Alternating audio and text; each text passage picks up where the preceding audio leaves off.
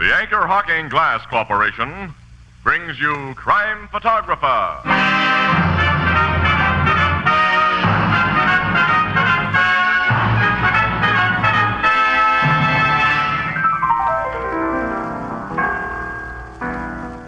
Listen, Casey, I'm a great man. Huh?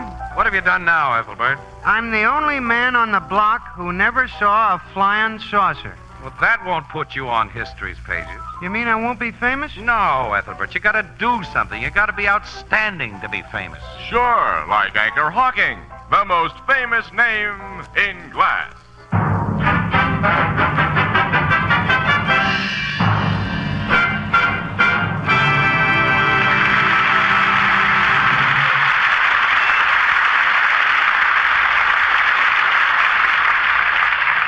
Good evening, ladies and gentlemen. This is Tony Marvin. Every week at this time, the Anchor-Hocking Glass Corporation of Lancaster, Ohio, and its more than 10,000 employees bring you another adventure of Casey, crime photographer, ace cameraman who covers the crime news of a great city. Written by Alonzo Dean Cole. Our adventure for tonight, Lady Killer.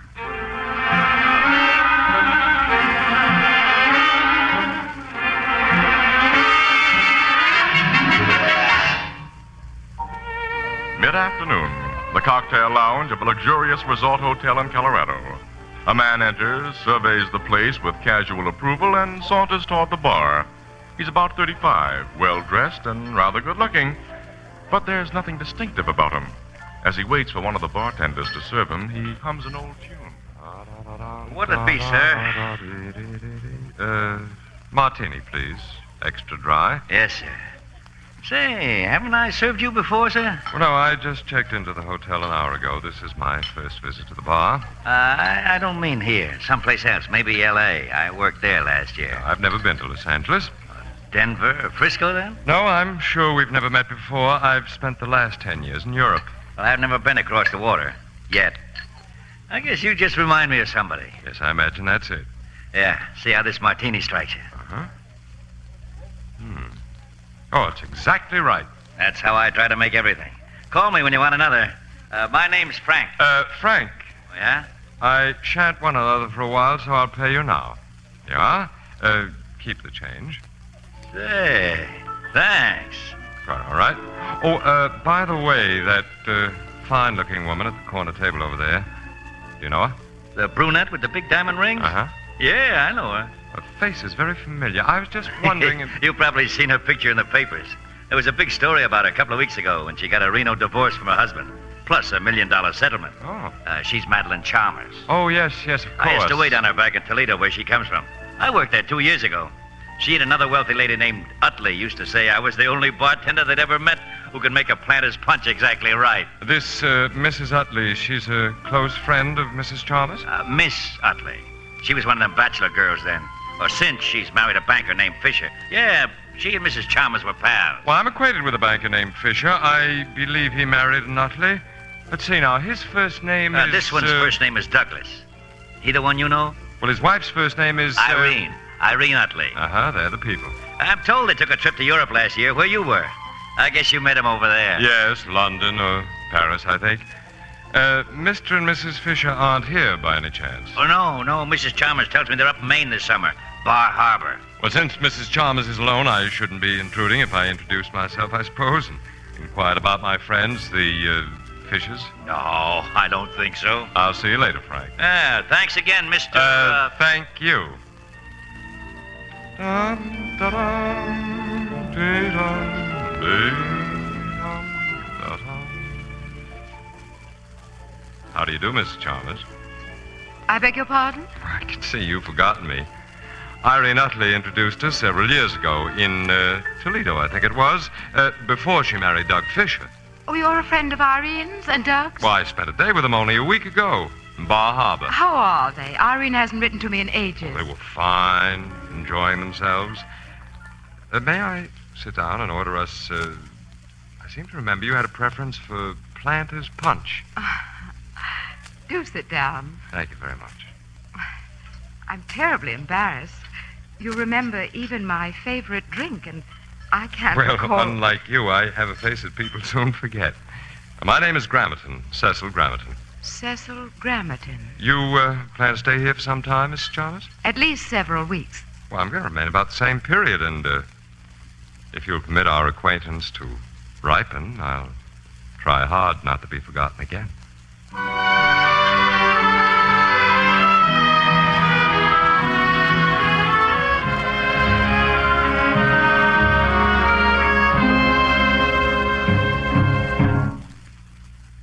Come in, Cecil. Thank you, Madeline. Oh, you look lovely this evening. More so than usual. You like this gown? No, it isn't the gown or the perfection of your hair or those magnificent diamonds you're wearing. That's simply you. Cecil, you always say the right thing. I'm afraid you're what my dad used to call a lady killer. Lady killer? Or a wolf. Oh, and how do I look like a wolf or a lady killer? No, which makes you doubly dangerous. A week ago, when you came to my table in that cocktail lounge, I thought what a mild, negative, innocuous man you were. And now? Now I'm in my suite alone with you. I sent my maid away tonight, as you requested. Which proves? I like you. Sit down. Mm-hmm. Hand me a cigarette, will you? Yes, of course. Here you are. Thanks. Light? Mm-hmm. You, only like me, Madeline? Last night I told you that I loved you. And I almost believed you. Didn't believe me? A rich divorcee should be careful, especially when she knows the man no better than I know you. You'll get better acquainted with me tonight. You sure we're really alone here? Of course, dear. Now, what do you want to know about me, I'll hold you close as I tell you. Do you suspect I'm a fortune hunter who wants to marry you for your money? That's a possibility. But I'm comfortable in your arms. It's an impossibility. I wouldn't marry you for any amount of money. You wouldn't marry me? Or anyone like you. Cecil, let go of my throat. Take your hands away. I'll tell you what I am, Madeline. Cecil! I'm really a lady killer. Really a lady killer.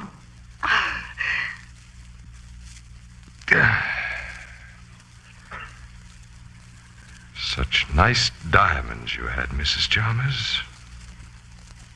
You won't need them anymore.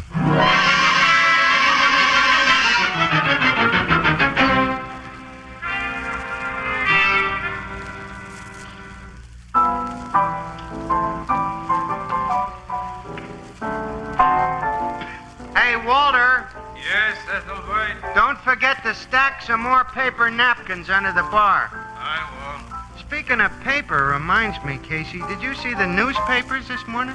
Certainly not. I only work on a paper. I don't read them. There's a deep suspicion, Ethelbert, that no press photographer knows how to read. Yeah, I've heard that, Miss Williams. It's also suspected, Annie, that few reporters know how to write. Oh, yeah? Huh. Well, anyway, your Morning Express had an article saying that fella who's believed to have strangled Mrs. Madeline Chalmers in Colorado last month, is thought to be hiding in this town. Is that true? No, it's baloney. Confidentially, Ethelbert. Papers all over the country got such a swell front page spread out of that Colorado hotel murder, they're trying to keep it alive. Oh, wait a minute, Annie. Don't be skeptical. The police have pretty definitely tied him up with the murder of 7 other wealthy widows. Well, it's not known for sure that Cecil Grammerton has killed and robbed other women. That's just some more newspaper buildup, huh? Not in my book or in the cops. Listen, during the last 5 years, 7 other rich women have been strangled and their valuables stolen under nearly exactly the same circumstances. Casey, people in that Colorado hotel who saw Grammerton every day don't give a description of him that agrees with the men suspected of the other crimes. Well, they don't agree with each other in their descriptions of Grammerton. He seems to be one of those negative-looking guys nobody ever remembers. The bartender out there remembered him, according to what I read. All he remembers about him is that he was always humming sentimental songs. That isn't very much to go on. Whenever there's a sensational crime, a witness usually turns up who tries to get into the spotlight by telling a lot more than he really knows. Say, come on, we got to get out of here, Annie. Oh, yeah, we're due at the Fenimore Plaza in 10 minutes. That's right. What are you going to do at that swanky hotel? Oh, one of those lousy assignments. The Express has an exclusive tip that the Clara Simmons has broken her engagement to the Charlie Fawcett. And we're getting a confirmation or denial from her before we pass the news to our palpitating public. Clara Simmons is the oil heiress? Yeah. Worth about $20 million. What I've heard, though, she's kind of a wet smack. She doesn't smoke, she doesn't drink, she doesn't approve of modern bathing suits. She's a very nice girl, Casey. She's just a little bit old-fashioned. I've met her. I haven't met an old-fashioned girl for years. They're old-fashioned now. Yeah, Oh, well. Come on, Annie. See you later this evening, pal. So long, Ethelbert. So long, Walter. So long, Casey. Walter, where are those napkins?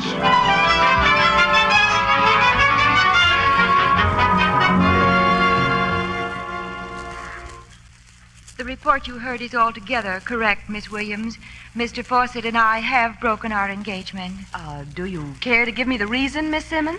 I can only say that he and I agreed upon the termination and that we shall remain the best of friends. Now, if you'll excuse me, I'm expecting guests. May I take a picture of you before we go, Miss Simmons? I'd rather you wouldn't, Mr. Casey. Oh, well, we can run one of your old ones that we have in our files, but you look so nice this evening, I'd rather... You know that no woman can withstand that kind of flattery. Take your picture. Thanks. Will you stand over there by the piano, please? Surely. Casey wasn't guilty of flattery, Miss Simmons. That gown is charming. Thank you. Do you like the style? Uh-huh, very much. I haven't seen anything like it. It must be the latest. It was 20 years ago. My mother wore it then. Your mother? She wore it to a ball only a week before she died. I was just a child then, but I've never forgotten how pretty she looked. I kept it. I had it made over to wear tonight. Some big event must be scheduled for tonight, eh? It is, Mr. Casey. Will you take your picture now and then excuse me? Oh, sure. Oh, I'm afraid I'll have to answer that. I've given my servants the evening off. Evening, Clara. Come in, Evans. Where's your mother? Well, she phoned that she'll be delayed. She'll join us here in a little while. Oh, You have guests. this lady and gentleman are from the Morning Express. They're leaving right away. Miss Williams, Mr. Casey, this is Mr. Pentecost. How do you do, Mr. Hi. Pentecost? Pleasure. Sit down, Evans. Mr. Casey is going to take a picture of me. Very well. Will you stand by the piano again, Miss Simmons? Well, yes, of course. Like this? Yes, that's swell. Got it. Thank you. You're welcome. Now, I hope you won't think me rude if Oh, I not at all. ask. You've been very kind. Thank you very much. Good night, Miss Simmons and Mr. Pentecost. Evans Pentecost. Good night. Good night. Oh, and thanks again. You bet. Not at all. Why were those newspaper people here, Clara? To ask me about my engagement to Charles. I told them I'd broken it. To tell them why? I didn't say a word about you. Evans, you said you were bringing your mother here to meet me. I sent the servants away, as you requested, so the three of us could be completely alone. But since your mother's been delayed, I think we should... You're worried about us being alone? Why, naturally. You're very different from other women I've known. We'll go down to the mezzanine and wait for your mother. You're lovely in that gown, Clara. Don't try to change the subject, Evans. My mother once had a gown like that. Be a good boy now. Let's go down to the mezzanine. We must be alone or you wouldn't be so insistent. Why, of course we're alone. Alone? Evans, why do you look at me like that? We're alone. Evans, you frighten me. All alone. Don't come any closer. Go away, Evans! Don't touch me!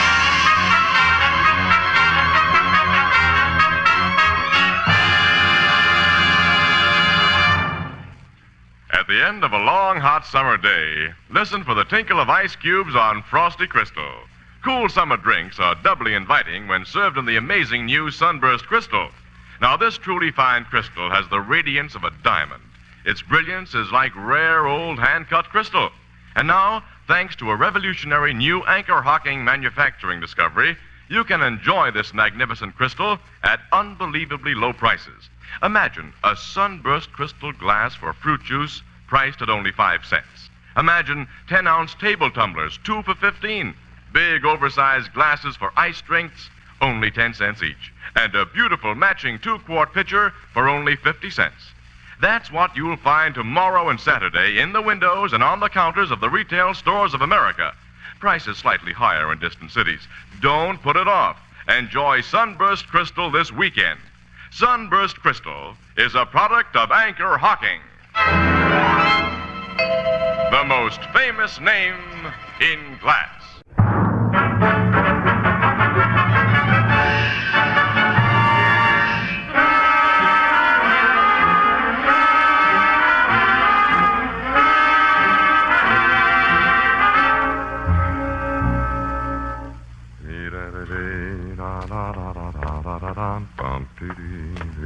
I have a taxi cab for you, Mr. Pentecost. Thank you, boy. It's outside this door, sir. You've put my baggage in it? Yes, sir. Everything's all set. Here, this is for your trouble.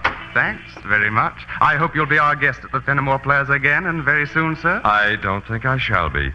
Union Terminal driver? Goodbye, Mr. Pentecost. Goodbye. Bellboy! Huh? Bellboy! Yes, sir? The guy who just got into that cab. Where was he going from here? It's against Fenimore Plaza rules to give out information concerning our guests, sir. Nuts with rules. That guy's a murderer. Of what? I was bartender in the Colorado Hotel where he killed Mrs. Chalmers. That guy's Cecil Grammerton. Grammerton? The lady killer. Get the cops after him quick. Then find out what dame he strangled here.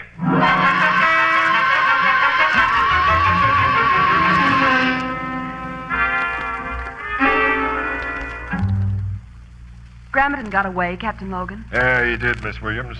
My men located the cab that took him from this hotel, but he'd gotten out of it with his baggage only a few blocks from here. He didn't go to Union Terminal where he told the driver to take him. Oh, where he is now is anybody's guess, Casey. You said he didn't hurt Miss Simmons, Logan. That's right. She was hysterical when they found her, but otherwise she was okay. Well, she was hysterical because he tried to kill her. Oh, he didn't even lay a hand on her, Miss Williams. What? The thing's screwy the way she tells it. She says she suddenly got terribly afraid of the guy. He started to reach for her, and there was an insane look on his puss. And all of a sudden, he drops his hands, mumbles an apology, and walks out. Of course, you searched the rooms that Grammerton occupied. Sure. Well, did you find anything that might lead to... Oh, nothing that looks very hot, just an old photograph. A photograph? Yeah, of a woman. I'd say it was taken 25 years ago. It was in a nice leather frame, and obviously slipped out of one of the guy's suitcases. Can we see it? Yes, but there's to be no mention of it in your paper. I'm not tipping Grammerton that we have the thing. It's off the record, Logan. Don't Yeah, of course. Okay. Here it is. Oh? Oh, she's a sweet-looking old lady. Too sweet.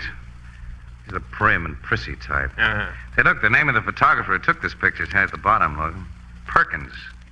Name of the town. Yeah, Perkins of Fairview. Fairview. That's only about 100 miles from here, isn't it? I'm taking a trip up there tomorrow.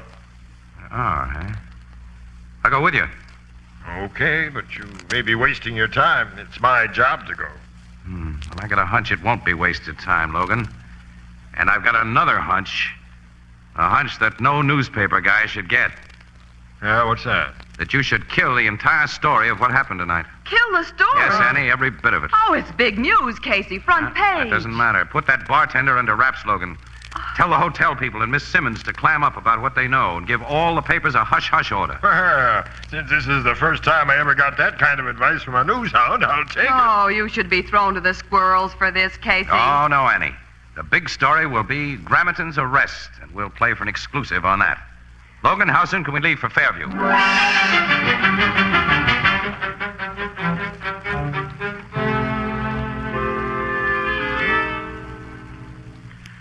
Oh, yes, Captain Logan. I took this picture of the lady, 20 years ago, I'd say. It was shortly before her death.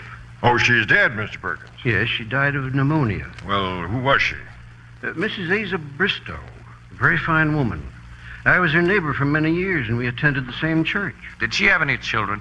Why, she had an only son, Elmer, an extremely well-behaved boy. They were inseparable, and her death was a great blow to him. He was only about 15 at the time. Now, you know what happened to this Elmer? No. Relatives took him out west to live, and I've heard nothing of him since. Could you describe him, Mr. Perkins? Well, I knew the boy so well I should be able to.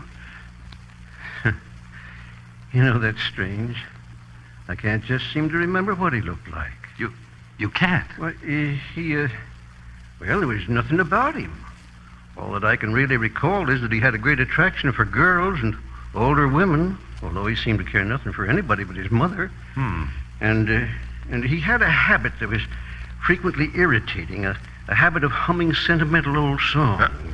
I'm sorry I can't be of greater help to you. You've helped plenty, Mr. Perkins, and thanks a million.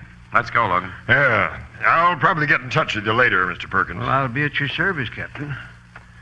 Goodbye. Goodbye, gentlemen. Goodbye. He couldn't have given us a better description, pal. Yeah, but what does it get us?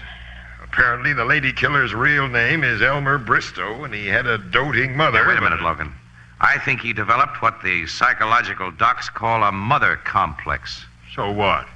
So it finally made him go haywire and start killing gals like Madeline Chalmers. Listen, Logan, all of the 8 women strangled by this guy were direct opposites of his mother.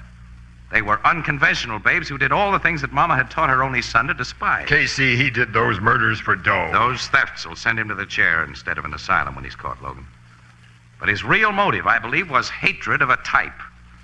Well, he proved that last night when he didn't hurt Clara Simmons. Because I think she was the same type as his mother. In that old-fashioned dress she had on, he may have seen her all of a sudden as his mother. Yeah, you may be right. And from what you just suggested, maybe we can figure a way to make him walk right into our hands. Of course we can. And by using your dear old power of the press and Clara Simmons.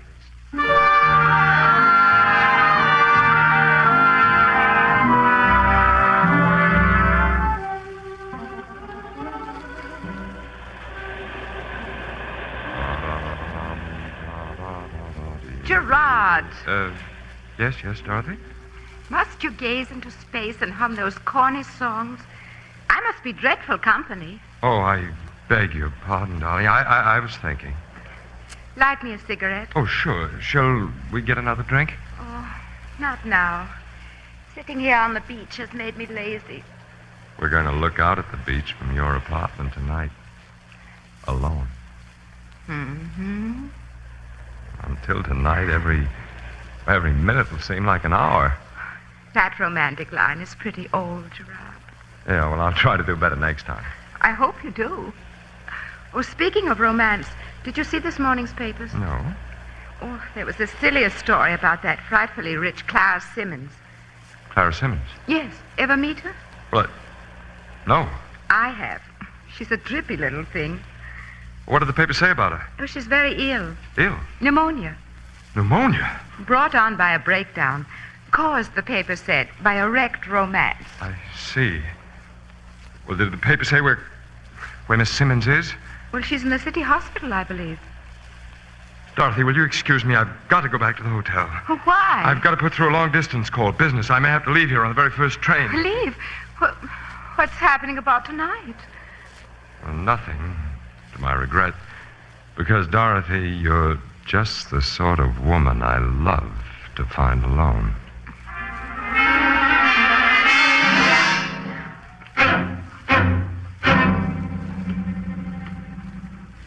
There he is, Captain Logan. The man getting out of that cab. Fine, Miss Simmons. Well, Casey, our cockeyed scheme worked, I was eh? pretty sure it would. We knew he'd fallen for it after that long-distance call came through to the hospital. When they told him I was really ill, Miss Williams, he came to me. Well, don't think of what he's doing now, Miss Simmons. Think of what he has done. Yes, I must. Hi. Here he comes, Captain. This is it. Hello, Elmer Bristow. What? Will you let go of me? You're a collector of jewelry. Here's a pair of bracelets for you. Oh, what's the meaning of this? What? Clara? Clara? Yes. You're not ill. This was a trick. Yeah. And now a few uninhibited rich gals are going to enjoy longer lives. Take them away, man. Now, come on, Miss Simmons. I'll help you back to Annie. Huh. Miss Simmons is crying. So what has that insignificant-looking guy got? made the women fall for him? Casey, if he wasn't on his way to jail, I think I'd try to find out. Yeah. Huh? We gals crave romance. And if we don't get it from overwhelming personalities like yours, well, there are a lot of Elmers. Annie, I think there's going to be some nice moonlight tonight. Yeah? Uh-huh. So? Well, poor little Miss Simmons needs comforting. Maybe I should invite her to go out with... Ow! Ow! Oh, I'm so sorry, Casey. I didn't mean to kick you in the shin.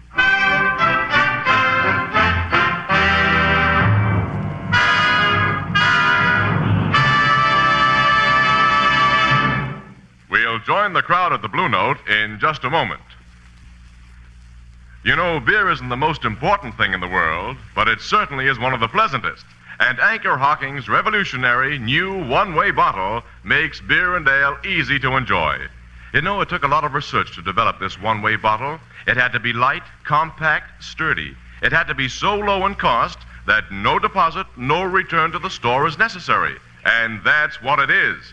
A little wizard at fitting into packed refrigerators. Easy and safe to open. Easy and safe to drink from. No trouble about returns. When it's empty, just throw it away. And best of all, it's glass. Glass that can't affect the flavor and purity of beer and ale. Glass that keeps your beer brewery bright. You'll find 12-ounce, no-deposit bottles of your favorite brand at your local store. For beer at its best, ask for it in the new Anchor Glass one-way bottle, a product of Anchor-Hocking. The most famous name in glass.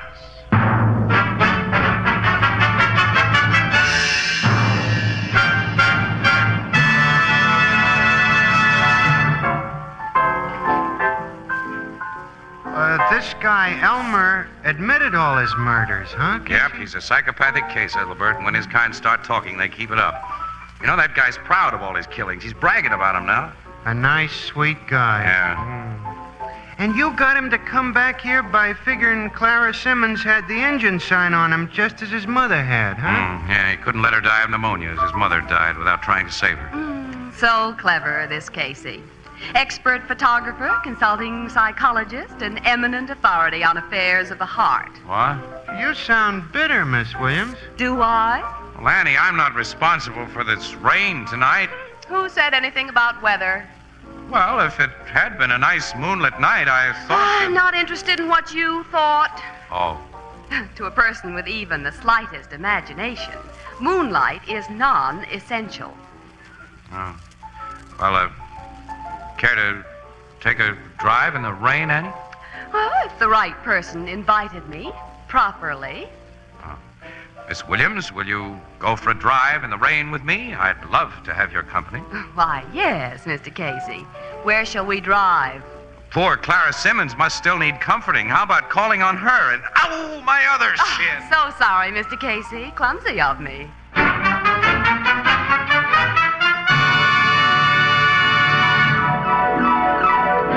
Crime Photographer, starring Stotts Cotsworth as Casey, is brought to you each Thursday by the Anchor-Hocking Glass Corporation, makers of Fire King Oven Glass, Anchor Glass Containers, Anchor Caps and Closures. All products of Anchor-Hocking, the most famous name in glass.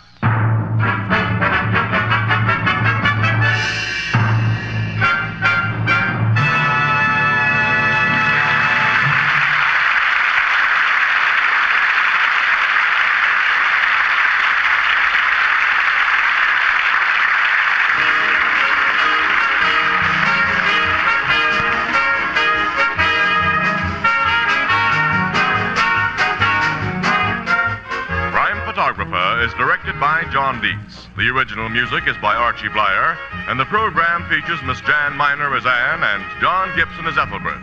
Herman Chittison is the Blue Note pianist. This is Tony Marvin saying goodnight for the Anchor-Hocking Glass Corporation of Lancaster, Ohio, with offices in all principal cities of the United States and Canada.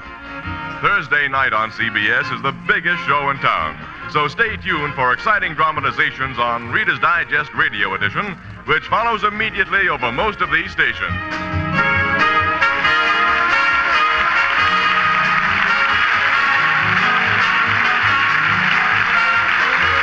This is CBS, the Columbia Broadcasting System.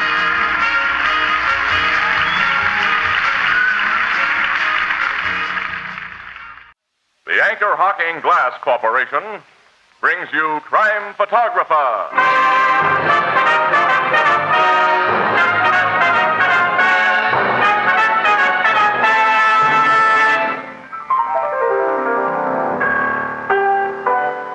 Well, Tony, what are you waiting for? 1950. That's when they hold the next elections for the Hall of Fame. Oh, you mean you think you'll get elected? Why not? Along with Washington and Jefferson and Franklin? Precisely. Yeah, but why? What is your claim to fame, Tony? It's irrefutable. I worked for Anchor-Hocking, the most famous name in glass.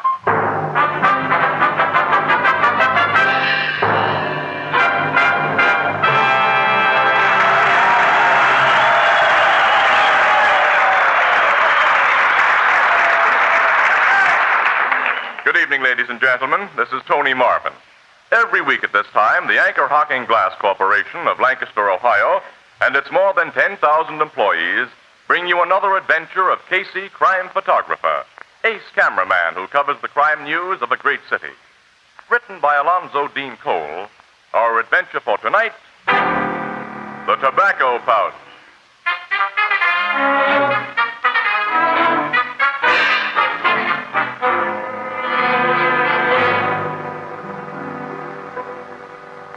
Afternoon, shortly after 4 o'clock. The Blue Note Cafe. A huge middle-aged man enters the bar, orders a beer, empties his glass in one gulp, tosses a bill to Ethelbert the bartender, and starts out. Before he reaches the door, it opens and... Well, hello, Ben. Hello, Casey. How are you, Miss Williams? Fine, Miss Black. What are you doing on this side of the river, Ben? Oh, I cross the bridge occasionally on slumming trips to see how the other half lives. A little pressed for time, Casey, so don't take any wooden nickels. Yeah, I'll try not to. So long. Nice to see you, Miss Williams. So long. So long, Mr. Black. Hi, Ethelbert. Hello. Say, you two knew that big guy who just went out? Sure, don't you know him? No, but I'd like him to come in often. He just give me $1 for a 15-cent beer. His face is awful familiar, Casey, but I Well, you've can't seen his quite- pictures in the papers hundreds of times, pal. That's Big Ben Flack. Big Ben? Yeah, the boss of Hook Ridge. He runs almost everything on the other side of the river. Oh, sure, I get him now. What's he doing over here? He probably came over to get a breath of clean air. The stench of his political machine must get too high for even Ben once in a while. Slip me a pack of cigarettes, will you, pal? Okay. I hear Flack ain't so active in his organization as he used to be. They say a smart lawyer named Lockhart gives most of the orders now. Yeah, well, you can gamble that any orders Lockhart gives are those that he gets from Ben. The big guy has that Hook Ridge section in his pocket, and he's going to keep it there until he dies or goes to jail. Well, there's not much chance of his going to jail. He can get away with murder. And he's gotten away with it, too. You said it. I never met Lockhart, but what I hear, he's a kind of a slimy double-crossing rat. Ben at least has guts. Here's for the cigarettes, pal. Thanks. You two are through for the day now, ain't you? Uh-huh. We're working the early shift this week. And I have some shopping to do before the stores close. Uh-oh. Well, I've got to buy a birthday present for my little nephew. And you know what boys like better than I do, so you're going with me. Uh-oh. Okay, where'll we go? We're going to Bumstein and Riley. Annie, not a big department store like that where 8 million women are looking for bargains. I'm looking for bargains, so that's where we'll go. No. Casey. Not Bloomstein and Riley's. Yes. No. Pal, as my sister Edna says, quote, a woman's will is always stronger than a fella's won't, unquote. So start walking, Casey.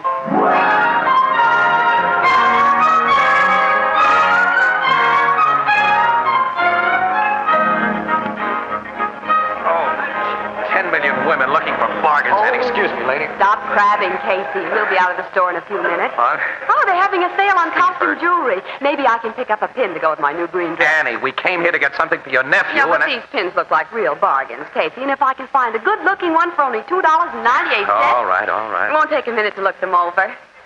Oh, this isn't bad. Well, that's swell. Buy it. No, it isn't right. How do you like this one? That's perfect, Annie. Just the thing. No, it won't do at all. Oh, here's a pretty one. Now, that's terrible. You're right, it is.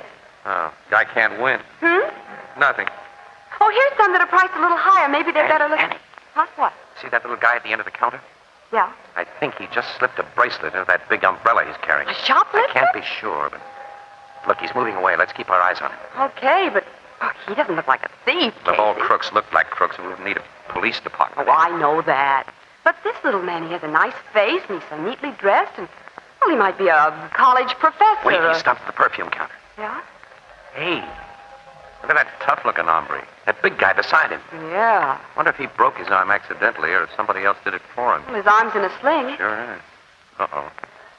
Just got a load of the red rose in his coat lapel.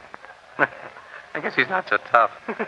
Looks can be deceiving. Annie, the little guy just took something from the big guy's pocket. Yeah, I saw him, too. It went into the umbrella. I'm going to nab that front, Annie. Well, you'll have to move fast because he is. I'll get him. Annie, tell the big guy with his arm in a sling that his pocket's just been picked and tell him to stand by. Yeah, okay, I will. Hey, listen. Hey, you with the umbrella. I want to talk to you. Wait a minute, wait. There's no use running, fella. I got longer legs than you have. Let me go. What's the meaning of this? You know what it is. I do not. How dare you put your hands upon Let's me? see what you got in the umbrella. No, don't touch it. No, don't. Hey, what's going on here? Come and see, Monahan. I was wondering when one of you store detectives would show up. Well, Casey. Hey, what's wrong? Mr. Carrick. What? You know this little runt, Monahan? Well, Monahan, order this uncouth individual to remove his obnoxious hands from my person and to apologize for the indignity he has caused me. Say, look here, half-pint. No, look. Take it easy, Casey. What? You ladies and gentlemen, go on about your shopping, please. There's been a mistake here. A mistake? Yeah, but Casey, Mr. Carrick, come on with me, quick. Behind that partition to the stockrooms. Look here, Monahan. I'll explain everything, Casey, when we get away from this crowd. Yeah, you better. Hey, Casey, the man with his arm in a sling hurried away from me after I told him his pocket had been picked. He didn't even thank me. I lost him in the crowd. Oh, that's great, Annie. All I needed was a little more mystery. Huh? Say, Monahan, what goes on in this store? All right, through this door, Casey. Back to the stockrooms, and I'll explain. Your explanation better be good. Simply tell this impertinent interloper who I am, Monahan. Yeah. I'll take care of everything, Mr. Carrick. And to save you any more bother, will you make yourself comfortable in this room here while I tell this gentleman who you really are? Gentlemen, you call this varlet? Varlet? What's that? Yeah, but please, I shall await you in this room, Monahan, but don't keep me waiting long. You're not going to wait there with that umbrella full of things you've stolen. Come on, give it to me. Return my umbrella! Oh, no. Until I'm told what this is all about, I'm hanging on to the evidence of what I think it's about. I condescend to humor you. Take this person out of my sight, Monahan. Hey, Casey, what is this? Our friend Monahan is going to tell us right now, Annie, or else. come away from that room where I put him. He mustn't hear. All right. You step into this stockroom. Now then, I'll close the door. Yeah, and I'll empty the umbrella I took from your little pal. What? Look at this stuff, Monahan. Things stolen from this store with a tag still on them. Now, come on, tell me why you treated a lousy little shoplifter as though he was a tin god and made me look like a sap. Look, will you and Miss Williams keep this out of your paper, Casey? If it gets in, I'll lose my job. Huh? Well, give us the lowdown before you ask any favors. Okay, Casey. That little guy's sister is Mrs. Clayton Westfield. Oh, the Mrs. Clayton Westfield? Exactly. Brother Wilmer, that you just met, is a kleptomaniac with complications. He thinks he's a reincarnation of a guy named Robin Hood. Robin Hood? Huh? Yeah, who stole from the rich to give to the poor. Yeah, I know. I read the book. Yeah, well, we store detectives have to protect him and the Clayton Westfield name. Protect him? Yep. You see, Mrs. Westfield pays for everything he steals. He's got what you might call a shoplifting charge account. Mrs. Westfield pays for everything Brother Wilmer steals. She sends out monthly checks. Well, now, how does she know what he He takes? always shows her his loot when he goes home, and she makes a note of the price tags. Then he goes out and gives the stuff to people he thinks that needs it. Just a harmless nut. Well, that's okay for the store he lifts from, but when he picks a guy's pocket, how does the guy get his stuff back? But Wilmer Carrick didn't pick pockets. Oh, yes, he does. Oh, we saw him. Sure, he made a snatch from a customer at your perfume. Carrick's never been known to do it. All right, here's the evidence. The one thing that hasn't got your price tag on it. What? This tobacco pouch here. Here it is. Look at it. You're right, Casey. That isn't ours. Wasn't worth over $2 when it was new. So the guy didn't lose much. He lost the key to his hotel room. The key? Sure, it's inside the pouch. Ben Dixon hotel tag on the key. I'll send her right over there. Well, the man couldn't have wanted it very badly. As I told you, Casey, he walked away when I told him that was his pocket. true. Wasn't it? I can't figure why Carrick took... He's no dip. All right, let's ask him. Yep. All right, come on. Now, look, Casey, humor the nut, will you? He'll do anything for you if you treat him like a big shot. All right. And, well, you know, as I said, his sister is important. Yeah, okay, Monahan. I'll even call him your Royal Highness if it'll help you any. Well, here's the room I left him in. We've come back, Mr. Carey. Hey, Monahan. Oh, he's lying on the floor and there's blood on his head. He's been blackjacked. Is he all Wait, now, let's see. Pulse is okay. He's just been KO'd. Half his pockets have been turned inside out, Casey. Somebody has frisked him. Yeah, but who? Wait a minute, he's coming to. He'll tell us. Yes. Are you all right, Mr. Carrick? Oh, I have a headache, Monahan. All right, I'll get you to a doctor in a minute, sir, but first of all, will you tell us... A man came in after you left me, the man with the rose in his lapel. The guy with his arm in a sling? Yes, but his arm was out of the sling when he opened the door, and then he hit me. Casey! Why had you taken a tobacco pouch from that man's pocket, Mr. Carrick? I took it in order to solve a mystery. You took it in order to what? Monahan, have you told these persons who I am? Well, I've given them kind of an idea, Mr. Carrick. Good. Then I'll speak freely. My mission in life is to redress wrongs, sir. I am a defender of the right. I see. When I first noticed that man with his arm in a sling, he made a most unfavorable impression upon me. I watched him, and when I saw another unprepossessing-looking character approach him and furtively slip a tobacco pouch in his hand, I prepared for action. Wait a minute. Another guy gave arm in a sling that pouch? Yes, a villainous-looking churl with red hair who quickly disappeared into the crowd of shoppers. So you wanted to see what was in the tobacco pouch? As defender of the right, it was my duty to see. Casey, that hotel key. The guy must have slugged and searched Mr. Carrick in order to get it back. See that pouch again, Monahan, will you? What? Yeah. Here, Casey. Well, there's only a key inside. Yeah, that's all. The room 405, Ben Dixon Hotel. Oh, I don't get it. Neither do I. Hey, what's that? Out in the store. Hey, come on, Monahan, come on. I'll say. Let me through, please. Me too. Here. What happened there? I'm a policeman. That man on the floor, officer, he suddenly doubled up and fell at my feet. A knife has been driven through his back, Casey. Yes, and into his heart. He's finished. Did anyone see who knifed him? You. No, sir, I only saw him fall. I didn't see anyone. Casey, that dead man is... Mr. Casey. Yes, Mr. Carrick? He's the person who hit me. Yes, that's right. Somebody's rubbed out our guy who wore his arm in a sling.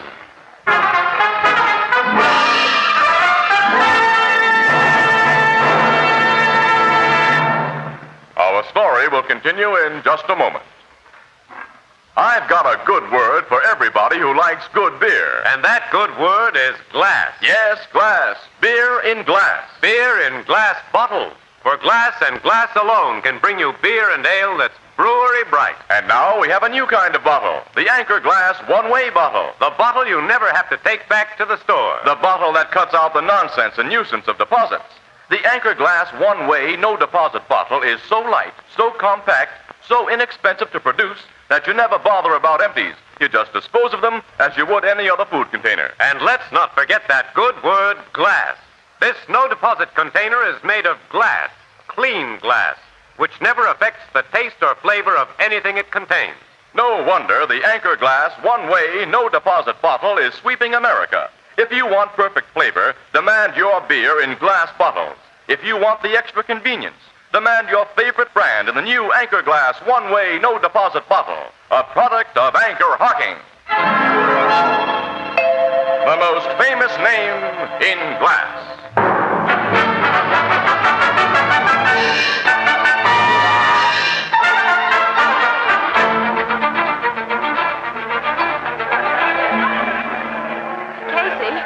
Pulling me away. You want to get out of the mob around that dead man, Annie. Annie, we may get an exclusive story if we work fast. How? I've got that tobacco pouch in the hotel key. Well, I don't see how Think back, Annie. There was nothing the matter with that guy's arm. Well, why did he wear that sling and a red rose in his lapel? Oh, as a means of identification? Sure. To somebody who didn't know him. And the red-headed man slipped in the pouch. Containing only a key, which he tried to get back after Carrick took it, but which he wouldn't claim openly when you tipped him that it had been taken. Then he gets a knife in his back. Well, I'm going to use that key to find out why. Well, how'll you use it? To unlock room 405 at the Ben Dixon Hotel before word gets around that Arm in a Sling is dead? Oh, now, wait a minute, Casey. You give that key to the cops and let them... Yeah, let them grab a possible exclusive. But we may walk into serious trouble. Annie, you're not walking into anything. I'm going alone. Oh, no. Oh, yes, definitely, yes. If anybody's waiting in that room, they're going to be expecting a guy who'll show up alone. Well, the dead man was about my size and coloring, and I'll have my arm in a sling and a red rose in mine at button. You'll have... Sure, come on, we'll buy him right here. Oh, no, wait a minute. This sounds too dangerous, Casey. I won't let Look, you. kid, you'll go with me to the Ben Dixon and park yourself in the lobby. If I'm not down within half an hour, you call the cops.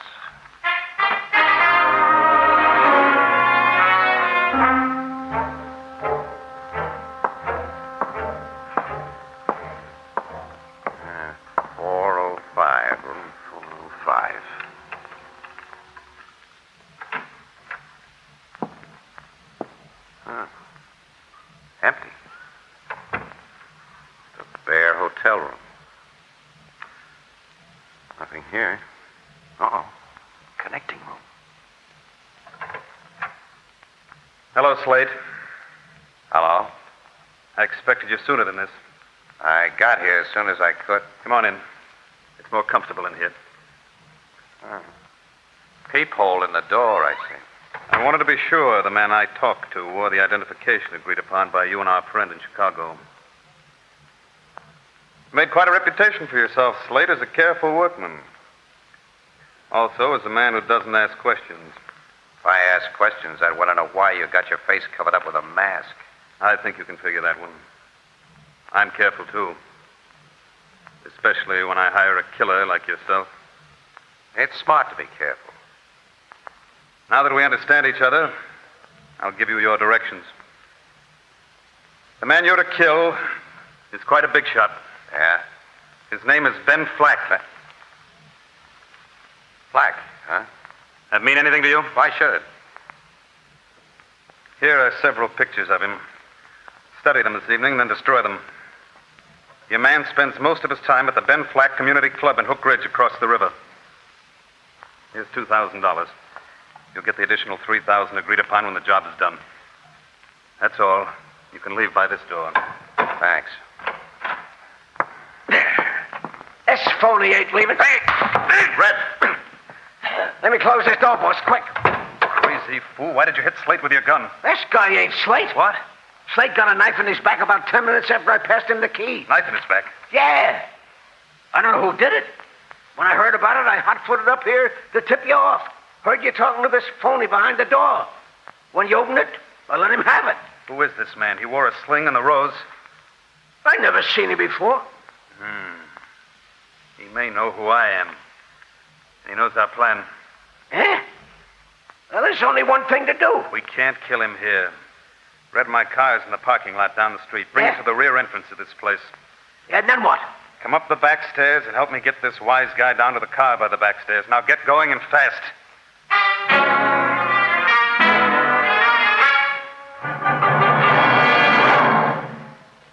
He made me promise not to call you police unless he stayed upstairs over half an hour, Captain Logan. And then I called men from the nearest precinct station before I phoned you. What did the precinct men find, Miss Williams? Room 405 and the connecting room were empty, but there were bloodstains on the floor. Bloodstains? Yeah. Captain, they think somebody killed Casey and carried his body down the back stairs. Well, it'd serve him right. I warned this half-eat butt into police business once too often, and I warned you. Oh, Captain. I'm sorry, Miss Williams. I often want to murder Casey, but nobody else is going to do it. I'll come right up to the Ben Dixon and try to pick up the Lug's trail. There's no trail to pick up, Captain, and no lead. He's just gone.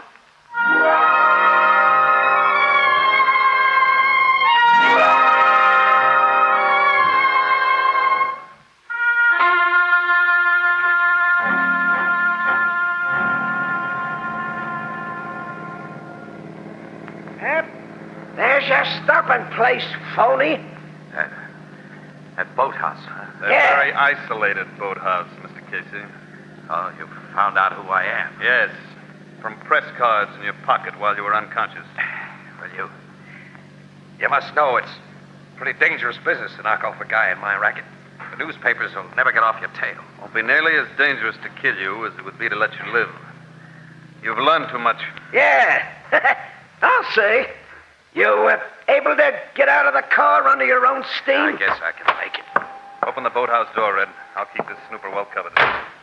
Okay, Lockett. Oh. So you're Lockett. Ben Flack's lawyer. Yes. Doesn't matter whether you know who I am. Now. All right. Come on inside, Mug.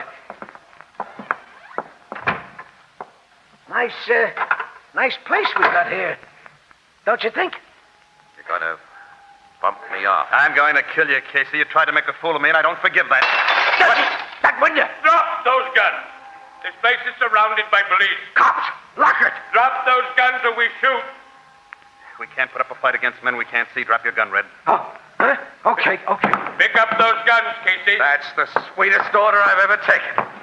All right, you cops can show yourselves now. I've got the guns. There aren't really any policemen, Casey. What? Only me. Mr. Carlick. Hey, who's that little runt? That half-pint tricked us. Watch your tongues, varlet. Yeah, keep your mitts in the air. Mr. Carrick, I've never been so glad to see anybody in my life, but I don't understand. It's all very simple. You tried to steal my mystery. I tried to steal you? Certainly. I got that key from the man who was killed. Then you made off with it for your own selfish purpose. As defender of the right and redresser of wrong, I naturally followed you. You followed? To the Bendixson Hotel. I proceeded up the back stairs to room 405. Entered by the door you had neglected to lock. And listened at the door to the connecting room. You heard what I said to Casey? Yes, varlet. Oh, so that's what a varlet is. And what you said to your red-headed henchman there. Now, just... When he left your car at the rear of the hotel to assist you with Casey, I concealed myself in its fortuitously unlocked luggage compartment and rode here with you to the rescue. Well, my pal, you're some guy. Look, before we drive these two birds to the nearest police station, Mr. Carrick, will you give them a frisk? They just might have an extra gat on them. I was about to suggest such a procedure, and I am an expert at frisking. What? No. Oh, yes, I see what you mean. Don't try anything while he's going over you, Lockett. Or you, Red. Well, you... I'm not a gunman like you, Birds, but I'm a pretty good shot. All right, are they clean, Mr. Carrick? Quite the contrary, to be literal. But we need have no fear now that they'll produce a hidden gun. Okay, you two. We start for the cops. Look, Casey, maybe we can make a deal. Forget it, Lockett. Don't be a fool. Every man has his price. Mine's too high for you. Defenders of the right cannot be purchased. To the cars, Katie. Wait. Outside, Lockett. You two, Red. We're going to the cops. No, they're not. Who is... Ben Flack. Ben, the big boss. Surprised to see me, Lockett? You and Red? Ben, Casey, feel anything at the back of your neck? Yeah. It's a gun in the hand of a friend of mine. Better drop the two gats in your hands. There is a man behind you, Casey. Drop him, mister. Okay. Bring him up, Joe. Now, Joe and I will rearrange the plan you two had. Then how do I happen to be here, Lockett? Oh, I've been keeping a steady eye on you and Red for a long time. You haven't made a move I haven't known about. The dirty double-crossing rats. You never put anything over on Ben Flack. I knew about the red-hot your Chicago pal chipped on here before he even got on the train. And one of my guys put a shiv in his back before you ever saw him, Lockett. But I'm taking the pleasure of killing you and Red myself. No, Ben, don't. Lockett, do that. That ends that. Casey, I'm sorry you and the little guy here had to see what just happened. I can guess what you mean, Ben. This overgrown murderer is altogether obvious, Casey. We are dangerous witnesses. That's it. Joe? Yes, boss? I've always kind of liked Casey, and I'm soft-hearted with guys I like. You do it. Sure, boss. Not if I can help it. Oh, let me go. He's got me boiling. Get your gun. I'll clip him on the head. That you will not do. Now I'll shoot the other one. Wait a minute. You don't have to, Wilbur. I've got him under control. Hey, where did you get that gun you shot Ben Flack with?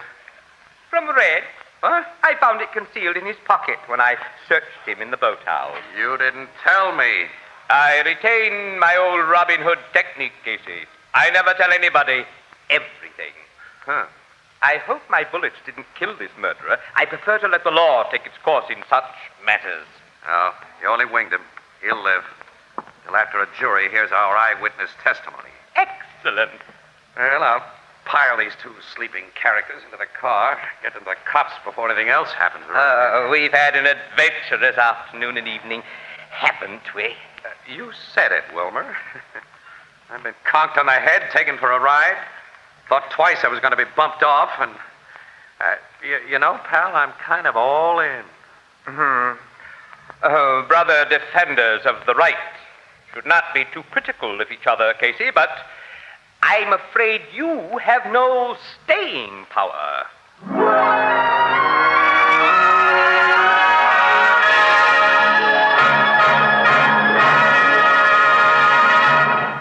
We'll join the crowd at the Blue Note in just a moment. Your friends will never guess when you set out your new 2-quart Sunburst crystal pitcher. And someone will say, "Where did you get that beautiful pitcher?" Well, ask them to guess. They'll mention jewelry stores, high-class specialty shops, and the like. They'll never guess that you bought it new and bright for only 50 cents. For this beautiful 2-quart Sunburst crystal pitcher has the same diamond-like sparkle you see in the most costly hand-cut crystal. The kind of crystal that's handed down for generations as a family heirloom.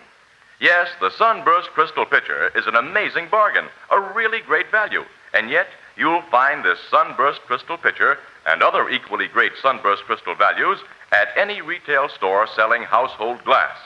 Now, the Sunburst crystal pitcher costs only 50 cents, slightly more in distant cities. So ask for it by name. You'll recognize the brilliant, sparkling, traditional Sunburst pattern immediately. Sunburst crystal is a product of Anchor-Hocking, the most famous name in glass.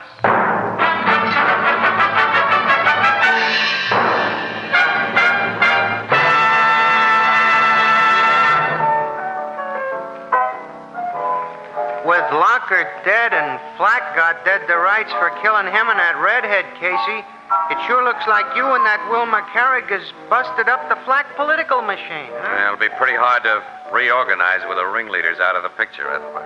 You don't seem very happy about having performed such a fine public service.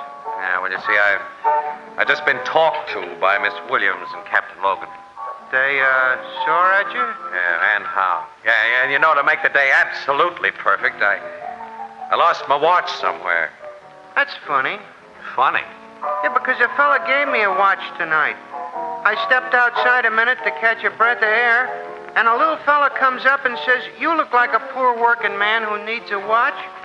Then before I could say anything, he stuck it in my hand and beat it. Let's see that watch. Yeah, here it is. That's mine. You mean Mr. Wilmer Carrick? Mr. Wilmer Carrick, the friend of the poor.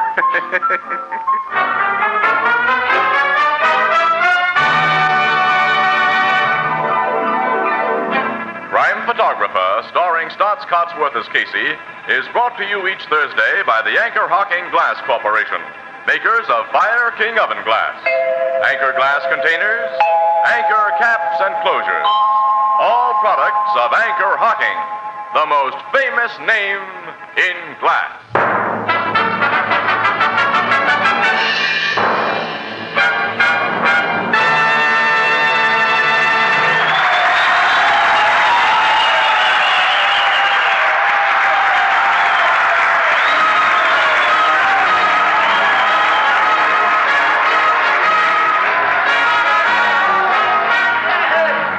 Photographer is directed by John Dietz.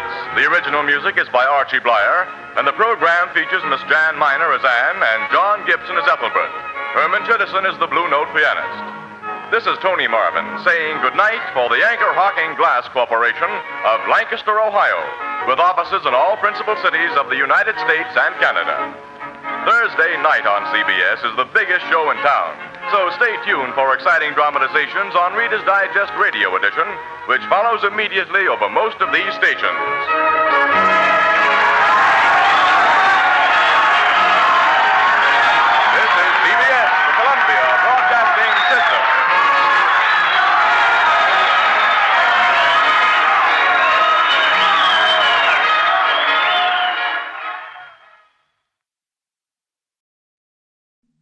Anchor-Hocking Glass Corporation brings you Crime Photographer.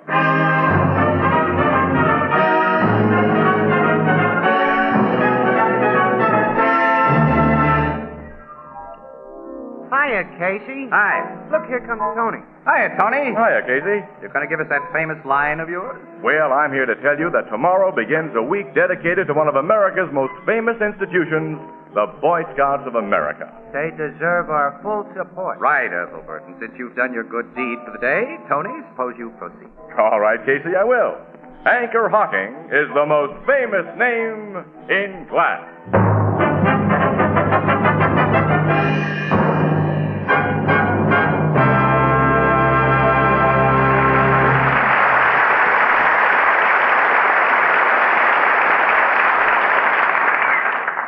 Good evening, ladies and gentlemen. This is Tony Marvin. Every week at this time, the Anchor-Hocking Glass Corporation of Lancaster, Ohio, and its more than 10,000 employees bring you another adventure of Casey, crime photographer, ace cameraman who covers the crime news of a great city. Written by Alonzo Dean Cole, our adventure for tonight, Music to Die By.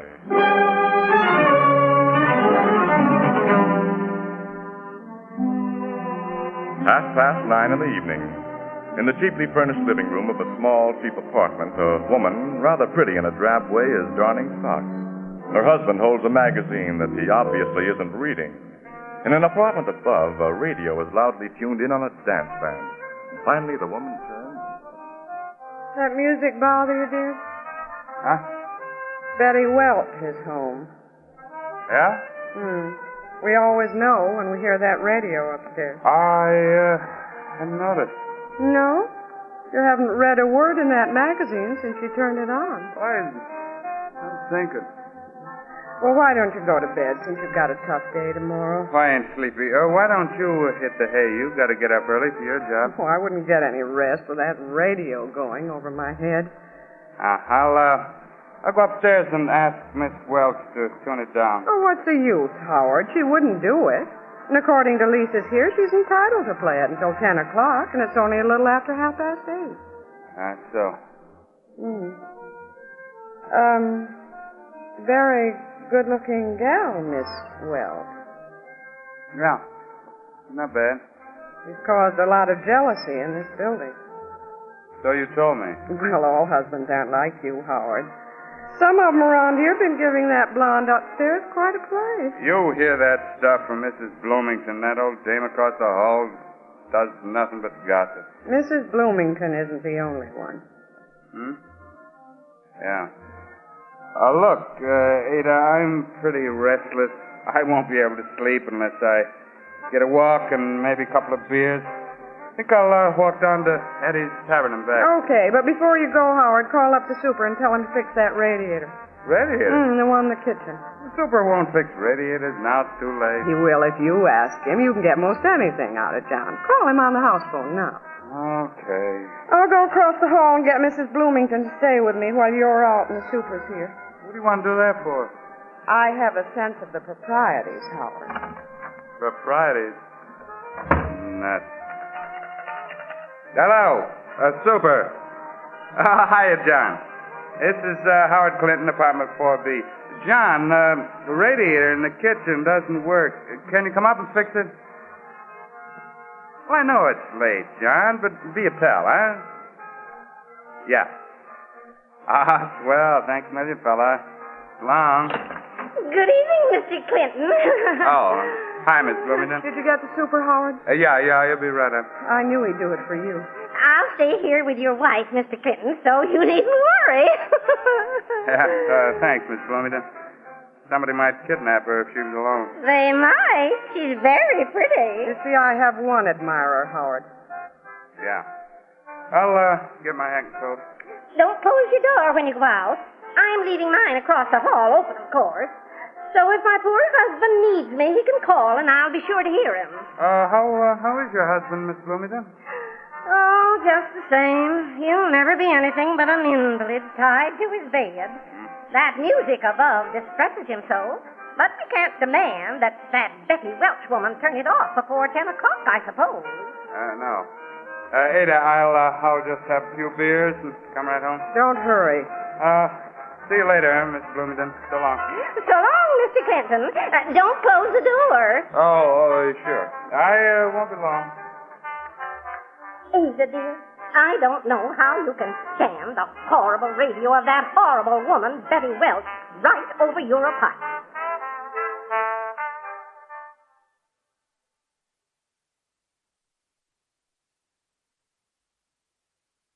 Just a minute. Oh, you did manage to get away, Howard. Yeah. Hello, Betty. Hello. You're alone, I see. Huh, did you expect to find me with a place full of company? You're the most jealous fellow I ever met.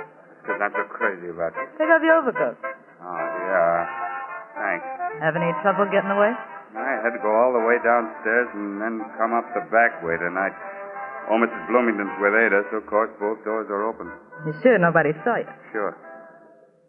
Hey, what guy's been up here with you? God. Look at this ashtray. You don't smoke cigars, do you? Look, a fella and his girlfriend came home with me last night, and I forgot to empty the ashtray they used. That's all. Fellow with his girlfriend, huh? Sure. Come on, I got music on for dancing. How about it? Let's go.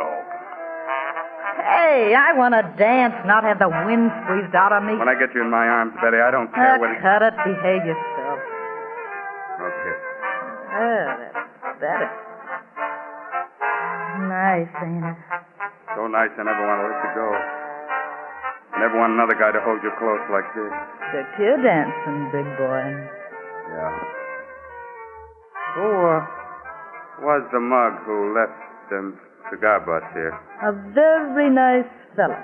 I like him. Yeah? Mm-hmm. I can marry him if I want to. You can, huh? Mm-hmm. He's a good dancer, too. Like you.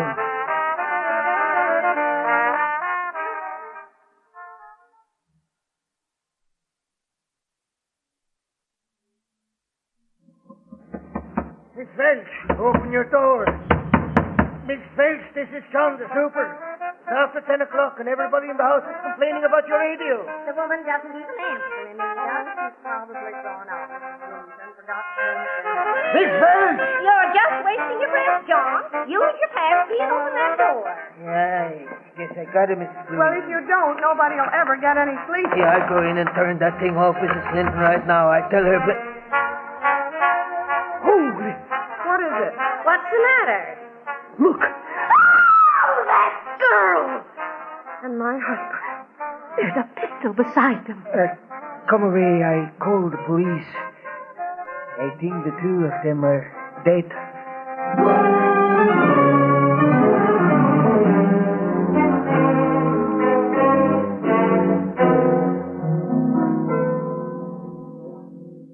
When we homicide guys got here, Miss Williams, that radio is still blasting away. And what did you find, Captain Logan? Well, the girl, Betty Welch, had been shot at close range through the forehead. She died instantly.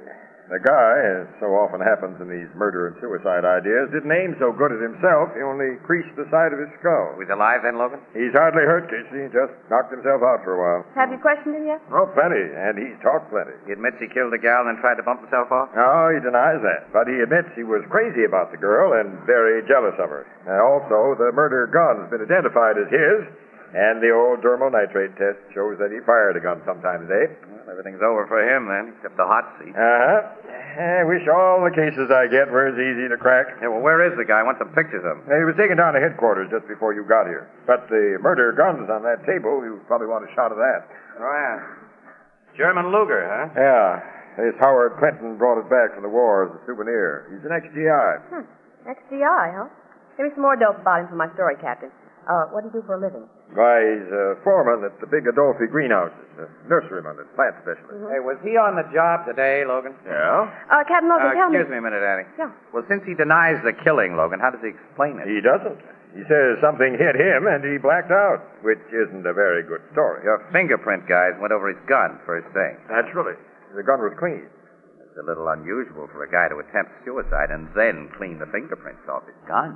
It would be most unusual if we hadn't found an initial handkerchief belonging to Clinton on the floor near the gun. For some reason, maybe he didn't intend to commit suicide at first, he had that Luger wrapped in a handkerchief when he used it, and the handkerchief showed a positive in the nitrate test. Yeah, well, Logan, he worked in a greenhouse where he handles fertilizers that show the same reaction in a dermal nitrate test that gunpowder does. You have no proof that Clinton did this killing? Look, I figured that fertilizer angle, Casey. Now, listen, amateur. It's Clinton all the way, because nobody could have gotten out of this apartment after the killing. No? No. This is the only apartment on the top floor here, and there's no outside fire escape. And nobody could have gone downstairs after Clinton came to Betty Welch's apartment without being seen. Why? Because Clinton's wife in the apartment below had her door wide open. She and another woman, Mrs. Bloomington, sat facing the front stairs, and they're positive nobody came down. How about the back stairs? Now, Mrs. Bloomington's husband's an invalid. His door was wide open, and he had a full view of the back stairs from his bed. He saw Clinton sneaking up them, but he saw nobody coming down. Huh? I guess that settles that, Casey. Well, witnesses aren't always reliable, Annie. I'll give you 10 to 1 that the Bloomingtons are reliable. You talk that kind of odds, my pockets are lined with fish hooks. Yeah. Just the same, I want to meet the Bloomingtons. Yeah, you'll find them downstairs. Go ahead, get acquainted.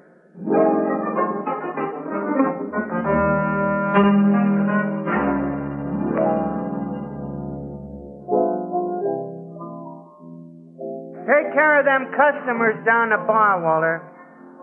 Excuse me, Miss Williams. You were saying about that Mr. and Mrs. Bloomington? Oh, to Casey's discomfort, Ethelbert. Yeah? They proved unimpeachable witnesses. Go right ahead, Annie. Rub it in. I'm going to. Mrs. Bloomington and her husband are terribly respectable, law-abiding people. And the last thing they'd do would be to lie about anything connected with a murder. I sized them up as okay. This Howard Clinton's goose is cooked then, huh? Yeah. But Miss Williams and I have been talking to him down at headquarters, Ethelbert. He's a big, strong-looking bozo who talks straight. I just can't see him killing a woman and then trying to kill himself. He didn't talk very straight to his wife. Well, after meeting his wife, I don't blame him for sneaking up to see that blonde. What's the matter with Mrs. Clinton? I thought she was quite good-looking. Oh, Annie, wait a minute. Looks aren't what count in women after you marry them. I know something about women, and I don't trust her. How do you know so much about women and marriage? Well, Annie, look.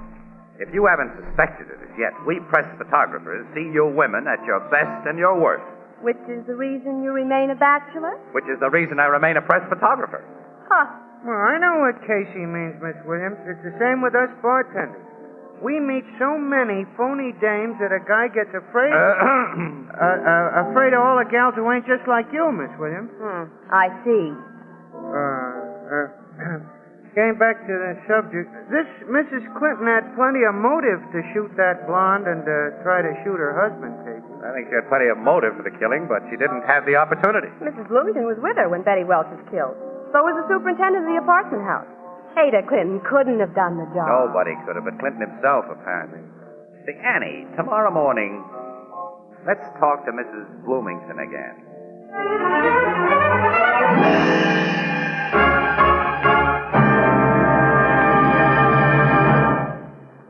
A short while ago, the Anchor-Hocking laboratories perfected a beautiful new material, lovely as century-old jade green Chinese porcelain, and as strong and heat-proof as the Fire King oven glass you use for baking. They called it jadeite. Expert designers used jadeite to achieve a new beauty in dinnerware. And today, jadeite dinnerware costs far less than the most ordinary dishes. Now, I know it sounds incredible, but it's true. You can buy a beautiful 35-piece jadeite dinner service for less than $5. Yes, less than $5 for 6 jadeite cups, 6 saucers, 6 dessert dishes, 6 salad plates, 6 dinner plates, 1 large vegetable bowl, a platter, and a sugar and creamer set. And jadeite dinnerware can also be purchased in open stock. Now, you'll find beautiful jadeite dinnerware at chain stores, department stores, hardware stores, and most other stores selling chinaware and glass. Ask for jadeite by name. Jadeite. Jadeite. Jadeite. The newest triumph of Anchor-Hocking. The most famous name in glass.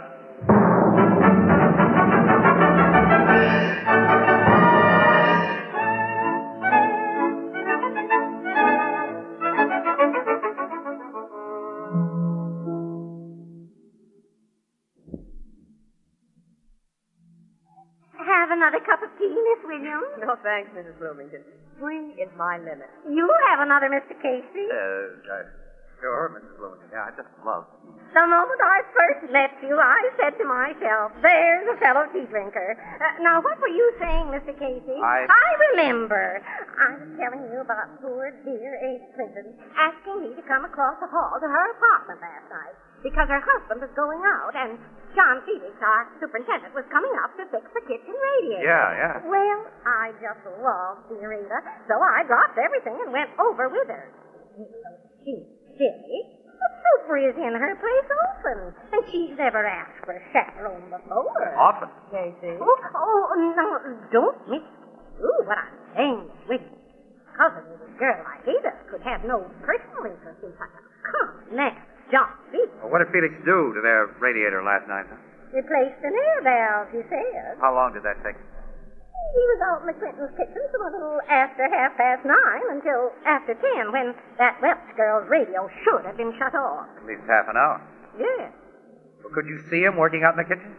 No, but he was there. Huh? Well, Mrs. Bloomington, this has been a delightful visit, but Miss Williams and I must go. Not before you have another cup of tea, Mr. Casey. Tea? You'd like it so much. No more tea, Mrs. Bloomington. No more tea.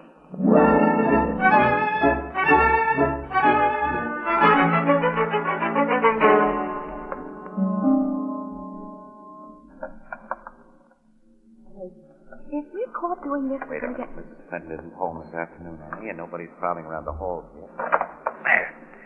Swung the lock on her door. Come on in quick. Oh, okay. I can't expect to find anything in the kitchen. I don't expect to find anything, Annie. I really want to see the layout. Come in there with me. Lowest mechanic in the world couldn't use up half an hour replacing an air valve. Setup is perfect, kid. What do you mean? Kitchen stepladder here. Look out this window, Annie. A window box. Yeah. Wide strong. By placing the kitchen ladder on the window box, he could climb outside, easily pull himself through the window above, which is Betty Welch's kitchen. Clinton and the Welch girl wouldn't have heard him with that radio blaring as it was. No. He could have gone to the living room above and fired 2 shots with Clinton's Luger that Ada had given him wrapped in an initialed handkerchief of her husband, and thinking that he'd killed both Clinton and the gal when he saw them fall, he could have dropped the gun and handkerchief beside their bodies and come back here the same way he went up, while Ada was establishing a swell alibi for him and for herself with Mrs. Bloomington. Felix and Ada Clinton are in love? Is that it? No. Oh, no. That Ada Clinton couldn't be in love with anybody. Say, wait a minute, Annie. She's the beneficiary of a $10,000 insurance policy on her husband's life. No, that came out when Captain Logan questioned her. Didn't mean anything to him or to us then, because she seemed an impossible suspect. Wait a minute. It's veterans insurance, Annie. GI insurance she has. Well, so what? You've got a theory and she has GI insurance. It doesn't prove a thing against either her or John Felix. I think it shows me a way to get proof.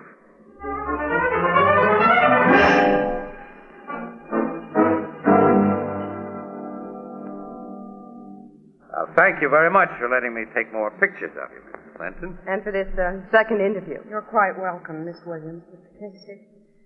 Frankly, it isn't easy for me to talk to newspaper people or to anyone at this time. We appreciate your state of mind, Mrs. Clinton. I don't think you really can. My husband's going to be executed for murder. He carried life insurance for you, Mrs. Clinton. Veterans insurance, $10,000. Only veterans insurance. That's so. Too bad. Why do you say that?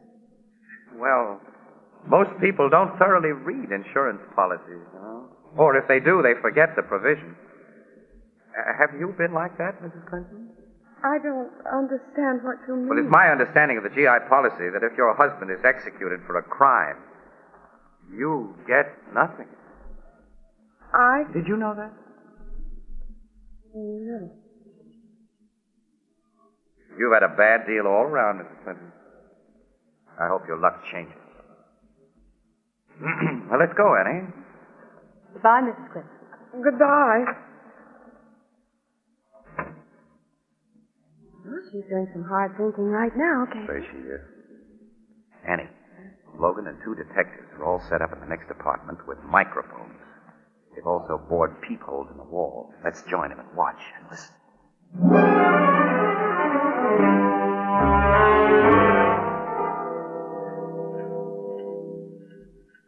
What do you think, Casey? All she did was read her husband's GI policy, also what looked from here like another insurance policy, and then typed a letter or something, which she just folded and put on the table. You know, the way she typed that letter or something puzzles me, Casey. The gal holds down an expert stenographer's job, but she used the old Hunt and Peck system. Yeah, that's right. It's funny, isn't it? You couldn't see anything of what she wrote, of course. No. Uh-oh. She's at the house telephone. And that means a call to Felix. Well, at least I'll be able to hear when she talks. You 2 men can't hog the earful. Hello, John. There she is. Can you come up right away? Oh, of course it's safe, dear. Dear? Hurry, I want to see. Casey, I'm afraid your hunch is going to make good. Forbit says it does, pal. It's a bet, Piker. She may be merely romancing with this John. Neither may have had anything to do with the murder. There's her doorbell. Now we'll see. You 2 will see. I'll only hear. Hello, John. My beautiful Ada. Close the door. Yeah. You think it's all right for me to be up here now? Some of those policemen might be watching us. Why should they be watching us, honey? We haven't done anything. Casey? That anybody knows of. That Logan? Oh, shut up and listen. Yeah, you're right. I'm just nervous for no reason. Well, don't be nervous. Anyway, John, if we were watched, you'd come up here to fix a window for me, one that's hard to open. Yeah. Give me a kiss, my beautiful Ada. The gal didn't say no. You really love me, John. I am crazy for you. Would you put that in writing? In writing? Yes, I've been thinking. I've never had a love letter from you. Well, because we see each other every day. Hey, what's this mush leading up to? It would take so long Just to write a short one, John. Get out your pen and write it on the back of this old letter. Hey, that's the folded paper we saw her type, Casey. Yeah. What shall I write, my darling? Just, I love you, Ada. All right. You are such a funny woman. I never understand you. There. I've wrote, I love you, Ada. Well, aren't you going to sign it? Oh, sure. Write your full name. John Felix. It'll look better. I'll like it. Yeah, there you are. Anything else? No. This will do very nicely. Casey, I don't get this. Over my head, pal. Now, for my love letter, I want another kiss. Oh, wait, dear. There is something else I want you to do for me.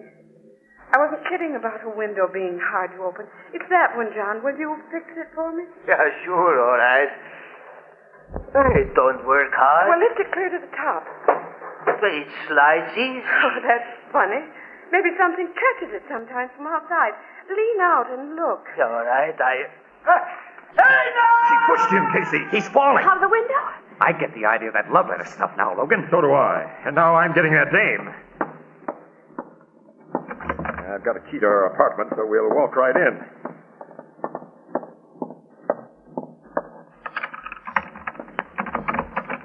Hello, Mrs. Quentin. Captain Logan. I believe a man just fell out of your window. Oh, Captain, it was John, the superintendent. Captain, he didn't fall. He deliberately jumped. Tell us about it. Well, he came up here a while ago acting strangely and asked if he could use my typewriter. I said yes, of course, and he sat down and typed something on this paper that he signed, folded up and handed to me. Then he raised that window. Horrible. Naturally, you hadn't had a chance to read the paper he handed you. No, Mr. Casey, take it. Captain, you read it. I imagine it'll be John Felix's confession of the murder of Betty Welch. Don't you, Logan? I think so, Casey. Together with a declaration by Felix that he's about to commit suicide. Why do you say that? In appreciation of the act you just put on, Mrs. Quentin, I'm making you a present of these bracelets. You're under arrest for murder.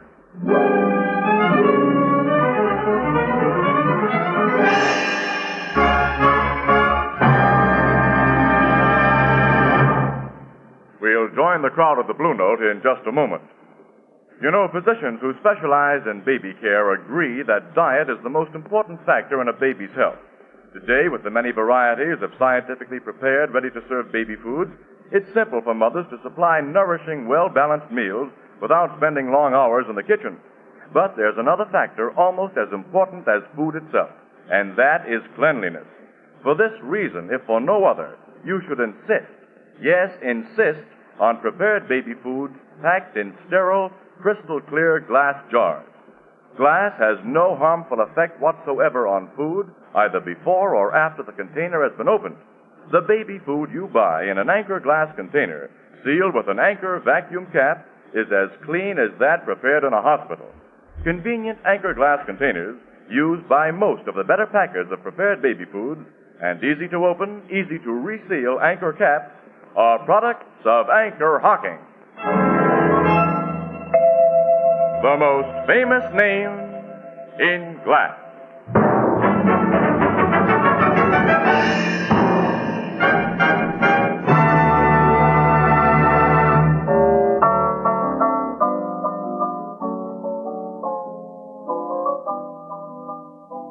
So the Clinton dame made a full confession, huh, Casey? What else could she do under the circumstances, Ethelbert? Ada Clinton persuaded Felix to kill her husband while he was visiting Betty Welch, and they could provide themselves with beautiful alibis. Felix did the job as Casey figured, but of course he bungled it by not shooting Clinton as thoroughly as he shot the girl. The general result looked okay to Felix and his beautiful Ada, though. But it seemed certain that Clinton would get the chair. It stopped looking okay when Mrs. Clinton found out she couldn't collect that insurance, That's huh? right. Well, this sap Felix was so crazy about Mrs. Clinton that he'd taken out insurance for her. At her suggestion. Oh, sure. So she decided that since she couldn't profit by the death of her husband, he was convicted of a crime, she'd free him and cash in on Felix. So she picked out that letter on her typewriter in imitation of Felix's way of speech. The letter said he killed Betty Welch and was going to kill himself. Yeah. And Mrs. Clinton folded it so he couldn't see what was typed when he signed his name to the thing. Say, she's a real bad woman. Boy, I haven't met him any worse. Hey, wait a minute. That doggone Logan. What's the matter with Logan? Well, he didn't pay me that 4 bits. Oh, Ethelbert, we forgot to tell you. They're showing some of Casey's pictures at the Photography on Parade exhibit at Rockefeller Center. Well, gee, maybe I'll get over to see him tomorrow night. Fine. We'll all go together. You'll be in distinguished company, my dear fellow.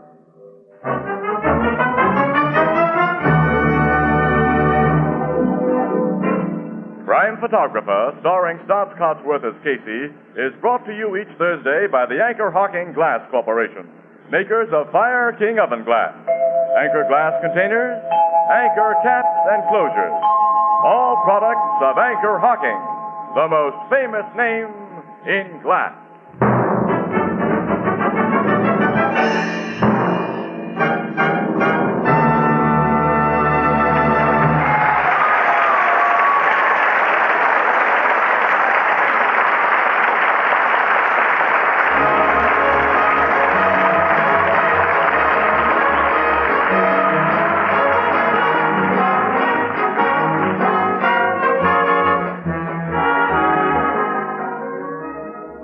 Photographer is directed by John Deese and is based on the fictional character of Flash Gun Casey, created by George Harmon Cox.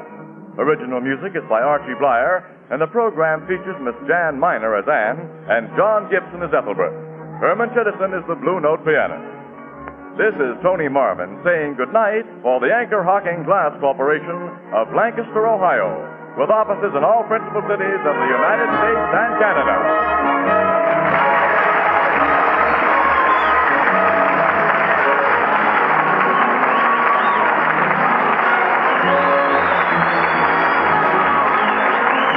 This is CBS, the Columbia Broadcasting System.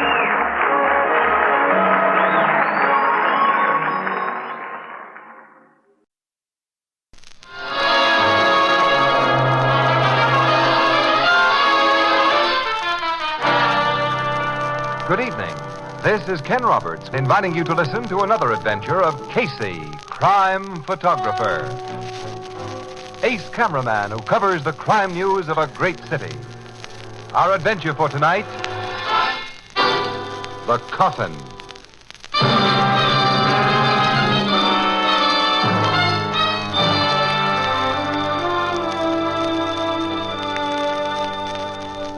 Early afternoon. The quiet, restful reception room of a casket company. The street door opens and two hard-eyed men enter. From a glass-enclosed inner office, another man emerges and... Good afternoon, gentlemen. Hi. You the boss here? I'm the sales manager. Cook is my name. Cook? Yeah, that's a hot name for a coffin salesman, Andy. Ain't it, Foot? Yes, so I'm often told. We want to see some samples of your product. I want to buy a coffin. You are a mortician, of course? A what? He means undertaker, boss. No, Cookie. I'm no undertaker. Oh, well, I'm sorry, but we sell only to the trade. You mean a guy's got to be an undertaker in order to buy one of your plush line boxes? That's our rule. Rules are made to be busted, mister. I want a coffin. I got the dough to pay for it. So show me one of your fanciest models. I want the guy I'm buying it for to have the best. After he's dead. Yeah, when a guy kicks off, boss, you'll owe him the best. You said it, Foots. You want a casket for somebody who isn't yet dead? He isn't even sick yet. I don't understand. You don't have to. Just show us your box. Yes, but... First, I'll give you the name and address of the guy you're to send it to. He's Nick Maddock. Yeah, Nick Maddock? And he lives in the Manor Hall Apartments. Nick Maddock is the notorious gang leader. Notorious? This jerk believes what he reads in the newspapers, boss. Yeah, it seems that way, Mike. Look, don't fall for that cheap publicity stuff, Cookie. Yeah, he has no professional standing. They're like the boss here, for instance. Our boss is the real goods. He's Andy Grallo. You're Andrew Grallo? Uh-huh. Guess you didn't recognize me from my pictures in the papers. Yeah, well, Now, Cookie, let's see your coffins. We're in kind of a hurry. You see, this punk Nick Maddock just might be a morgue case. Tonight.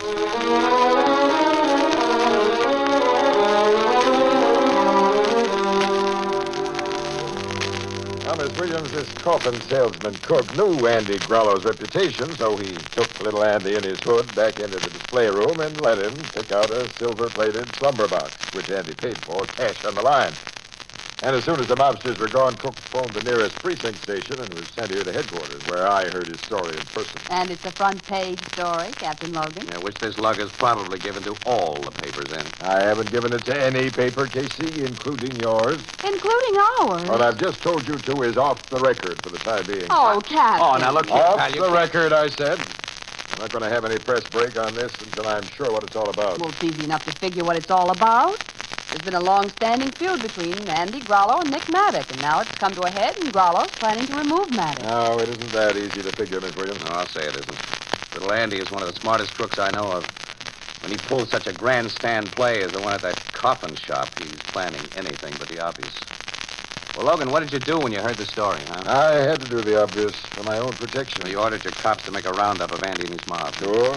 And so far, we've pulled in every known member of the gang except Andy and the gorilla who went with him to that casket sales room. You got Maddock protected, of course. As much as I can protect his type. I got cops spotted around his apartment house. He won't let him inside the apartment itself. He knows about Andy Grallo ordering a coffin for him. Yeah, I told him myself. I had to, again, for my own protection. And did Nick Maddock do a burn-up, which gave me another worry. He's undoubtedly sent guys out to gun for Andy, and if we don't find that little rat first... Yeah, a war is now definitely on between the Maddock gang and the Grallo gang. Which means you won't be able to keep this coffin story off the record very long, Captain Logan. I'm afraid you're right, Miss Williams.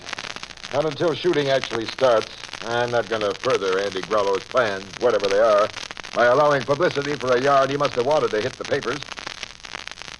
I could only dope out the little rat's scheme. Is Nick Maddock staying inside his apartment? Yes, he's too yellow to want to leave it while Andy's still in the loose. He's safely locked in with half a dozen of his muscle men and that gal friend of his, Ines Talley. Well, she'll be his best protector. That Inez is really tough. But attractive, though, Annie. A pulchritudinous bundle of feminine charm. Well, if you ask me... excuse me. Homicide Bureau, Captain Logan speaking. Yes, Maddock. Maddock, Casey. No, we haven't found Grallo yet. Now, we picked up everybody but him and Foots Larkin. That's right. Larkin was with him at that casket place. But don't worry, we'll get him soon. Yeah, I can tell you're not worried. I'll sit tight. Goodbye. Maddox worried, huh? Plenty. And he's glad to have us cops around him when his hide's in danger. He says if we... Come in. We've got Andy Grollo and the last of his guerrillas, Captain. You have? Yeah. They just walked into the front desk here, sir. Said they heard they were wanted. So they just walked in. Bring him here to me. Yes, sir. That's that, Logan. Well, your worries are over for a while. I'm not so sure of that. I don't like any part of this business.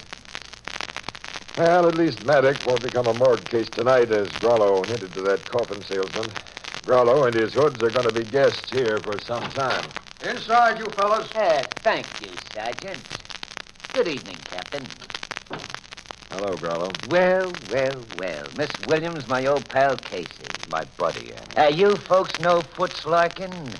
He's a business associate of mine. Cut the comedy, Grollo. What was the big idea of that coffin gag you pulled this afternoon? What? You heard about that little joke of mine, Captain? It was a joke, huh? Well, what else could you think it was? I had no idea that news got around so fast. Did you, Foots? No, Andy. Gee, I hope our pal Nick Maddox ain't heard about it. The joke will be ruined if he Your act isn't funny, and I'm not laughing. Sergeant, we'll take these jokers into the boiler room where they can do their stuff under spotlights. Maybe we can improve their brand of humor. All right, come on. Now, look here, Captain. You Get come going. I'll see you later, Miss Williams. Casey? Yeah. Well, Annie, let's be on our way. Oh, we may as well go back to the office. We're calling on Nick Maddox. Maddox? Yep, right now. I have a hunch that little Andy's joke has been too well planned to miss. Well, what's the point of the joke? Come on. At Nick Maddox's apartment, we may find the point.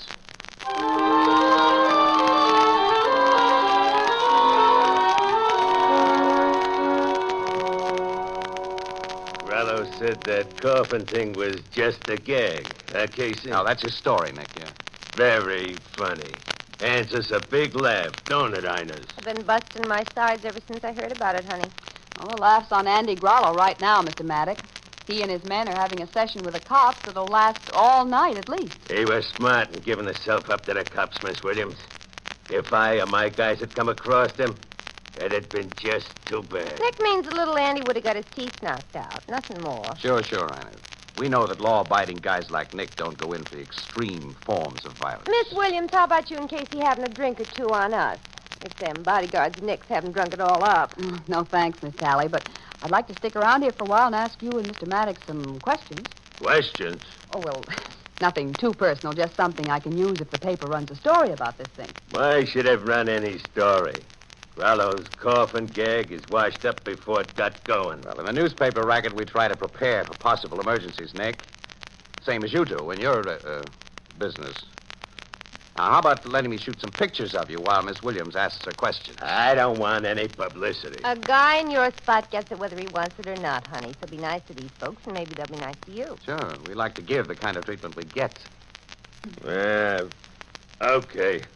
But take some decent pictures of me, Casey. The ones I see in the papers always make me look like a big fat mug. Oh, well, I'll try to show you as you really are, Nick. You'll reveal the genuine you. What do you mean by that? He'll snap you at your best, Nick, if you'll help him. And you're a long way from your best with that crummy necktie on. Crummy necktie? This ribbon cost me $40. It ain't becoming to you, honey. Oh, Nick's tie is, well... It ain't either, Casey. What do you think, Miss Williams? Them big yellow flowers are loud, ain't they? Well, they are a little noisy. Sure, no class. Go back to your bedroom, Nick, and change to the one with the hand-painted bluebirds on it. That's a refined tie. Come on, I'll go with you and see that you do it right. Okay. You and Casey come along, Miss Williams. You can ask some of them questions while Nick is changing. All right. This is all jerky. Putting on another tie. The one with the bluebirds, honey, and fix it in front of the mirror, not just by the sense of feel. I'm standing right here at the door to watch that you do it correct. You dames, give me a pay. Guys have got to be managed one way or another, Miss Williams. All right, you are. Don't give this gal ideas, Inez. She'd have the same ideas if she'd been brought up the way I was. Where were you brought up, Miss Tally? That's one of the questions I wanted to ask you. From a dirty, lousy mill town. My old man was a mill worker, weaver. He was so poor us kids were put to work as soon as our fingers were big enough to pluck at a loom. You see, I'm not one of those gals that tries to kid the folks that I come from a fine old family. That shot! He's got Nick. He's fallen. He was shot from that window. Keep away from that window, Inez. Whoever shot Nick may drill you. Here. Inez! And then don't you go to that window, Casey. Let me go, No. Annie. I see the gunman, Casey. He's getting away over the roof. Get out of the way. Let me look. It's too late. Gone, but there's the rope ladder he used. I see that. What's happened here? Hey, the boss. Well, bodyguards you monks turned out to be.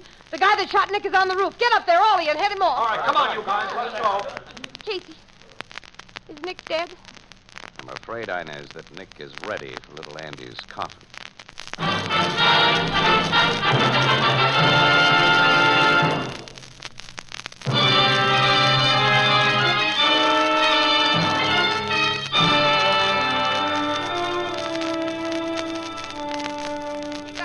That killed my Nick, Captain. Why ain't he been found? Now, please, take it easy, Miss Sally. You know the roof of this apartment house connects with those of 3 other buildings at about the same level. The killer could have made his escape through any of those buildings. Find out where he went, go after him.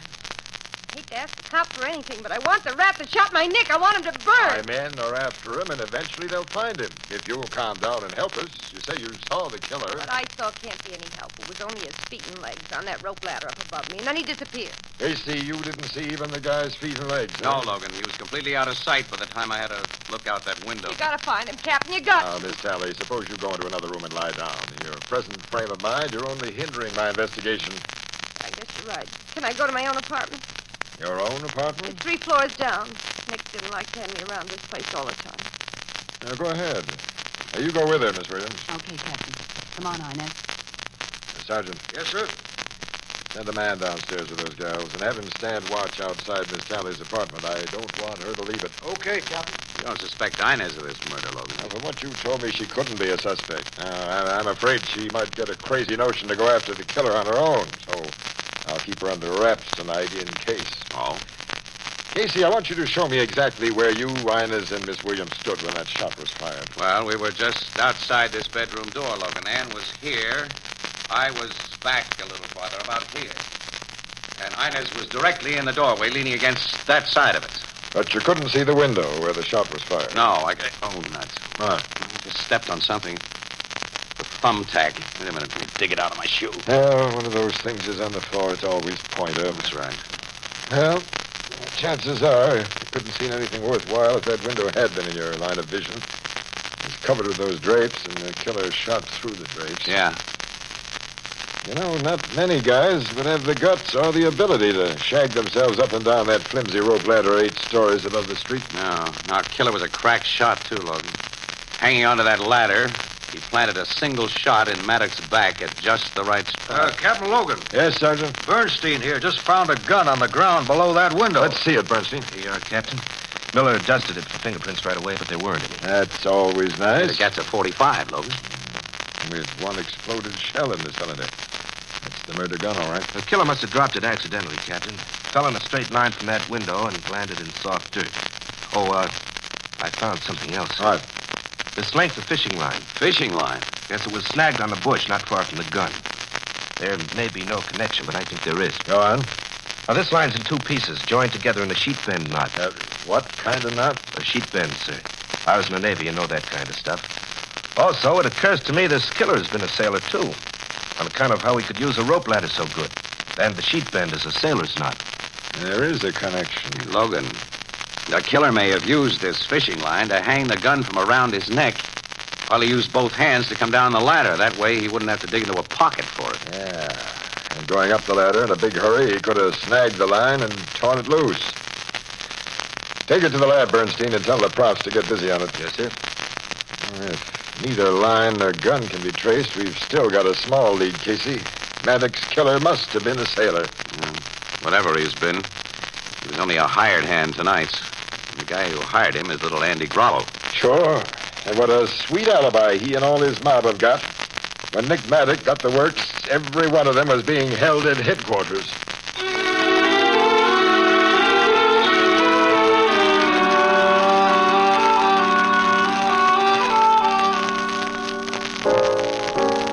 Captain Logan still ain't got nowheres on Nick Maddox's murder, huh, Casey? Nope, nowhere at all, Ethelbert. Gee, and it happened almost 2 weeks ago. I thought with all the swell clues the cops had, it'd be solved in a couple of days. What swell clues did the cops have? Well, to begin with, they knew Andy Grollo must have planned it and hired the actual killer. You've got to do more than know a thing when you charge a man with murder, Ethelbert. The law demands proof. That's why his attorneys were able to spring him out of jail only a few days after Maddox's funeral. How about that fish line, the gun, and the rope ladder? No, they haven't been traced to the person who used them. Maybe they never will be. And millions of men have been sailors. And finding the sailor who used that rope ladder and who tied the knot in that fishing line, well, looking for a needle in that old haystack is easy by comparison. I never thought too much of that sailor idea, Miss Williams.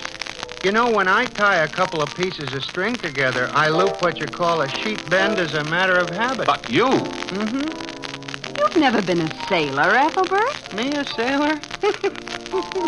Oh, goodness, no. Well, then... But my old lady used to do fancy work on a loom when I was a kid. She taught me how to weave, too. And what sailors call a sheet bend is exactly the same as a weaver's knot. Wait a minute, a weaver's knot? Uh-huh. Well, why didn't you tell me that before? Did you ask me? Annie, come on, let's get over to the office. Huh? I want a good look at the pictures I took in Maddox's bedroom right after he was shot.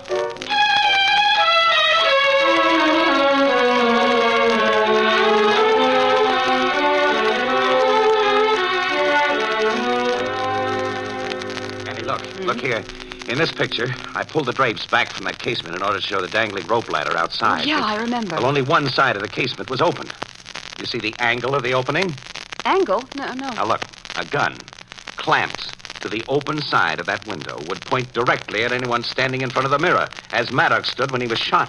Casey! And a strong cord could have been looped around the trigger, then passed around the butt of the gun, and then further passed along the wall of the room behind the bed, and fastened to a thumbtack in the wall near where Inez stood.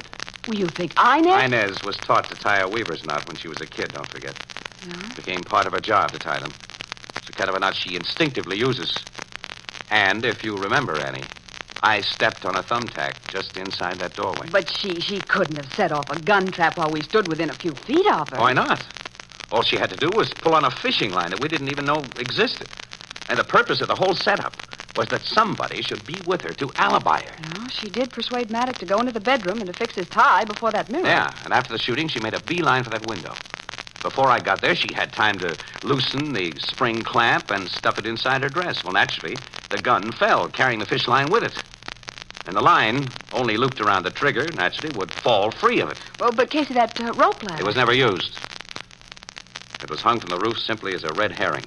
Oh. You see, there had to be believable evidence that Maddox was shot from outside. Well, I don't believe that Inez Talley has the brains to have planned such a setup. Oh, you underestimate that gal. But I think the plan was mostly Andy Grollo's. Grollo's? That coffin gag, Annie. It wasn't pure coincidence that he got himself and his entire mob a perfect alibi on the night Maddox was killed. Oh, no. We've never kidded ourselves about that. But instead of hiring a killer, as we thought, someone who wasn't a regular member of his gang, he had an inside track on Maddox's girlfriend. And she double-crossed Maddox because Grollo has more money, more brains, and better look. Or maybe simply because she didn't like Nick's taste in neckties. I don't know. Female motives are anybody's guess. Huh. Well, how are you going to prove your pretty theory? Annie, Inez may have something in her apartment that'll tie her up with Andy Grollo. And, of course, you prefer to search her apartment without police assistance. Well, remember, Annie, exclusives earn bonuses for poor newspaper stiffs like us, and Christmas isn't too far away. Mm-hmm. Well, I've been in Inez's apartment, and the locks on her door should be easy for an accomplished housebreaker like yourself. Shall we, Miss Williams? Tonight, Mr. Casey?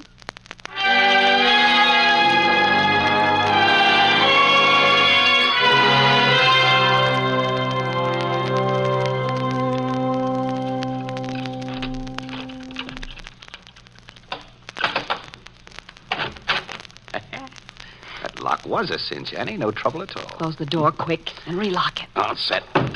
Okay. Now, where we begin? In her bedroom. Look for a clamp that might have held that gun, and for anything that may connect Inez with Andy Grollo. Okay, her bedroom's in here. All right, we'll work it over together. You remember where the light switch is? I think so. Yeah, I've got it. Good evening, Miss Williams. Andy Grollo. And my old pal, Casey. Well, the surprise is on me as well as you. Oh, well, that's nice to know. I let myself in that front door right after Ina's left. You see, I'd been casing her movements from the hall instead of down on the street. Due to, well, I wanted to search her place, too. Yeah. I see you'd made a start before we interrupted. You find what you were looking for, Andy? No, I didn't have time. Now you two can help me. We're always willing to help a man who has a gun pointed at us. Oh, yes. I thought you'd be. What's here that you want, Andy? Same thing you wanted. Special kind of clamp. You know, this Ines Townley's a smart girl. Before she'd do a certain little favor for me, she made me write a letter I wouldn't like the cops to see. Yeah. I figured her as that kind of a businesswoman. Yeah, but brainy girls are dangerous, like snoopy newspaper people. A guy like me's better off without 'em. So after you two help me find the things I want from Ines, the three of us will stick around until she comes home. I'll get rid of her at the same time I lose you for keeps. Right here in her apartment. You'll be blamed for killing her, she for killing you. Stop that, Rod! Ines! You lousy double-crosser. No, don't shoot. Smart courage, Andy. A fast thinker. Well, try to think your way out of this, you poor sap. I saw you watching my apartment from across the hall. You wouldn't have found what you wanted. I got them things put away in a safer place than this. What? But I've caught you and these newspaper stiffs robbing my apartment. I got a right to shoot all of you, and that's just what I'm going to do. No, don't reach for that gun! Casey! They shot each other, Casey. Shot each other. They certainly have, and good. Oh. These double-crossing playmates both need coffins now.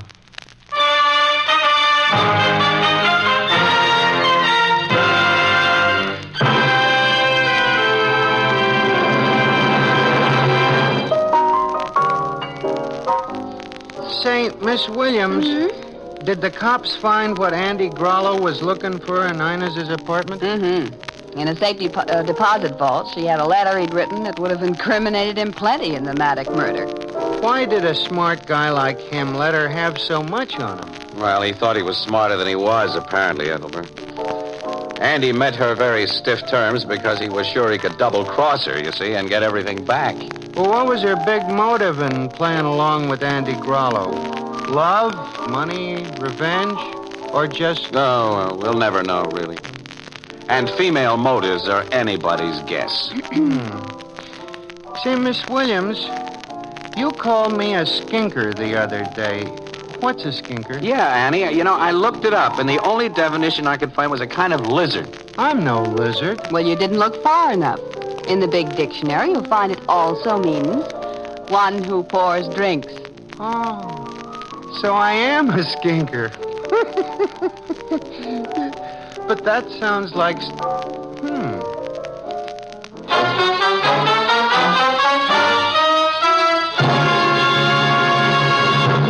Tonight's adventure was written by Alonzo Dean Cole. Stott Cotsworth played the part of Casey, Jan Miner was Anne, and John Gibson was Ethelbert. Next week, another adventure of Casey, crime photographer.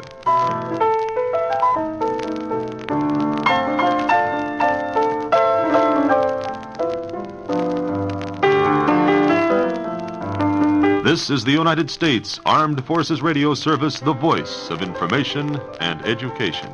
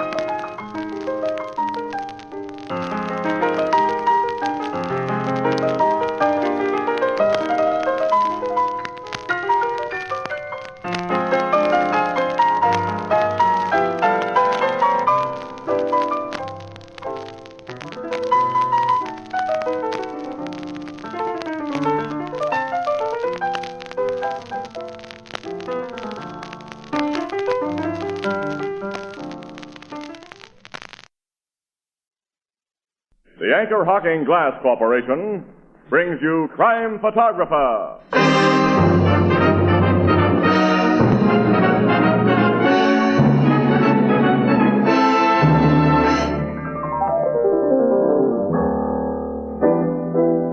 Hi, Ethelbert. Hello, Casey. What did you think of the royal wedding? Oh, Casey, it's a shame. I couldn't get off to go to it. You? You mean you got an invitation? Sure, I've known him for years. You know Mountbatten? Mountbatten? Yeah. No, I mean Henry Royal. You know him, the copper in the beat here. Oh, I thought for a minute you were famous. Oh, Casey, but Ethelbert is. You know, he works for Anchor-Hocking, the most famous name in glass.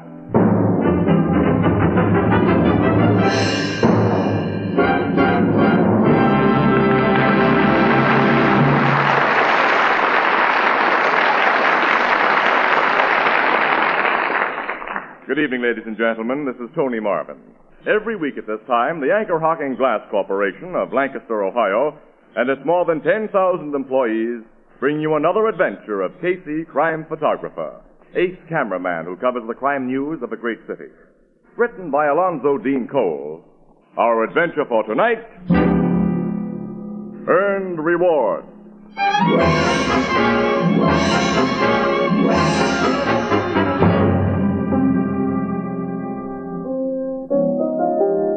8 o'clock in the evening, the Blue Note Cafe.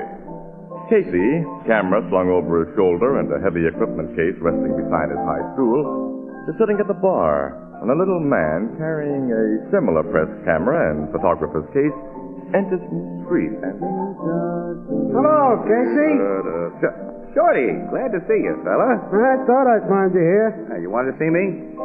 Didn't you think I'd be looking you up? This was payday. You lent me $100 last week, Casey, so here's 10 of it back. Put that dough back in your pocket. Your kid's still in the hospital. But she's okay now. Came through the operation swell. That's good. And the missus made me promise I'd give you this today. That century pulled us out of a mighty tough spot. Now, you tell the missus to forget it for a while. If one camera guy can't help another without women butting in, it's too bad.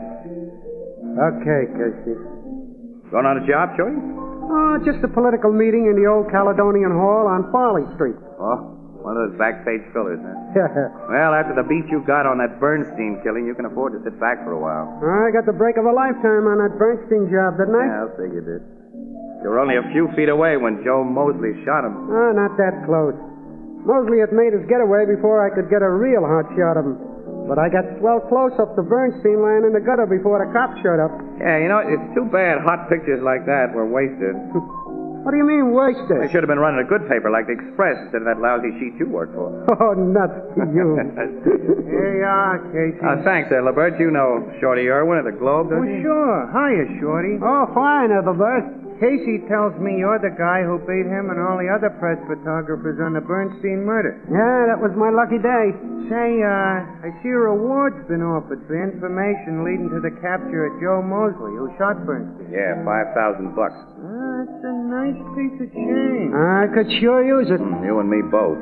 I hear the cops been looking for him almost 2 weeks now without finding hide or hair of him. He's a smart cookie. Just a dumb, kill-crazy gorilla who's had a lot of luck and a clever, crooked lawyer for a brother.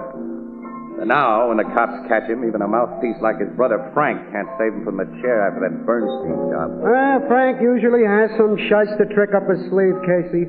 He'll go all out to save Joe like he did for his other brother, Tony. Got him out after 2 years. Hey, there's 3 Mosley brothers? Oh, sure. Tony was a camera guy like Casey and me, Ethelbert, on the old Inquirer, until he got caught doing a blackmail business on the side. He got 2 years for that. Should have had 10. Well, he's back in this town now, running a little photo studio on the south side. I guess he's been keeping his nose clean, though. I wouldn't lay any bets on that. Well, say, I gotta get down to East Farley Street. Yeah, I gotta be moving toward the office. Now, I'll see you guys later. And, I'm much obliged, Casey. Forget it, Shorty. Do my best to the missus and the kid, huh? I will. So long. So long, fella. So long. So long, Shorty. Nice little guy, Shorty Irwin. Yeah, he's tough. I hear his kid's been sick. She's okay now, he says. Oh, that's good. One of the fellas on his paper tells me he's had an awful lot of expense with her. Said Shorty even had to hock his life insurance to raise dough. Did you hear that? No, I didn't. He was thanking you for something when he went out. Casey? He was thanking me for a tip on a horse I gave him. Oh. The tips you give out on horses don't call for gratitude. They call for revenge. Nuts to you. Well, I gotta be going. Put this sandwich on the cuff, Ethelbert, will you? After Annie and I stepped out last week, angel face, I'm a little short. Okay.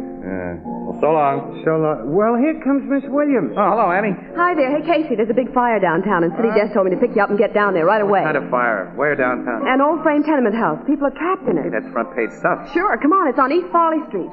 East Farley Street? Yeah. Holy smoke. The shorty's already on his way there. That little mug will see that fire and get another beat on. Well, he's a pal of yours, Casey. What do you... I got no pals when it comes to getting pictures. Come on, Ann. We gotta make this fire before that shrimp gets all the gravy.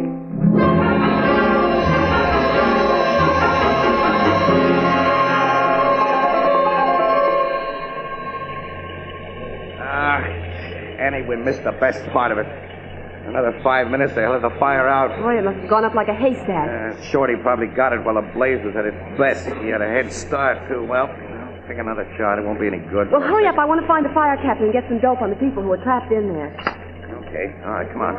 Captain Glennon ought to be in charge. Yeah, there he is. Hey, Cap! Hello, Casey. You just got here? Yeah. Hey, was Shorty Irwin here while it was going good? Yeah. I saw Shorty working his camera all over the place. Yeah, Annie, I knew it. Hey, Captain Glennon, the report we got was that several people were trapped in this tenement. We think one man was caught in there, but no one else. Oh, one man? A neighborhood bum who... Hey, Stanley, straighten out that number 2 hose line. Okay, Cap. You say the man was a neighborhood bum, Captain? Well, that's our guess, Miss Williams. This tenement had been condemned and was empty. An unidentified man was seen going into it tonight. Probably some poor devil who had no other place to sleep. Screams were heard from the rear, but we couldn't make any attempt at rescue. That's your story to phone in, Annie. Can't get any more until the ashes are cool enough for men to go in there. That won't be long. The way we watered this place, you better stick around. Yeah, we will. Yeah, well, thanks for everything, Cap. See you later. So long, Casey. Hey, where are you going, Casey? The roof, one of those tenements back there. And May got a high-angle shot. Maybe Shorty didn't look at that. Come on. Okay. There's an alley here that we can cut through and see. It's terribly dark. Yeah, these buildings here cut off what's left of the fire glow. I can't see a thing right here. Neither can I. I got a guiding sense in the dark. Anyhow, give me a hand. I'll help you. Oh! Hey, what's the matter? Stumbled into something. Almost broke my big toe. Look at it. With this box. Did that kick you gave it make your toe feel better? I don't see anything funny. I don't see anything at all. All right, come on. We haven't got all night. Oh! What's the animal? I just stumbled into something. Hey, Casey, I almost fell, and I touched something warm and soft. What? Yeah, light a match. Light a match and see what it is. Okay. Good Lord. Hey, it's a man. Man lying on his face in blood. Here, hold the match while I get a look. Okay. The guy's still warm. Send him over and see. Casey! It's Shorty Irwin. Yeah, Shorty Irwin. Oh, wait a minute. He's not breathing. Oh, the match is gone out. Never mind the matches. Run back to the end of this alley and find a cop. Have somebody phone Logan at homicide and hurry. Yeah, okay, Casey. And get a doctor, Annie, quick. Maybe Shorty isn't dead. Yeah, I will. The guy's got a wife and a sick kid and he was broke. Who could have shot him? Who and why? What? Who's there? This is me, Jay. Only me.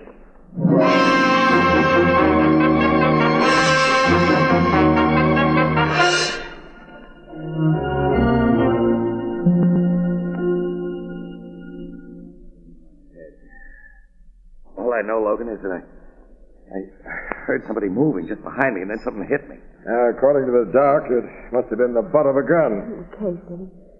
We thought at first that you were dead, too. What? Shorty is dead, huh? Yeah. 38 slug got him in the back. Went through his heart. Who could have killed a harmless little guy like him? The same one who slugged you, Casey, from the looks of things. Yeah, but who was the killer, Logan? Haven't you found any leads? Not yet. How long have I been out? Almost half an hour, Casey. Gee, I'm so worried. It's all right, kid. I'm okay. Born with a thick skull. Hey, you knew Irwin pretty well, Casey. Can't you think of some reason why... There wasn't any reason, Logan. Now, don't question Casey now, Captain Logan. The doctor says he's got to go to the hospital. Hospital? Oh, no. Forget it, Annie. Logan, you remember Shorty got a beat on the Bernstein murder. Maybe Mosley thought Shorty got a picture that would help strap him in the chair and... Now, forget about Mosley, pal. He's dead. Who's dead? Joe Mosley. He was the man who died in the tenement fire. Joe Mosley? Yeah. Fireman dragged out a charred body shortly after you were socked. It was lying just inside what was under the back door. Here's what they found on it. That watch has Joe Mosley's name engraved on the case, Casey. And the diamond ring has his initials inside. And there was some fancy bridge work in the mouth of the remains that I'm pretty sure was Mosley's. It replaced some teeth that I personally had the pleasure of knocking out when he resisted arrest one time. And he was hiding out in that abandoned tenement. Yeah. And now the state won't have to burn him. Well, then who killed Shorty? We'll find out. Yeah. Well, I gotta get back to the office. Joe Mosley's death and poor Shorty's murder make feature stuff. These bum pictures I got of this fire. No, you're waiting here for the ambulance. Oh, no, I'm not. Oh, now, Casey, Logan, give me my please. camera and my plate case. Hey, listen, pal, you ought to take Wait, it. I'm nuts. Where's my stuff? Where's... Well, here's your tools. Casey, don't... Why should I go to the hospital? Lie there and think about that nice little guy, Shorty Irwin. Some louse shot in the back.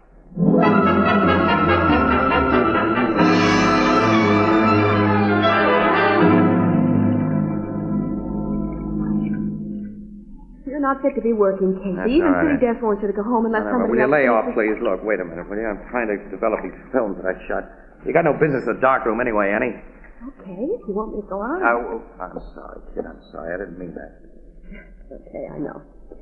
I understand. Let's see what I got here. Hey, I don't remember shooting anything from this angle. Here, let me see another. Annie. I didn't take these pictures. What? Well, there's a shot here of... Get on the phone outside and call Logan right away. Sure, but what's it all about, Casey? What have you found? I won't be sure until I made a print of this negative. But I think I've got a picture of Shorty Irwin's murderer.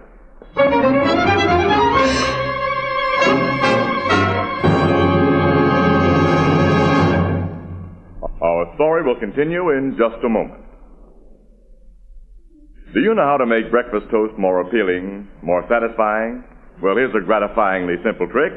Set out a lot of jams, jellies, and marmalades. Now, not just one, but a wide selection. And see how your family responds to that symphony of taste and luscious color. And see how they smile and reach for another golden slice of toast and another. And it's so good for them, too. Now, that's the way to start the morning right. That's the simple way to supply quick energy for an active day. Yes, you can add a magic touch to any ordinary meal when you serve a gleaming assortment of fine preserves, jellies, and jams for breakfast. Now, quite naturally, the packers of these fine foods, the preserve industry of today, bring you their colorful products packed in glass. And they know, as you do, that glass completely safeguards wholesomeness and flavor. And crystal clear glass provides a rainbow of color on your table. Anchor glass containers and modern Anchor-Hocking sealing methods bring you flavor at its peak. Anchor glass containers and Anchor caps are both products of Anchor-Hocking, the most famous name in glass.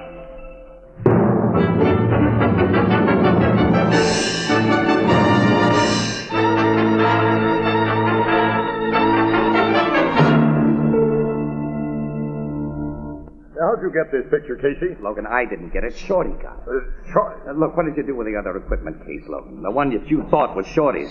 I must have been so groggy. Well, we opened it and found it empty. All the film's gone. That explains everything. Look, what do you see in this picture I brought you? Two guys walking up an alley with their backs turned. But one of them is looking around over his shoulder. You can see his face. And it's the face of Joe Mosley. Yeah, you're right. In spite of the watch, the ring, the bridge work, Joe Mosley wasn't burned up in that fire because Irwin was killed after the fire was almost out. That's right, Captain. It wasn't Mosley's body that was found. No, it was just some poor devil of Joe Mosley's size.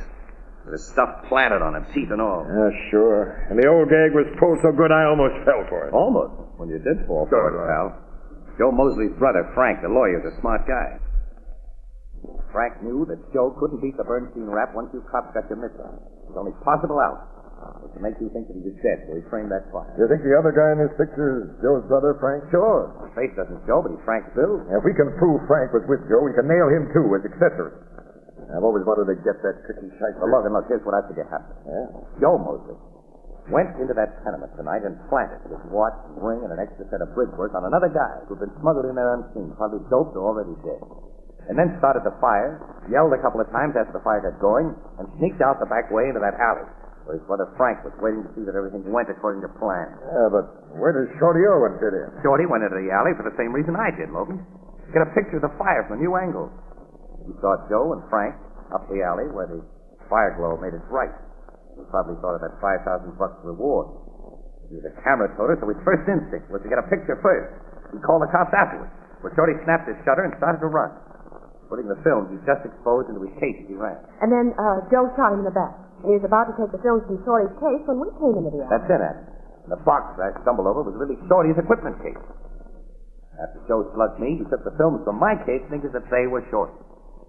Yeah, that must be the way it happened. And now we still have to find Joe and Frank Mosley. Yeah, I think I know how to get both of them. Where? What do you mean? All you gotta do, Logan. Wait a minute. Before I pass out any more information, Logan, I want an understanding about that $5,000 reward. Reward? Yeah, I want it. I want it all. No divvies with you or any other cop. You rat. Huh? A pal of yours has been bumped off, and you'll help nail the guys who killed him only if you can collect $5,000. Logan. You heard him, Miss Williams. You honestly In my racket, we know what guys will do for money. Okay. I said I want the $5,000 and no divvies. I don't make any deals. Oh, out for the pot yourself now that I've shown a lot of cards? No, but I'd have a legitimate right to be out for it. I wasn't a personal friend of Shorty Irwin. You lout! Okay. I'm playing this my own way. And I'll see you later, Logan. Hey, Casey, wait for me. I'm not waiting for anybody. And the next time I see you, Logan, I think I'll knock your teeth out.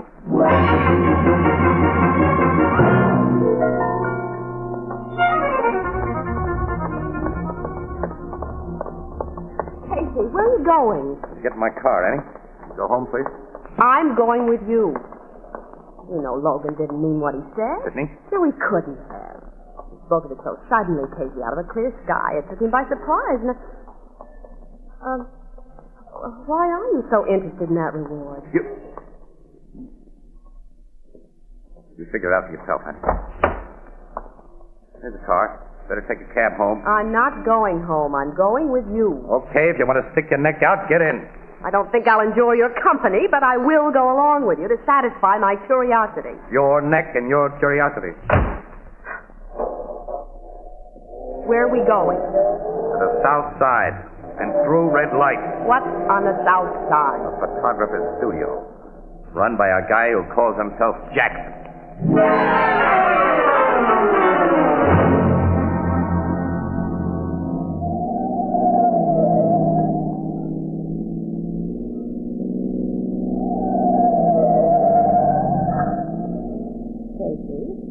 Now that you've thought out enough to tell me that one of Joe Mosley's brothers runs Jackson's studio, I would like Annie, to know... wait a minute. I'm sorry I acted like a heel to you, but with Logan, he made me so sore. Well, say for it, Logan, if you want to, but will you explain why you're going to call on this Jackson, who is really Tony Mosley? Well, Frank Mosley will want to have the films that Joe thinks that he took from Shorty's kit developed. Make sure that they have the incriminating picture. And Tony... Mosley, brother number 3, is the logical guy to do it. But they took the films in the alley, it's over an hour ago. I know. I don't think Frank would take a chance of just driving to his place in a beeline. Laying even money that we get to Tony's about the same time they do. Well, if you're right, you can't capture a killer like Joe Mosley single-handed. Give you odds on that. Casey, you don't even carry a gun. Got one tonight. Borrowed it before we left headquarters. Oh. Well, Tony's joint's just up this block across the street. Parked right here. Studio's upstairs, place. Yeah, on the second floor. Hardly anyone on the street. No policemen. Look, we can't take a chance on going up there. We're not going up there, Annie. You're staying right in the car. Oh, no. Yeah, honey, look, I want you to be out here watching.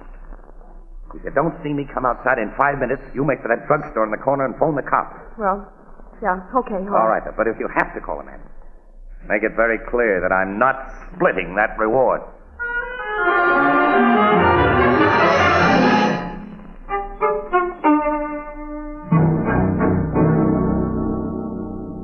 Well, have you developed every film, Tony? Every exposed one you brought me, Frank. Sure, there's nothing but pictures of the fire here. I see. Maybe I rubbed out that little guy for nothing, Frank. Yeah, but we saw him with his camera pointed at us in that alley. Yeah, you're so brainless, you rubbed out Bernstein before witnesses. But even a lawyer like me can't make a jury believe you didn't do it. Now, I think you've done something dumber than usual. Only I can't figure out what. Stop calling me dumb, Frank. Shut up, you screwball. Now, let me think. Now, then that other guy, the one you slugged in the alley. You don't know who he was? How could I know? It was pitch dark. With a girl, you told me. Didn't you hear them say something that Hey, she called the guy, Casey, I think it was. He seemed to know the guy I just shot. She called the guy Casey, Joe? Yeah. I know. Casey, Morning Express. Sure, he's the answer. He'd carry an equipment case. Those were his films you got, Joe. Then the film you wanted, Frank? The cops probably have it by now. Hey, we gotta make tracks and fast. Then get out of my studio. Here, quick. I don't want to be mixed up in your murder. Yeah, we're going, Tony. We're going. But burn those films you developed and forget you saw us tonight. No one will learn anything out of me, Frank. But you and Joe get out. Get out, Frank. Wait a minute. That auto horn. Broke the signal. What do you mean? We left a lookout in the car, Tony. That horn meant somebody's coming up here. Cops to trail you to my place. No. That signal don't mean cops. So I'll open the door quick. You take care of whoever's coming up the stairs, but no shooting unless you have to. Yeah, okay. All right, open the door. I think I'll be a minute, guy. Quick. Drop that gat in your hand. I'll let you have it. Okay. Never had any luck packing a run. Shut up anyway. and step inside and keep quiet. Frank, Casey. I know. How are you, Frank? Oh, Tony. Mug with a gun, of course, is brother Joe. What were you doing on them stairs? Coming up to have Tony take my picture. A wise guy, ain't Shut you? up, Joe. Where's the film, Casey? What film? Come clean. I figured out what happened. Yeah, I guess you have. The cops have the film, Frank, and the cops have this joint surrounded right now. Frank. Now take it easy, Tony. That bluff won't work, Casey. We have a lookout on the street who would have let us know if any cops were around. Just as he tipped us to expect you. Oh, yeah. Should have thought of that. The sock on the head Joe gave me didn't do my brains much good. You're going to get more than a sock on the head this time, wise guy. That's right. I can guess why you had a hunch to come here, Casey. You can't figure out why you were sap enough to come alone. You know, you put yourself in quite a spot now. You better not pull any rough stuff, Frank. I wasn't such a sap as you Hold think. it. Someone's coming up the stairs, Frank. Yeah, I hear him. This guy makes a whisper, Joe. You know what to do. Yeah. The Schultz didn't give us any signal. What? Yeah, Schultz is knocked. Go on, let him in. Oh, you look at her. Yeah. Let me in, guys. Okay, Schultz. Hey, who's a dame with you? Casey. Annie. Get in there, lady. All right. I saw the big guy leave the skirt in the car when he started up here, boss. So after I gave you the signal, I kept an eye on her. She started toward the drugstore with the telephone a minute ago. You put a gun in my back, Casey. That's all right. Well, you've done a nice job, Schultz. Well, Casey, if it depended on this girl to bring the cops, she won't now. I'm sorry, Casey. You two have acted so dumb in coming here alone. I got an idea you've been even dumber. If you didn't turn that film over to the cops. You're wrong, Frank. Captain Logan of Homicide has got that Nuts. film. If he knew about it, he'd have come here with you. Now, listen. You listen to me. Where is that film? Casey just told You're you going to when- tell us the truth. Tell us where it is. All right. Joe, you know how to make them talk. Yeah, I know. And start with the dame. Right now. Let her go. Keep the guy covered, Schultz. He was too slow. Frank. Break him way out, boss. Get him right now. Go. I'll fix him, Frank. Casey, look out! Got it. Now, Mr. Casey won't bother us for a long time. Mug socked me before I KO'd him with my gat. I went back to Joe Mosley and gets away with it. I'm going to beat his head in. No, don't hit him again. Just don't. watch me. Hey, what's this? Joe's been shot. Pick him up, you guys. Get him up. Hey, they're at the window and at the door. When your lookout came up here with Miss Williams, Mosley, it gave me a chance to post my man. You killed Joe. You killed my brother. I've saved the state expense. And if you make a move that gives me any excuse, I'll save it another bill for juice. Get the cuffs on him, boys. Logan, how did you know we came here? There's no way of keeping you quiet tonight, is there, Keith?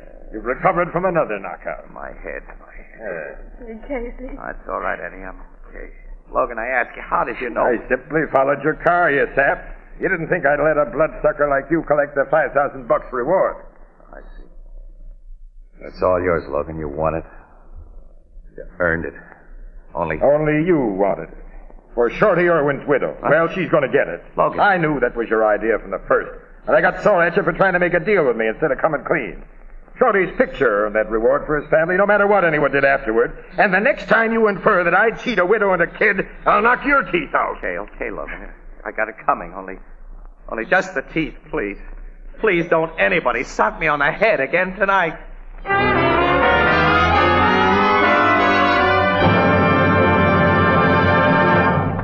We'll join the crowd at the Blue Note in just a moment.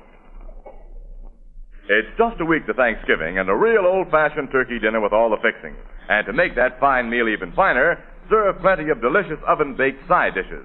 You know, there are so many tasty dishes that'll make your dinner look better and taste better when they're baked in Fire King oven glass. Sweet potatoes, baked onions, baked tomatoes, cornbread, pies, and puddings. Why, your family will enjoy those steaming casserole dishes when they come to the table warm, fragrant, and appetizing in beautiful pale blue Fire King oven glass. And it cuts down the work after the meal because Fire King oven glass is so amazingly easy to clean. Now, you'll find Fire King oven glass at 5 and 10 cent stores, department stores, and all other stores selling household glass. Fire King prices are amazingly low, and every piece is guaranteed for 2 years against oven breakage. Fire King oven glass is a product of Anchor-Hocking, the most famous name in glass.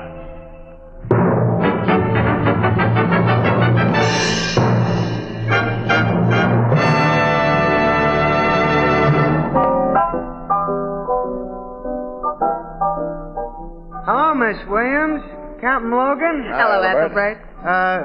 Say, where's Casey? He's home in bed, Ethelbert, on Dr. Logan's orders. You sent the guy to bed, Captain? That's right, Ethelbert. And the 2 men I assigned to take him home have orders to make sure that's where he goes.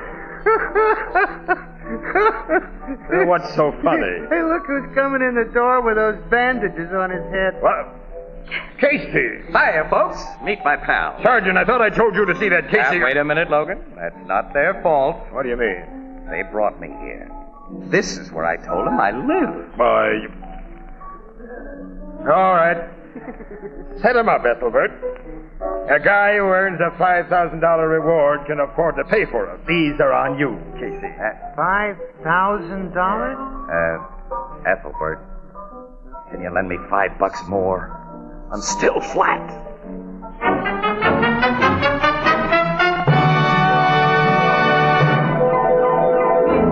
Crime Photographer, starring Stotts Cotsworth as Casey, is brought to you each Thursday by the Anchor-Hocking Glass Corporation, makers of Fire King oven glass, Anchor glass containers, Anchor caps and closures, all products of Anchor-Hocking, the most famous name in glass.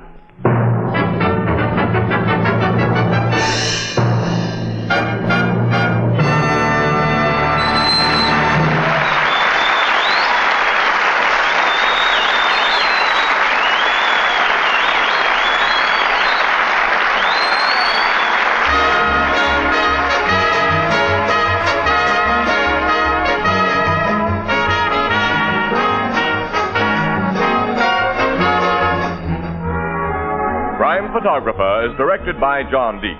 The original music is by Archie Blyer, and the program features Miss Jan Miner as Anne and John Gibson as Ethelbert.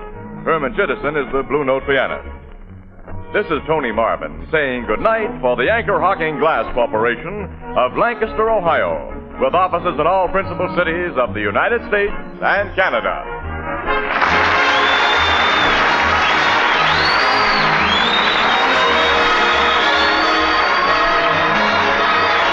This is CBS, the Columbia Broadcasting System.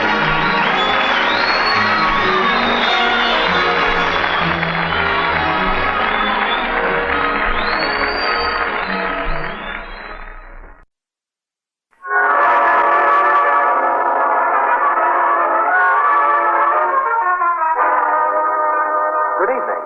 This is Ken Roberts inviting you to listen to another adventure of Casey, crime photographer. Ace cameraman who covers the crime news of a great city. Our adventure for tonight, wanted a gun.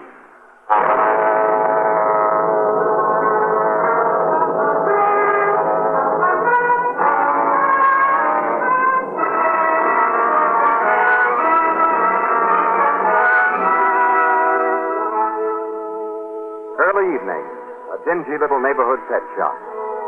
Only a few pert canaries are there, half a dozen drowsy puppies, and the poker-faced fat man who is Paxton, the proprietor. Then the street door opens and... Hello, Paxton. Evening, Mr. Mercer. You're, all alone, I see. Yeah? What's that young bull terrier of yours need tonight, huh? Well, I just dropped in to say hello. Ah, that's good of you. You look as though you had something on your mind, Mr. Mercer. Paxton, I want a gun. A gun? I've been told you can get me one. I sell pet supplies, not guns. Whoever told you... I got a phone call today from a man who said you knew the right people. He wouldn't give me his name, but he was obviously somebody who knows the spot I'm in. As you must know it, you hear all the neighborhood gossip. I know Jeff Robbins gets out of city jail tomorrow after serving 60 days for throwing a punch at his wife because of you. I had nothing to do with her. Robbins is just a jealous fool. But you figure Robbins will come out of jail pretty sore at both of you. He's threatened both of us, and I need a gun to protect myself. How about her? Well, she'll be with friends he doesn't know about, but I can't disappear like that. I've got to be at my job. Now, I don't want to go to the police for protection. I see. Will you get me a gun? Well, if I don't, you'll try to get it from somebody else. Yes. Well, Mr. Mercer, then I may as well get you a business. And I won't be too hard on your pocketbook. A good handgun, fully loaded, will cost you only $75. 75? Under-the-counter prices usually run from $200 up. Guess you don't know much about guns. No, I don't. I've got 75 on me. Give me the gun. Why, hey, I don't keep those things in stock. You get your rod tomorrow. That's Wednesday. You come to the back door of my shop for it at 6 tomorrow night. But Robbins will be released long before that. Well, he'll have a few things to do besides looking for you. He's half owner of the business, for one thing, and will want to know how his partner's been running it. Besides, you know, Mr. Mercer, 60 days in jail can take the fight out of a fella. All right. I'll be at your back door for that gun at 6 tomorrow night.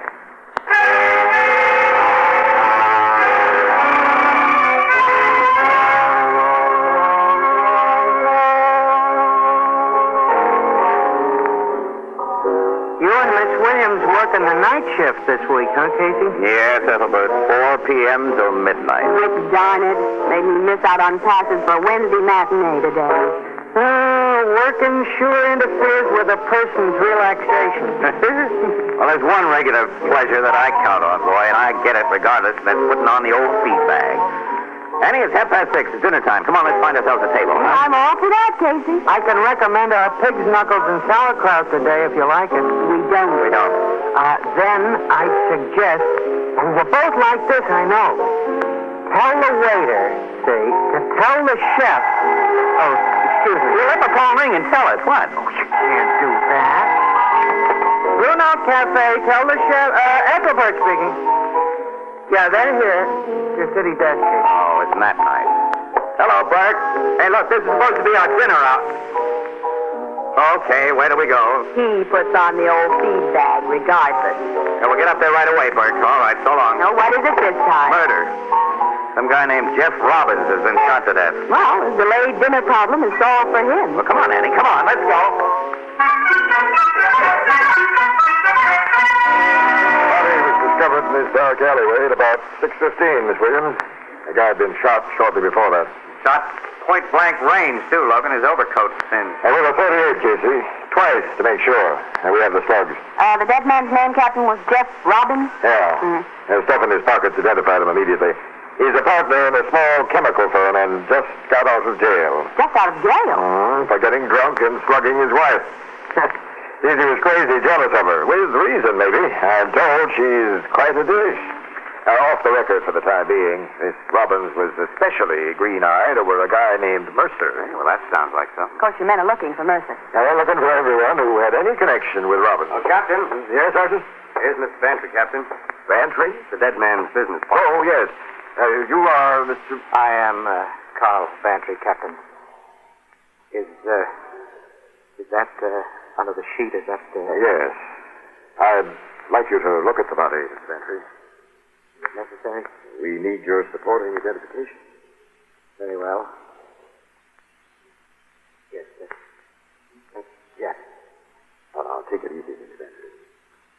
I've known this man ever since. We went through college together and the war, and since then we've been business partners. I understand. Mr. Bantry, I've been told that many people, including his wife, found Robbins a difficult man to get along with. Well, Jeff Robbins did drink too much, and he was subject to fits of wild temper and of unreasoning jealousy, but I liked him. He was a loyal friend and a brilliant chemist. You and he were in the chemical business, Mr. Bantry? Yes, Mr. Casey's my name, Morning Express. I'd like some pictures of you, if you don't mind. Oh, very well. Thank you. Well, just go on talking to Captain Logan. I'll get some unposed shots of you. Oh, there's one more question I'd like to ask you. First, Casey, you'll wait until I ask my question. Oh, all right. And now, Mr. Bantry, tell me what you know about Robbins' recent imprisonment for assault and battery and his attitude toward a man named Hugh Mercer. You've learned about Mercer? Yeah. The reporter was very bitter toward Mercer, wasn't he? He made threats of what he'd do to him after he got out of jail. Yes. You think that Mercer may have killed him in order to avoid fulfillment of those threats? I'm asking what you think. I know very little about Mercer. Now, what do you think? What do you know? Well, he's a rather good-looking young fellow who's probably attractive to a certain type of woman. Mrs. Robbins said? The boys are bringing in Mercer now, Captain. Yeah? Hey, this I want. Hey, you fellas have got to believe me. You've got to believe me. This is Mercer, Captain. They picked him up as he tried to hop a bus 6 blocks from here. Oh, he did, huh? And they found this, Captain, a .38 revolver in his pocket, fully loaded, except for 2 slugs that had been recently fired. I've never fired that gun. I didn't know it had been fired. I bought that gun from Paxton tonight, the pet shop man. He swore he found it. I'm telling you the truth now. You've got to believe me. Tell me the truth, Mercer. Tell me all about this gun and Paxton's pet shop.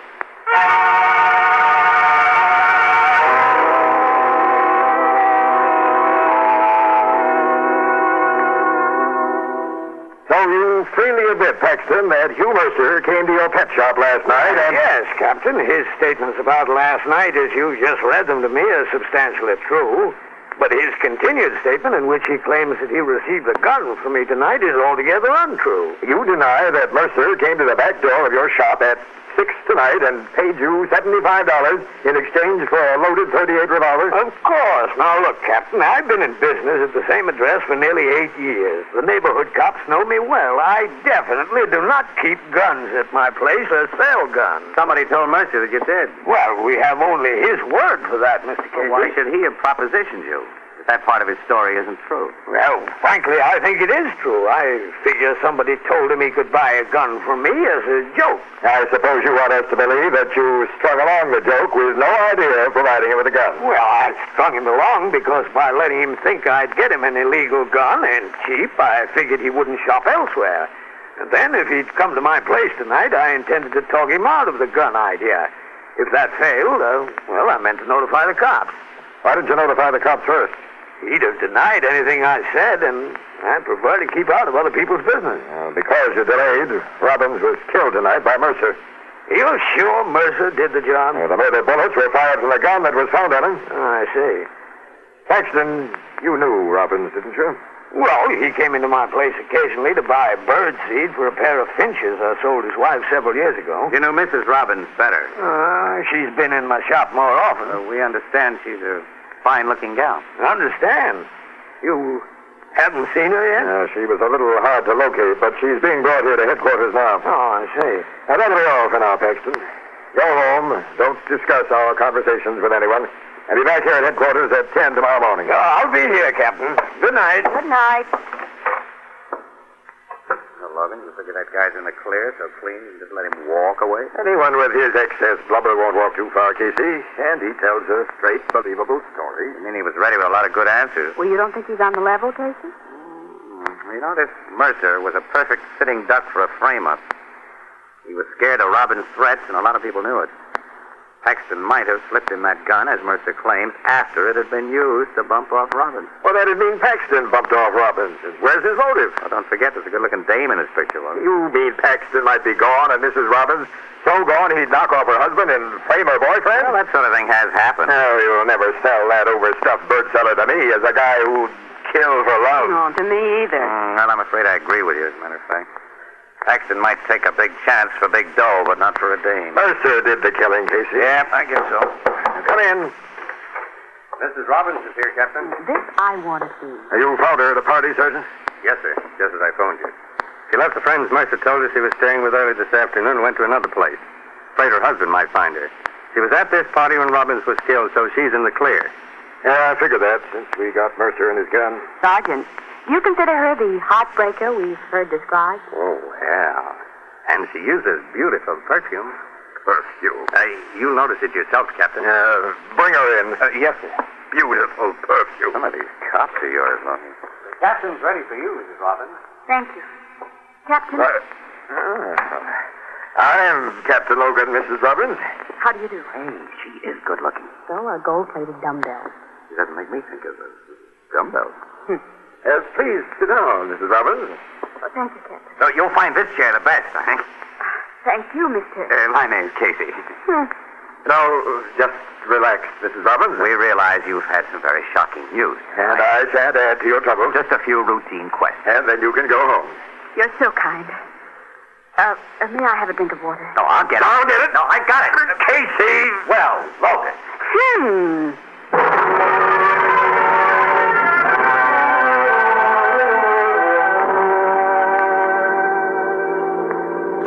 Never witnessed such a juvenile exhibition as you and Captain Logan put on, Casey. Like a pair of freshman wolves. We didn't do anything of the kind, Ann, and I'm tired of hearing you nag, too. Now, just pipe down so I can watch my driving and try to think. I'm sorry, kid. It's okay. I have been catty. But would you mind giving me a good explanation of why you and Logan treated her so tenderly? She was scared. Logan and I tried to relax her, that's all. Well, even you must admit she loosened up and talked freely before we let her go. She didn't tell you anything about her husband's murder. I think she told us all she knew. I don't. For my money, she put Mercer up to killing her husband. I'm not too sure Mercer did kill her husband. Casey, he was found with the murder gun. I want to learn a lot more about that murder gun. For just that purpose, I'm driving to Paxton's apartment next to his pet shop just as soon as I drop you off at your place. You're driving to Paxton? Mm-hmm. My surprise visit might catch him off guard. I'll go to Paxton's with you. What? And nag me all the way? Oh, no, you won't. Oh, I'll promise not to say another word about your treatment of Mrs. Robbins. I'll even agree that she's beautiful, brainy, and uses fine perfume. Yeah? I can't ask all that. Just keep an open mind, kid. About her, and Mercer, and Paxton.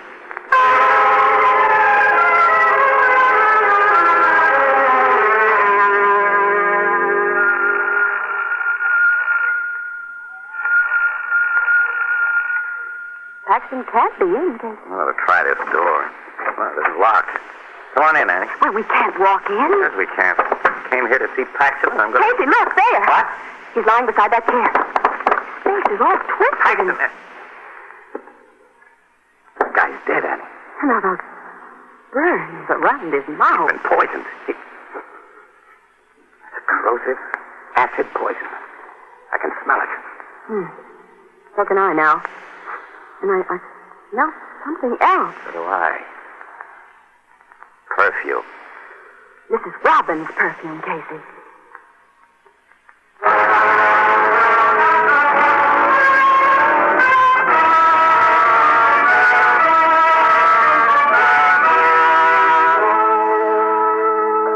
Well, Casey, with the scent of a very distinctive perfume floating in the air of this room, am I still supposed to keep an open mind about the fascinating Mrs. Robbins? But why should she have killed Paxton? Oh, like Mercer, Paxton was in love with that woman. And she used both him and Mercer to rid herself of a jealous, brutal husband. Both Mercer and Paxton? Yes. Mrs. Robbins persuaded Mercer that he needed a gun to protect himself from her husband. She knew he couldn't be depended upon to kill anybody, even in self-defense. Paxton was made of stronger stuff. Last night, at her urging, Paxton got Mercer to come to him for a gun by means of that mysterious phone call. And tonight, Paxton shot Robbins a short time before Mercer was to call for the gun, and then gave him the murder weapon for the cops to find on him. Well, then you figure Mrs. Robbins wanted Paxton, her accomplice, out of the way. Yes. She came here as soon as she was released by Captain Logan, suggested that Paxton set out highballs, and there are 2 empty glasses on this table, Casey, and spiked his drink with poison. It's a good theory, Annie, but... Casey? Huh? Something in this dead man's hand, something that looks like... Let me see it. Huh? Yes. It's a piece. An entire corner torn from a $100 bill. Clutched in his finger. Annie, that perfume isn't simply floating in the air. This piece of a $100 bill is soaked with it. Smell it. Yes. Because she had it in her purse. She paid Paxton money for the murder of her husband, Casey, and then killed him to get the money back. And as he was dying, she tore it from his hand. That's the way it looks, kid. Well? Now, wait a minute. We won't bring in the cops on this yet. We're calling on Mrs. Robbins first, and right now.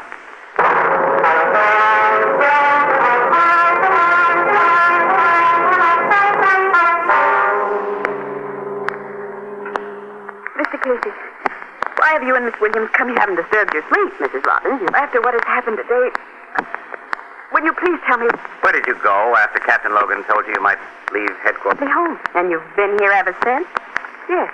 You didn't go to Paxton's pet shop. I know. Why should I? Well, the point is, did you? Certainly not. Paxton has been... Wait a minute. Hmm? That handbag on your table you carried when we met at headquarters, I believe, isn't it? Yes. Perfume. It was dropped after I came home, and a perfume flask inside was broken. What are you doing with my bag? I want to see what's in it. Give it to me. You aren't. Not only break a flask of perfume in your bag, but you leave a wad of $100 bills in it with a torn-off corner. It's perfect. No, that's what you two are talking about. And I don't know where all that money came from. Some change in my bag. If I'd come home alone... If you...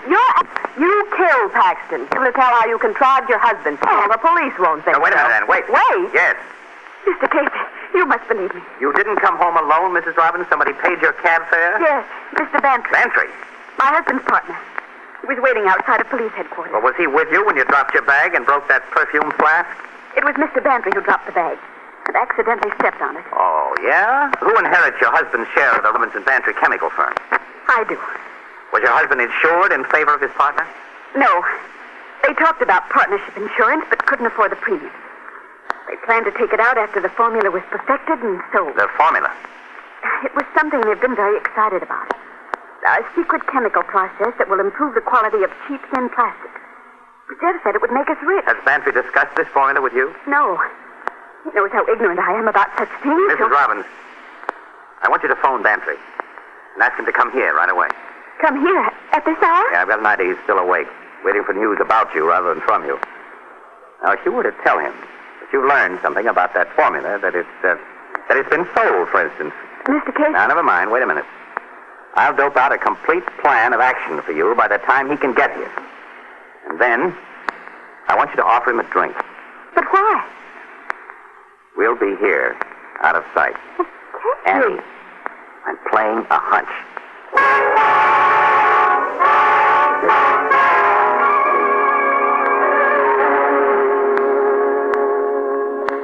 Come in, Mr. Bantry. Mr. Bantry?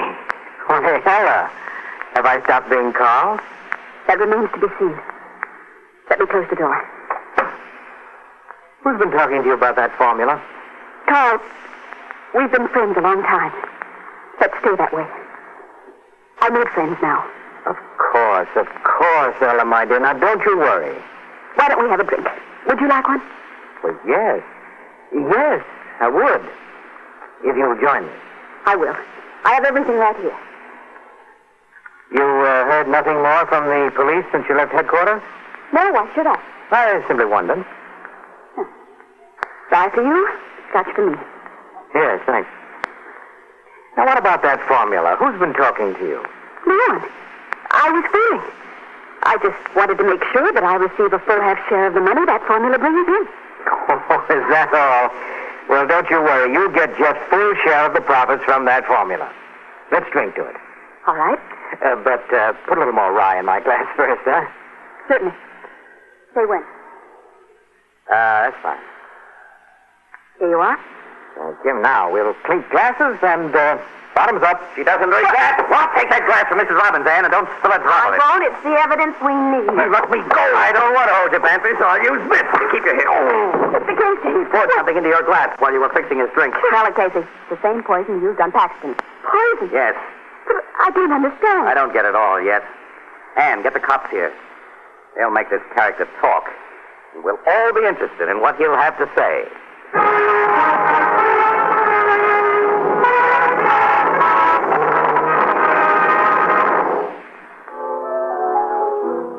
What did Bantry confess to the cops, Casey? Well, we have the full story now, and you can read it in the Morning Express, Ethelbert. I don't want to wait to read it.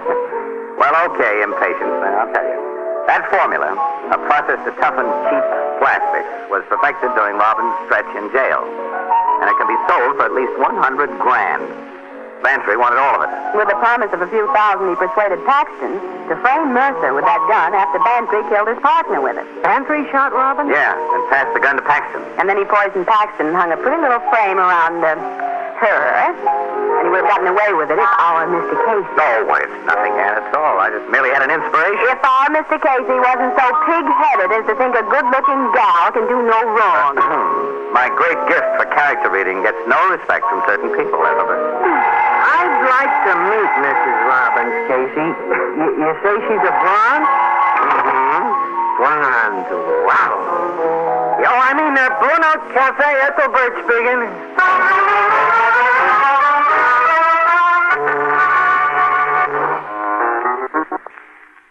The Anchor-Hocking Glass Corporation brings you Crime Photographer.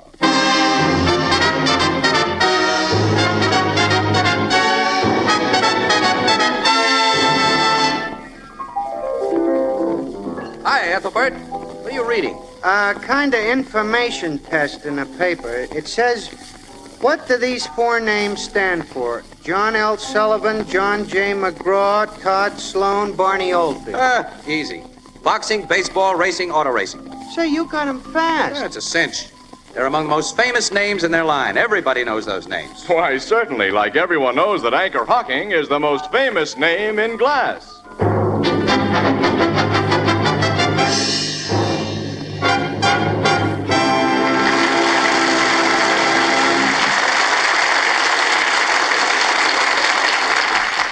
Good evening, ladies and gentlemen. This is Tony Marvin.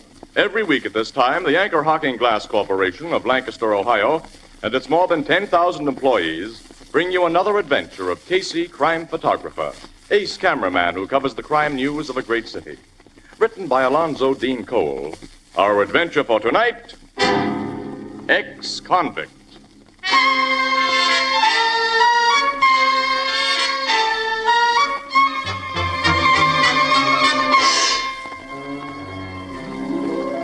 Morning. A highway leading from the city to its suburbs. At an intersection stands a hitchhiker dressed in new but strangely ill-fitting clothes. A battered-looking car slows down, and as it does so... Hop in, bud. Thanks. Where are you heading for? Ardendale? Ah, you're in luck. You're passing right through there. That's swell, mister. Casey's the name. Mine's Holden. Where are you going in Ardendale? Brinsley Road. The Maddox Estates? How'd you know? I just guessed. How long you been out? Out? Of the big house. Now, look here, if you're gonna be... wait a minute, don't get sore. You a cop? The sign on the windshield tells you my racket. Press. Mm-hmm. One of them wise guy reporters. No, just a dumb photographer. You remember my case? You took pictures of me when I was wrapped. Nope. Never saw you before. When a guy wearing a prison-issue suit is heading for Asa Maddox, the next con can't get an honest job anywhere else. He's always sent to old man Maddox. What were you in for, Bud? Armed robbery. First conviction? Yeah, 5 years. I had it come to me, though. Oh, you feel that way about it? Yeah. I'm not going to have it come to me again. What'd you say your name was, pal? Holden. Ben Holden. Well, who sent you to Maddox, Ben? Welfare Foundation? Yeah. I guess this Maddox is a pretty swell guy. You bet. Aces, from what I hear. I never met him, though. He's given a lot of guys that have been in jams fresh starts. Most of them are made good, some in a big way. At the foundation, they said a couple of rats had crossed and plenty. That's right. Been 2 cases during the past year. Guys he'd helped went out and pulled jobs while they were living on his estate. That's right. Nice characters. Yeah, I think so, too. What do you know about it? You never come out of stir without a friend? Finally, to have a decent guy offer you a break? Anyone who rats on a decent guy like that should have his heart cut out. No, I'd say you meant that. Ben, I think Mr. Maddox is hiring a pretty good boy.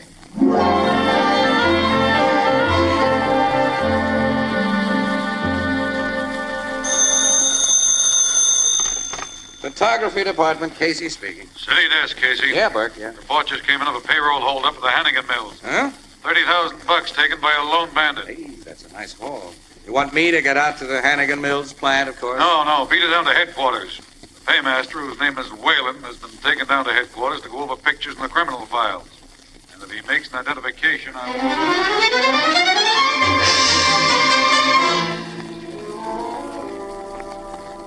Casey, here's that picture the paymaster identified. It's Ben Holden. Ben Holden? Discharged from Woolstick Prison a month ago.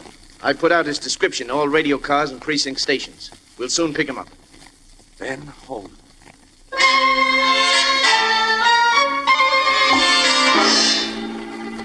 Calling all cars, all precinct stations. Discontinue search for Hannigan Mills robber Ben Holden. Discontinue search for Ben Holden. He has just been identified as hit-and-run victim of unknown car. Ben Holden is dead.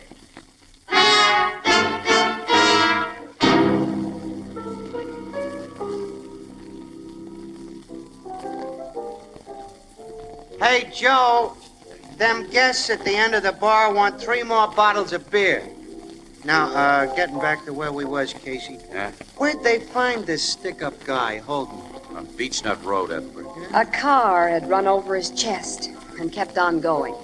Gee, this morning he lifts $30,000 at the point of a gun, and this afternoon he's in the morgue.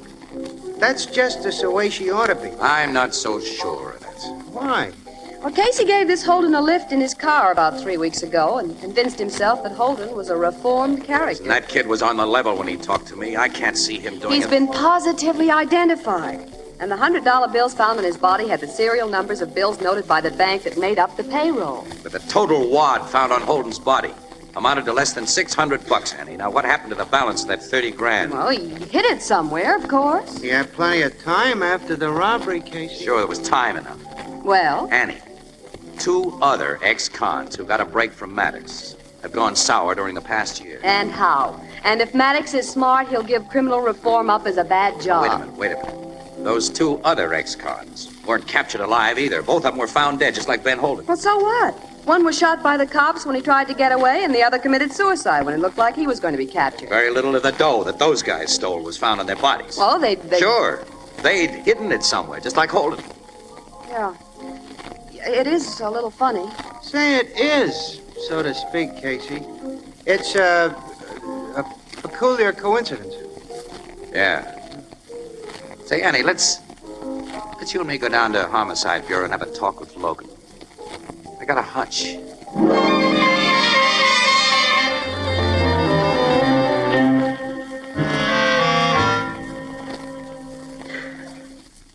AC, I'm afraid I'm buying this hunch of yours. Well, that's something from you, Logan. You mean, Captain, that you don't think Ben Holden committed that payroll robbery either? On the evidence, he must have committed it, Miss Williams. I want to know why. I've looked up Holden's record. He was a model prisoner. The prison authorities were very favorably impressed with his good intentions when he was discharged. Now, what made him go sour? Yeah, that's what got me going, pal.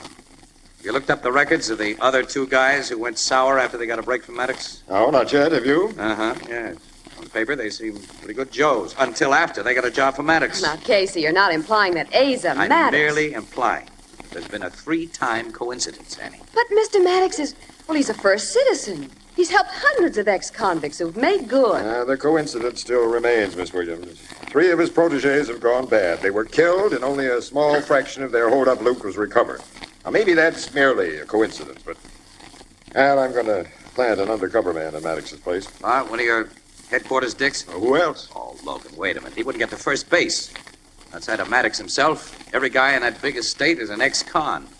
Those babies recognize cops like you do. Well, naturally detail the guy who was unknown to anyone there. They'll get wise to him. Of course, you have a better idea than mine. Sure. Let me be the undercover guy. You? Oh, that's it. Oh, Casey, you'd never get away with it either. Maddox doesn't know me. I've never run into any of his present staff of ex-cons, and I know a lot about the inside of prison. Remember, I once took a phony rap in order to get the goods on a certain guy. And in order to get an exclusive for your lousy paper. But of course, you're not thinking of anything like that now. Why, certainly not. I offer my services purely and nobly in the cause of justice. Yeah, nuts. Of course, if I do get an exclusive, the Express gives me a raise for getting it. Well, look, you want to see me get along, don't you, pal? Yeah, but I'm not saying where to. Oh, come on. Break down, tough guy. Give me a go-ahead. Because of your talent for being lucky, compensates your shortage of intelligence.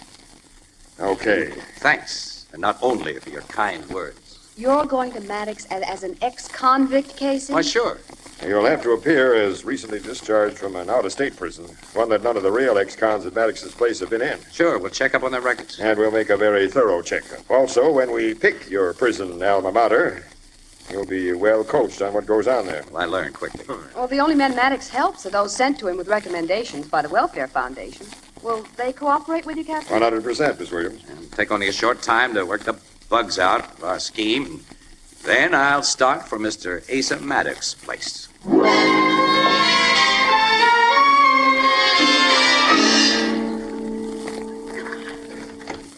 Morning. I'd like to see Mr. Maddox. Who are you? Who are you? My name is Eggles, punk. Mr. Maddox's butler. Yeah? Thought all butlers had English accents. So you got your education from the movies. Tough guy, huh? No, at least not anymore. If you are, punk, you come to the wrong joint. What's your name? Stacy. Huh? Dan Stacy. Foundation Center. Well, why didn't you say so right away? Come on in, Stacy. The boss is expecting you. Ah, thanks, Mr. Eggles. Plain Eggles. Eggles. Hey, just get out of the Stillwater pen, huh? Yeah. I'm a graduate at Dannemora. Hey, that's a real tough one, I guess. Yeah, it softened me up. If that ain't happened to you, you don't belong here. No? No. Mr. Maddox is a grand guy. He's going to give you a job here. Oh, he's had some disappointments lately, 3 of them. You showed signs of being a disappointment, pal. You're going to wish you never left Stillwater. Well, that's the way it is, huh? That's the way it is. Not only with me, but there's a few other ex-cons here who feel the same. Come on, Stacy. I'll take you into Mr. Maddox.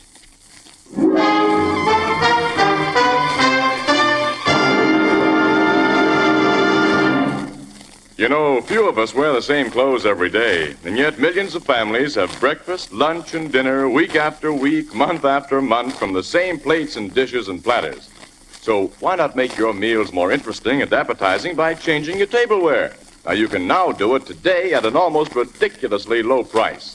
Anchor-Hocking has developed a brand new kind of dinnerware called Jadeite, spelled Jadeite, Jadeite.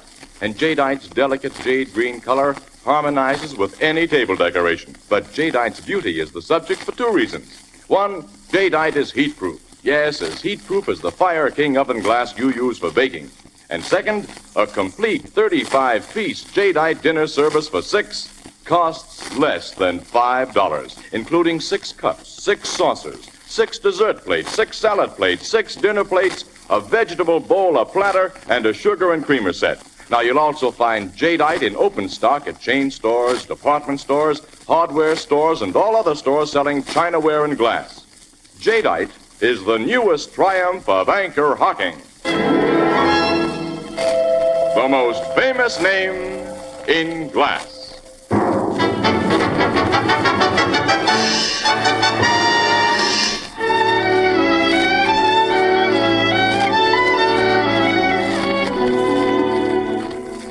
The Welfare Foundation has recommended you very highly, Mr. Stacy, so I'm putting you to work here. Thanks, Mr. Maddox. Your job will be a small one at first, but you'll find every opportunity for advancement. I hope I can make good, sir. Oh, I'm sure you will. You know the swell start I've made. I'm just out of prison. I might have been in prison had I not been lucky, Mr. Stacy. The difference between you and me has been only a matter of circumstance. That's the way you figure. Yes. Let's see. I made a pencil note of the employment I meant to give you. Dear, I'm so absent-minded. What did I think of it? Shirley. Yes, Mr. Maddox? What did I do with that note I made about... please excuse me. Miss Reed, allow me to present Mr. Stacy. Reed? Mr. Stacy. Miss Reed is my private secretary. Also, she's the daughter of an old and very dear friend of mine. Shirley, where is Here that... it is, Mr. Maddox. Mr. Stacy is to work in the garage as assistant to Butch Franzen. Oh, yes. Butch Franzen is my chief chauffeur, Mr. Stacy. Shirley, will you take my new friend Stacy to my old friend Butch and introduce them? Gladly, Mr. Maddox. Will you come with me, Mr. Stacy? Gladly, Miss Reed. Maddox, it's been a privilege to meet you. Well, mine is the privilege, my boy. Good luck. Thank you, sir. Quite a guy. Yes, all of us here think so. You're from Stillwater, Mr. Stacy. Yeah, Minnesota. They treat you well out there? Not too bad. My father died in Joliet. Yeah? Mr. Maddox is only our kind around him. Hey, you haven't... No, I've never been in prison. I didn't think so. Not with that face. You're pretty direct. Why not? I haven't an answer to that one. You did your stretch for armed robbery. Yeah, that's right. Get much? $20 in 5 years. Sucker, weren't you? And how? Going to be one again? No. Just stick to that. You'll be okay. You won't like washing and greasing cars under Butch Franzen. He's tough. Oh, well, I worked with tough guys before. I can soften him up for you. I think you could soften almost anyone up, Blondie. Including yourself? Go to work on me and see. Thanks. But Mr. Maddox keeps me pretty busy. When you have a little time to spare, look me up. Maybe I will.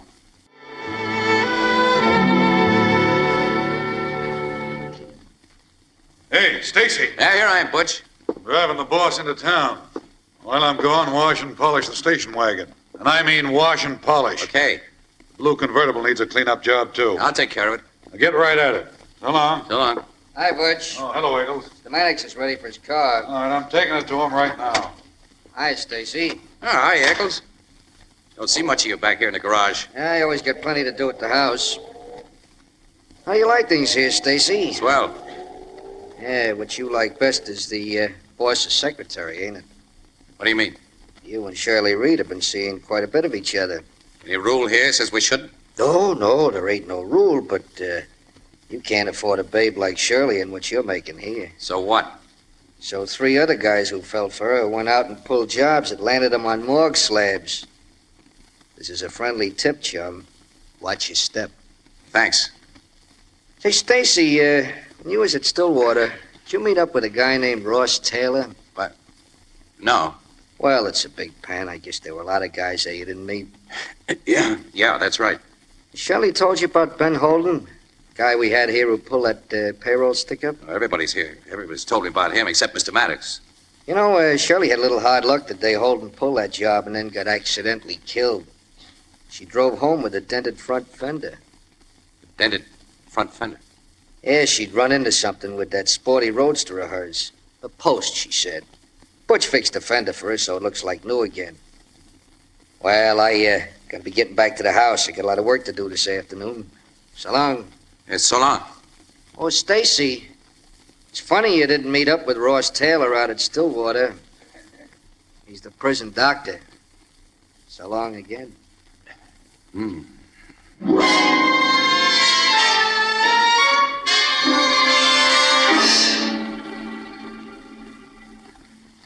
Casey, you think the butler Eggles is wise to him? He practically told me he is, Logan. But at the same time, he tipped me off about the dented fender. I got outside of this pay station as soon as I could to pass you on the word. You figure Eggles is playing on our side? He's playing Maddox's side. Eggles obviously believes that Shirley Reed's car was a hit and run that killed Holden. And that she's the works behind those 3 stick-ups. I think Holden and those other guys, those other 2 guys, fell for this babe so hard that they were willing to do anything she suggested. You think that guy Butch Franzen's in the deal with her? Well, there's an understanding of some sort between her and Butch, Logan. And he fixed that dented fender, don't forget. Well, play the 2 of them along, pal, but Watch your step. Yeah, I'm doing that little thing every minute. And when or if you've got a suggestion from her about a stick-up, get in touch with me right away. We'll throw a little surprise party. Yeah. Oh, I gotta get back to the garage now. Polish a couple of cars. That I'd love to see. I'll bet you would. Now, remember, you asked for this job, and it can't be too tough. It's never hard to play romantic with a glamorous blonde, even though you think she's loaded with trouble. Logan, look, have you told Annie Williams about everything? I've had to. You know how interested she is in what you're doing. She's especially interested in the blonde angle, pal. Play that blonde angle down, will you, pal? Way down.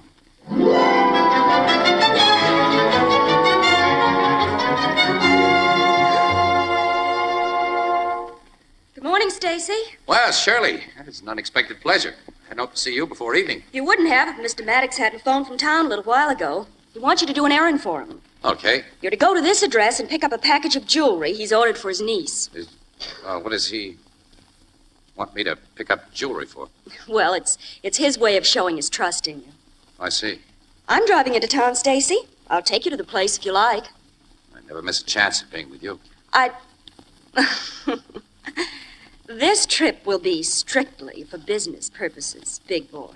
Oh, just like that, huh? Definitely.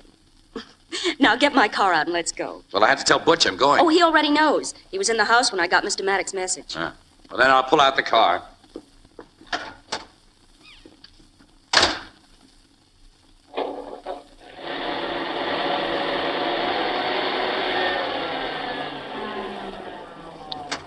That's a snappy little bus, this sport roadster of yours. It's getting pretty old. It's a 39. Looks like it just came out of the factory. Guess you never had any accidents with it. Oh, I've dented a couple of fenders, that's all. Recently? No, not for over a year. Now, you're lucky. Well, get in. You want to drive or shall I? I will. I like to drive men.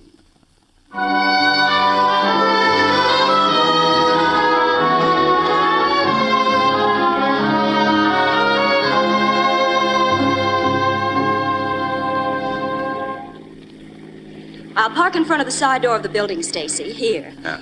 Now, the man you're to see, Mr. LeBlanc, is a wholesale diamond merchant. His offices are on the second floor. I see. Mr. Maddox left this sealed envelope with Eggles before I came to work this morning, and absent-mindedly forgot to tell me anything about it. Here, it's addressed to Mr. LeBlanc, and I imagine it's to identify you, so you'll be given the package. Just send the note in to LeBlanc, huh? Mm-hmm, right. You know, Shirley, a gal like you ought to have some nice jewelry. When I get it, it's going to be bought and paid for by a man whom I'm certain isn't a crook. You mean that? What do you think? Babe, I wish I knew. Oh, come on now. Get up to Mr. LeBlanc and hurry back with that package. Yeah, okay. Second floor, remember? And hurry. Yeah, I will. Yeah. I wish I knew.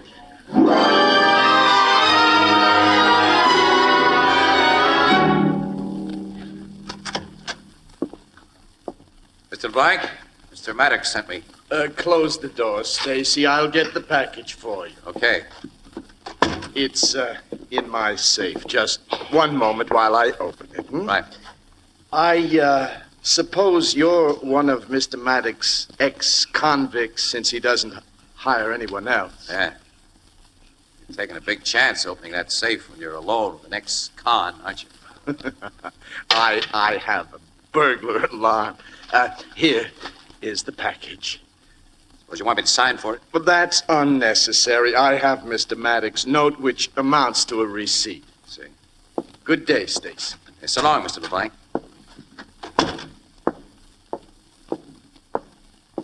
Hello, Stacy. Hey, Eggles, what are you doing here? Here to keep you out of trouble, bud. Come on down these stairs and hurry. What trouble? Shirley brought you here, didn't she? She's waiting for you outside. Yes.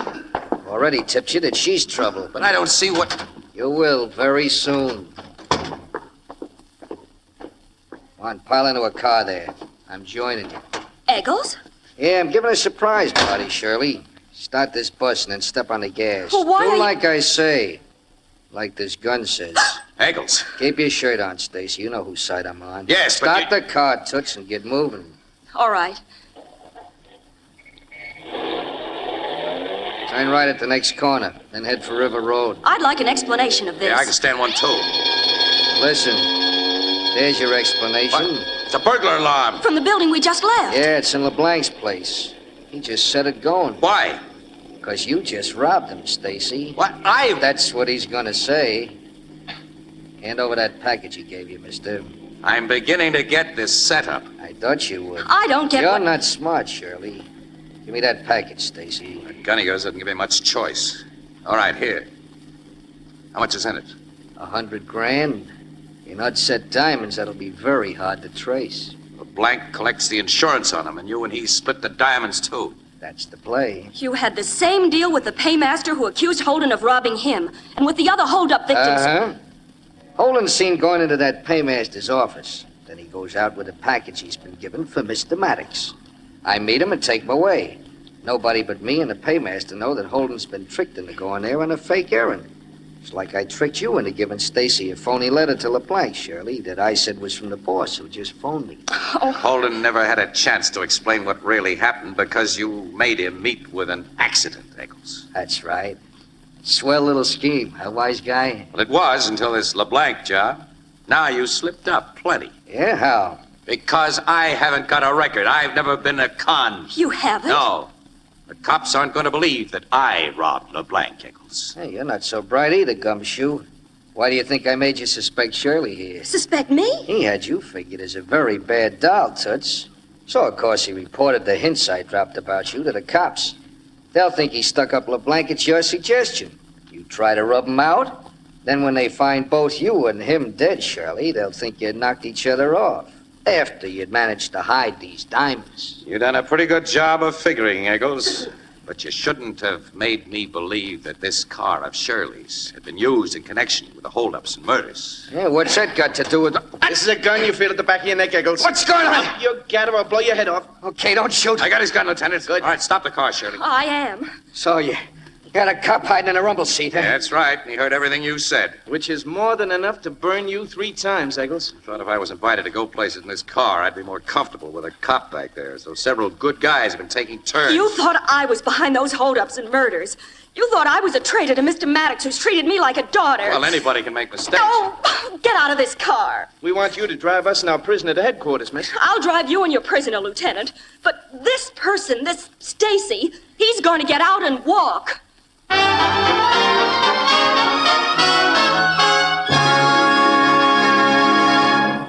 We'll join the crowd at the Blue Note in just a moment.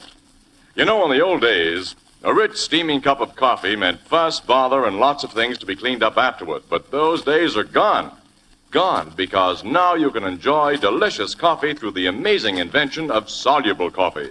A spoonful of this new kind of coffee in the cup, hot water, and there you are. Delicious coffee, quick as you can say Anchor Glass. And Anchor Glass helps bring you the convenience of soluble coffee, because 2/3 of the packers of soluble coffee protect their products against harmful moisture by using clean, sanitary Anchor Glass containers and Anchor caps.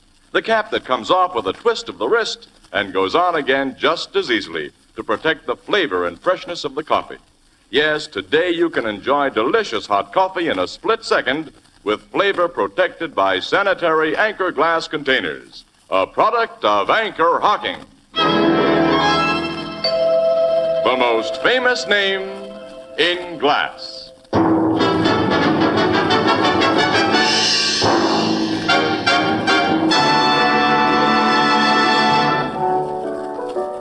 So you had a nice long walk, Casey, huh? Sure did. I couldn't get a cab, Ethelbert. There was a strike on the bus lines.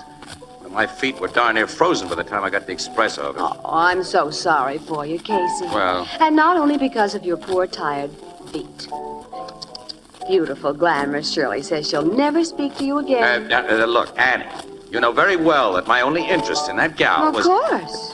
You were merely trying to solve a crime and to get an exclusive for the paper. Why, of course. But you had a nice, cozy time investigating that blonde and getting the wrong answers. Blondes. Wow. Oh, I don't know what there is about them. I do. What? You silly men.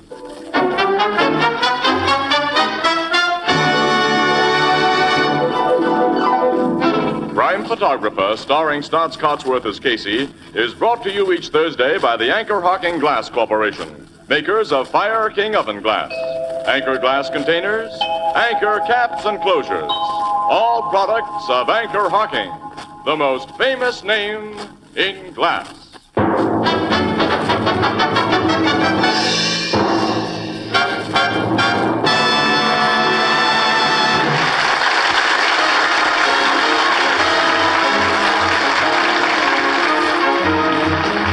Photographer is directed by John Dietz and is based on the fictional character of Casey, created by George Harmon Cox. Original music is by Archie Blyer, and the program features Miss Jan Miner as Ann and John Gibson as Ethelbert.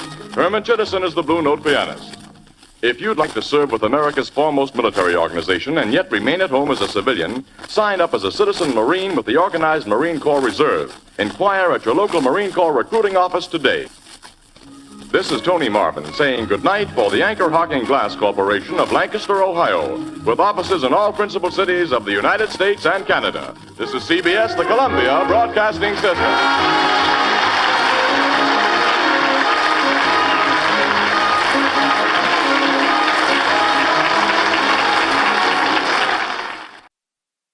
The Anchor-Hocking Glass Corporation brings you Crime Photographer.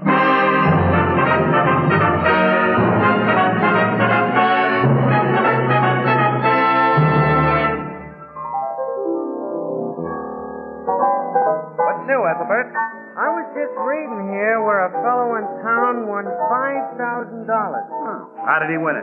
He sent in the winning name to a radio contest. See, $5,000 is a lot of money for a name. Well, I don't know. A good name can be very valuable. What do you say, Tony? Oh, yes, indeed. You know, some people buy a good name and other people earn it. Like what? Well, like Anchor-Hocking earned their name by years and years of great work. And that's why today, Anchor-Hocking is the most famous name in glass.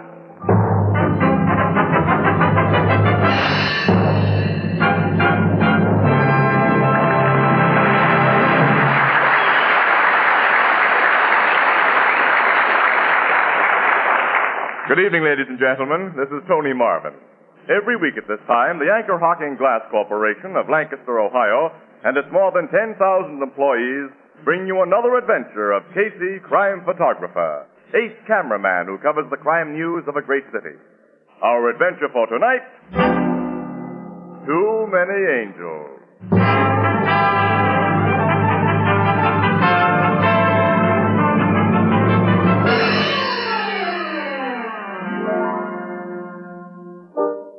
The Blue Note Cafe, early evening, and we find Ann Williams, news reporter for the Morning Express, perched on one of the high bar stools.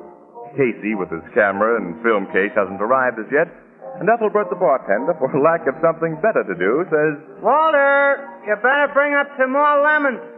And Ann says, Gee, I hate to go home tonight. Just hum the chorus, Miss Williams. Maybe I've heard it.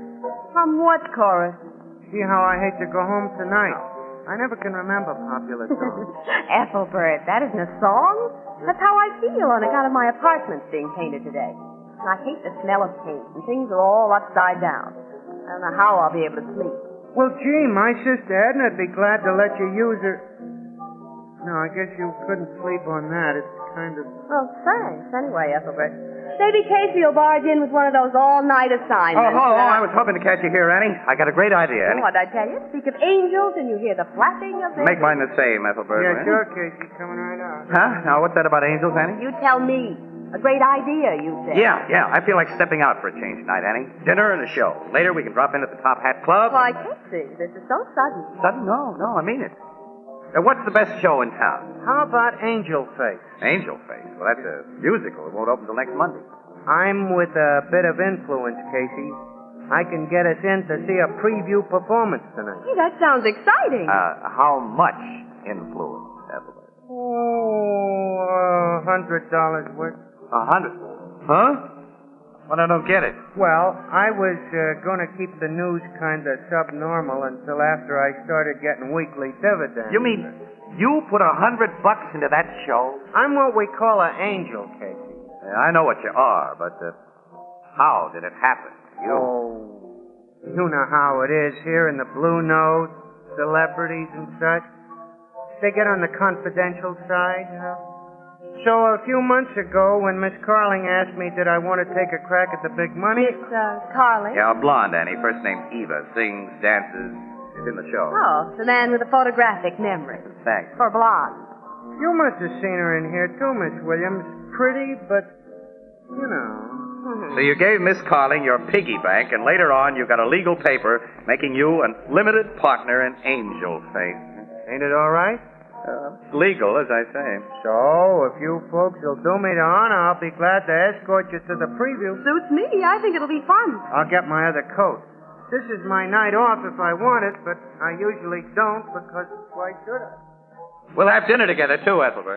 Anything to keep me out of my four walls tonight. The apartment's being redecorated, and I'm afraid to go home. Oh, Annie, what a sucker, that poor guy. I read the out-of-town notices. Angel Face is so bad they're going to have to produce it again before the critics can even call it a flop. Oh, for heaven's sake, well, don't tell Ethelbert. It cost $200,000 so far, Annie. Had all kinds of trouble, and on top of that, Carlo Chapman is the artistic genius behind the whole mess. You mean the nightclub owner? Yeah. Kind of a splash for $100 making that show, with or without Chapman behind it. Oh, poor Ethelbert. Isn't there something you can do, Casey? I ought to go backstage and turn Eva Carling over my knee and spank her. Don't be silly. Huh.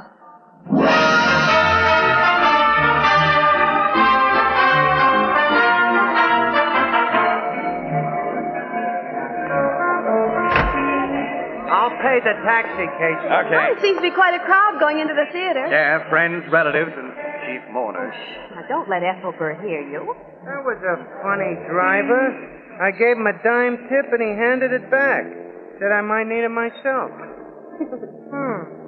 Well, let's go in by the stage door. Why the stage door? I want you should both meet Miss Carling. Miss Williams, she's a very charming chanteuse. What? That's theatrical language for singer, Casey. Oh, I see. You're studying up. Yeah. Okay, Ethelbert, let's go.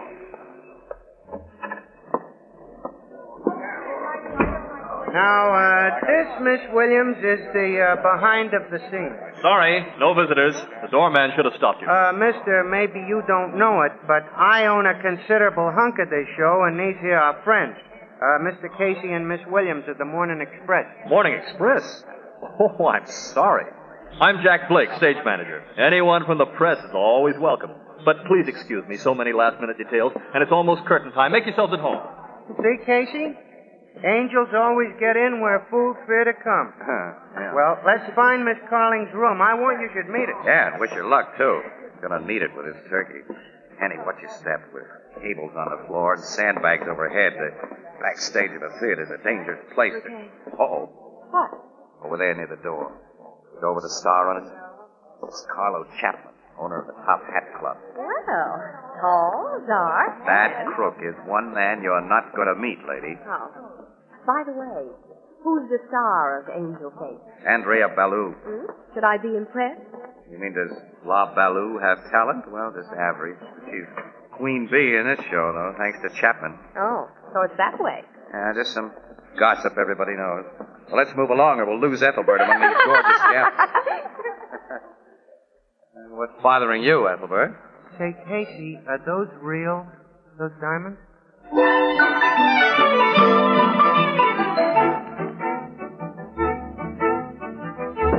Overture, Mr. Hanson. Overture, Miss Bosley. Overture coming up, Miss Carling. Overture, Miss Carling. Well, we've enjoyed meeting you, Miss Carling. We'll get on out front. Good luck. You look lovely, Miss Carling. That's the very original hairdo, sort of Veronica Lake-ish. Yeah, it certainly hides your sort of blonde, I mean. Yes. It's one of you to wish me luck. I'm sorry I'm not myself tonight. We understand. Preview butterflies, huh? Yeah, something else. Nobody can kid me. This show is going right down the drain. Right now, I know it. I sure wish you had your money back, Ethelbert. Well, gee, Miss Carling, where there's life... Life? Yeah. Angel Face might live if Andrea Ballou drops dead. She's a double-crossing microbe with a neat pan and a mink coat. Don't you like her? Ever since I can remember, Ballou has been in my way. I should have had that star part, so I'm lucky to be her understudy. Someday I'll take care of that she-devil. She can't push me around. I won't take it. Sorry to have to shoo you out, folks. Oh, that's all right. That's all right, we understand. Well, what's wrong with you, Eva? Nothing at all. You ought to know everything's just done. Sorry, Mr. Casey, Miss Williams. Everybody's keyed up tonight. Follow me. We can go down these stairs. I don't know if it would help or not, Mr. Blake, but suppose I take a few shots of your star. Miss Ballou? You mean now? Why not? Why, yes, we can use some publicity.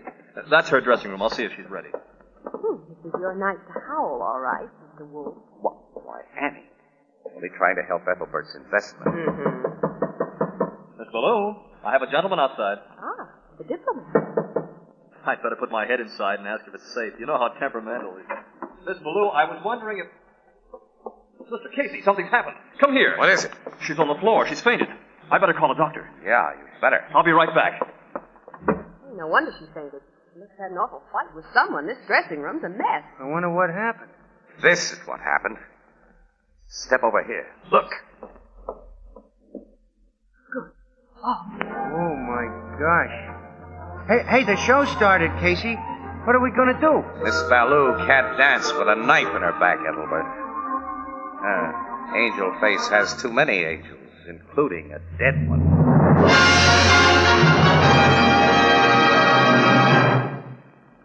Our story will continue in just a moment.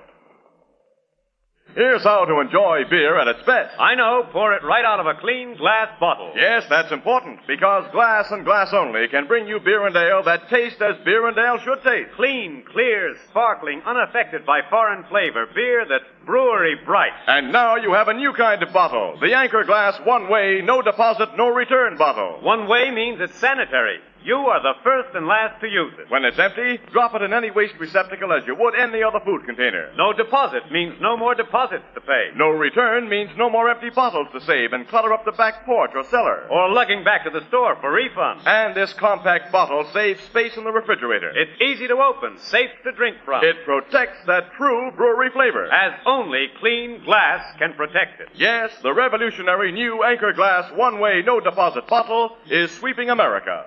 For perfect flavor, demand beer in glass bottles. For extra convenience, demand your favorite brand in the new Anchor Glass one-way, no deposit bottle. A product of Anchor-Hocking. The most famous name in glass.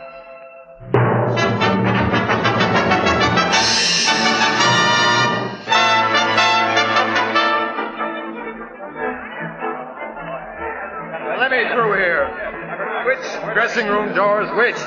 Say, who's in charge backstage? Get these people out of here. Let me through. Who is he, anyway? Ah, Miss Williams. You got here mighty quick. This way, Captain Logan. So did you. I suppose Casey's somewhere. He most certainly is. In here. Hello, Logan. What are you doing here? I'm a news photographer, remember? I just happened to be driving by and got the radio report myself. How'd you find out about it? A knifing, huh? Yes. We were attending the preview of this show. I asked Blake, the stage manager, if I could take some pictures of Miss Ballou. We knocked, and nobody answered, so we came in. Found this. Well, our tech squad will be here in a few minutes. In the meantime, I hope you haven't disturbed anything in here. Wait a minute, Logan. Act your age. You know me. Just a few pictures, that's all. Maybe I can save you some time, the though. looks of this place, it must have been quite a fight. Get that stage manager in here. I'll get him, Captain. A fight between two gals. Gals? Yeah. Look here. Strands of yellow hair caught in her nails. A blonde. Stage manager Blake. We'll wind this business up quick. Blake, round up all the blondes in this company. I think there's only 4 of the girls. Yeah, the one I want has scratches on her face or arms. She's probably tried to hide them with makeup. I'll catch the girls now before they leave the theater. And there's Miss Carling, who might have something to hide behind a Cocker Spaniel hair. We'll get to her. Now, about this knife. Oh, hello, Chapman. So, you're here, huh? Why shouldn't I be? I have an interest in this show. They tell me there's been an accident. That's too bad. You ever see that weapon before? I didn't come here to answer no questions. But I'm one of those fellows like to help the cops. I had a falling out with Andrea tonight. I got nothing to hide. That's my knife. I recognize it. Had it in my desk at the Top Hat Club. Disappeared 3 weeks ago. Your lawyer tell you to say all this? If you figure you can hang anything on me and make it stick, Just say the word. Chapman, I'll talk to you later. Right now, all I want is a blonde. Yeah. That's all most men want, Logan.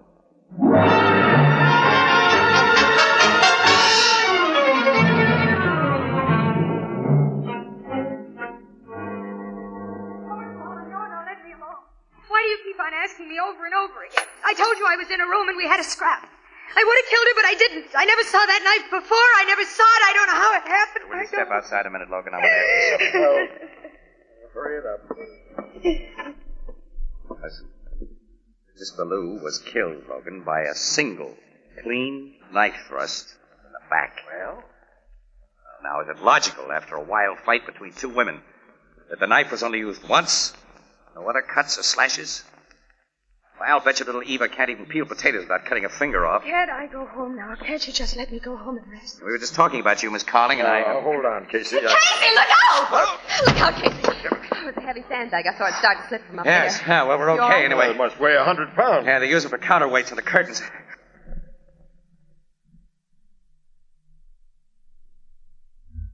Yeah. Look at it cord. Yeah. It didn't wear out or come loose. It was cut with a knife. Flanagan, get some more light on back here. Come on, Casey. We'll take a look up there in the catwalk, all right? I'll go up to the flies this way, Logan. If anybody's up there, we'll soon find out. Careful, Casey.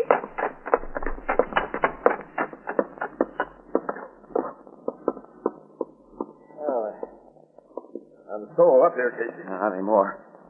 But I got out through this door to the roof, though. Got away over the fire escape. Yeah. Down.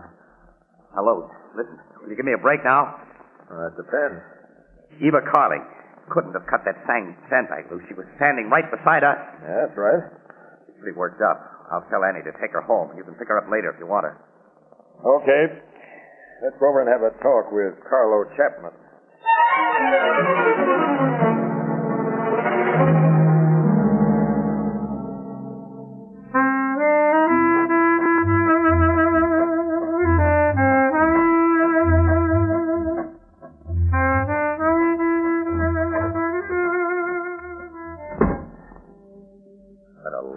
Office, huh? Soft light, softer rug, all the glossy pin-ups along the walls. The Top Hat Club seems to feature dance teams. If these pictures mean anything. Yeah. Here's a shot of the late, unlamented Miss Andrea Ballou, kicking up her pretty ankles with a dancing partner. Boy, looks kind of familiar. Oh, good evening, Mr. Chapman. Admiring your picture gallery. Sure. Look around, plenty. Sorry I wasn't here. Been doing a little exercise. Yeah? Up and down fire escape? What? Oh, never mind. Say, who's the lad with Miss Ballou in this shot? He used to be part of the team. Blue and Ballou. I gave him their start here at the club. Blue and Ballou? Sounds funny. He got hurt. Couldn't dance anymore. So Miss Ballou had to do a single act. Now, let's cut out the small talk. I don't know nothing more about the knife, Captain Logan. Any idea who might have taken it? No. What did you and Ballou quarrel about in her dressing room tonight? I told her if she didn't behave, she was through. Who could take her place if she was? Understudy. Eva Carling. Did you promise Eva anything in case Andrea Ballou was out of the picture? Well, if you want to put it that way, yeah. If we ever open the show again, Miss Carling will be a sensation.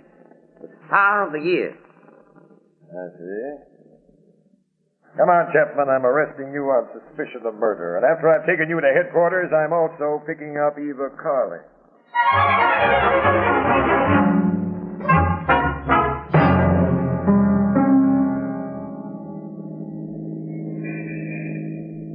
Casey, there's no use sulking. I'm not sulking. I'm going to pick up Eva at her apartment and book her on a charge of homicide, at least. If we get more evidence. Yeah, she and Miss Williams should have had plenty of time to get there by now. Yeah, I guess so. Now, look, Casey, Miss Carling was Chapman's new girlfriend. She knew Ballou was in her way. She had a motive, all right. So she took Chapman's own knife, stuck it in Ballou's back. All of which would point the finger at Chapman. I'll go this far with you, Logan. Little Eva may have a hunch who did put Ballou out of the way. Right now, I'm trying to dig something out of my memory, though. Ever since we were in Chapman's office, I've been scratching my head. So where are we? Eva Carling. Is that the building across the street, Flanagan? Yes, sir. The address Miss Carling gave us. 317, apartment 4B. Looks like a 4-story walk-up. Well, come on, Casey. Let's start climbing.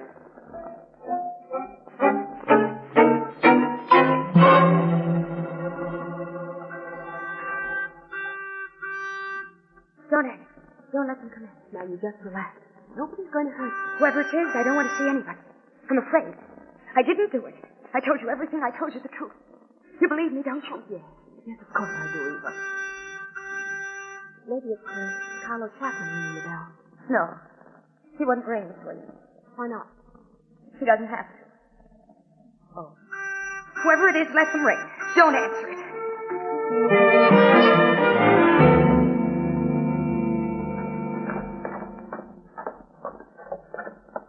Funny.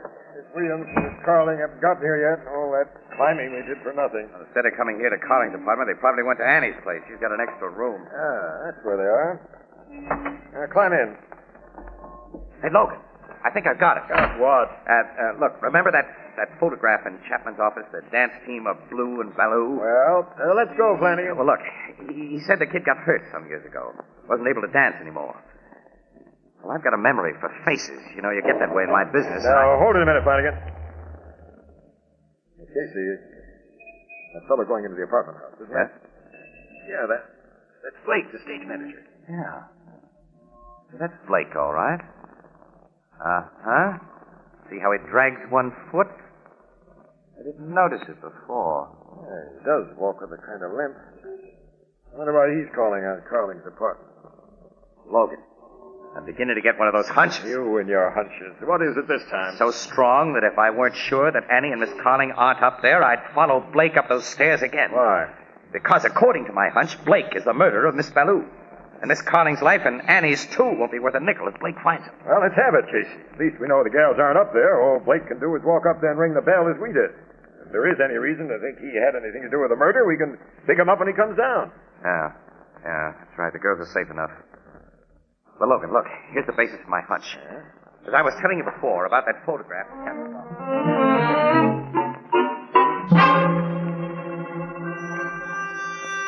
There they are. There they are again. Don't let them know we're here. Believe me, Carl. I think you should answer them. No one wants to hurt you. If it is the police, they'll only want to ask you some more questions. All right, Miss Williams, if you think so. Set them in. It couldn't be worse than sitting here with you. Good. I'll ask who it is. Who is it? It's Blake. Oh, see, it's only Mr. Blake, the stage manager. Oh, I'm coming, Mr. Blake. Come in. Get over there and sit down with Eva. But I don't see what... You see this, don't you? Get over there. It's a lot more effective than a knife. What do you want, Jack? You saw me go into Baloo's dressing room just after you came out, after you scrapped with her. But you'll never tell the police. No, I didn't see you go in, Jack. I tell you, I didn't. I thought I'd pick you off with that sandbag, but now I'll have to try again. You're a fool to think you can use that gun and get away Listen, with it. I waited a long time to take care of Andrea. 7 years. She knew Chapman crippled me, so I couldn't dance again. Well, she'll never dance again either. When I leave here, I'll take care of Chapman. I couldn't make the cops think he used his knife on Andrea. Too bad you had to be up here tonight, Miss Williams. But that's how it is.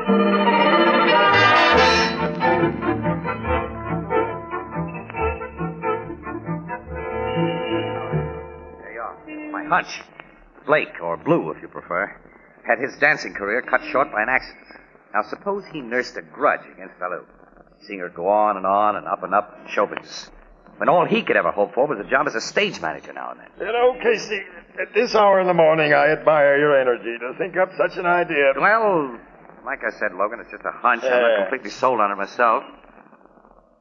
I wonder what's keeping Blake so long up there. He's wearing that door buzzer around. Casey, that's a theatrical apartment house. Lots of theater people live there. He probably lives there, and he's in bed asleep by now while we sit out here in the cold. I'll pick him up tomorrow for more questioning, but right now I'll settle for Eva Carling, and then I'm going home. Flanagan, you know where Miss Williams lives. Step on the starter. We're going there.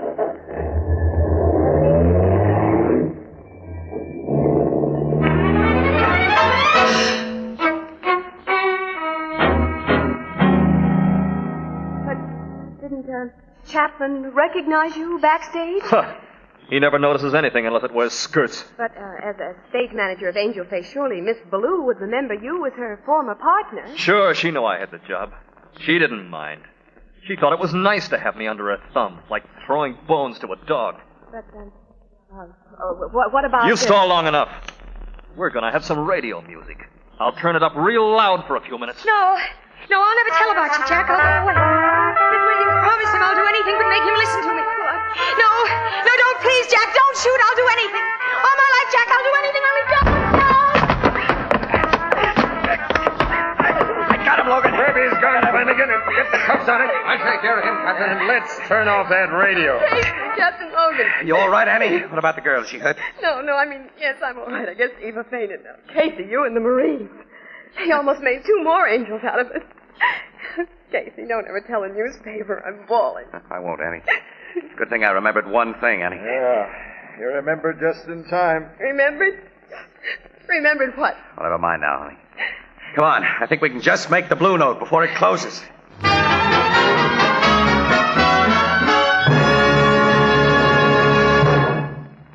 We'll join the crowd of the Blue Note in just a moment. It's not far from Thanksgiving, and all reports are that turkeys are plentiful and big. And that means in most homes there'll be lots of delicious turkey leftovers. And many a smart housekeeper is going to make delicious, tasty dishes from leftover turkey because she's going to oven bake them in a big Fire King casserole. And how the family will enjoy those big, steaming casserole dishes, particularly when they come to the table warm, fragrant, and appetizing in beautiful pale blue Fire King oven glass. Now, Fire King oven glass is amazingly easy to clean, amazingly sturdy. Now, you'll find Fire King oven glass in 5 and 10 cent stores, department stores, and all other stores selling household glass. Fire King prices are amazingly low, and every piece is guaranteed for 2 years against oven breakage. Insist on genuine Fire King oven glass by name. Fire King oven glass is a product of Anchor-Hocking, the most famous name in glass.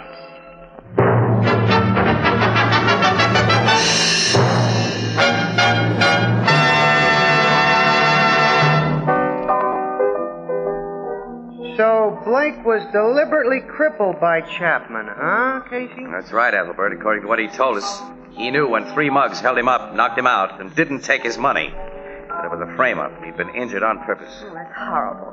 That was 7 years ago, you say? And there's no way to pin it on Chapman? Well, if Miss Ballou was alive, she might, but... But why did Chapman bother with Blake 7 years ago? Well, Blake and Ballou had an ironclad contract that neither could break. Mm-hmm. Miss Ballou met Carlo and saw her big chance to latch onto the big time.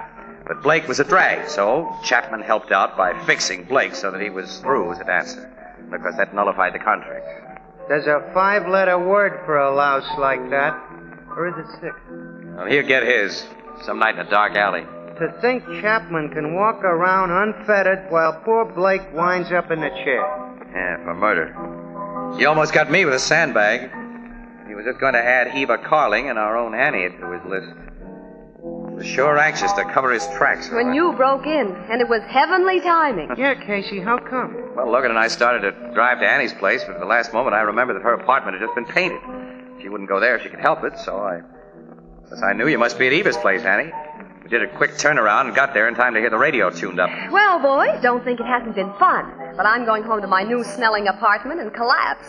Wait a minute, Annie. I got a bright idea. Oh, I know. You feel like stepping out tonight. No, tomorrow night, Annie. We'll have dinner and a show. What's a good show? How about Hello Broadway? There's a preview performance. Wait a minute, Evan. Wait. Don't tell me. Not again. Well, as my sister Edna says, quote, most of us keep one eye on the temptations we pray not to be led into. Unquote.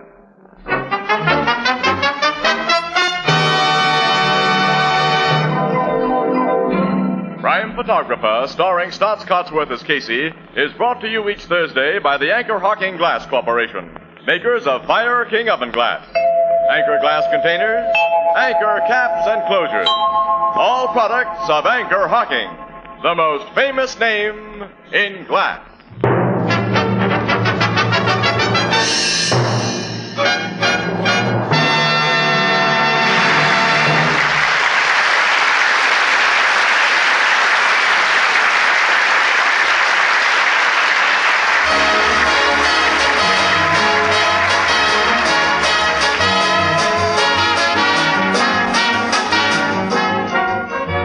Photographer is directed by John Deese. The original music is by Archie Blyer, and the program features Miss Jan Miner as Anne and John Gibson as Ethelbert. Herman Chittison is the Blue Note pianist. Tonight's story was written by Albert Barker. This is Tony Marvin saying goodnight for the Anchor-Hocking Glass Corporation of Lancaster, Ohio, with offices in all principal cities of the United States and Canada. This is CBS Columbia Broadcasting System.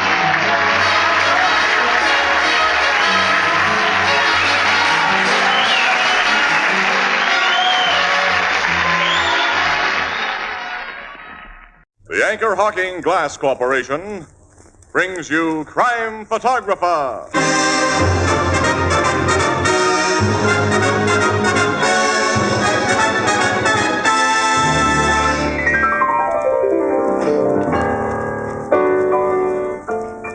Casey, wasn't that hypnotist over at the Oddfellows Hall really something? Yeah, he sure had some surprising stunts, didn't he? Yeah, like when he put those guys to sleep.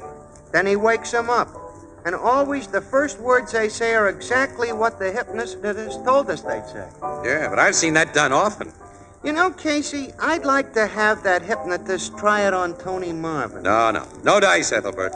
No matter what, as soon as Tony woke up, he'd say... Anchor-Hocking, the most famous name in glass.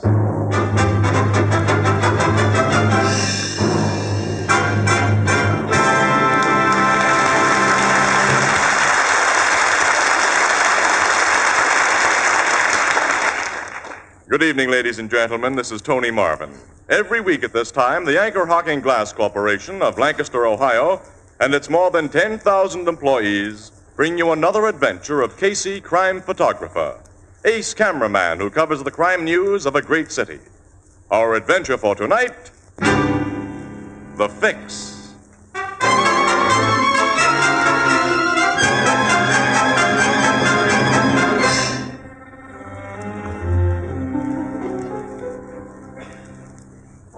Early afternoon, the Blue Note Cafe. Ethelbert, the head bartender, is engaged in conversation with a rather weak-looking young man and a very good-looking young woman when the street door opens and... Whoa. Oh, it's nice and warm in here, Casey. Boy, does that heat feel good, Annie. Wow, look who's here. Hi, Ethelbert. Hi. Hello, Ethelbert. Casey. Huh? But doggone. How are you, Archie? Fine, and you? Well, I'll feel better when spring comes. Don't you remember me, Casey? Mildred. Hello. Well, what do you know? Say, you look like a million in that mink coat. Thank you. I gather you know these folks, Casey, huh? I've known Archie ever since he was a punk in grammar school, Ethelbert, and Miss Sells Our here. acquaintance goes back only a few years to the Warren affair. Yeah. Oh, excuse me, Miss Ann Williams, Miss Mildred Sells. Hello, Miss Sells. How do you do? And Archie Purcell. Pleasure, Miss Williams. Thank you. You know Archie's father, Annie. He's one of our favorite cops. Not Lieutenant Purcell. Mm-hmm. He's my old man. Well, we have a great admiration for your father. Yeah, he's quite a guy. They don't come any better. Well, Miss Sells and I must be running along. We have a date. Yes, it was nice meeting you, Miss Williams. See you again, Casey. That goes double. Must get together sometime. Yeah, we'll try to, Archie. I paid you, didn't I, Ethelbert? Yeah, we're all square. Well, see all of you again. Yeah, so long. Bye. Bye. Come again. We will, Ethelbert. Blondes. Wow. There goes one beautiful babe, Casey. Yeah. She's dynamite, too.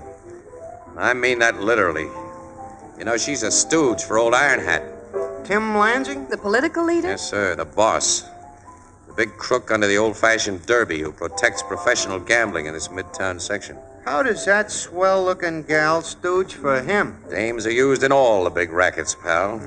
Like the boss of the Philistines hired that babe Delilah to soften up Samson, huh? Been catching up on your reading. Well, that's the classical case, yeah. Casey, Lieutenant Purcell has caused Lansing more trouble than anyone else in this town. He heads the gambling squad, and if that Mildred Sells is making a play for his son... I thought of that, Annie, the moment I recognized her. Say, you were talking to them when we came in, Ethelbert. How did he and Mildred act together? Well, they seem pretty sweet on one another, Casey. She may be legitimate this time and just like Archie. Say, Casey, she said you met her at the time of the Warren affair. What did she mean? The murder of Mike Warren. Murder? Of Mike Warren? Yep, he owned the clip joint where Mildred worked, and somebody put a bullet through his head one morning. She was questioned like all his employees. I remember the case. Oh, so do I, vaguely. Warren's murder's still unsolved, isn't it? Yeah. Say, what did you hear Archie Purcell and that girl talk about while they were here, Ethelbert, huh? Oh, he introduced me to the gal. Mentioned he just bought ringside seats for the big fight on Saturday night, right in the middle of the third row. The third row? Mm-hmm. He and the gal was going together, he said. And he bought them? Uh-huh. From a scalper. Hey, scalpers are getting $200 apiece for ducats like that, and Archie's job can't pay him much more than that a month. Well, Casey, do you suppose Say, it's peculiar. Yeah, pal. It's very peculiar.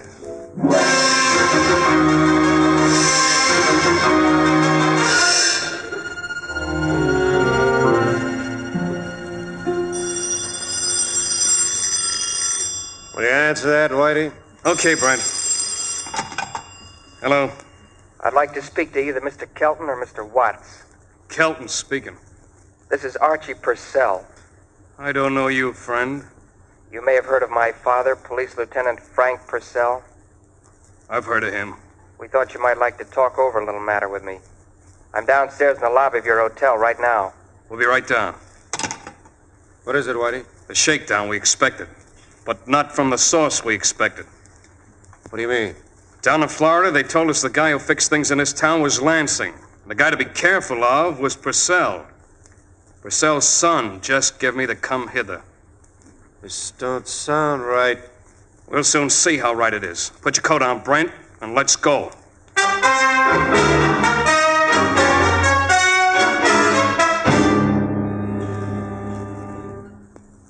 I imagine you gentlemen have convinced yourselves of my identity. You're Lieutenant Purcell's son, all right.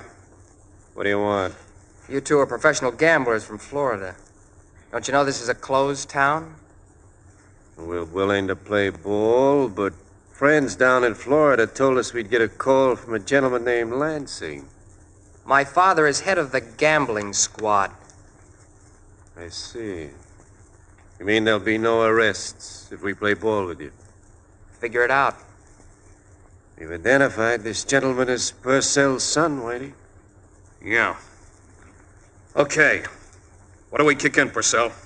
$1,000 a week. Hey, that's murder. We're not big timers. We run small games. $1,000 a week in advance. No. We're hooked, Whitey. Pay the man. Okay, Brent. But remember, kid, this buys us complete protection.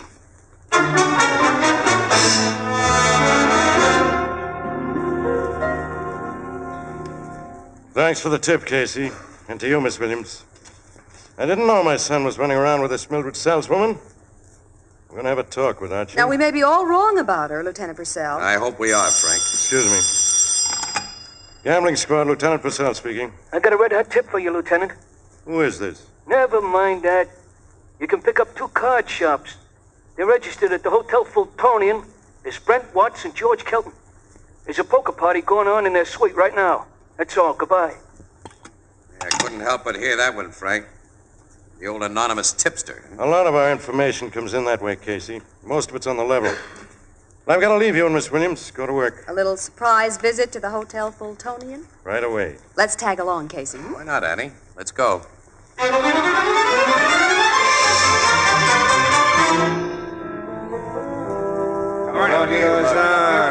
What is this? Hey, what's the idea you cops busting in here? All of you men are under arrest. You're making a big mistake, fella.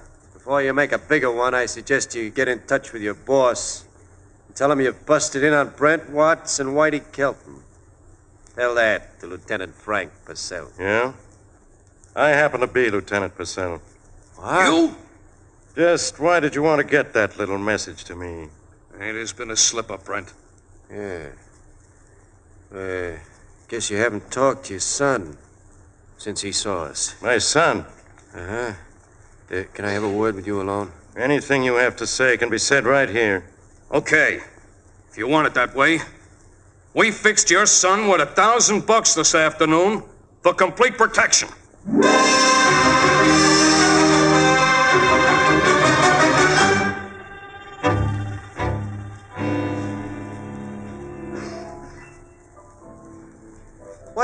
to them gamblers, Casey? Lieutenant Purcell got the full story about Archie from him, then took him to headquarters and put him in cells. Archie had traded on his father's reputation to extort dough, huh? Yeah. What does he say about it? Archie, I mean. Oh, he hasn't been found yet. And Mildred denied that she knew anything about Archie's fix racket. Yeah, but the whole thing smells like old Iron Hat Lansing. One of his lawyers sprung the two guys this morning. What does Lansing get out of it, Casey? Well, he's thrown suspicion of bribery on Frank Purcell. Well, how? Purcell raided them gamblers and threw them into the cooler, which proves he wasn't protecting them like his son promised. Yeah, but a lot of people will think there was a slip-up, though, Ethelbert. That Archie neglected to tell his father. I wouldn't. On the strength of just this one instance. No, I wouldn't either, Casey. And their accusation can't be blown up into a news story. Nothing novel about racketeers accusing cops of dirty work. Last night's affair won't even get into print. Well, not as it stands now, but... There's the bar phone. Excuse me. Go ahead, answer it. Blue Note Cafe, Ethelbert speaking. Just a second. Your city desk, Casey. Huh? Your city desk. Hello. Yeah, she's here too, Bert. Haskins Memorial Hospital.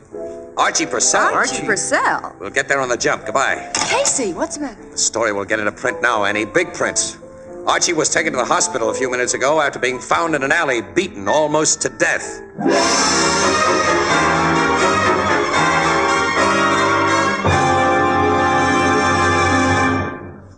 Perhaps once in a decade, a new material is perfected which changes our standards of value. Now, such a material is jadeite, spelled Jadeite, jadeite.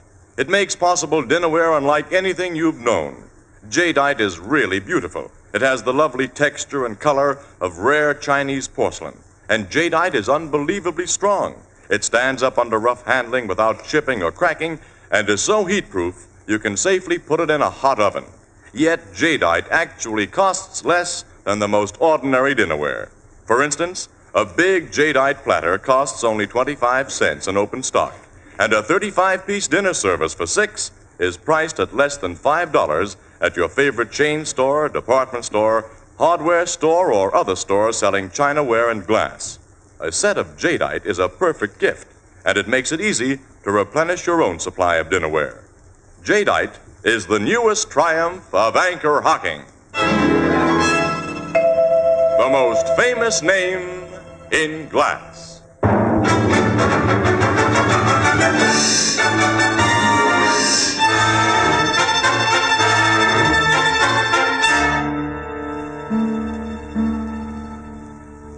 Since the doctors wouldn't let us see Archie Purcell, Captain Logan, suppose you tell us what he had to say, if anything. Well, he confirmed the story Watson Kelton had already told. Shook him down for $1,000. Yeah, Casey. He completely absolves his father of having any knowledge of his fix racket. And that won't help Frank Purcell much with the commissioner or the public. No. What did Archie tell you about Mildred's cells? He denies that she put him up to his racket or that she knew what he was doing. What did she have to say? Denies everything we think is so. We can't even hold her. Well, who gave Archie his beating? He says he doesn't know. Says it happened so suddenly he had no chance to see what the two guys looked like. Two guys, huh? Watts and Kelton were freed on bail this morning, They had plenty of motive to go after Archie, Miss Williams. And when my men find him, they'll have to prove they didn't do the job. Did you find anything at the scene of the beating? No, but the guys who worked on Archie didn't do it just for fun. They cleaned his pockets before they left him. Well, they took his dough, huh? Took everything. Come in. Detective Griffo just brought in those two gamblers, Watson and Kelton, sir. That's fine. But they claim to have an alibi for the time of the beating. Yeah? They say they were with the lawyer who sprung him this morning at John Ferris. Here's his home phone number, sir. I'll call him right now. Not that I'd take the unsupported word on a Lansing's trained mouthpieces. It's beginning to look as though an alibi's been carefully set up for him, Casey. Hello. I want to speak to Mr. Ferris, please. Oh, Ferris, this is Captain Logan. We've got two new clients of yours here at headquarters, Watts and Kelton. I'm sure you can tell me where they were between 8 and 9 this evening. Huh? You haven't seen them since noon today. No alibi? Thanks. That's all. Goodbye. You hear that, Casey? Yeah. Gives me the idea that those guys may be telling the truth and somebody's trying to frame them. Yeah. Ferris may have got him to his house tonight, just so they couldn't establish a real alibi elsewhere. But why? I don't know, Miss Williams. Yet. Sergeant, bring in Watson Kelton. We'll hear what they have to say.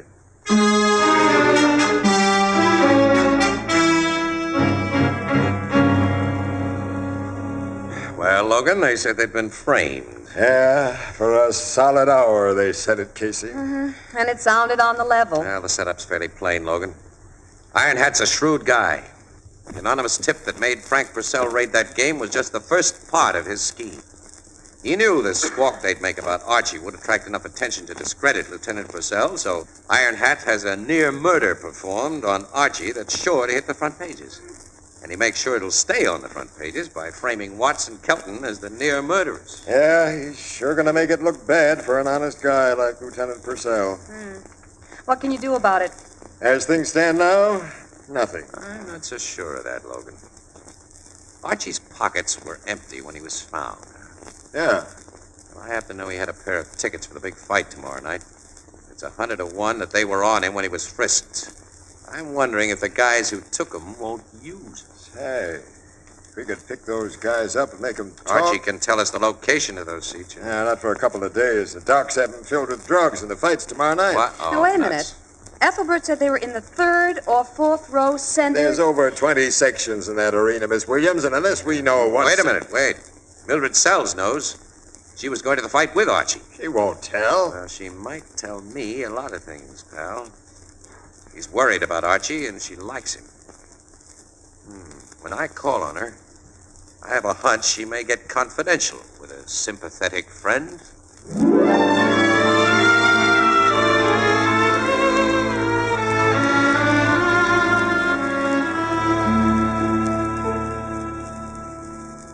You've just come from the hospital, Casey. Yes, Mildred. Well, how is Archie?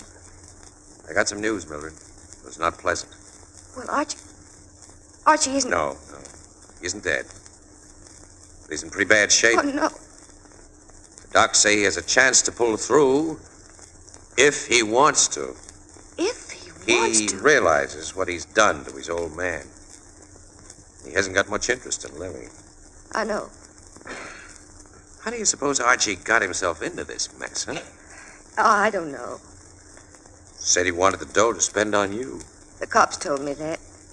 What gave him the idea to get the dough that way? I don't know. Archie was going to take you to the fight tonight, huh? Yeah. Get tickets for swell seats. Remember where they were? I couldn't forget. He was so proud of having gotten them, he told me over and over. Yeah. Where were they? Numbers 8 and 9 in the 3rd row of Section F.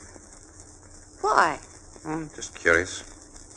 You know, Mildred, you're the only one who can save Archie's life.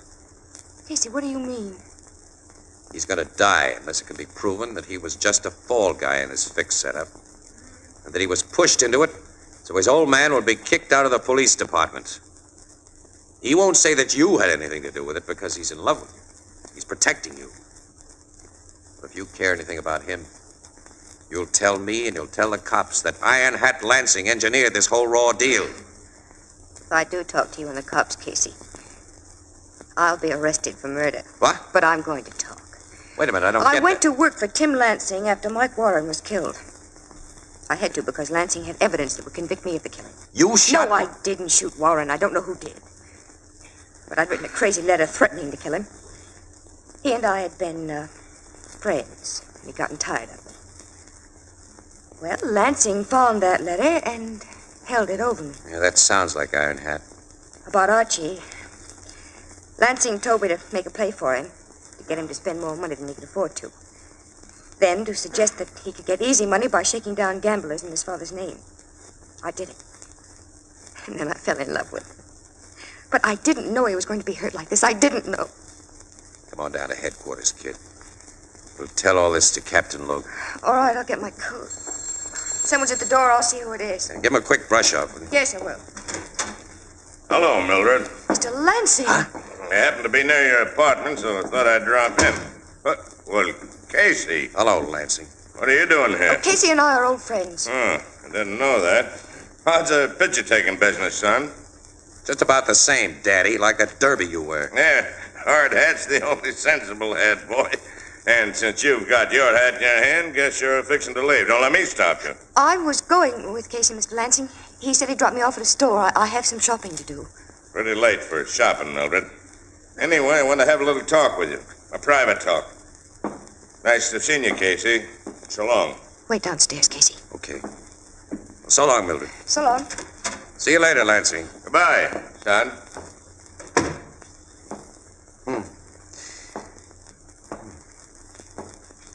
Don't ring for the elevator, pal. What? We'll take the stairs, you and me. That gun in your hand makes me agree to that. Yeah, I figured it would. What's this all about? Me and a friend are taking you for a little ride. A nice drive out to the seashore.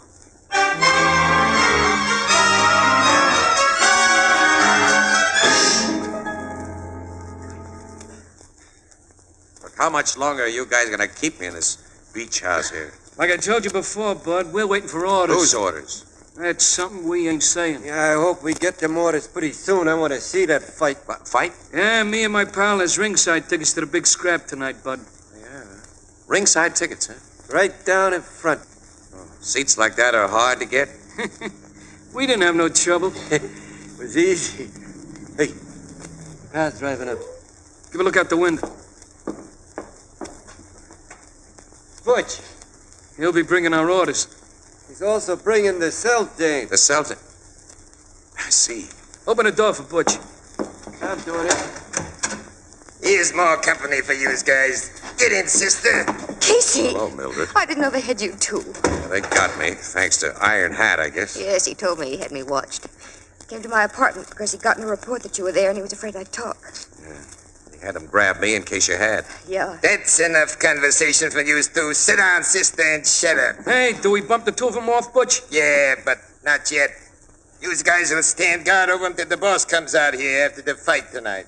He's going to the fight while we stay here? That's his orders. Look. Hey, we want to see that fight. This'll do as you're told. I'm heading back to town now. I'm going to the scrap myself. So long. For the lousy... It ain't fair, it ain't. Hey, why don't you gentlemen go to the fight? We'd be glad to stay here till you come back. Wise guy, ain't you, Bud? Hey, got an idea at that.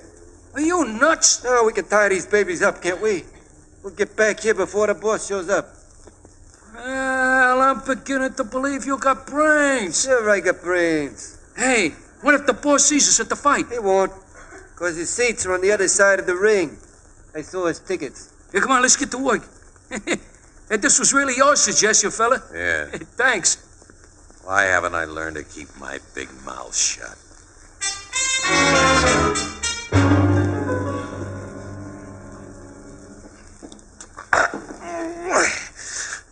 I slipped the gag off my mouth, Mildred. Now listen, wait. I can see your hands. They weren't as careful with you as they were with me. I think you can get loose. Now go to work, kid. Go to work.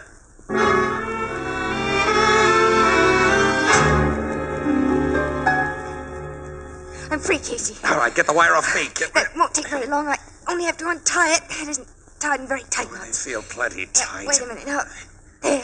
Got it off your hands. Jiminy, what a relief. All right, I can get it off my feet. Casey. What? It's a car driving up. What do you suppose that is? Get to that window and see, will you? All right. Stopped outside. Get that wire off your feet. I'm working on it right now. Casey, it's Lansing. Lansing? He's getting out of the car. He must have decided to skip the fight. Is anybody with him? No. He was alone. He's coming toward the door. Get that wire off, Casey. This is a tight knot. Well, untie it quick. I'm trying. Open up in there. You fellas see me drive up? Casey, quick. I'm doing the best I can. Everyone asleep in there? He may have the key if he comes in here before you get that off. You see, he has a key. Okay, kid. I'm finally free. There he is. And here he goes. What the hell? I don't like to hit old guys like you, Iron Hat, but you didn't give me much choice. He carries a gun, Casey. Get it. I've got it. Come on, Lansing, get up. We're going to drive you and your car to police headquarters. I had a feeling I should have come out here sooner than I planned, Casey. It seems I wasn't smart to come alone. Nobody in your racket is smart, Lansing. Come on. We're going to the nearest precinct station. Yeah, as soon as I pick up my hat, you knocked it off. Come on, pick up your derby. You look naked without it. Yeah, I'm attached to this old hat, and here's the ring. He had another gun in that hat. You take the next bullet, man. No, Lansing, you take it. I had your other gun, you know. Casey, you got him. You're bleeding. He only got me through the shoulder. It's not bad. No, come on, sit down. Let me stop that blood. Well, let me see what I did to him first. Pick up that second gun he dropped, will you? Your name's just rotten as mine, Casey. I got it in the shoulder, too. That's swell. I don't like to kill even rats like you. Well, let's make sure you haven't got still another gat on you. It's a neat trick, that rod in your derby. There's a frame inside that held it, Casey. I see it. Yeah, you won't find another rod on me, boy. Two have always been enough until now. Look here, you young people. I've got lots of dough. We can make a deal. Sure, we'll make a deal. A deal that'll put you out of circulation for attempted murder. Come on, let's get started.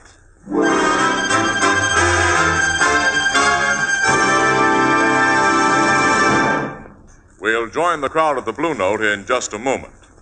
You know, American children are the healthiest children in the world, largely because most American babies now get a good, sound start in life. Much of the credit for this is due to our American food packers who produce convenient, scientifically prepared baby foods.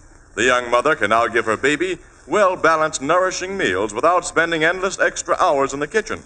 In selecting prepared baby foods for your baby, whether fruits, vegetables, soups, or meats, it's wise to insist on two things. One, a brand name with which you're familiar, and two, a glass jar. Sterile, crystal-clear Anchor glass jars can't possibly affect purity or flavor. And because you heat and serve foods in the same glass jars in which you buy them, and then reseal the jars to store leftovers, mothers save precious hours each week.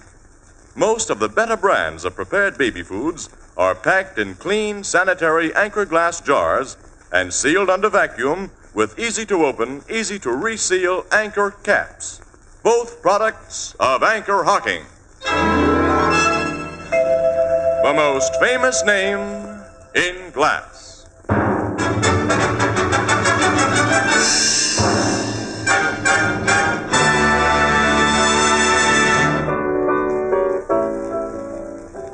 Mildred Sells ain't gonna be accused of the Mike Warren murder, huh? No, not a chance, Ethelbert. A very good reason that the bullet found in Warren's body years ago was fired from the automatic that Lansing wore in his iron hat. A ballistics comparison proved that beyond any doubt. Lansing killed Warren? Mm-hmm. After he found a letter that would incriminate Mildred if suspicion were pointed his way. Well, what do you know? At least one other thing. The DA won't bear down too heavy on the extortion charges against Archie. He and Mildred are going to be married. The DA and Mildred? Oh. Oh, no, of course not. Excuse me. Right, boy. You know, this has turned out so nice and romantical, it makes me feel good. Almost like throwing a party on the house. Almost. With that big bandage on your shoulder, you couldn't lift the glass, Casey. Ain't it too bad? Yeah. Al, I got news for you. I got one good arm. And I've got two good ones to help both of us with. Why don't I learn to keep my big mouth shut?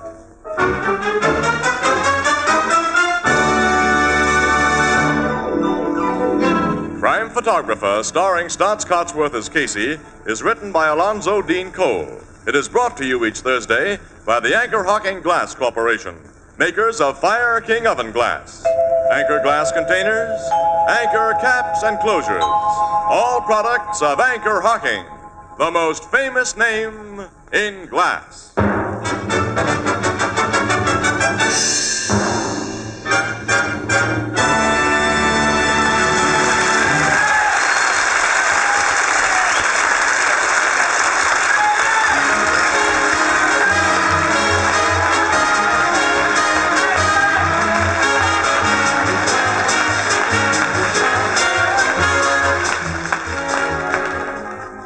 Crime Photographer is directed by John Dietz and is based on the fictional character of Flash Gun Casey, created by George Harmon Cox. Original music is by Archie Blyer, and the program features Miss Jan Miner as Anne and John Gibson as Ethelbert.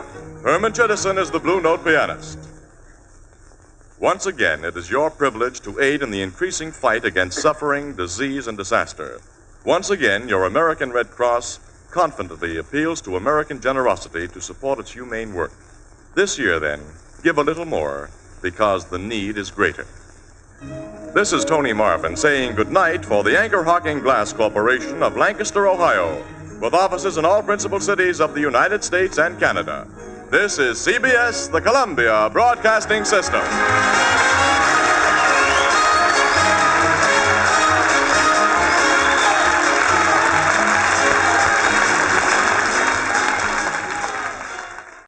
The Anchor-Hocking Glass Corporation brings you Crime Photographer.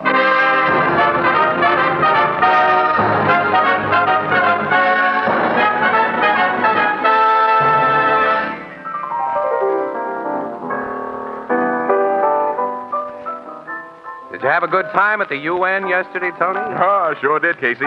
Even attended a committee meeting. But what did you say when they asked whom you represented? Why, Anchor-Hocking, the most famous name in glass.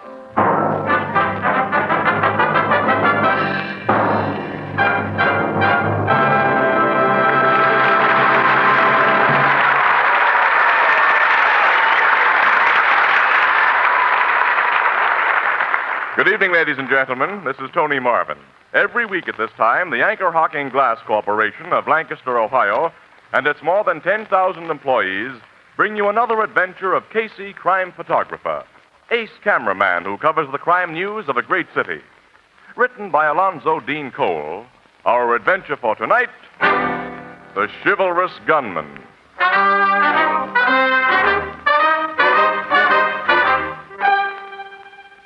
Penrose Square in the daytime is a busy place. But now at night, lights shine behind a few windows of its old-fashioned office and loft buildings. And a block away, a construction crew continues to drill and blast a new section of subway out of the city's rocky bed. In the darkened offices of the J.J. Titus Company, whose business is private loans, there are three men. One is busily engaged at the door of a massive safe. Another holds a flashlight. The third lightly grasps a gun. Are you coming, Gus? Almost ready to blow, Red. Hold that flashlight steady, will you, Riker? Sure, Gus.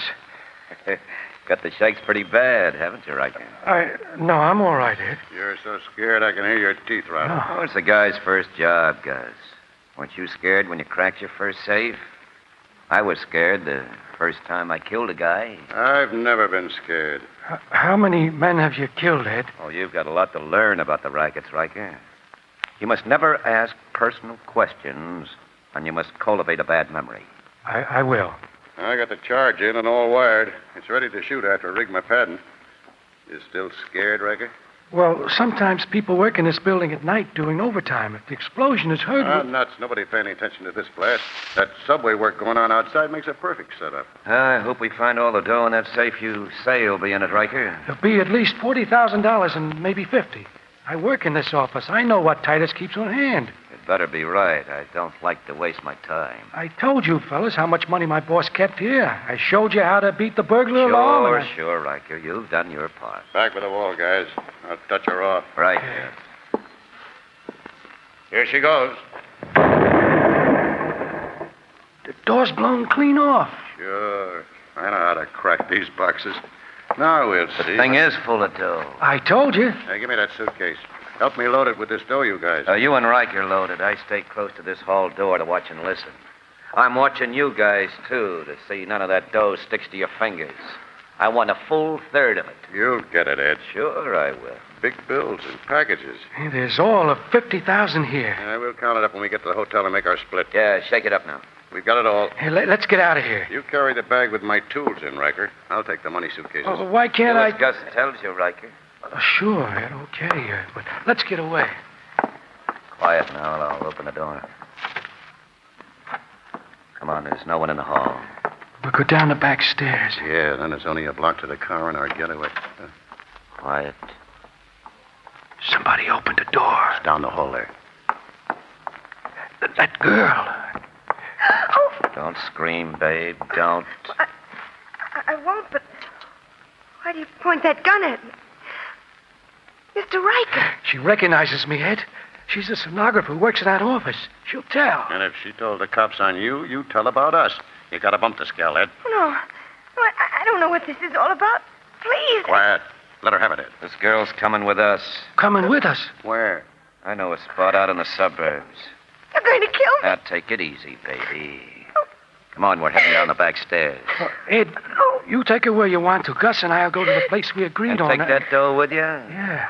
Oh, no, Riker. The dough and me are going to stick together.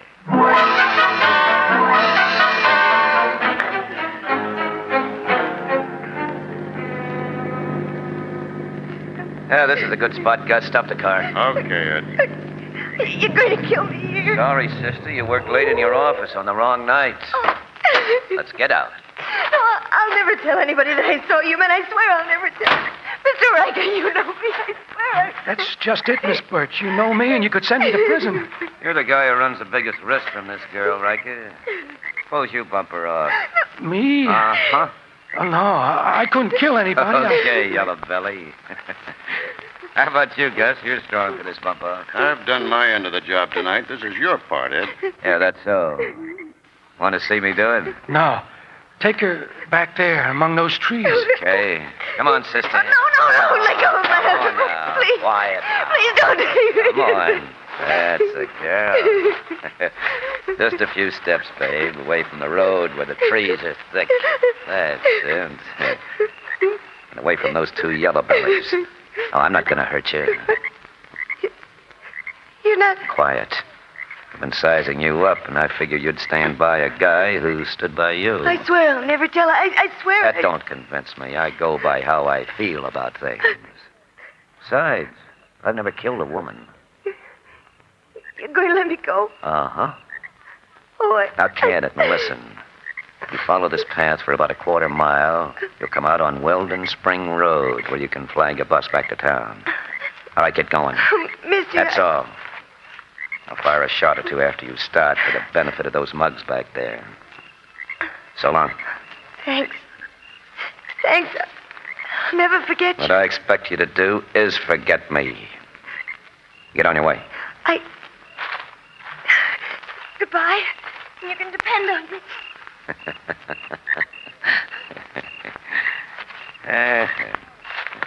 A swell double cross, Hey, what, Gus and I didn't trust you with that money. We followed you and heard everything you said to that girl. Oh, you did, Riker? We did. And you have a gat in your mitt, huh, Gus? Yeah. Guns aren't your racket, pal. You're a safecracker. I'll use a gat when I have to pay off a double crosser. That gal is never going to reach the bus line. And as for you... What about me? I'm giving you this. No, you don't. I said guns weren't your racket, Gus. You're too slow on the trigger. You killed him. I think so, Riker. Let's see. Uh-huh. He's dead. You never saw a guy get it before, I guess. Don't look at me like that, Ed. Not don't much guts, have you, Riker? You don't belong in the big leagues, and you wouldn't know what to do with big dough. So I'm taking all of what we got tonight. No. Not even a killer like you was going to take it from me. Shouldn't have reached for the gat. Poor Gus dropped, Riker. Guns aren't your racket either.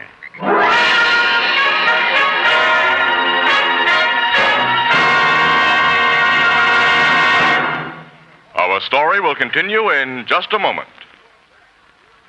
For more than 125 years, we've all enjoyed good, wholesome beer and ale in glass bottles. Why? Because glass, and only glass, can bring you beer and ale as it comes from the brewery, unaffected by any foreign taste or flavor. Yes, glass bottles, and only glass bottles, can bring you beer as it's meant to taste. Beer that's brewery bright. And here at last is a new kind of bottle. A glass bottle that's different. It requires no deposit. No return to the store. When the bottle is empty, just throw it away. It's light as a feather. Sturdy and compact. It saves space in the icebox. It belongs on any table. It's a natural for picnics. And brother, what flavor, that real brewery flavor. Protected by glass. As only glass can protect it. Yes, the revolutionary new Anchor Glass one-way, no-deposit bottle is sweeping America. For flavor, demand beer in glass bottles. For convenience, demand your favorite brand in the new Anchor Glass one-way, no-deposit bottle. A product of Anchor-Hocking. The most famous name in glass.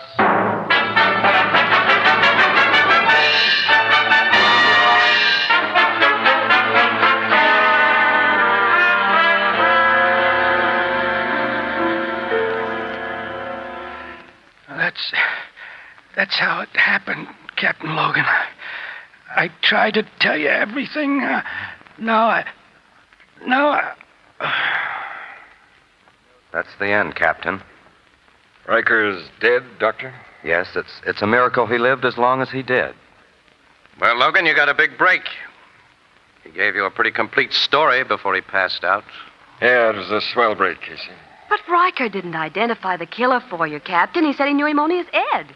And the description he gave you fits thousands of men. Well, at least Riker gave me something to work on, Miss Williams. And there's this stenographer, Francis Birch, that the gunman turned loose. Logan, do you go for that part of Riker's story? A professional trigger man so chivalrous he takes a chance on his own hide by letting a witness go free? That's hard for me to swallow. Well, screwy as this thing sounds, I think she got away safely. She'll be able to give me a good description of this killer. Women remember men. If the killer did let her go, and if she has any sense of gratitude, you're not going to get a thing out of her. Now, when she learns that her chivalrous gunman killed 2 guys tonight, well, as a reputable citizen... I'll bet she won't say a thing. We'll see. I'm starting to look for Miss Birch right now.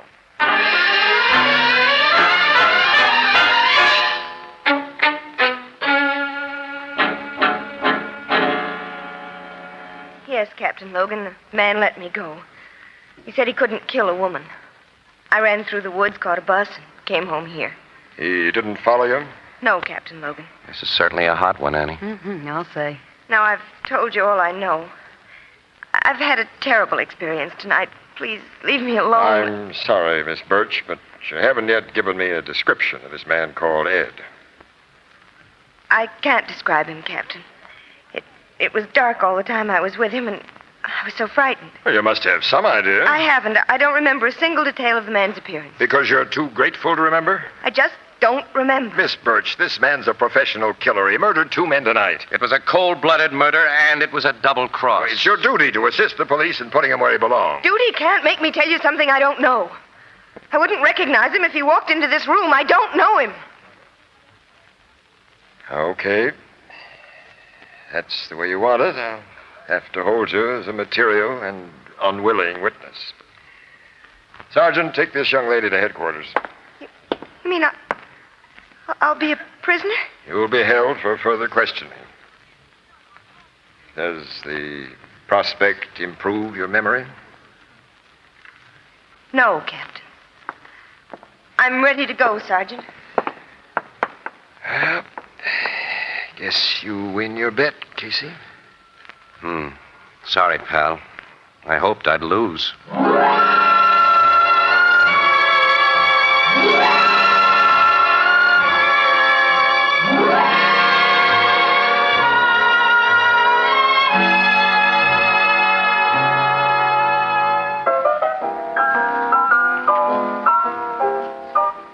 Mr. Ebersole, to everyone who's come into this bar, I've been predicting that this here baseball season is going to end with a big surprise. Hello, Ethelbert. Hi, pal. Casey, Miss Williams. Excuse me, Mr. Ebersole. Where you been all day? Hanging around police headquarters. Who's that guy? I'm going back there in a few minutes. Yeah, we've only got time for a small bottle of beer apiece, so give us some action, Ethelbert. Come Coming on. right up. You sticking close to headquarters, waiting for a break in that chivalrous gunman case? Yeah. Yeah, the thing's swell newspaper copy. The women especially are eating it up. Well, I'll say they are, Miss Williams. Every other femme who comes in here is talking about the killer who wouldn't hurt a lady. I think most of them are jealous of that Birch gal. They'd like to have met such a romantical character themselves. Oh, romantical character nuts, Ethelbert. Those cookies don't do anything romantic or chivalrous unless they got a very cold, hard-boiled reason for it. But she still ain't described or identified the killer, has she? Well, no. Which seems to prove, Mr. Casey, that he didn't take very big chances. He was simply an excellent judge of character. Maybe. The thing still has a phony smell to me. I don't see why, Casey. He sized up the gal and figured she wouldn't rat on anyone who done her a big favor. That's all there is to it. That's the way it looks, all right. I admit. I suppose the cops have investigated the Birch gal pretty thorough, huh? Very thoroughly. And she's just what she seems to be, a plain-looking, capable stenographer. And her reputation is A1. Yeah, but, Annie, nobody knows her really well. She has no close gal friends. She never went out much with guys. The cops didn't find anybody she'd ever been confidential with. Well, so what?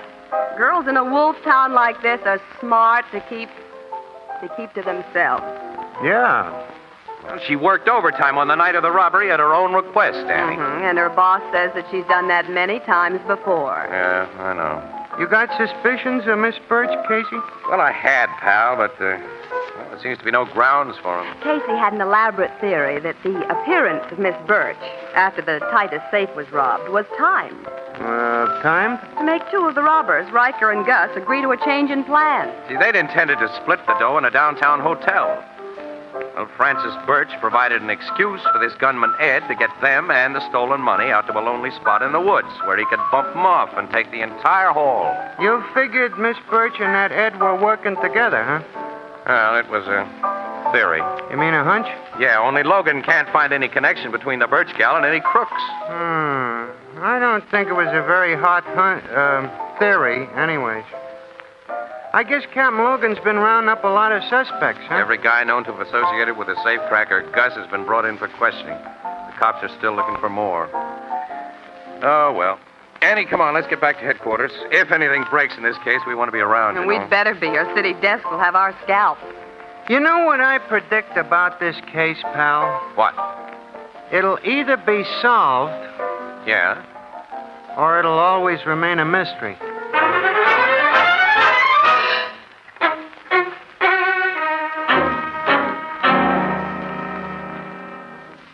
You and Miss Williams got here just in time, Casey. My boys have brought in another suspect. That's so. Who is he? A rod from Minneapolis named George Neal. Been booked for several trigger jobs in the Middle West, but always got out from under. He's been seen several times with Gus Lesser during the past couple of weeks, and he just might be Ed. Is the name Ed one of George Neal's aliases, Captain? No, not that we know of, Miss Williams, but that's a minor detail. An experienced crook wouldn't let an amateur like Riker know his real name or one of his usual aliases. Bring him in, Sergeant. Yes, sir. And in a minute or two, I'll have Miss Birch in to give him the once-over. Oh, she won't identify anyone for you. I watch that gal very closely when she meets a suspect, Miss Williams. When she sees the right one, she may tell me more than she intends to. Oh, you think she'll give herself and him away? Could be. Now, you and Casey, keep your eyes open and let me handle this. Okay. Here's Neil, Captain. Oh, come in, Neil. Oh, thanks. I have a chair. You're too good to me.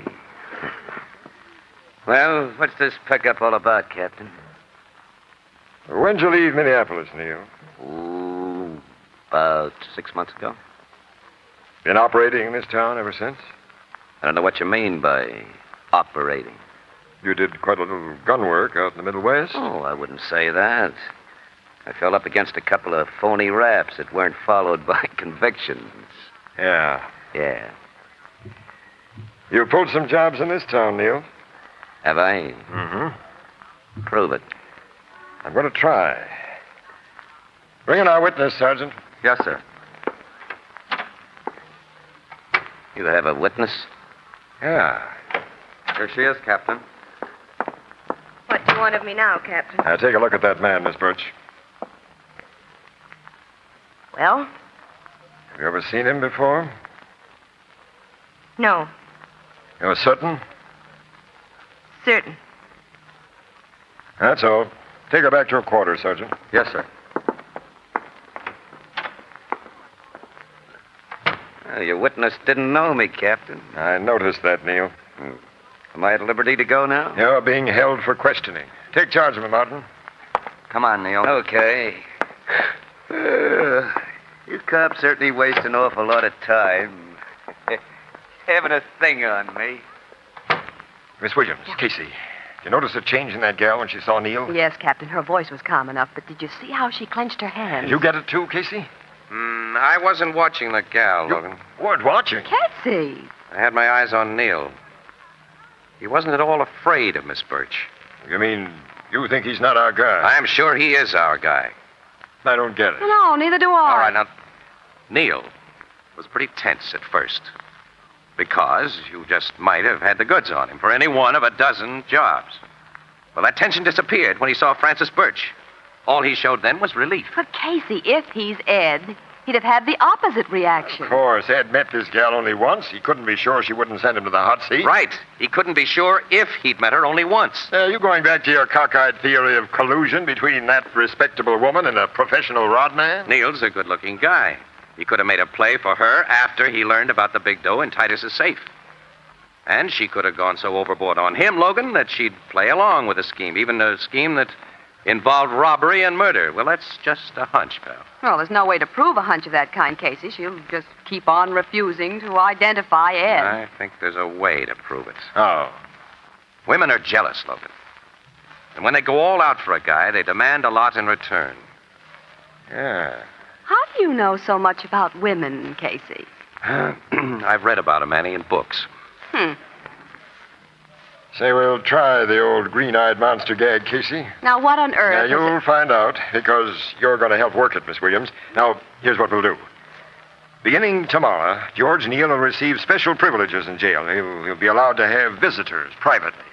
And after we're sure he's enjoying his privileges, Miss Birch's quarters in the women's wing will be changed so that she'll have a fine view of the private visiting room. And then, Miss Williams, you come in.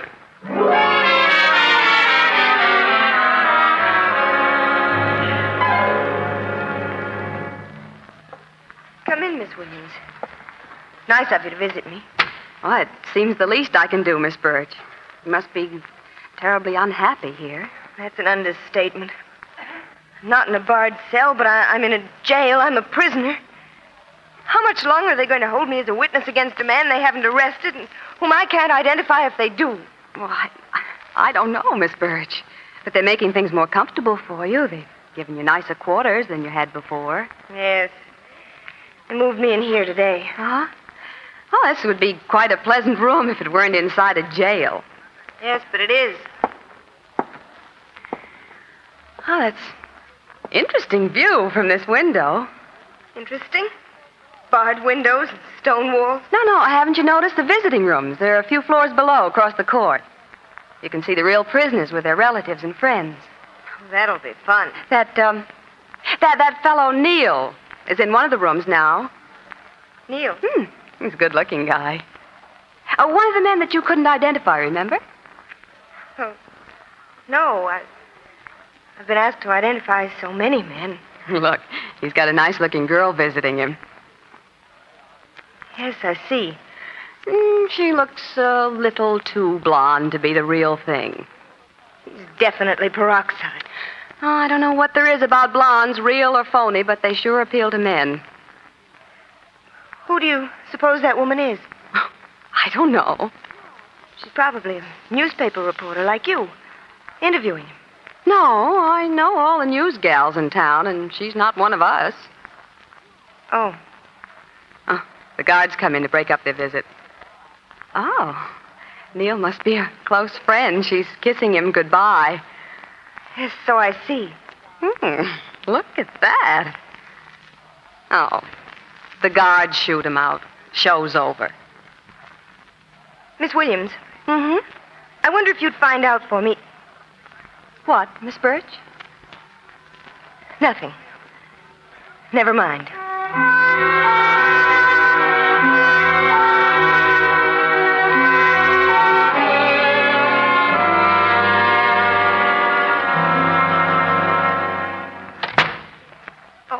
Hello, Miss Williams. Hi there. I meant to come back sooner, but I've been so busy. It's good to see you. It's good to see anyone who isn't a matron or a policeman. You don't look very well. Have you been sick? I haven't been sleeping. Well, I don't wonder. You're not really a prisoner, but just... I'm in a prison. Well, I wish I could do something for you. You can. Miss Williams. Yes? Nothing. You know, I've had some amusement watching people in that visitor's room you pointed out to me. That man, Neil, I think you said his name was. Oh, yes.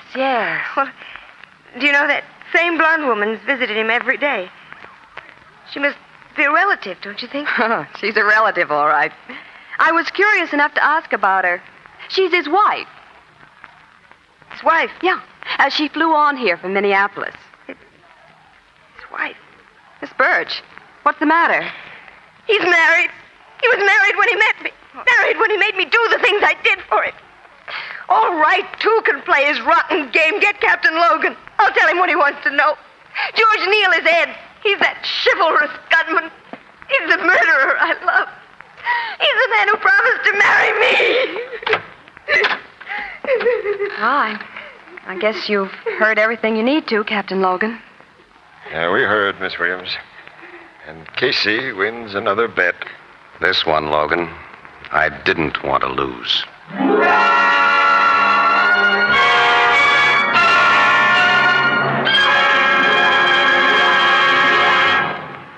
We'll join the crowd at the Blue Note in just a moment. It's a funny thing, but nobody ever seems to have enough glasses. Attractive glasses, big, generous-sized glasses, particularly on these hot summer days and nights when you serve so much iced tea and lemonade. So why not put this note right on the top of your weekend shopping list? 6 oversized sunburst crystal glasses for long drinks of all kinds. These new sunburst crystal glasses cost only 10 cents apiece at your favorite 5 and 10 cent store or any other store selling household glass. They're crystal, yes, genuine crystal, with a beauty that can be compared only to rare and costly hand-cut crystal, the kind that mothers hand down to their daughters. Yet these sunburst crystal glasses cost only 10 cents apiece, only 60 cents for a half dozen, slightly more in distant cities. Now, you'll recognize them immediately by the distinctive sunburst design. But be sure to ask for Sunburst Crystal by name. Sunburst Crystal, product of Anchor-Hocking. The most famous name in glass.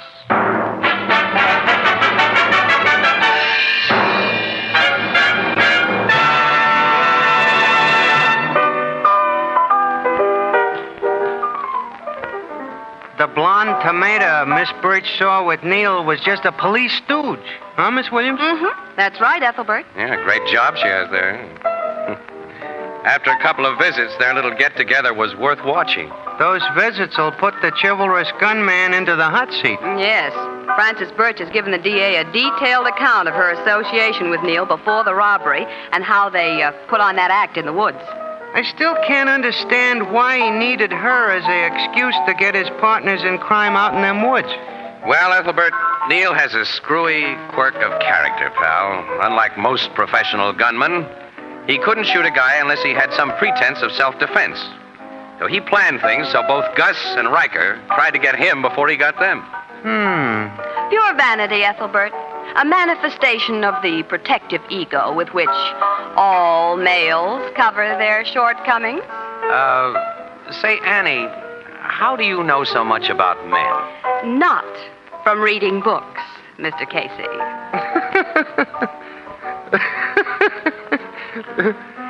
Huh?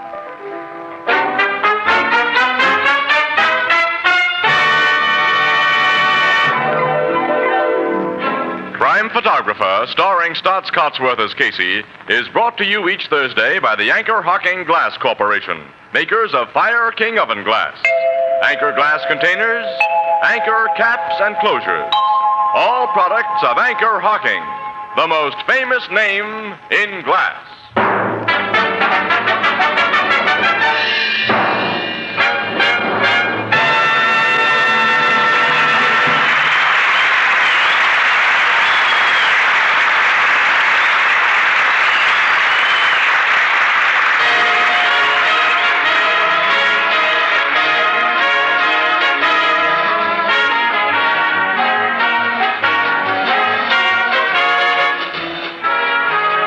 Photographer is directed by John Dietz. The original music is by Archie Blyer, and the program features Miss Jan Miner as Anne and John Gibson as Ethelbert.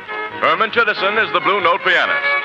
This is Tony Marvin saying goodnight for the Anchor-Hocking Glass Corporation of Lancaster, Ohio, with offices in all principal cities of the United States and Canada.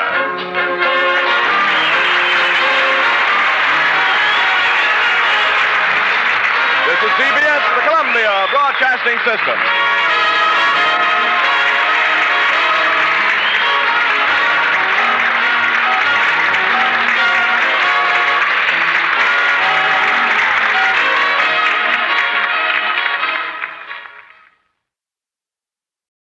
Anchor-Hocking Glass Corporation brings you Crime Photographer.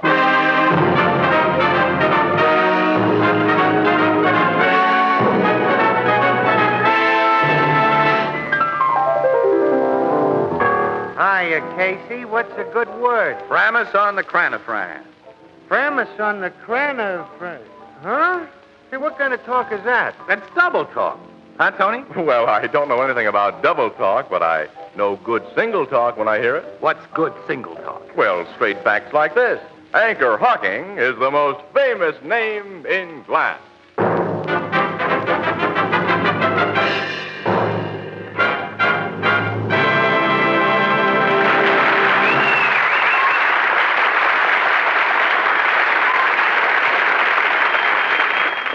Good evening, ladies and gentlemen. This is Tony Marvin. Every week at this time, the Anchor-Hocking Glass Corporation of Lancaster, Ohio, and its more than 10,000 employees bring you another adventure of Casey, crime photographer, ace cameraman who covers the crime news of a great city. Our adventure for tonight, the Blonde Lipstick.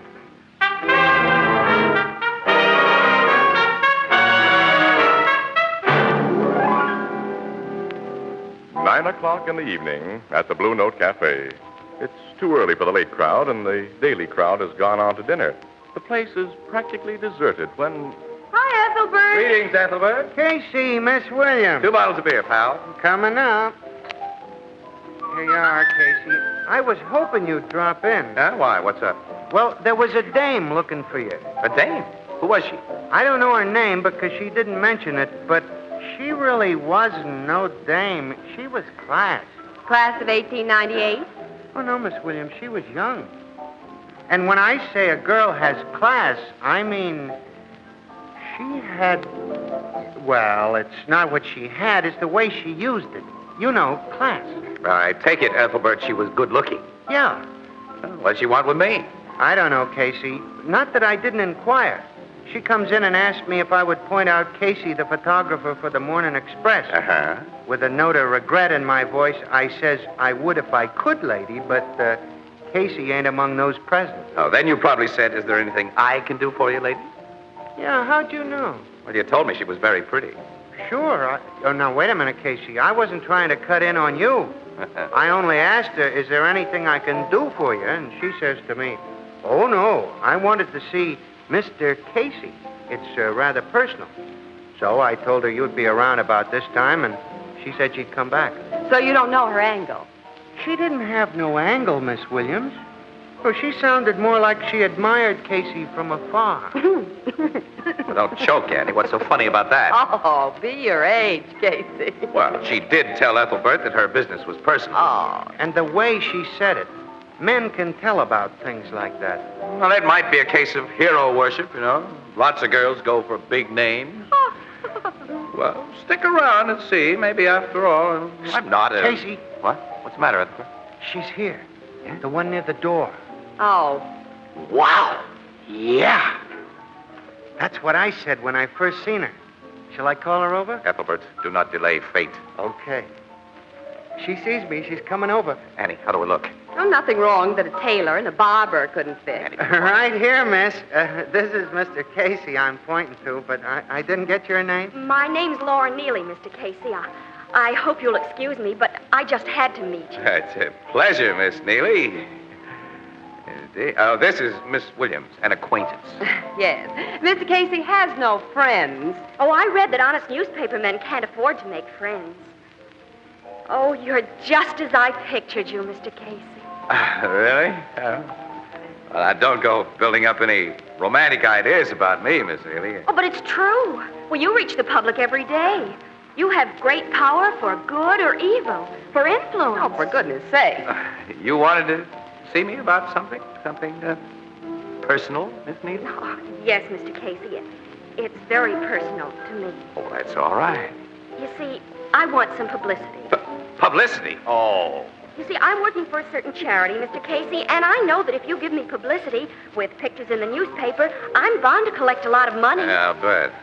Don't you think, Mr. Casey? Not at the moment, Miss Neely. I think Mr. Casey is nursing a case of severe disappointment. Pardon me?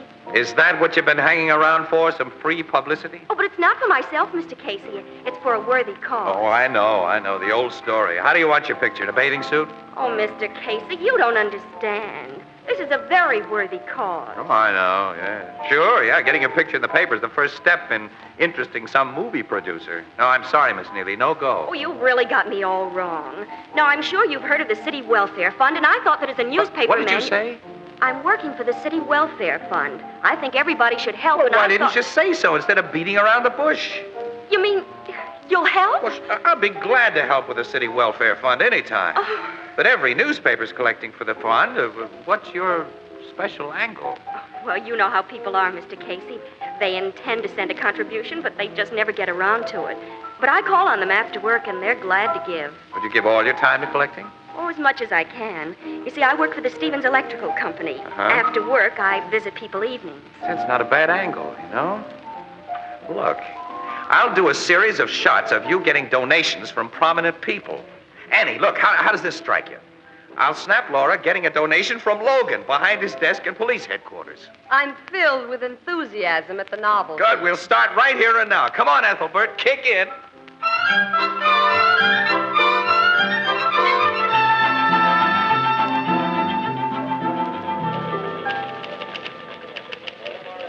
Hello, Annie. How's the news department? Fine, Casey. 1 murder, 2 arsons, and a nightclub fight between 2 movie stars. In other words, I'm not writing up that baby-faced space grabber. Now, Annie, she's collecting for the City Welfare Fund. Collecting a lot of glory for herself. Well, so what? She's working for it, isn't she?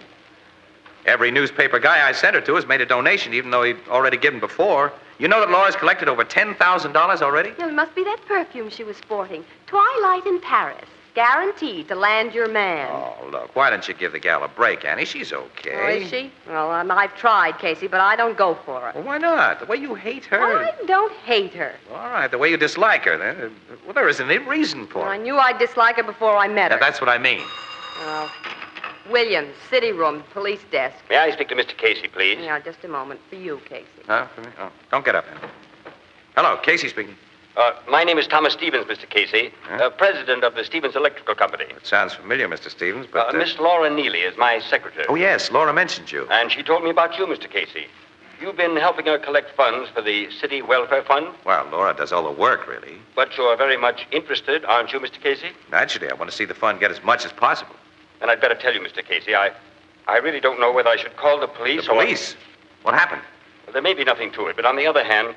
Laura left the office with over $10,000 in cash, which she was going to take to the bank. When? What time? During her lunch hour, at 1 o'clock. That's 4 hours ago. Yes, she hasn't returned. I didn't think anything of it at first, but then I began worrying. Well, did you check with the bank? Did Laura deposit the money? I called the bank, but she hasn't been there. I'm afraid she's... well, it could have been an accident or anything, but she had $10,000 with her. What shall I do? Call the police? No. Hold everything for a while. I'll check at this end, and I'll call you back in an hour or so. All right. Goodbye, Mr. Casey. Goodbye. Hey, I only heard your side of the conversation, Casey, but it doesn't sound good. I should say not. Laura Neely left her office for the bank with more than $10,000 in donations at 1 o'clock. It's after 5 now. She never got there. Ha! Check the bus and railroad terminals. Huh? Hey, wait a minute, Annie. That's unfair, really. Laura wouldn't run off with that dough. So I'm catty.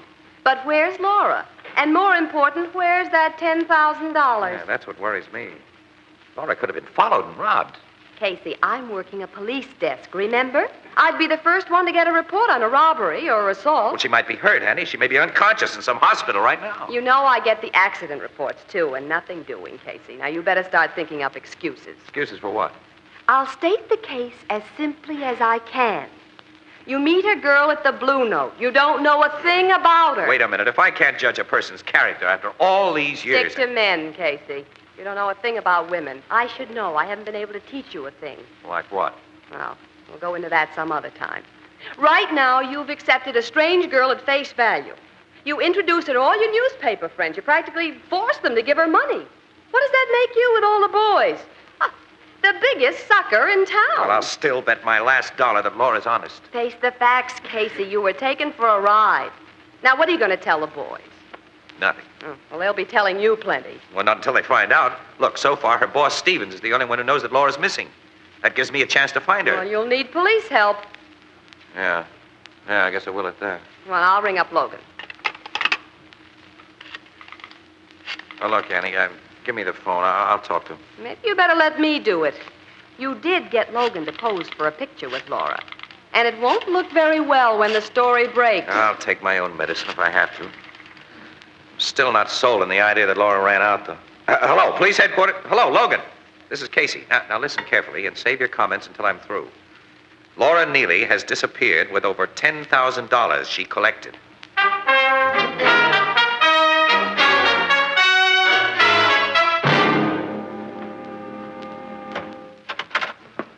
Come in, Miss Williams. How are you, Captain? Fine. And who's the gentleman with you? Oh, cut the comedy, Logan. The gentleman is Mr. Casey. Impossible. Oh? Why, Captain Logan? Because a certain photographer named Casey wouldn't dare show his face around here, not after what he's done to me. Go ahead, rub it in. Now, what'd you expect me to do, roll out the welcome mat for the guy who's made me the laughingstock of the police department? Every paper in town's going to dig up the picture of me handing a donation to Laura Neely. And are they going to go to town? Quote, Captain Logan gives official sanction to bunco game, unquote. Now, hold on, Logan. I'll admit it looks bad for Laura. Oh, and you'll also admit that Hitler might have been guilty, I suppose. When you cut the sarcasm, we might get to work. Laura disappeared. She was carrying 10 grand. Well, now, lots of guys in this town could knock her off for less. Why don't you investigate before you jump to conclusions? You know, Casey, the same thing occurred to me, too. I did investigate. Did you find out anything? Not much. Laura Neely was making $55 a week. And last week she buys $970 worth of dresses. Well, so what? Every girl saves for clothes? Oh, sure. But Laura's personal bank account was $200. She didn't touch that. And on top of the $970 for dresses, she spent $300 for 2 suits and bought $150 worth of luggage. When I got all those reports, I began to suspect that Laura might have been preparing for a trip. How about the railroad and bus terminals? Well, my boys checked them, but not a trace. Well, you see, huh? But I found the record of an automobile sale in her name. Yesterday, Laura bought a blue convertible roadster from a second-hand dealer. Today, she's gone. She bought a car, huh? Pick her up fast in a blue convertible. Not many of them on the road. So we pick her up. Then what? We put her on trial, and the whole story comes out. How she took the wise boys in town, the newspapermen and the police. All right. I'll take the blame for that, Logan. The boys will be glad to pass the buck to me. But, if you take all the blame, Casey... What else can I do, Annie? I fell for a story. I introduced her around. Well, it would be pretty hard to live it down. Who's worried? Yeah, I can always get a job. Who says I've got to be a crime photographer? I can go around snapping baby pictures. Captain Logan, I'm afraid for him. He'll blow his top and then calm down. Well, I'd better stay with him. If Casey ever needed me, he needs me now.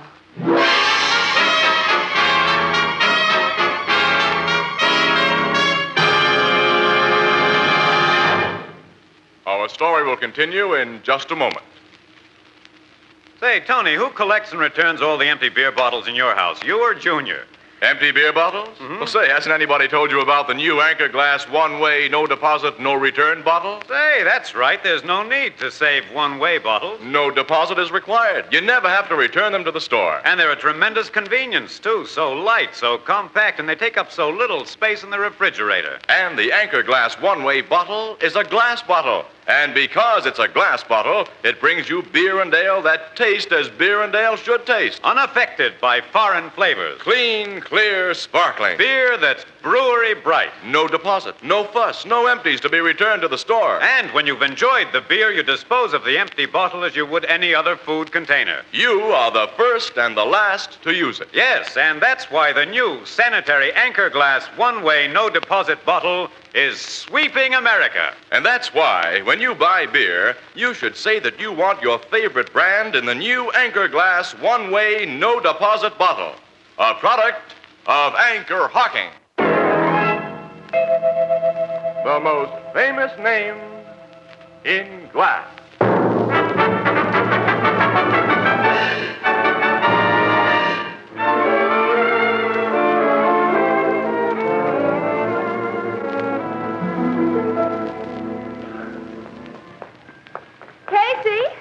Casey, wait. Sorry, I'm in a hurry, Ann. Oh, now, Casey, I'm going with you. Why should you? Well, I've helped before. I don't need any help.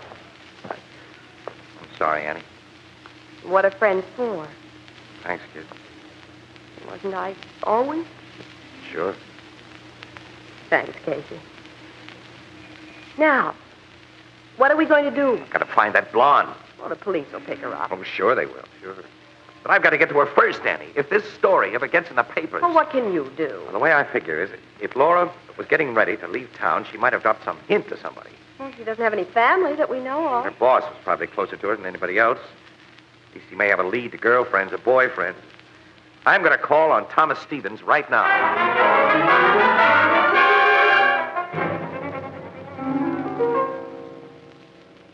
You make yourselves comfortable in the library. I'll tell Mr. Stevens you're here. Thank you. If I may take your valise, sir. Oh, that's all right. That's my film case. I'll set it down right here. Mr. Stevens will be down direct. Yeah, we'll wait. Boy, the electrical line must pay off plenty. Uh-huh.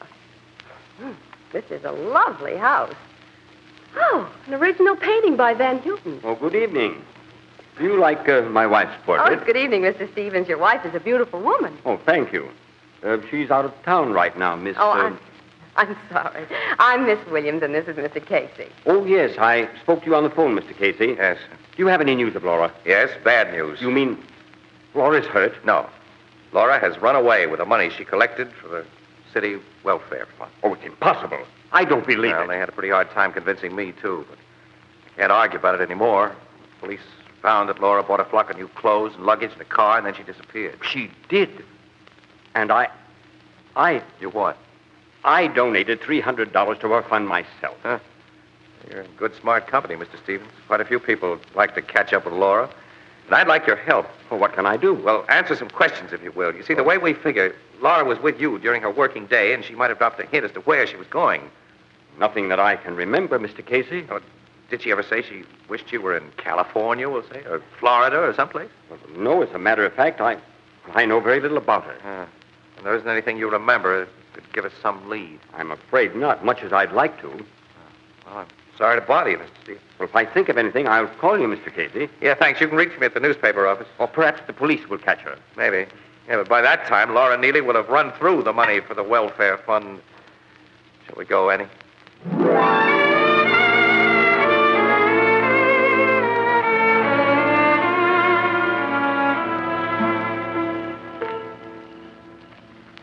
Well, visit was a complete bust. Oh, I don't know about that. What do you mean? Stevens didn't know a thing. So he said. Come on, let's get into the car. Here we are. Go ahead, Annie. Okay. Now, will you please tell me why you think Stevens knows something? Casey, I've got something I want to show you. Switch on the dashboard light. Huh? All right, here it is. Now, what do you think of this? Well, what it... Oh, a tube of lipstick. Well, look closer. Well, let's see it. All right, I still think it's lipstick. Of course, but it's strawberry lipstick. Get it? Strawberry, huckleberry, raspberry. What difference does it make? Oh, none to a man, I guess. But this is the lightest shade of lipstick made. It's used by very blonde women. Well, keep talking. Do you remember when I sat down on the couch? Well, I found this lipstick between the cushions. That shows that Laura was in Stevens' library recently.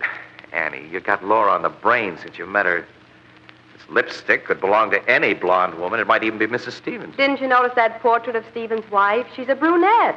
Her shade would be deep red or purple. True enough, but Mrs. Stevens might have dozens of blonde friends. Stevens said his wife was out of town, didn't he? Well, none of her friends would come around when she's gone. I still can't see it, though, Annie. All right, let's say for the sake of argument that I agree that Laura was in Stevens' library. She was. All right, does that make any sense? What would she be doing there? Oh, she might be in love with Stevens. In love with... Well, all right. Well, let's see now. Suppose he were planning to run out with Laura. So what does he do? He lets Laura steal the 10 grand which she collected for the welfare fund? Think, Annie. Stevens is a very rich man. $10,000 doesn't mean very much to him. Why would he let Laura take the money and get the police after them? Well, when you put it that way. Well, sure, those are the facts. Stevens is no dope. How do you get around that? Oh, I don't know, but I do know that this is Laura's lipstick. How? What are your reasons? When something is true, you don't need reasons. Oh. And I know this is Laura's lipstick. And if we could get back into Stevens' home, I'll bet that you'd find more clues that she was there. What am I supposed to do? Tell Stevens that I think he's harboring Laura and search the house, or shall I pull the gag about reading the gas meter? All right, get sarcastic if you want to. But I'd get into that house if I wanted to find Laura. Well, we could wait till Stevens left the house. Then I could walk in and tell the butler I left my film case behind. Yeah, that's it. That'll give us a chance to examine the library again. Well, okay, Annie. But I'm doing this for one reason. Oh? What reason? Your intuition was right once about Laura. And even if it's 1,000,000 to 1 against you being right again, I'm not leaving myself open.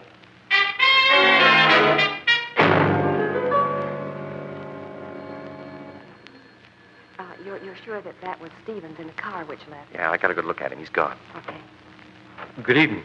Oh, I'm sorry, Mr. Casey, but Mr. Stevens left the house shortly after you did. Oh, well, that's all right. I didn't come back to see Mr. Stevens. You see, I missed my film case, and I think I left it here. Film case? Yes, that square leather case with a leather strap that you wanted to take. Oh, yes, I remember, sir.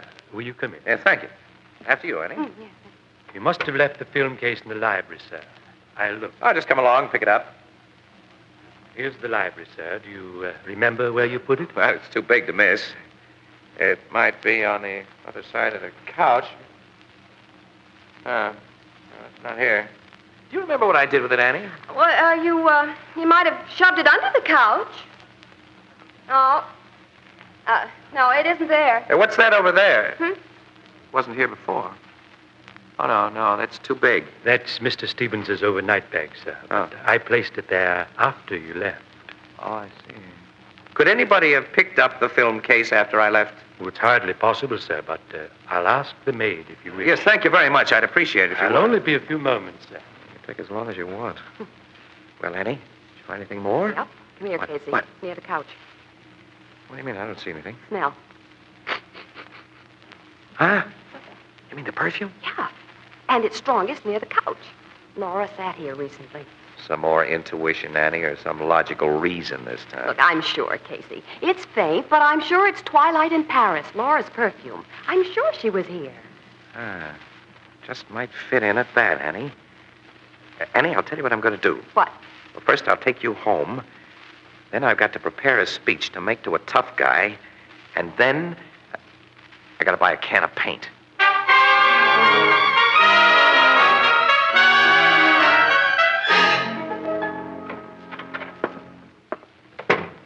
You're late, Tom. I had to be careful driving up here, Paula.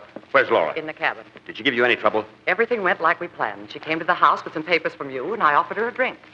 That stuff you put in the liquor kept her out cold. And nobody could possibly have seen you put her in the car? Nobody. All the servants had the day off. Fine. All your friends, Paula. I must have told 1,000,000 people that my wife is out of town for a few days. This summer cabin of ours is certainly out of town. Where's the blue convertible roadster you drove up? In back of the fence, naturally. It can't be seen from the road. Every policeman in the state is looking for that car. Tom, how did it go in the city? Did the police accept the fact that Laura bought the car and the clothes with the welfare fund money? They swallowed it hook, line, and sinker. The blonde wig was an inspiration, Paula. Buying stuff in Laura's name wouldn't have been enough if you didn't fill her general description. So they accepted the story exactly as we built it up. Yes, I have from that newspaper photographer, Casey, that the police are convinced it was Laura who bought the car and the clothes with the fund money. Good. And now when Laura is found dead... Paula, we have to kill the girl. After all, it's not her fault that I carelessly left my second set of books on the desk. What difference whether it's her fault or not? She did see the books, and she does know that you didn't pay nearly $1 million income taxes. I wish I hadn't listened to you, Paula. Don't be a fool, Tom. They'll send you to jail, and think of me. But to kill. Look, Paula, that's murder. Tom, we can't take chances. If you had to pay fines on the $1 million you held out, we'd be ruined. And you'd go to jail. Oh, no, Tom, I couldn't stand the disgrace. Well, I don't like it, Are you Paula. falling for her baby face, too? Well, I'll take care of her. I've got too much to lose if... Tom, what's that? All right, put up your hands, both of you. Tom! Sergeant Hahn, State Police. Keep 'em covered, boys. Look in the back room. A guy named Casey said we'd find a beautiful blonde around here.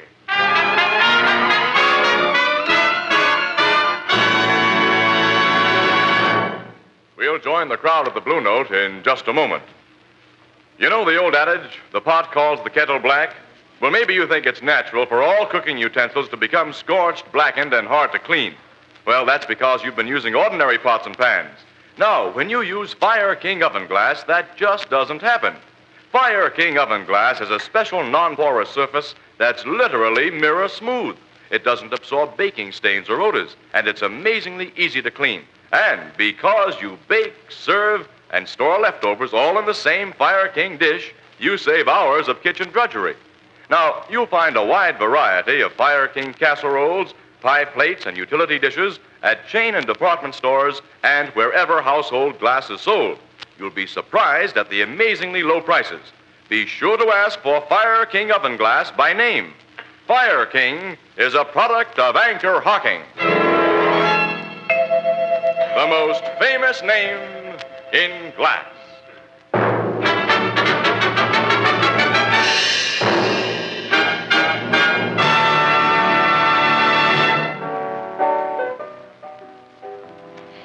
Casey, I'm just about to bust with curiosity. Yeah, me too. Goodness, Annie, doesn't your feminine intuition supply the answers? All right. So I was wrong about Laura. I know that Mr. and Mrs. Stevens are under arrest, and that Laura is coming back with the money for the city welfare fund. Casey, Miss Williams, here comes Laura now. Oh, Mr. Casey, you saved my life. You got the police to Stevens' cabin just in time. Well, I could kiss you.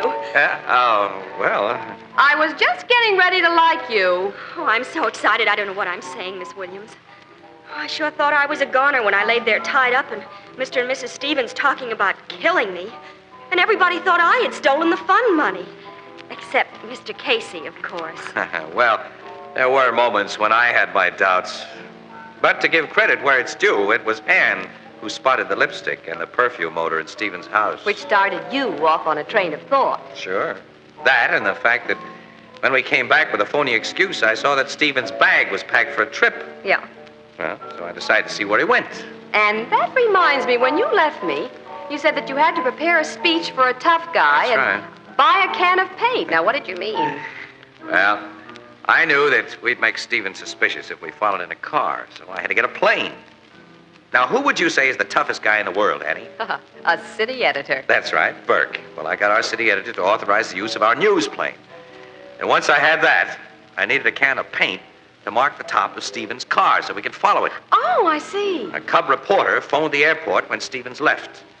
Well, we spotted the marks on Stevens' car from the air and followed him to his summer cabin in the woods. And from above, we could see the blue convertible hidden from the road. So I knew that Laura was there. Well, how'd you let the police know? Annie, have you forgotten? Our new Morning Express plane is equipped with two-way radio. Oh, of course. Well, there's your story, Annie. You better get back to the office with it. Oh, there are a lot of things which I don't understand yet. Yeah? How about coming up to the office while I write the story, Casey? Just to help a slow-witted pal. Sure. Oh, Miss Williams, I don't think you're slow-witted at all.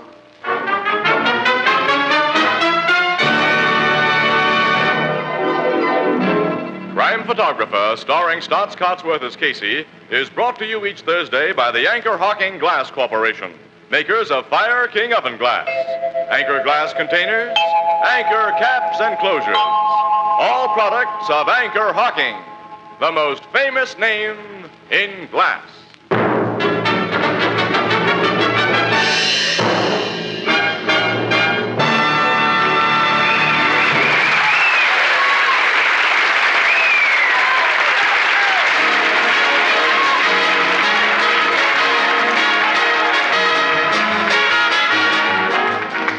Crime Photographer is directed by John Dietz. The original music is by Archie Blyer, and the program features Miss Jan Miner as Anne and John Gibson as Ethelbert. Herman Chittison is the Blue Note pianist, and tonight's story was written by Milton Kramer. Hunger and starvation are the enemies of civilization and democracy. It's up to every American, man, woman, and child, to save a little food each day. In that way, the people of Western Europe can be helped in their fight for decency and freedom. This is Tony Marvin saying goodnight for the Anchor-Hocking Glass Corporation of Lancaster, Ohio, with offices in all principal cities of the United States and Canada.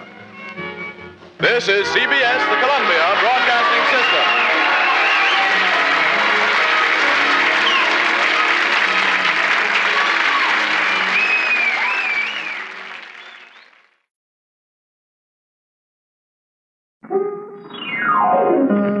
The way that gives that natural look is T-O-N-I, Tony.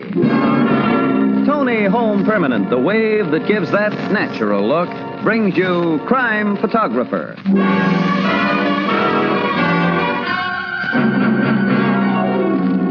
Good evening, everyone. This is Bill Cullen greeting you for Tony Home Permanent and inviting you to listen to another adventure of Casey, Crime Photographer, ace cameraman who covers the crime news of a great city. Written by Alonzo Dean Cole, our adventure for tonight, Holiday.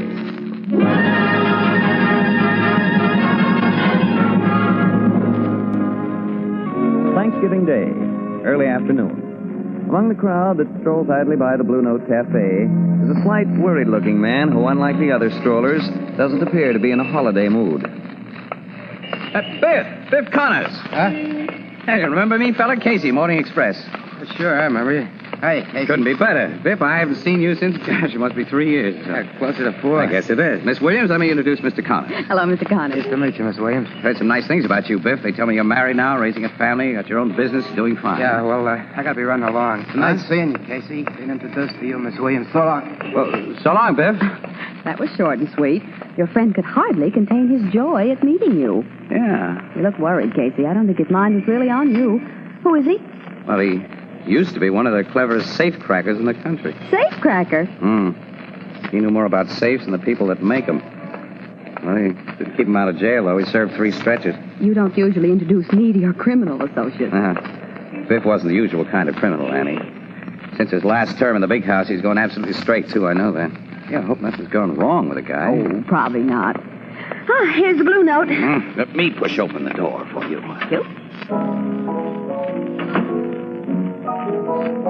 Well, look who's here. Hi, pal. Good afternoon, Ethelbert. Happy Thanksgiving to both of you. And to you. In big red letters. Had your turkey and trimmings yet? No, we plan to go to a movie and then have dinner about 7 o'clock. You having it here? What? Thanksgiving dinner in this joint? Oh, not a chance. What's the matter with this joint? The chef's putting out $1.75 special today. Casey's taking me to the Ritz for dinner. And then we're going to a play. Yep. Movies in the afternoon, the Ritz for dinner, and then an evening show, huh? Mm-hmm. You are having a holiday. We're not going to waste any of it hanging around here as much as we love you, Ethelbert. Oh. Casey, it just came to my mind. As of November 1st, you owe us on your October bill. Oh, well, that's all right, Ethelbert. Just carry it over to December. I'm going to need all the dough I've got on me today, I think. Yeah, and you'll need all you got on you in December. I don't like to dun a pal, Casey, but I know you. Huh? Oh, Biff. Excuse me for butting in like this, Miss Williams, but Casey, after I left you outside, I got to thinking... Well, we're glad to see you again, fella. How about having... No, thanks. I hope you'll excuse me, Miss Williams. Casey, if I ain't asking too much, well, you step outside with me while... So I can talk to you alone. Well, I'd appreciate it, Casey, lots. Sure, go ahead, Casey. I'll wait for you here. Oh, well, okay, Annie, thanks. Okay, Biff. Thanks a million. You look awful worried, fella. What's this all about?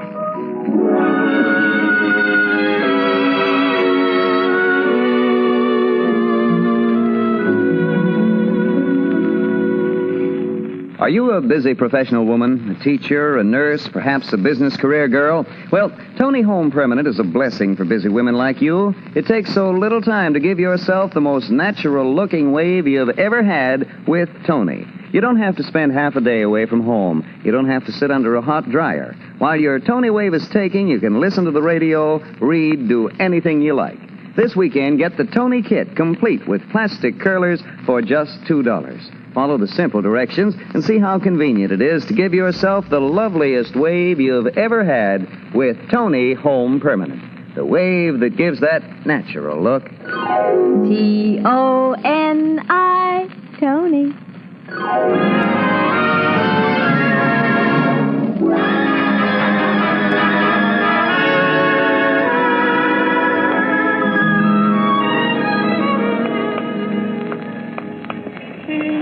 Turn into the side street, Casey. It ain't too crowded. We can talk. Okay, Biff. I oughtn't wish this on you, Casey. You ain't a guy who owes me anything.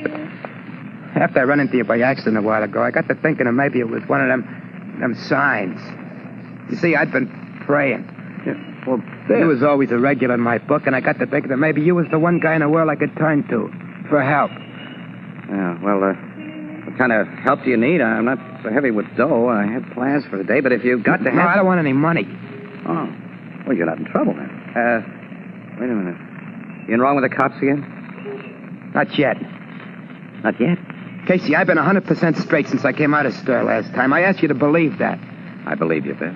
The wife, and I Built up a nice little business. We got a store uptown, tobacco, candy, toys, stationery.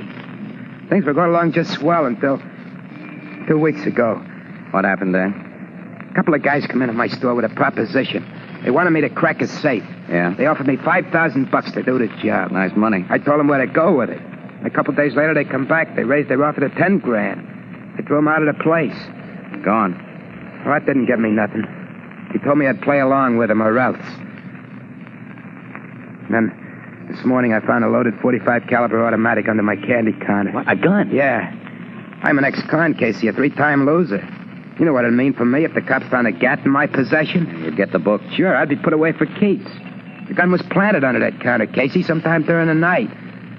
I wrapped it up. I made an excuse to the wife that I had to come downtown, and I went to the North Bridge, and I dropped it in the river. This gun was left where you'd be sure to find it. Yeah. It wasn't meant as a frame, just as a hint of what'll happen if I don't play ball. Well, the two guys been around to follow up their hint? I don't know. I ain't been back to the store. Oh. Since I left the bridge, I've just been walking around trying to think. Wife don't know anything about them guys and their proposition. I ain't told her. And I can't tell her. She knows all about my record. You can figure how scared she'd be. And you haven't told the cops? Does a guy like me ever run to the cop? Well, it'd be smart if you ran to him this time. No. Why not? In the first place, they wouldn't believe me. An ex-con. They figure I was trying to put something over. I can't blame him, Casey. Well, I can tell him. You gotta promise me you won't. Well, Biff, listen. Suppose they did believe me. What happens? They set a trap for the guys who propositioned me. Them guys got friends who'll know that the squeal that the cops acted on had to come from me. My life wouldn't be worth a nickel. Yeah. Guess you got something. Promise me you won't say nothing to the cops, Casey. You got it. Well, what do you want me to do, Biff? I don't know. I just had to talk to somebody, that's all. For a guy I knew was right, and I ain't got such a good head, Casey. I figured maybe you could figure my way out. Well, thanks for the compliment. Well, who are the guys that came to you with this proposition? I don't know. They didn't tell me their names. Well, I get around a little. What do they look like? One was tall and skinny, had a long face and big yellow teeth. He kind of looks like a horse. Yeah? And the other's a little dark guy, heavy set. Wait a minute. The one you say looks like a horse, has he got a long scar on his neck? Yeah, like somebody done a shiv job on it. Can't be two mugs who answer to that description. Scar neck, horse face must be Jake Bannister. Head strong-arm goon for Nick Reynolds. Nick Reynolds? Well, you must know who he is. Well, the name's familiar, but... Hey, you are out of touch with the rackets, kid. Nick Reynolds is the Mr. Big behind some of the dirtiest crooked work that goes on in this town. But he poses as a solid, respectable business guy, and the cops have never been able to nail him. Oh, wait a minute. Tell me more about the little heavy-set mug. Well, he looks... He's got a cauliflower ear like a pug. And he stinks of perfume. Hey, Tony Chef. He's another of Reynolds' guys. This is beginning to sound like hot stuff. I don't suppose they told you whose safe they want opened, huh? No. They tell you anything about it? Only there was a small house safe, a real tough one. That's what he needed, an old hotshot like me. And they offered you dough to crack it, $10,000. They didn't say anything about giving you a share of what's in it. That's right. I got a notion there isn't any dough in the box to share, Casey. Just something that somebody wants and is willing to pay high for. Think you can find out from those guys where the box is, the location of the house, and who lives there? Well, they won't tell me unless I say I'll play ball with them. Oh. That's right, they won't. Look, Biff, go back to your store. They ought to be paying you a visit there today after planting that gun. Try to learn all you can. And then... Well, I've made other plans for this afternoon, but I'll stick around the Blue Note. I'll write down the number of a phone booth there so we can talk in private when you call. There, here it is. Thanks, Casey. I got a dinner date for around 7 that I can't break, fella, and then I'll be tied up for the rest of the evening, so if your guys don't show by 7, well, things are going to have to just ride a while, I guess. But in the meantime, I'll be running down a little tip I got on Nick Reynolds. A tip? Yeah, it's just a piece of gossip I didn't think much of until I heard your story. Now it may mean something. Well, so long, Biff. Take it easy now and try not to worry, huh? I'll try, but remember, you promised me, Casey. You won't tell the cops. Yeah, that's right. I won't tell the cops.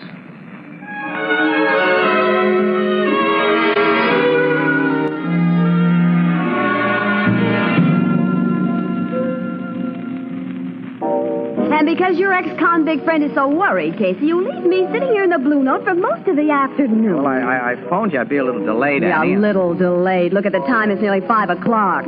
You were taking me to the movies this afternoon. Remember? Oh, please, kid, what's a movie when a guy's in a jam? Oh, yeah, the poor fellow is in a bad spot. Yeah, he's in a terrible spot from what Casey's told us, Miss Williams. And I don't see what can be done about it without help from the cops. And if they're brought into the picture, Ethelbert, Biff would be killed for squealing. Nick Reynolds is behind this thing, and he plays rough. Casey, you said you've been following up a tip on Reynolds? Yeah. You know Monty Summers, Annie? Of the Summers Detective Agency? Yeah, Summers Blackmail Bureau would be a better name for his outfit. Yeah, that's right. Well, Summers is a shakedown artist of the dirtiest kind. He's done a lot of work for Nick Reynolds, but he doesn't work for him anymore. There's been a bust-up. Yeah, I heard that. Well, my tip was that Summers pulled the old double-cross and collected evidence against his boss, Reynolds, enough to send him away for life. Now, Reynolds is supposed to be paying him plenty to keep that evidence under his hat. Well, that tip sounds like a phony. Reynolds wouldn't pay a blackmailer. He'd have him bumped off. Well, sure, like you just said, Casey, Nick Reynolds plays rough. Yeah, but he's too smart to play rough when he stands to lose by it, though. If Summers has the goods on Reynolds, it's in documentary form. It won't be destroyed by his death. It's a cinch that Summers has convinced his old boss that the stuff will be made public if he's killed or if he disappears. Yeah, that's so. But, Casey, what's it got to do with your friend Biff Connors? Ethelbert, 2 of Nick Reynolds' trusted hoods offer Biff a flat sum, not a share, to open a house safe. You mean? Well, it could be Monty Summers' documentary evidence that Reynolds wants. I see. And if it is, Sure. and we could get it, Casey. Oh, what a story. What a story. With exclusive pictures, too. It'd be worth missing an afternoon movie for, wouldn't it, kid? I'll say. And if the evidence got Nick Reynolds sent to jail, this town would be a much better place to live in. But how is this theory of yours going to help Biff Connors, Casey? It doesn't. It's a complication. Well, since Biff hasn't phoned, I guess Reynolds' mugs didn't show up at his place. He's probably taking a holiday off. No, I'd like a little holiday myself. And away from this place.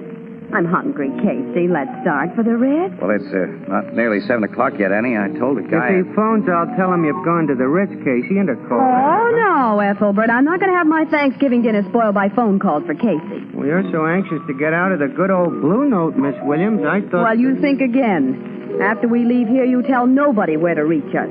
We're going to have the rest of this day to ourselves. Yeah, you do as Miss Williams says, pal. Really nothing I can do for Biff tonight, and he's going to stall those guys anyway. Whatever you say, Casey. Yeah. Well, come on, Annie. At last, we're going places. That's right. So long, Ethelbert. So long. Oh, Mr. Casey. Yes, Walter. Phone call for you in the booth. Mr. Connors. Uh-oh. No. Excuse me, Annie. I might have known, Ethelbert. I might have known.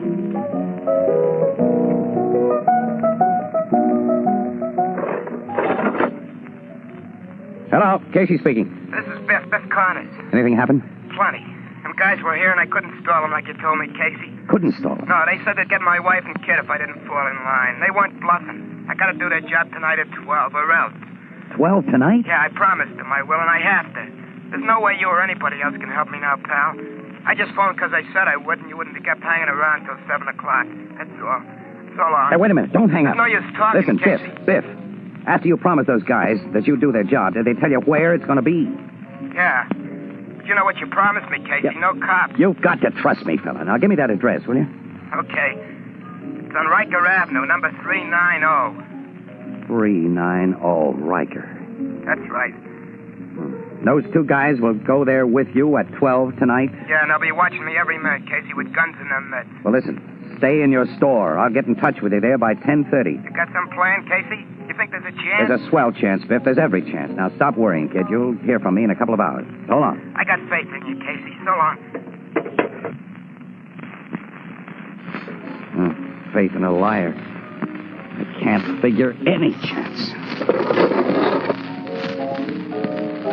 Annie. Yeah, I know. Don't tell me. We're not heading for the Ritz and turkey dinner. No. We're going out to look over Monty Summers' house right now. Oh, you mean Monty Summers, the blacksmith? I looked up his address this afternoon just in case. He lives at 390 Riker Avenue. Come on, Annie, let's go. Yeah, so long, Ethelbert. So long. No Thanksgiving dinner for you two.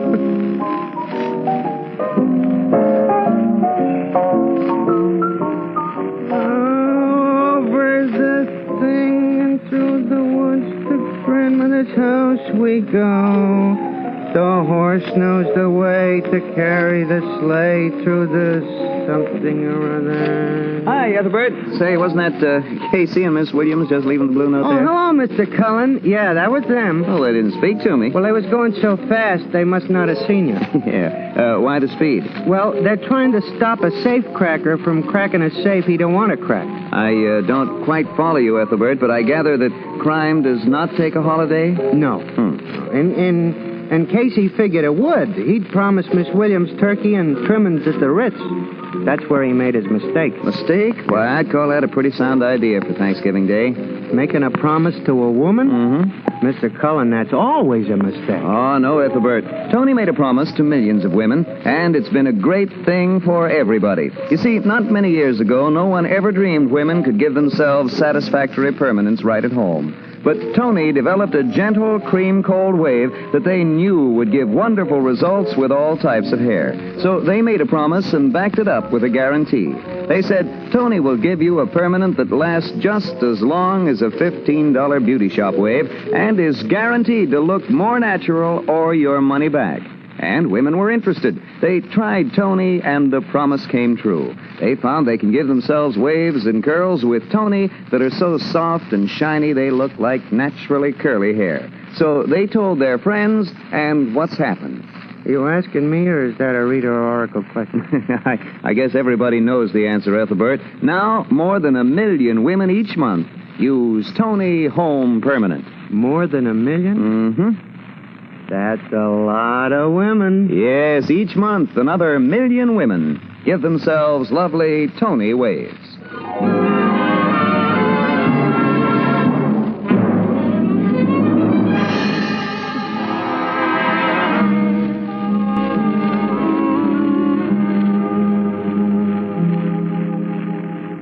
That's a whale of a big house, Annie. Monty Summers lives well. Oh, now that we're looking at it, Casey, what are you going to do? Annie, we've got to think as though we plan to crack a safe here ourselves. The easiest to go in and out from the front. Mm-hmm. See, I think I'd come here in a car. I'd park it under one of these trees. Not directly in front of the house, of course, but close enough for a quick getaway. And leave a lookout in it? No, I wouldn't do that. A guy sitting in a parked car might attract attention, which I don't want. I'd post a lookout, but he won't be in the car or even near it most of the time. Well, now that that's decided, what do we do? I don't know, kid. Trying to make us think, that's all. I'm pretty sure that Nick Reynolds will come here himself with Biff and those rodmen tonight. He'd trust nobody but himself to take that evidence out of the safe. He'll want it in his own hands to take it away and examine it, destroy it. Well, if there's a chance of getting him, we've got to get the cops in on this. But they catch Biff opening the safe. In spite of everything that we could say in a guy's favor, the law says that fourth offenders go up for life. And we've got to catch Reynolds with the goods and at the same time keep Biff out of it. It's a large order. Sure is. I'm afraid it's too large, kid. I can't see any way to fill it. Casey, if you and I came back here at midnight and hid ourselves, when Reynolds and Biff Connors and the others come out, we can cover them with a couple of guns. We'll capture Reynolds and his gang and let Biff Connors get away. Annie, can you really picture you and me in a gangster movie act like that? We'd only get ourselves shot. No, I guess we're not the right type. Why aren't we like some of the characters we see in the movies? They solve everything so easily by just drawing their trusty automatics and going bang, bang, bang. Wish we were. What am I, a woman or a mouse? In that western we saw last week, a gal my size captured a dozen tough cattle rustlers all by herself. Well, her boyfriend was pretty good, too, don't forget. Tall, dark, and handsome in the fancy pants. He was certainly a shock with a lariat, too. You lassoed the character who tried to steal Grandpappy's beef ranch. He yanked him off his pinto pony so hard I kind of got aching bones myself. It's so easy in the movies. Oh, well, this line of thinking isn't getting us anywhere. No, I'm afraid. Wait a minute. Maybe it is. Huh? Lasso. Man. Horse. Casey, what? I've got an idea, Annie. You have? Yeah, come on, get in the car. I'll tell you about it. We're on our way to borrow something that I'll need. Then I'll get to Biff Connor and tell him honestly that he has a swell chance.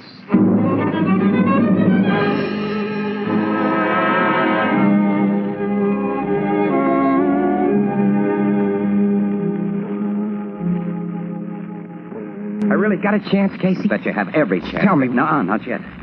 You tell me about the setup for tonight, as you got it from Reynolds' Rodman. Well, I'm to meet him a couple of blocks from here, see, at 11 o'clock, like I told you. That's right. They'll be in a black sedan. They'll have the tools I'll need for the safe job. Then we drive right out to the Riker Avenue house. They say the guy who owns the joint won't be there. That's why the job's got to be done tonight. It's only a servant in the house, and he's been fixed. Well, they don't look for any trouble then, huh? No, they claim it'll be a cinch. They're due for a surprise. You're the only one who's not headed for trouble. Casey, tell me what... No. The less you know about this whole thing, the better for you. But I want you to be sure to do 3 things, Biff. Yeah? First, after you open the safe, don't let any of the guys with you destroy anything they take out of it. Act scared. Insist on getting out of the house right away. Okay. All right, now second, when you reach the getaway car, get into the back seat. Back seat? Yeah. Third, take a grip on the front seat and brace yourself. Brace yourself with all the muscle that you've got.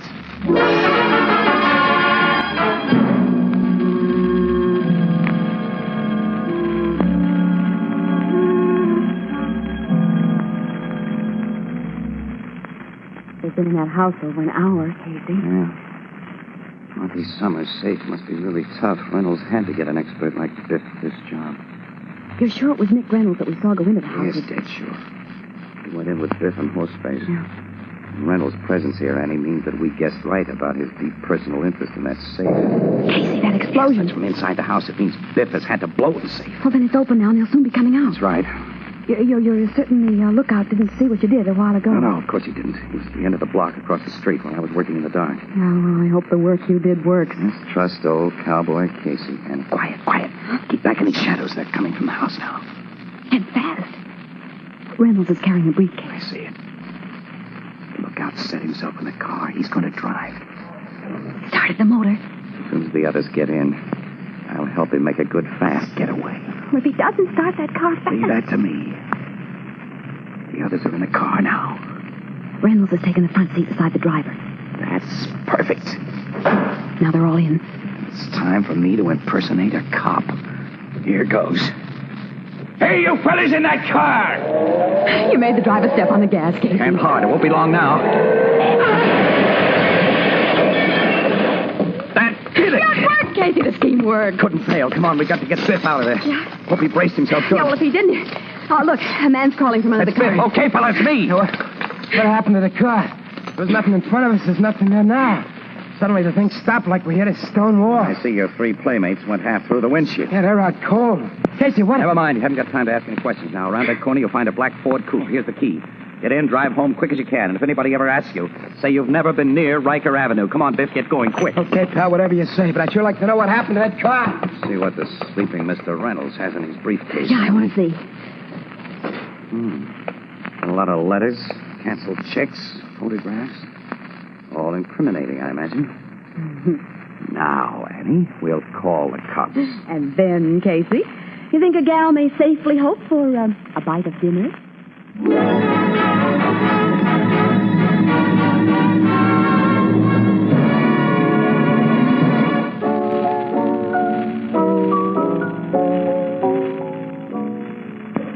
For soft water shampooing, use Tony Cream Shampoo.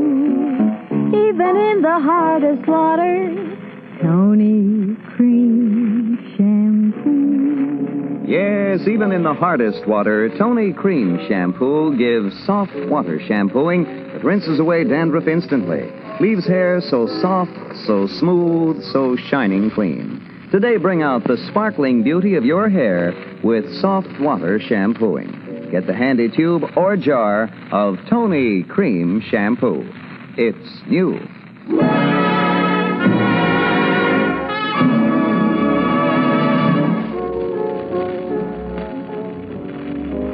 I'm terribly sorry we can't get you and Casey nothing better out of the kitchen than this cold turkey, Miss Williams. But, of course, the cook's left hours ago. Oh, I just love cold turkey, Ethelbert. And at this hour of the morning.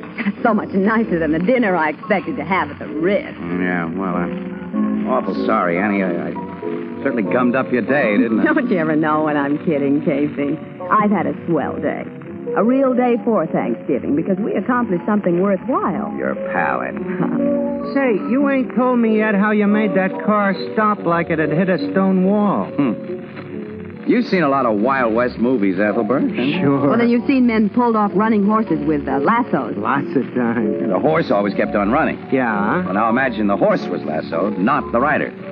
The horse had stopped dead. And his rider would keep on going over his head. That's what happened to the Crook's getaway car. You lassoed that car, Casey? Well, it amounted to that. Casey brought a very strong 150-foot steel cable out there, Ethelbert. Yeah, with a hook at both ends. Yeah, in the darkness, he hooked one end of his cable to the axle of that car, and the other end to a big tree. And I made a noise like a cop to startle the driver into a good fast start. And when the cable paid out to its limit... Oh, I get it. Yeah, and the only reason Biff Connors wasn't knocked through the windshield like the others was because he braced himself like you told him. That's right. Even he was a little dazed when he climbed out, though. Oh, well. Anyway, Reynolds and his mob are all washed up, thanks to the stuff in that briefcase. They can't hurt Biff Connors or anyone else. You two had quite a holiday. Mm-hmm. A grand one. Have some more cold turkey, Casey? Yeah, I think I will, Annie. And it didn't cost you anything. You saved money by not going to the movies, to the Ritz for dinner, and to a play after. Well, sure, that's right, yeah. You can't need all the dough you got on you. Of course not. Huh? I hate to dun a friend, Casey, but there's a little matter of that long overdue October bill, and... He's got you, Casey. A dead to rights. Oh. If this isn't an ending for a grand day. Here I've been roped in myself.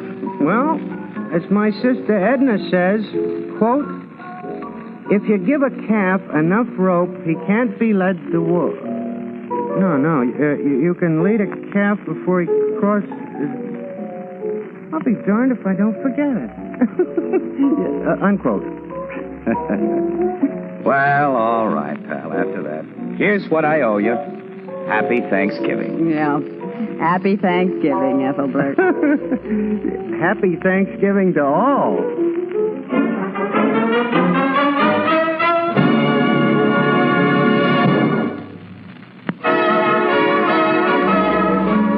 Crime Photographer, starring Stotts Cotsworth as Casey, is directed by John Dietz. It's written by Alonzo Dean Cole and is based on the fictional character of Flash Gun Casey, created by George Harmon Cox.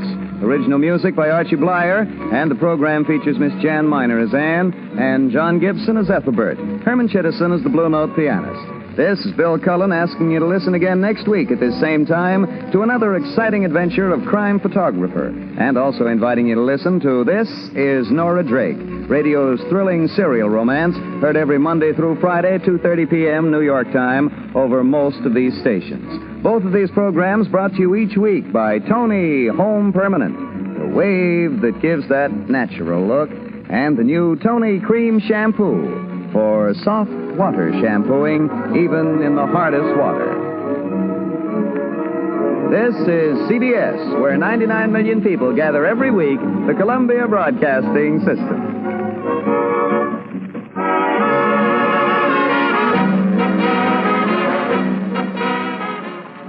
The Anchor-Hocking Glass Corporation brings you Crime Photographer.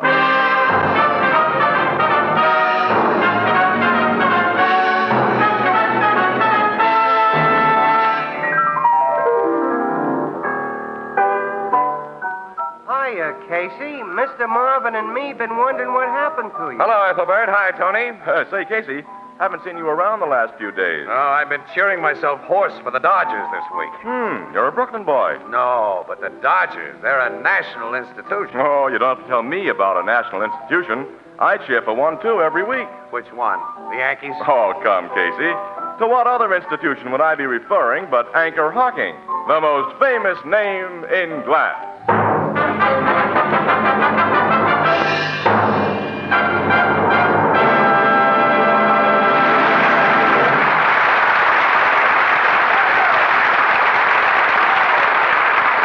Good evening, ladies and gentlemen. This is Tony Marvin.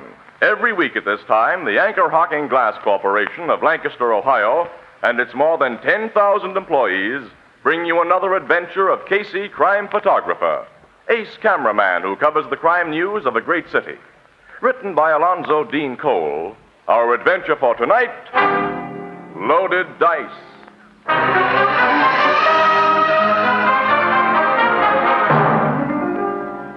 6 o'clock in the morning. A grim, gray hour when many of us regretfully leave comfortable beds to begin the day's work. But Casey's work ended only a few hours ago, so he has a long sleep ahead of him. But... Uh-oh.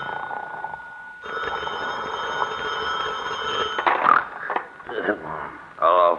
Casey? Huh? Is that you, Casey? Yeah, it's me. This is Steve Drake. Who? Steve Drake. Oh, hello, Steve. I was going to phone you last week to see if you had any tip.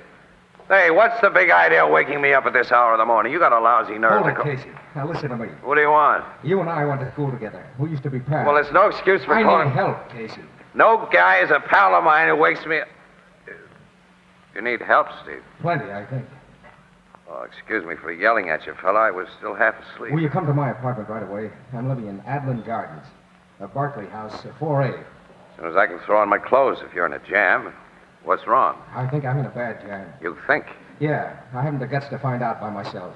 It'd be too dangerous if I tried. Hurry over here, Casey, hurry.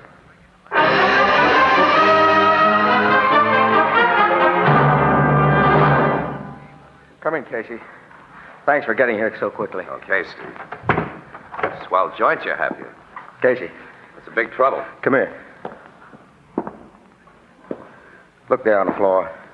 That's a knife.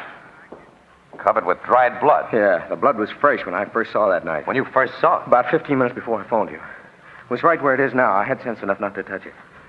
Go on. Well, I'd been asleep. I was awakened by, I thought I heard my door close, so I got up to investigate. Well, someone had gone out the door, all right, because the door hadn't been locked, like I left it. Whoever was here left that shit. Yeah. Well, have you looked around your apartment? Well, naturally. No one has been stabbed here. Nothing has been disturbed in the place. Well, I don't get it. I'm afraid I do. That's why I asked for your help. Well, all right, Steve. Give me the answers. Well, there are only 2 apartments to a floor in these garden houses. Foster Blassett is the other tenant on this floor. Foster Blassett? You know who he is. Well, sure I do. Millionaire fat guy who tried to be a wolf, a playboy, 300 pounds plus on the hoof. He also bucks my racket hard. Yeah, he lost a lot of dough to you, didn't he? I heard he didn't pay off. You're getting the picture. Now, look, Casey, I brought you here this morning because you've known me ever since we were kids. We haven't played in the same league for years. I'm a professional gambler, in the dough today, broke tomorrow, while you stayed legitimate. But you know me. You know I'm not chump enough to knife a guy because he welched on a bet. Now, you may have to convince the cops of that. The cops who know and trust you. Keep on talking, Steve. Now, look. This door in my living room leads to an outside terrace. Yeah, I see. Now, on the other side of that high dividing wall, Blassett's apartment has a similar terrace. Yeah? I found a small blood stain on top of the wall. Blood from that knife, I think. Well, you climbed to the top of that wall? Yes, and looked over before I phoned you. A table with a chair on top of it is against Blassett's side of the wall. Well, did you go over the wall? No, I was afraid. Afraid to find out for sure. You moved this chair and table to your side of the wall when you climbed to look over it, huh? Yeah. Let's climb over the wall and see what's what. Will you go first? Okay. It's easy enough with these tables and chairs. Come on. I'm coming. Blassett's door to the terrace is open. Yeah, let's go in. Casey, that little stain on the rug. Looks like a blood stain, all right. You notice things, don't you, Steve? Look there. What? Across this living room. In the hall. I see. I want a close look. It's Blassett. Yes. Slumped against the outside door of his apartment. Dead. And he was stabbed, Casey. My guess was right. Yeah. So right, I wondered if it was a guess. What do you mean? A little guy like you couldn't move Blassett after he fell against this outside door and blocked it. There was only one other way for you to get out of the apartment, the terrace, which led only to your place. And after piling up that furniture to get back over the dividing wall, you couldn't put it back where it belonged on this side. So you think I killed Blassett, huh? If our positions were reversed, what would you think? And you're the guy I thought would help me. Stand by me. Well, I have no chance the way things stand now. And I'm not going to be railroaded on a lousy frame-up. Oh, so you pack a gun. And I'll use it if you make me. Open the closet door behind you, Casey. I'm locking you in there, and I'm getting out of here. Lock me in that closet. You heard me. Open the door and get in. I don't think I will, Steve. I'm going to use Blassett's phone to call the cops. Keep away from that phone. No. Put that phone down. Why don't you shoot, Steve? Better give me that rod, hadn't you? Here. Take it. Thanks. You're a smart guy. Hello, headquarters. Give me Captain Logan. Homicide Bureau. Yes, Steve, you're a very smart guy. I was just too yellow to shoot you. That's what you meant. Oh, I wasn't worried about that guy. You had my number. After you said you'd lock me in the closet, then I got your number, Steve. Before that, I wasn't sure. I was just too yellow. I've never known a killer who was too yellow to do another killing that might save him from the hot seat. Now, what are you driving at? Hello? Excuse me. Hello, Logan. Listen, the way you cops waste the taxpayers' money is a crime. You know, I've been holding onto this wire for half an hour here. What have you been... Oh. Okay, pal. Hey, Logan. Bring the ME and your tech squad up to the Adlon Garden Apartments. I've got a little case of murder for you. Yes, murder's what I said. And I got a chief suspect right here in front of me. Uh-huh. Only I'm sure he's not guilty. Casey. Yes, Logan. You see, he's a guy I know.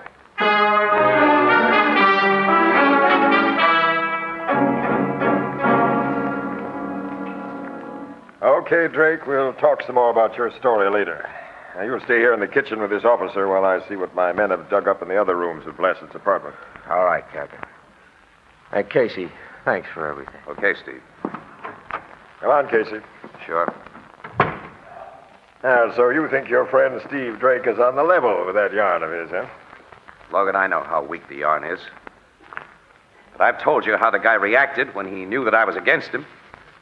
If he was a killer, he'd have shot me down. You sometimes reason like a schoolboy. Yeah? Just because you're lucky and have stumbled onto the answers to a few front-page crimes before we cops dug them up, you think you know... Captain Logan. Yes, Sergeant? The tech man just finished the pictures and measurements. Ready to go to work on the body now? Yeah, get at it. I want to see everything at Blassett's pockets. Right away, sir. Logan, when I examined the body after I phoned you, it looked to me as though somebody had gone through Blassett's pockets. I noticed that when I came in here. Sure you didn't touch anything? It's a fine thing. There are a few things I won't do in order to get exclusive pictures. And messing up possible evidence is one of them. Now, believe that in this case because you're here without your camera. Oh, I got pictures, pal. Huh? Yeah.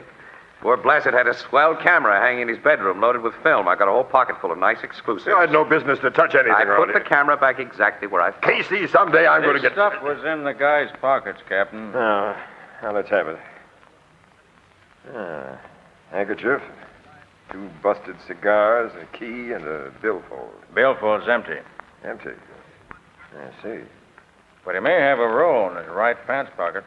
The way the body lies against that door, we can't get at it. It's underneath him. Is it okay there? Yeah, turn him over. Right, give me a hand, will you, Jim? And this fat guy weighed a ton.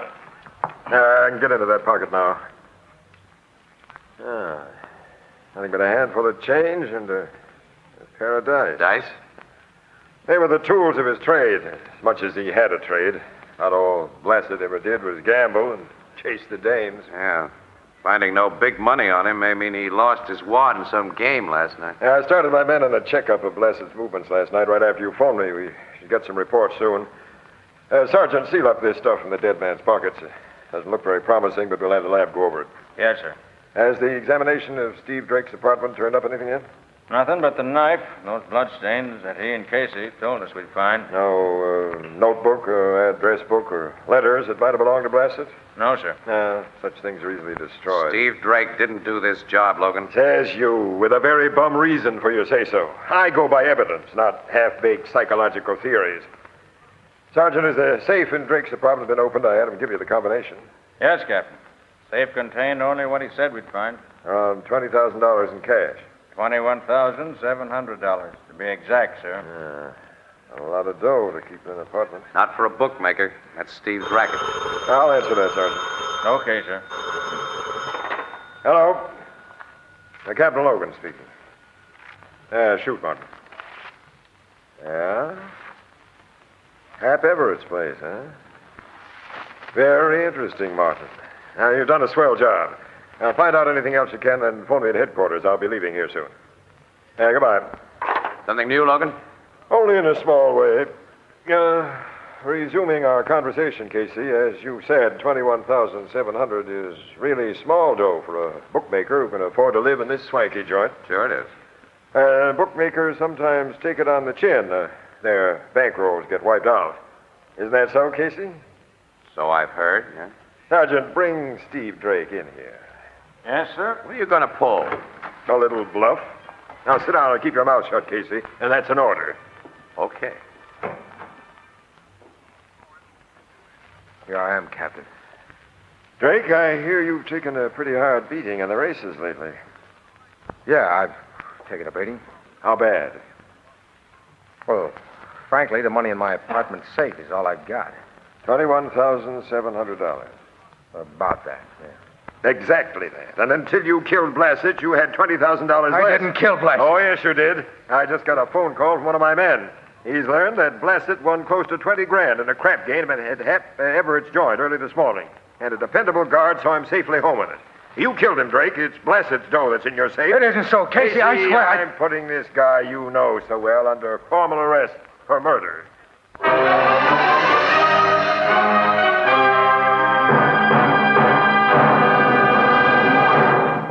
Our story will continue in just a moment.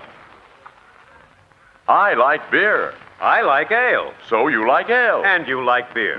But I'm fussy. I want my beer in a glass. Me too. I want that flavor that's brewery bright. Brewery bright. And that means glass. Definitely. Right, because glass and glass alone brings you beer and ale as it ought to taste. Right.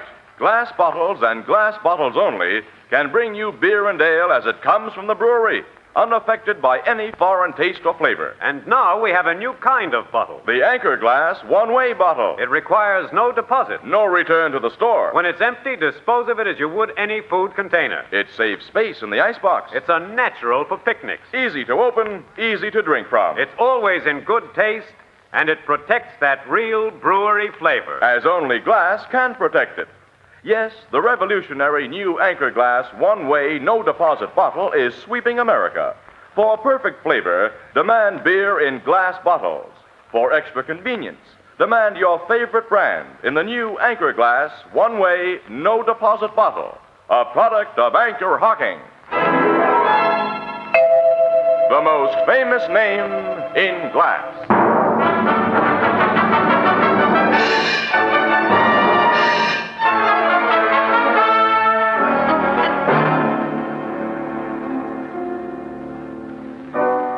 Here's your beers, gents.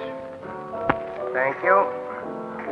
Go on telling me what happened after Steve Drake was arrested, Casey. Oh, nothing happened, pal, except that he's been sitting under the bright lights ever since with cops firing questions at him. He sticks to his original story, huh? 100%. And Casey's still sold on that story. It don't sound very good to me.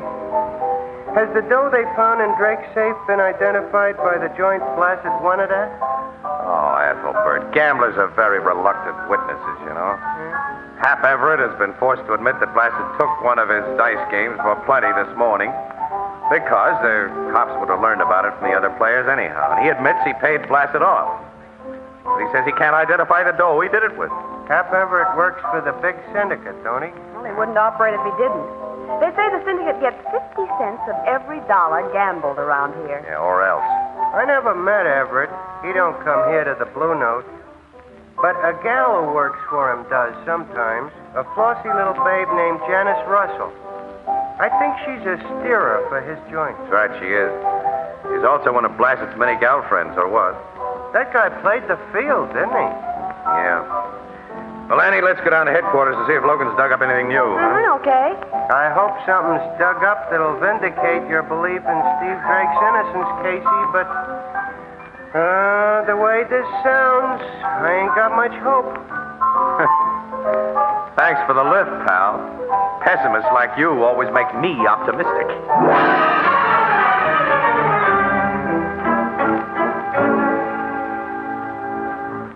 Casey, I've dug up two little new items. Yeah? What are they, Logan? Now, first, I've had a personal talk with the bodyguard who went home with Blassett this morning. I wanted to know more about that bodyguard. Well, he's okay. I've double-checked that. The second of my new items may provide an answer. The lab just handed me a report on those dice Blassett had. Huh? They're loaded. Loaded? Uh-huh. They throw nothing but naturals, the kind that can't lose. Yeah, have a look. Look at that 7. Neat pair of cheaters, huh? Yeah. Hey, I get it. Blassett won with those dice last night, then Hap Everett found out he'd been cheated and sent a strong-arm man... Annie, what you don't know about gambling would fill a 5-foot bookshelf. The best crooked dice ever made. Wouldn't get by a professional for a 20-grand payoff. And these galloping dominoes are plain robbers. The dumbest stick man at Everett's joint would pick 'em up after a few passes. Yeah, sure. Oh, guess I am a little ignorant about galloping dominoes. Say, wait a minute. If the stick man in charge of the game was in on the play, Logan, and Blassett double-crossed him about sharing the winnings... Hey, the picture's there, Casey. Sure it is. And Steve Drake is not in it. And after he killed Blassett for refusing to divide the winnings, the stick man searched him for those dice, knowing they were a tip-off to the murderer. That's it, Annie. And he couldn't get them because 300-pound Blassett fell on top of the dice when he was stabbed. Yeah. Come on, we're going to pay Hap Everett's joint a visit.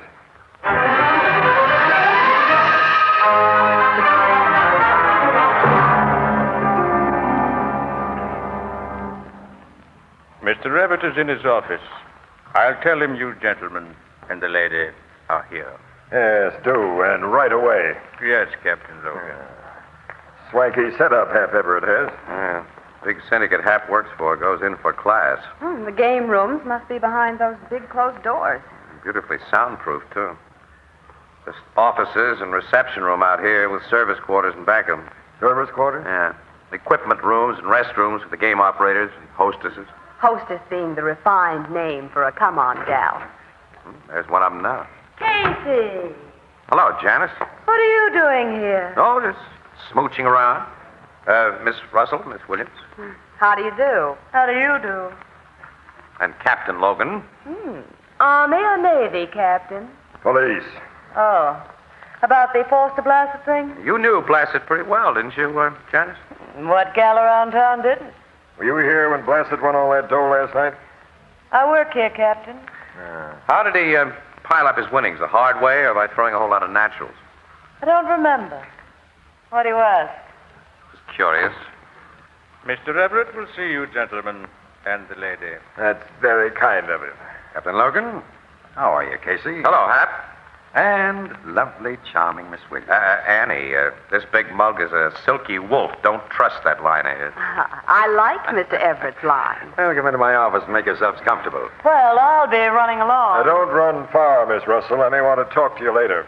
I'll be around, Captain. Please sit down. Thanks. That's a nice office you have, Everett. You guys do pretty well by yourselves. It's comfortable. And practical. Back doors so you can avoid unwelcome company from the front, and peepholes in both doors. Specialized professions demand specialized arrangements, Captain. Yeah. Say, who had charge of the table at which Blassett nicked you for 20 grand this morning? Les Parker was the stick man. Oh, get him in here. Now. Very well. Bernard. Yes, Mr. Everett. Bring Les Parker here right away. Yes, sir. Why your interest in my stick man, Captain? Just want to ask him a few routine questions. What time did he go off duty this morning? 4:30. According to the afternoon papers, Steve Drake is all wrapped up for the Blassett killing. Anything happened to change things? No, but we'd have a much better case against Drake if you told us how you paid Blassett his winnings. I'm sorry, I can't remember, Captain. We pay off so much money to so many people that I... Come in. You want to see me, Hap? Captain Logan here wants to see you. This is Les Parker. Please, huh? Yeah. Will you leave us alone, Everett? Oh, certainly. I'll go out my back door. I have some checking to do in the equipment room. What's this about, Captain? The Blassett murder. I hear you've got Steve Drake dead to rights for the job. The case is far from closed. Yeah? You know Steve Drake, Parker? Why, slightly. Ever been in his apartment? No. Ever been in Blassett's apartment? No. Blassett was killed about 5:30 this morning. Where were you then? Home in bed. Can you prove it? Why should I have to prove it? The only contact I ever had with Blassett was when he played at my table. I hardly knew the guy. Ever seen these before, Parker? I've seen lots of dice, Captain. Yeah, well, those are special dice. They throw only 7s.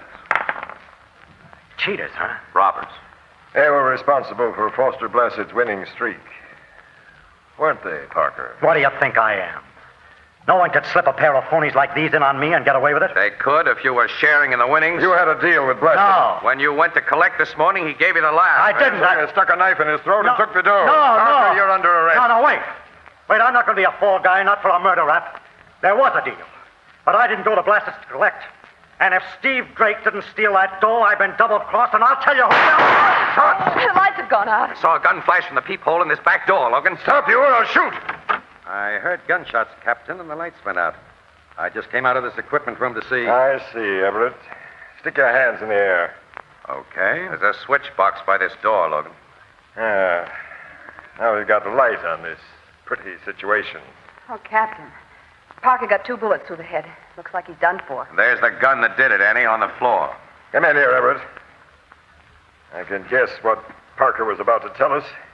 You and he have been working together to beat the big syndicate. Certain players were allowed to win here with phony dice if you got a big share of their take. You let Blassett be one of those lucky players.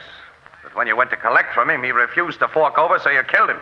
And took the dough and framed Drake. You knew your stooge Parker was a weak sister, so when I came here to question him, you listened outside. And when he started to break, you shot him. Gentlemen, in the moment between those shots and the time the lights went out, I was out of that equipment room in time to get a glimpse of a woman. A woman? What? You'll probably find her hiding in the hostess's restroom there.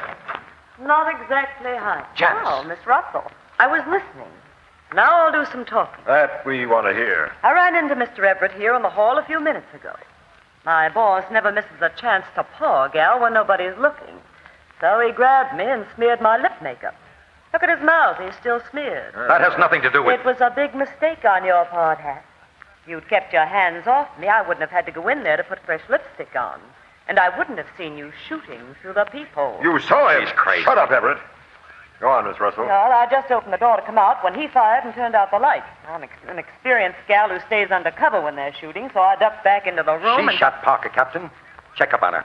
You'll find she and Parker were friends. Good enough friends to be partners in the deal to cheat my games, but not good enough to trust one another. And you were playing around with Blassett, Janice. Just a minute, Hat.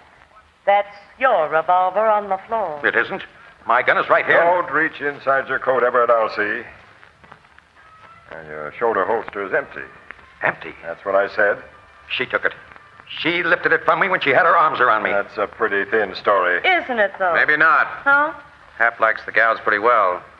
But if he was worried about what Parker might tell us, I don't think he'd have taken time to give Janice that little squeeze. Why, of course I wouldn't.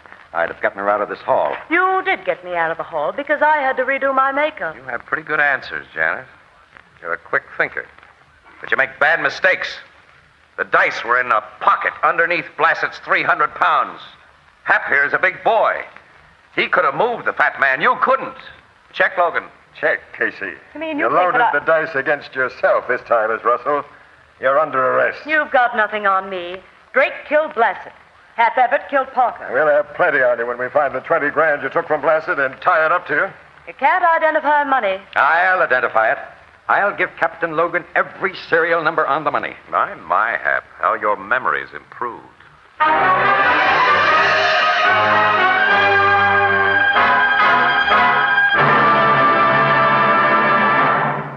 We'll join the crowd at the Blue Note in just a moment. Here's real refreshment for you. A big frosty pitcher of ice-cold lemonade or iced tea or delicious fruit juices. How pleasing is the tinkle of the ice cubes and how good it tastes. And how wonderful it looks when poured from the new Sunburst Crystal Pitcher. The Sunburst Crystal Pitcher is a radiantly beautiful 2-quart pitcher in the magnificent new kind of crystal the whole country is talking about and admiring. Why, it picks up light like a diamond and scatters it in 1,000 flashing rays. And here's the big surprise. You can buy one of these magnificent, sparkling Sunburst Crystal Pitchers for only 50 cents. Yes, only 50 cents. or slightly more in distant cities. And here is the kind of crystal that's an heirloom in homes all over America. Look for it tomorrow in the windows and on the counters of the retail stores of America. Sunburst Crystal is a product of Anchor-Hocking, the most famous name in glass.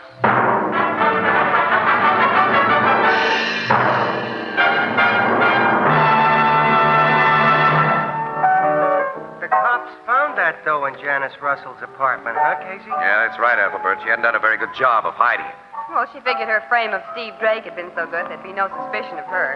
Even Parker, her partner in the loaded dice scheme, thought Drake had taken the money until Captain Logan went to work on him.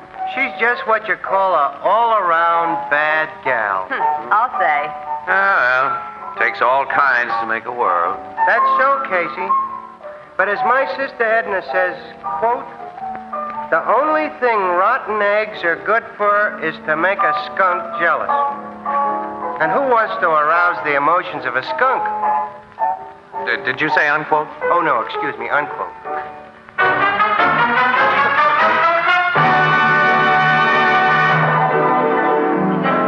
Crime Photographer, starring Stotts Cotsworth as Casey, is brought to you each Thursday by the Anchor-Hocking Glass Corporation, makers of Fire King oven glass, Anchor glass containers, Anchor caps and closures. All products of Anchor-Hocking, the most famous name in glass.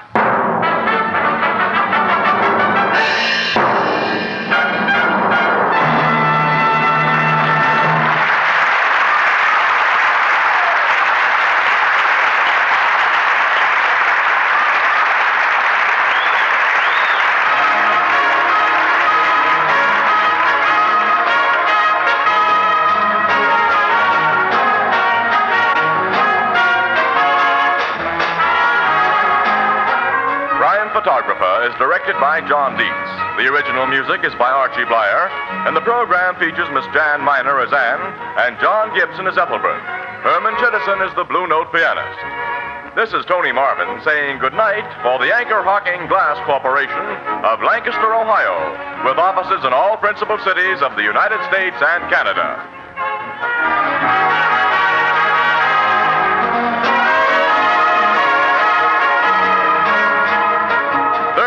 On CBS is the biggest show in town. So stay tuned for exciting dramatizations on Reader's Digest Radio Edition, which follows immediately over most of these stations. This is CBS, the Columbia Broadcasting System.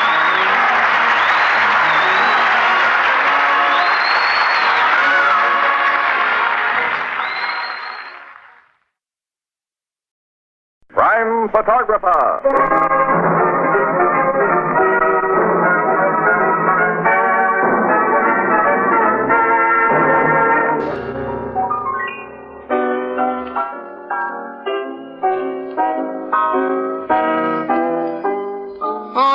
Miss Williams. I was just telling Casey. Hello, Annie. What have you got there? Hi, Ethelbert. Oh, Casey, don't they look good? I just couldn't resist them. A jar of strawberry preserve. Say, they look just like those my grandmother used to make. Somebody talking about food? Well, look, Tony. Don't they look wonderful? Oh, they sure do. And in a glass jar, too. Oh, smart gal, Annie. See the anchor and the H on the bottom? This jar was made by Anchor-Hocking. Anchor-Hocking, a great name in glass.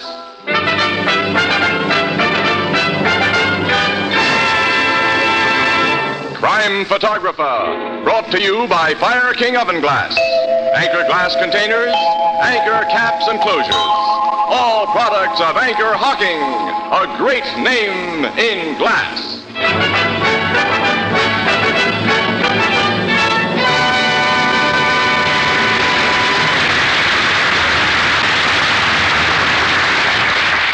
Good evening, ladies and gentlemen. This is Tony Marvin. Every week at this time, the Anchor-Hocking Glass Corporation brings you another adventure of Casey, crime photographer, ace cameraman who covers the crime news of a great city. Written by Alonzo Dean Cole. Our adventure for tonight, The Handkerchief.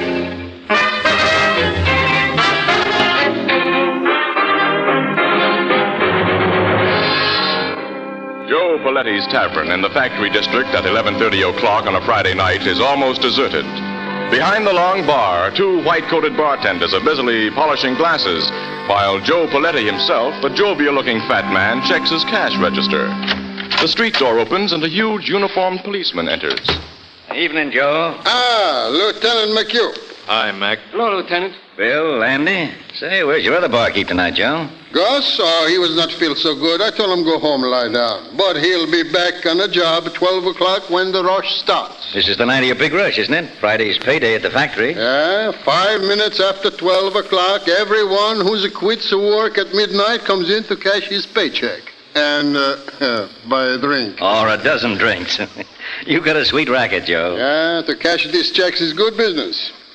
What do you have, Lieutenant? I'm out of cigars again. Well, here's your special brand. Thanks.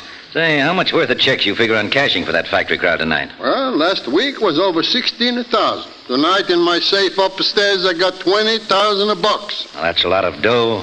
Too many people know you keep heavy cash on hand these Friday nights. That's dangerous. Oh, what's dangerous? And I got a first-class safe in my apartments upstairs. And I also got a burglar alarm. Ain't you cops got a precinct station just 1 block away? If anybody tried to stick me up, ain't you gonna come and stop him?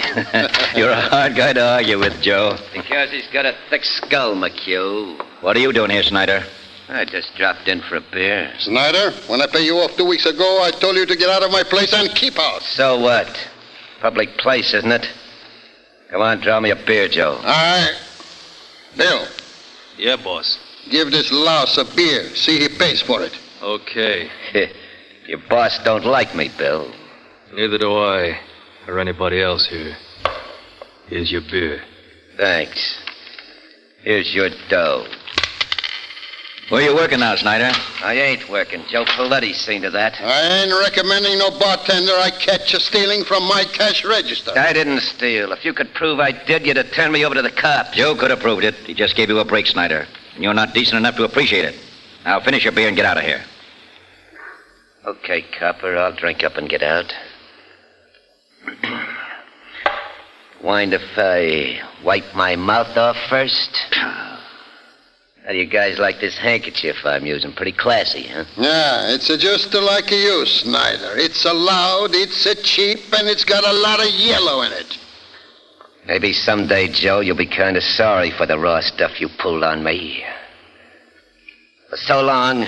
When I see you next, I hope it's in the obituary columns. He's got a few drinks under his belt, Joe. If he comes back tonight, you better keep an eye on him. You too, Bill. He won't bother the boss, Mac. Well, I've got to get back to the station house. Here's for the cigars, Joe. Thanks. So long. So long. Oh, Lieutenant. Yes, Joe? How's your wife? Oh, about the same. She doesn't get any better. She's been sick a long time, huh? Yeah, over a year. Cost you plenty of money, huh? Every cent I had. Well, look, if I can help Now, any... thanks, Joe, but the guy on my job can't borrow dough from... Well, not and keep his nose clean. I'll see you later. So long, Mac. Good night, Lieutenant. Andy. Yeah? You bring up plenty lemons? More than we need, Joe. Okay. 10 minutes to 12. I go upstairs now and get the money from my safe to cash them paychecks.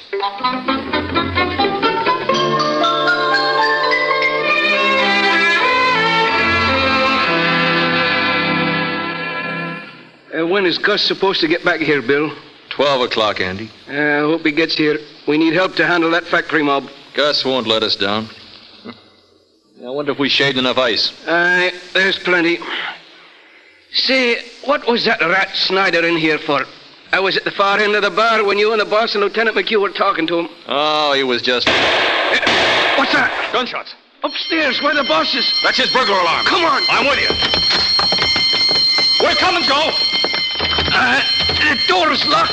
We got to break it down. Let's go, together. Hey, look. The safe is open. There's Joe. On the floor. He's been shot through the head. That back window's open. The killer busted out there. Can you see anyone? No, too dark. But the cops have heard that alarm. They'll get whoever did this. Andy, I know who did it. What? Come here. Look at that handkerchief on the floor. Handkerchief? That's the loud one Ed Snyder had tonight.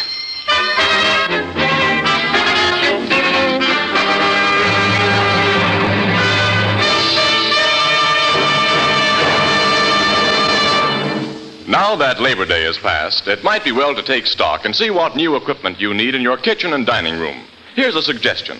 Go to your favorite chain, variety, hardware, or department store and make a selection of Fire King oven glass. You will find casseroles of different sizes and styles, baking dishes for meatloaves and hot breads, pie plates, mixing bowls, and custard cups. In fact, there's a Fire King dish for every baking requirement. Prices are almost unbelievably low, and each piece of Fire King oven glass is guaranteed for 2 years against oven breakage. Fire King oven glass is sturdy and dependable in your kitchen and remarkably attractive on your table. Fire King oven glass is a product of Anchor-Hocking. A great name in glass.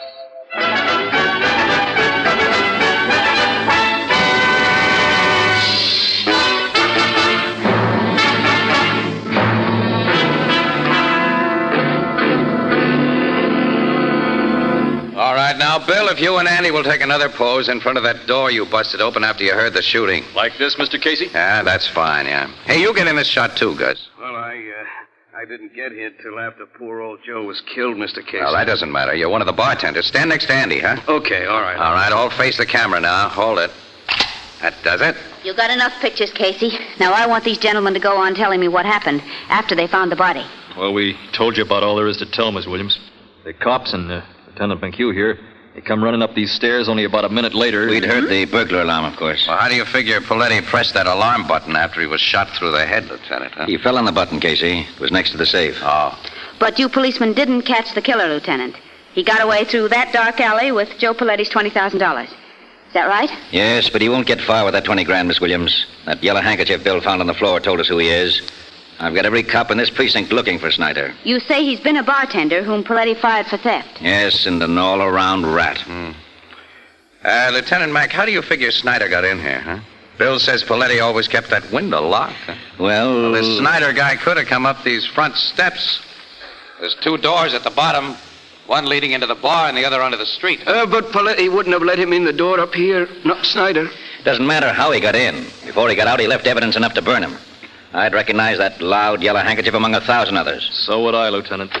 Thanks, Sergeant. We'll go up now and look things over. Come on, you fellas. Captain Logan, Casey. Hello, Logan. Why, Casey. So the big boss of the homicide squad has finally gotten here. Hiya, Captain. I might have known you two'd get around to get in my hair.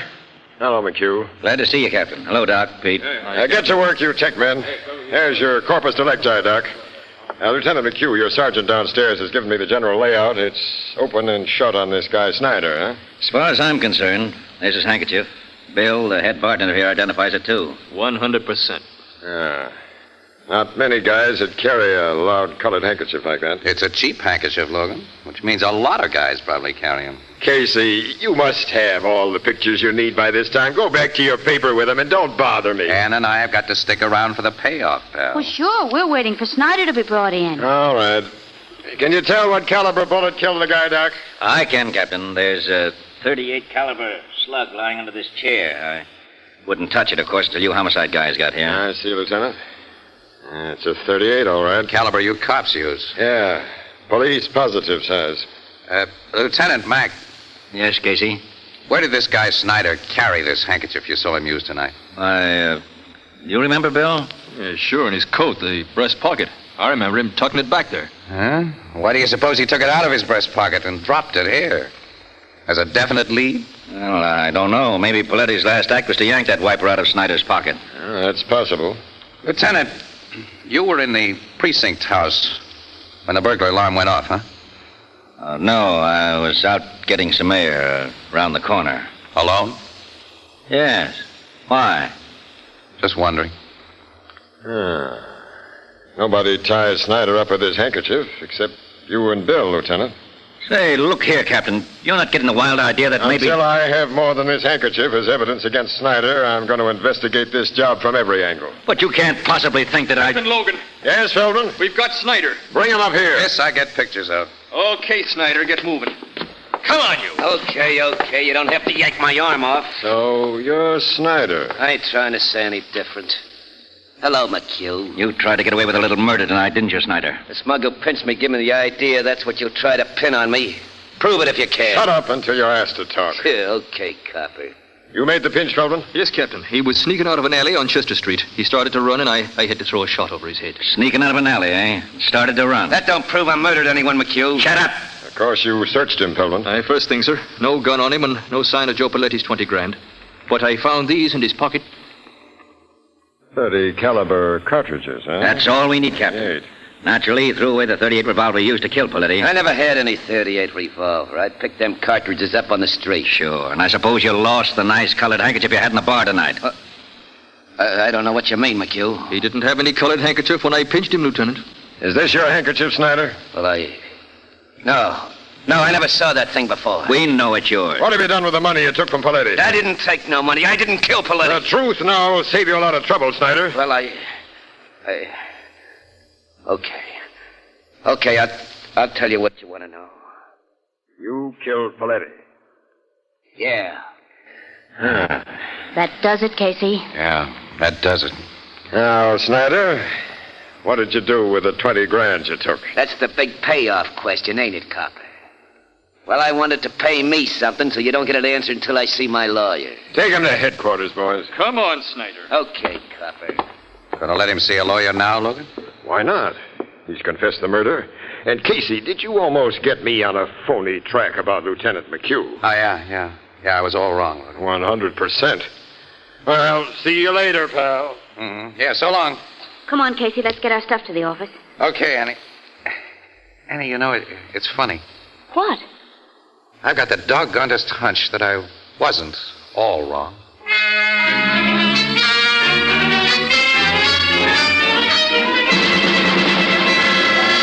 The whole thing is blown up in my face, Casey. Snyder didn't kill Paletti. Calm down, Logan, and tell me about it. The lawyer Snyder insisted on seeing came in at noon today with 7 reputable witnesses. Witnesses to what? To a perfect alibi. At the time Paletti was shot, between 11:55 and midnight, Snyder was in a restaurant nearly a mile away. 7 reputable witnesses say that. Huh? They're ready to swear to it. Well, how does he explain his phony confession? Claims he had to stall us until he could prove his alibi. That's pretty thin. Sure. The truth is that he's a small-time cop hater who was getting a kick out of making us look like saps. And he says he found those 38 shells and lost his handkerchief. Yeah. Casey, I figure he did lose that handkerchief. Just outside Paletti's tavern, maybe. Somebody found it, got an idea, and planted it beside Paletti's body. Any suspects? I don't like to say this, but... Well, cops sometimes go wrong, Casey. Lieutenant McHugh has been under heavy expense on account of his sick wife, and 20 grand is a lot of dough. Yeah. Snyder may have given his handkerchief to somebody, Logan. What do you mean? Well, if suspicions hadn't immediately centered on Snyder last night, everybody in the vicinity of Paletti's Tavern would have been a suspect, huh? Yeah? Anybody who couldn't furnish an on-the-spot alibi might have been searched for the murder gun and that dough. Yeah. When Snyder was pinched and made his phony confession, he gave the killer plenty of time to get the stolen money under cover. Snyder and the killer were working together. That's my guess. I think it's the right one. I'll have another talk with that rat Snyder. No, pal, don't. Let him go. Let him go? Yeah. With the idea that he's gotten away with it. But tail him, Logan, day and night. Until he leads you to his partner, the guy who has that 20 grand. Okay, Casey, we'll try it your way. But your way had better pay off.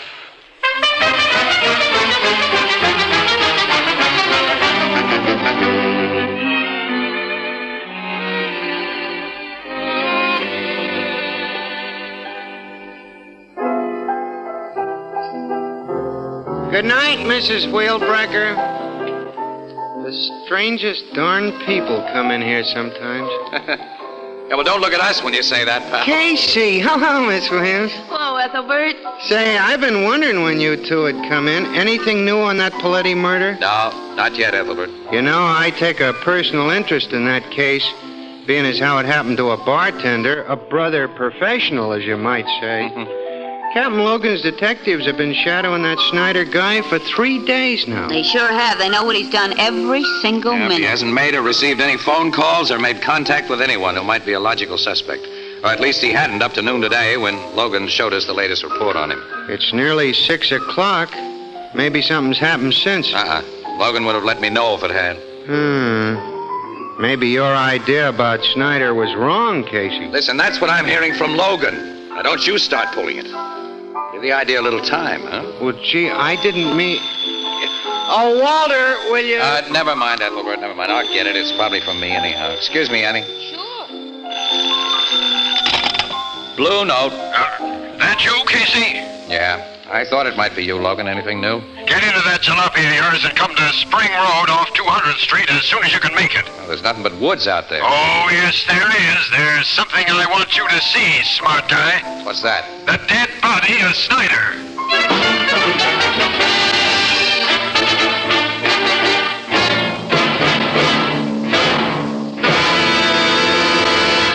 There's all that's left of him, Casey, in that ditch. Yeah, shot through the head. Yeah, twice, with a .38 revolver, as Paletti was shot. Snyder'd been dead over an hour when he was found here. Well, then that means that the detectives who were watching He him... gave him the slip, Miss Williams. I wanted to keep this rat at headquarters and sweat the truth out of him, Casey. Instead, I listened to you. You see the result? Yeah. You mind giving us some of the details, Logan? I'd be happy to tell you all I know. You may have another bright idea. Don't rub it in, huh? I'm sorry. This is my fault, not yours. Huh? Say, Logan. I hope you'll have an idea to give me a different idea than I have. Hey, pal, are you sick? Here's what happened. At 3 o'clock this afternoon, Snyder was walking up Crosley Street with one of my guys behind him when he suddenly hopped into a Ford sedan, parked at the curb, and got away. Huh? Another guy was at the wheel all ready to go. I think the driver of that sedan was Snyder's partner in the Paletti murder.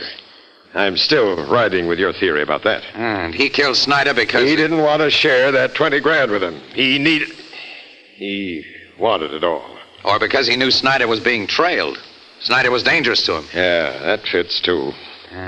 Obviously, he and Snyder met by appointment, Logan. Snyder expected him to be waiting in a car at that time and in that place. Sure. Well, then your killer is someone Snyder talked to since you turned him loose. Yep. You checked on everyone Snyder talked to? Yeah. There hasn't been a logical suspect in the bunch, Casey, until today. You mean he talked to somebody today? Yeah. Several hours before he got into that sedan. Who? Lieutenant McHugh. McHugh? Captain Logan. From the first, I've figured McHugh might have killed Paletti, but I've never really believed he did. You believe it now? He needed that dough, Casey, all of it, for a sick wife. He's a cop. Paletti would have opened that upstairs door for him. I've known Mac a long time. He's been a good guy and a good cop. Logan, where did he and Snyder talk today? Outside of Paletti's tavern. Paletti's tavern? Yeah. Snyder had the nerve to go in there and ask for a drink. That's all he had a chance to do. One of the bartenders grabbed him and threw him out of the joint. Lieutenant McHugh came along just then and helped him out of the gutter. Then they talked? Yeah, for 2 or 3 minutes, walking up the street together. Then McHugh went off duty soon afterwards, and he didn't go home. He could have met Snyder in that sedan. It looks like McHugh all the way, Casey. How close was your detective when Snyder was given the bum's rush from Paletti's? Oh, he'd only just followed him inside the joint. It happened that fast. Which bartender gave Snyder that rush act? It was Andy. Oh, Andy. Who was in the bar downstairs when Paletti was killed upstairs. He couldn't have been Snyder's partner. Oh. Your man's sure it was Andy, huh? Well, he didn't have time to ask for names, but the description he gave me is Andy's. Tall, with dark hair. Well, Bill is tall, but he's bald. Well, Gus has dark hair. Oh, but he isn't tall. Say, your guy got only a quick look at that bartender. Yeah, but he couldn't be wrong about it. Wait a minute, Logan. A medium-sized guy looks tall when you see him beside a very short guy. Snyder was a shrimp, and Gus hauling him around by the collar would look like a 6-footer. But Gus! Paletti would have unlocked that upstairs door for Gus, Logan. He was a trusted employee. Gus didn't report for work until after Paletti was killed. Casey, you're right. Let's get Gus and go to work on it. He's a tough cookie, Logan. You'll never break him. I'll make him talk. I don't think you will. Look, Logan, can I stick my neck out again? Casey, I'll listen to anything now. All right.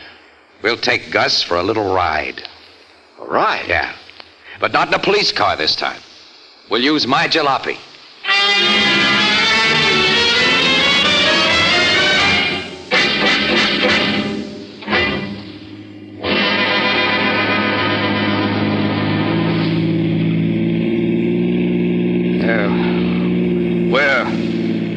Where are you guys driving me to?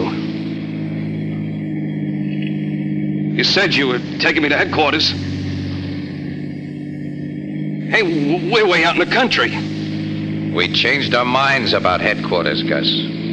What do you mean? Too many people hang around down there. Where are you taking me? Just take it easy, sucker. Look, you're a cop, Captain Logan. You can't kid me into thinking that We know you got that 20 grand, Gus. I tell you, I don't know anything about it. Yeah, that's what you told us. It's what I'll go on telling you. This is a nice deserted spot, Logan. Yeah, a perfect spot, Casey. Shall I stop here? Yeah. Right. Yeah, what are you going to do here? Just talk. For a while. Step out of the car, Gus. No, Step out. Hey, why are you pulling that gun? You can't bluff me. I ain't afraid. What have you done with the money you stole from Paletti? I told you. What have you done with that dough? I ain't got it. We want that 20 grand, Gus. And we're gonna have it.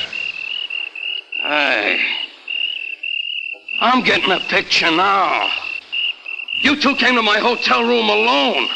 You bring me out here alone. I get it now. You two are working together. Logan and I do a lot of work together, Gus. So that's it. You want that dough for yourselves. Where is it? I ain't talking. We'll see about that. Here, Casey, hold my gun on this mug. Sure, pal, I will. Oh, you don't. You dropped the gun. Get it. No, I got it. Casey, stick up your hands, you lousy. Stick them up. Okay. Thanks for this scat. You two saps should have stayed honest. You ain't got the brains for fast stuff. So you thought you'd hijack my 20 grand. Listen, Gus, you're in the racket. You know how guys have to figure. If you'd been nice and told us where to find that dough. Sure, Gus. We'd have been nice. So now I'll be nice to you. Tell you where to find it. It's buried under a flower bed on my old man's grave in Oakwood Cemetery. I buried the gat I used to kill Paletti and Snyder there, too. That was smart. Yeah. I think of little things like that. Just like you mugs thought of bringing me to this deserted spot. In a car that I'll drive away. Alone. Gus, you're not going to... No, Gus, you can't. Get it between the eyes like Snyder and Paletti. Now! What the... Something the matter, Gus? This gun is empty. Uh-huh. That's another little thing we thought of. Well, you double-crossed me. Thanks for the confession, Gus. Come on. Now we're really going to headquarters. Right. And then, Casey, you and I have got something to do with the Blue Note. What's that, Logan? I'll tell you on the way about it.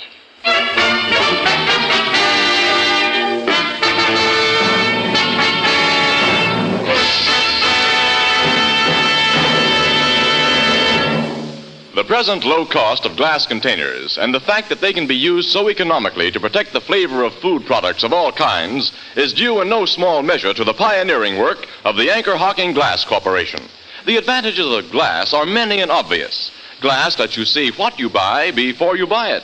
Glass containers are easy and safe to open. Glass won't affect flavor or aroma.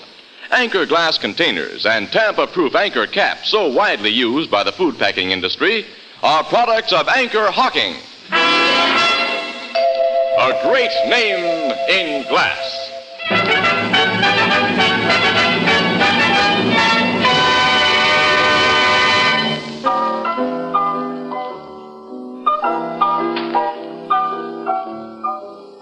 So you cops found that 20 grand and the murder gun just where Gus said it was. Hey, Captain Logan? That's right, Ethelbert. Yeah. Gus figured he had no reason to lie to a pair of dead pigeons, as he figured Logan and me to be. Well, I'm certainly glad that a disgrace to the bartending profession like he was is going to get what he deserves. Hey, by the way, Captain, what brings you here to the Blue Note tonight? Ethelbert, Casey and I want a box of the best cigars you have in the place. Yeah, we want you to send them to Lieutenant McHugh, Ethelbert. Here's his address here. Well, sure, but Casey, why are you and Captain Logan, head of the homicide department, sending cigars to a cop? Well, you see, that is... It's just... you see, McHugh likes to smoke cigars.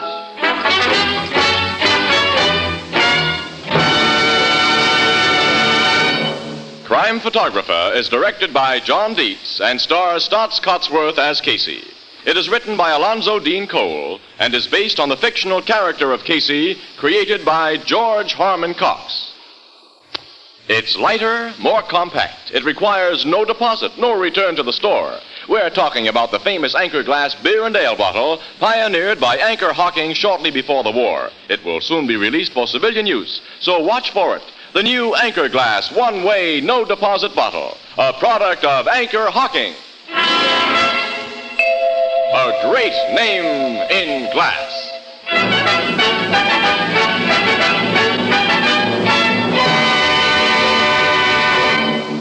Our cast features Miss Leslie Woods as Anne, John Gibson as Ethelbert, Bernard Lenrow as Logan, and the Blue Note pianist is Herman Chittison. The original music is by Archie Blyer. Crime Photographer is brought to you each Thursday at this time by the Anchor-Hocking Glass Corporation of Lancaster, Ohio, and its more than 10,000 employees. Anchor-Hocking. A great name in glass.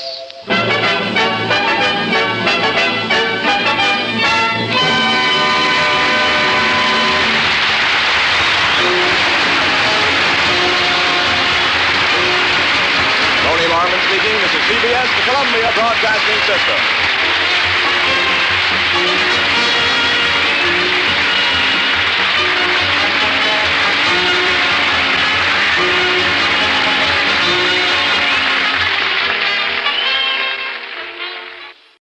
The Anchor-Hocking Glass Corporation brings you Crime Photographer.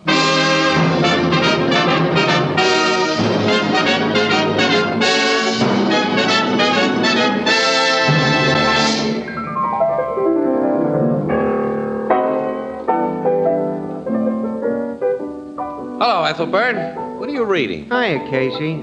I'm just brushing up on the baseball scores. Was that so? I didn't know you were a baseball fan. Oh, sure. I follow the Dodgers every year. Who's your favorite team, Casey? Well, I usually root for the Yankees. How about you, Tony? Who, me? Why, naturally, I root for Anchor-Hocking, the most famous name in glass.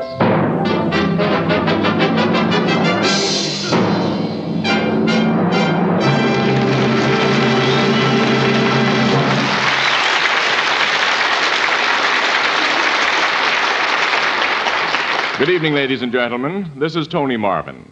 Every week at this time, the Anchor-Hocking Glass Corporation of Lancaster, Ohio, and its more than 10,000 employees bring you another adventure of Casey, crime photographer, ace cameraman who covers the crime news of a great city. Written by Alonzo Dean Cole, our adventure for tonight, The Laughing Killer.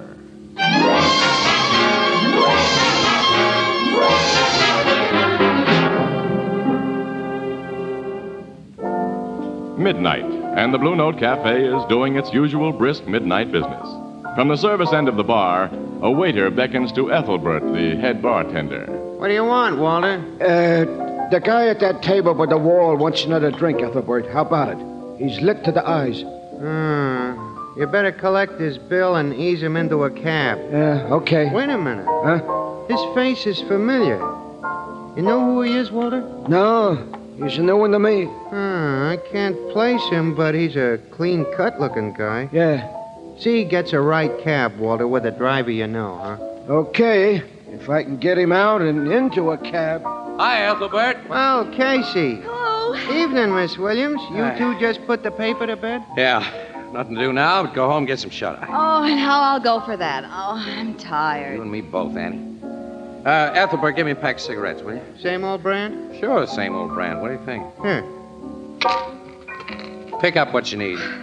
Why you got a bullet mixed up with that silver? A bullet? Oh, Captain Logan gave that to Casey today. Yeah.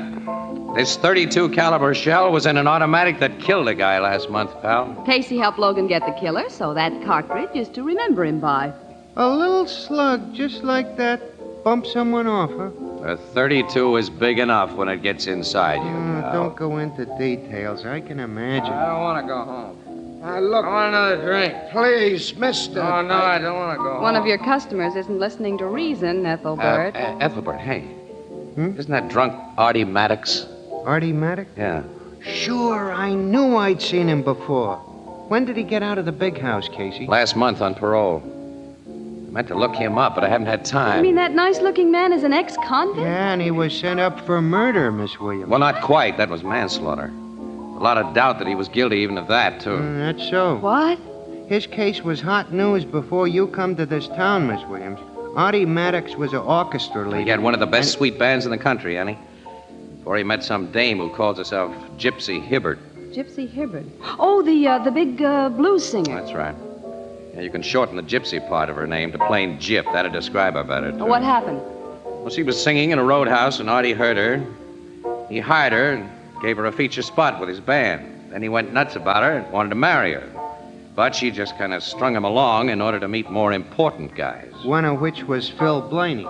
At that time, Annie, 5 years ago, Blaney was the big shot in the gambling racket here. You mean he had the spot that Lou Carboni has now? Uh-huh. Carboni then was merely Blaney's first assistant. Well, Blaney went for the gypsy gal in a big way. One night, the cops got a phone call from Gypsy who said there'd been an accident in her apartment.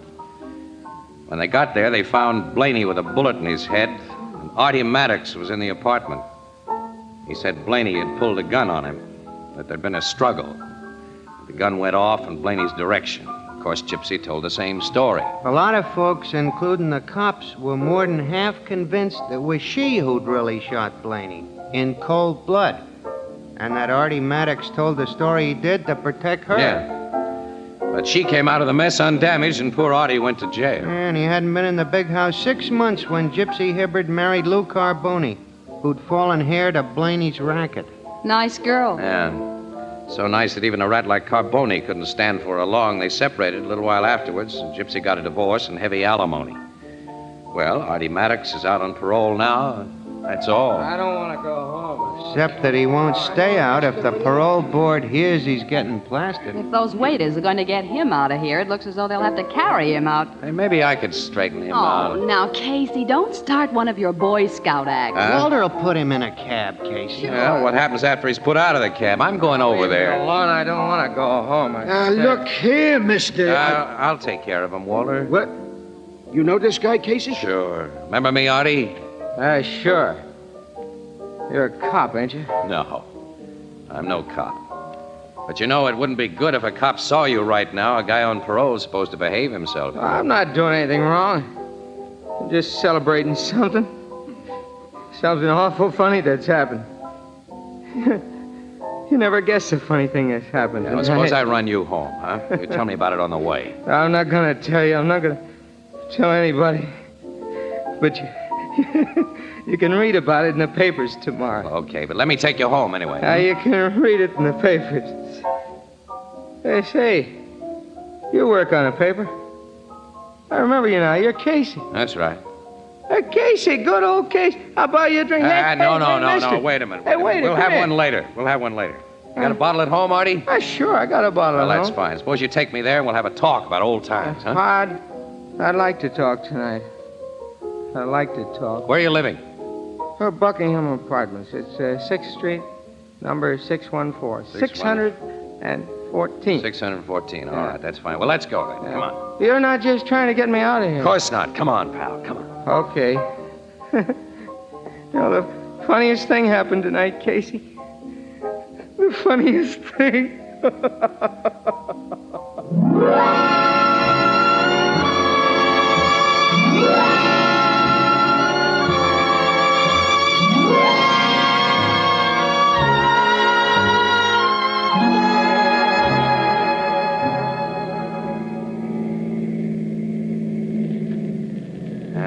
Guess where he lives, Annie?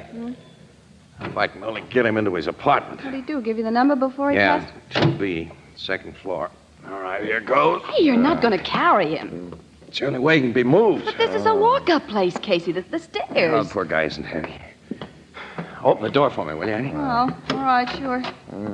I'd better come along and help you with the apartment door, too. Yeah, if you don't mind, honey. Gee, this is an awful cheap-looking place. Well, guys don't usually come out of prison heavy with dough. Well, I wonder what's he living on? Dixie Trumbull, the songwriter, was always Artie's closest pal. Imagine Dixie's putting him up for... He hasn't been on the chips lately either. Here we are. Here's 2B. You have to go through his pockets and find the key. Yeah, I'll prop him up right here. Funniest thing happened tonight. Hey, snapping out of it, Casey. Funniest thing. Uh-oh. Passed out again. I wonder where he carries his key. Annie. Huh? Look at this. Automatic pistol. This was in his pocket. This chump's just out of jail on parole. He's toting a gat. Uh-oh. This doesn't look good, Casey. Looks lousy. Hey, Annie. Yeah? This gun was fired not long ago. Fire? Yeah, smell it. Yeah. Wait a minute. Let's look at the clip. Yeah. One cartridge missing. What do you think? Your guess is as good as mine. Funniest thing happened tonight. Funniest There, thing I found his key. Here, Annie, unlock the door, will you? Yeah, okay. I'm going to snap this guy out of his daze and ask him a few questions. All right, switch on the lights. Oh, yeah. Here we are. How are you going to make him talk? There now. You find some coffee in that kitchenette, will you, Annie, while I hold this guy up? Yeah. Make a pot of triple strength while you're doing it. I'll be ducking this guy in a cold bath. Okay. All right, now, Artie. You come into this bathroom. Get those clothes off you. Funniest thing happened tonight. Yeah. Maybe it won't seem so funny after you hit this cold water.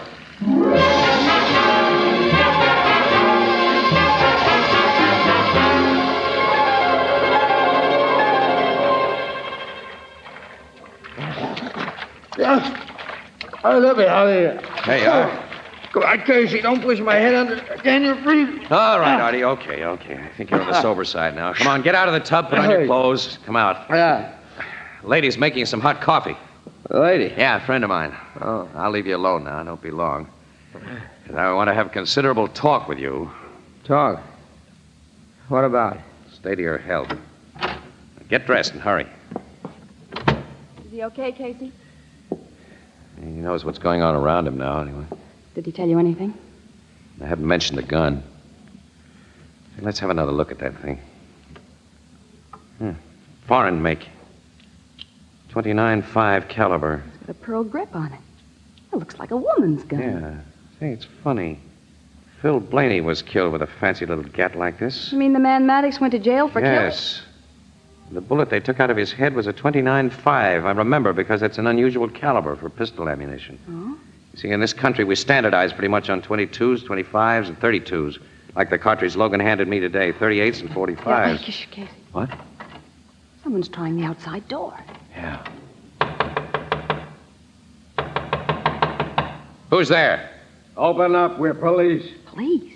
Open up, Maddox, or we'll blast our way in. Hey, that's Sergeant Flanagan's voice. It's the last warning, Maddox. Hold Open everything, Flanagan. I'll let you in. Casey, what are you doing here? Mind if I ask you the same question? We've come to arrest Maddox for murder, that's all. Murder? Who? Gypsy Hibbard. Gypsy? Yeah. She was killed about 2 hours ago in her apartment. Now then, where's Maddox? Why do you think Maddox had anything to do with it? He was seen leaving the building she lives in. She was shot with the same kind of gat that killed Blaney 5 years ago. A 29.5 automatic. Hey, Casey, Let me do the talking, Annie. The only talk I want to hear right now is the answer to where's Maddox? He's here, Flanagan. Where? In the bathroom. There. Uh-huh. All right, bring him out, Sam. I'll cover you with my gun. Right, Sarge. Hey, Casey, he killed that woman with a gun. Maybe at not, jukebox. Ann. Maybe not. Don't mention that gun Not in now. the bathroom, Sarge. He's gone. What? Hey, that open window. He must have swung under the fire escape and got away. Casey, you're to blame for him getting away. I am. You stalled me here while he was going out that window. I wasn't stalling you. We'll see what Captain Logan thinks about it. You know, you've got me in a jam, pal. Well, I'll make Logan see you weren't to blame. Where is he? At the late Gypsy Hibbard's apartment. trying to find out just what happened there. Well, let's go. I want to find out what happened at the late Gypsy Hibbard's apartment, too.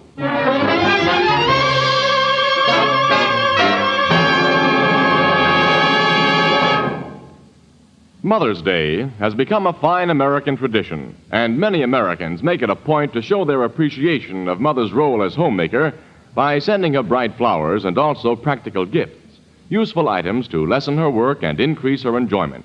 And that's why a complete set of Fire King oven glass is so appropriate. As an experienced homemaker, she'll tell you how much better food tastes when baked in Fire King oven glass, and how tempting is the appetizing, clean look as the piping hot food is brought to the table.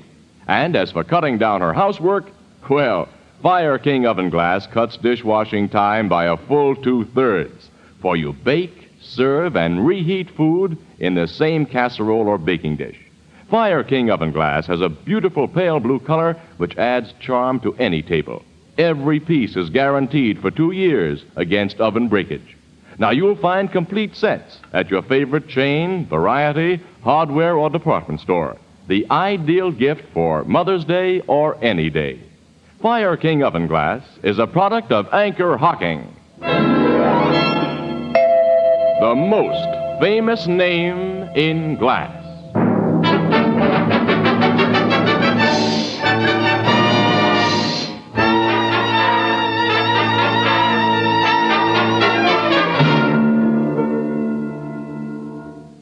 That's why we were in Artie Maddox's apartment, Logan. That's all we know about him. When you undressed him before you stuck him in a cold tub, Casey, he didn't run across a gun in his clothes. I wasn't looking for a gun. Casey. Now, suppose you give Ann and me the lowdown on this shooting, pal. Well, a guy called up headquarters. Wouldn't give his name, but he told us to pick up Lou Carboni and ask him why he'd just killed his ex-wife. Ask Lou Carboni why he'd killed Gypsy Hibbard. Yeah. So 2 of my men went to Carboni's home. They found him playing poker with 3 guys who said he hadn't left the house all evening. At the same time he was being checked, I came here to Gypsy Hibbard's apartment. Got the super to let me in and found her lying on the living room floor with a .29.5 slug in her head. And somebody told you they'd seen Artie Maddox leaving the building. Yeah, the superintendent. And checking the time he saw Maddox leave with the medical examiner's finding, the woman must have been shot just a few minutes before. Have you any idea who made that call to headquarters, Captain? Oh, I think Maddox made it. He killed Gypsy Hibbard because she married another guy, Lou Carboni, after Maddox took the rap for her in that Blaney shooting. Maddox hated Carboni, too, for getting the gal he wanted, so he tries to frame Carboni for the murder he's just committed himself. You know, Carboni wasn't on good terms with his ex-wife. He wasn't seen near this building tonight. Maddox was. A real murderer would take good care not to be seen, Logan. Yeah? Sergeant Flanagan, Captain. Come in, Sergeant. Carboni wants to know if he can go now, sir. Carboni's here? Yeah, I was questioning him in the kitchen before you arrived. I'll talk to him, Sergeant. Yes, sir. Captain wants you, Mr. Carboni. Captain, it's so late. I wonder... Carboni, you can go home now. But don't leave there without letting me know where I can reach you. Very well. Hello, Carboni. Oh. Hello, Casey. Sergeant Flanagan tells me you helped the murderer of my ex-wife make his escape tonight. I don't believe Flanagan told you that. That I didn't, Casey. All I said was... Now, don't take me seriously. I was only kidding. Doesn't seem like a good time for kidding. You're in a spot, Carboni. What do you mean by that? Can't you figure it? Why, you... Never mind. Go on home, Carboni. I'll see you tomorrow. Okay. Perhaps you'd better tell Casey about my alibi, Captain. He has told me. It's a very good one. Good night. Well, Andy and I will be running along too, Logan. It's our bad luck this case had to break too late for a morning paper. That is tough, isn't it? And I expect to have Art Maddox under arrest long before your next edition, so the afternoon sheets will get first crack at that news, too. Where do you expect to find Maddox? Well, there's a general alarm out. We'll pick him up. Say, you used to know him pretty well. Maybe you have an idea where he'd hide out. I didn't even know where he lived until after I ran into him at the Blue Note tonight. Come on, Annie. Casey. Let's go, kid. Good night, Logan. All right. Casey, you suppressed evidence. And you didn't tell Logan about that gun you found. You were swell, kid. You didn't tell him either. Here's the outside door. But we've got to tell him. Otherwise, we're accessories We won't to... bother with the elevator, Annie. Let's walk down. We're not leaving until you give that gun to Logan. Well, yes, we are. Come on. No. Give him the gun later, after I have a talk with Maddox. Talk with... You know where he find it? I think so. Which makes another little item I've suppressed. Why? Well, let's call it a hunch, Annie. I have a feeling that if the cops find Artie before I do, if they have that gun that seems to clinch his guilt, he hasn't got a chance. And he didn't shoot Gypsy Hibbert any more than he killed Phil Blaney. You think Carboni did it? All I'm thinking of now is locating Maddox. Well, where are you going to look for him? Well, he needs a friend tonight, dependable friend. His closest pal is that songwriter, Dixie Trumbull. All right, we're heading for Dixie's place.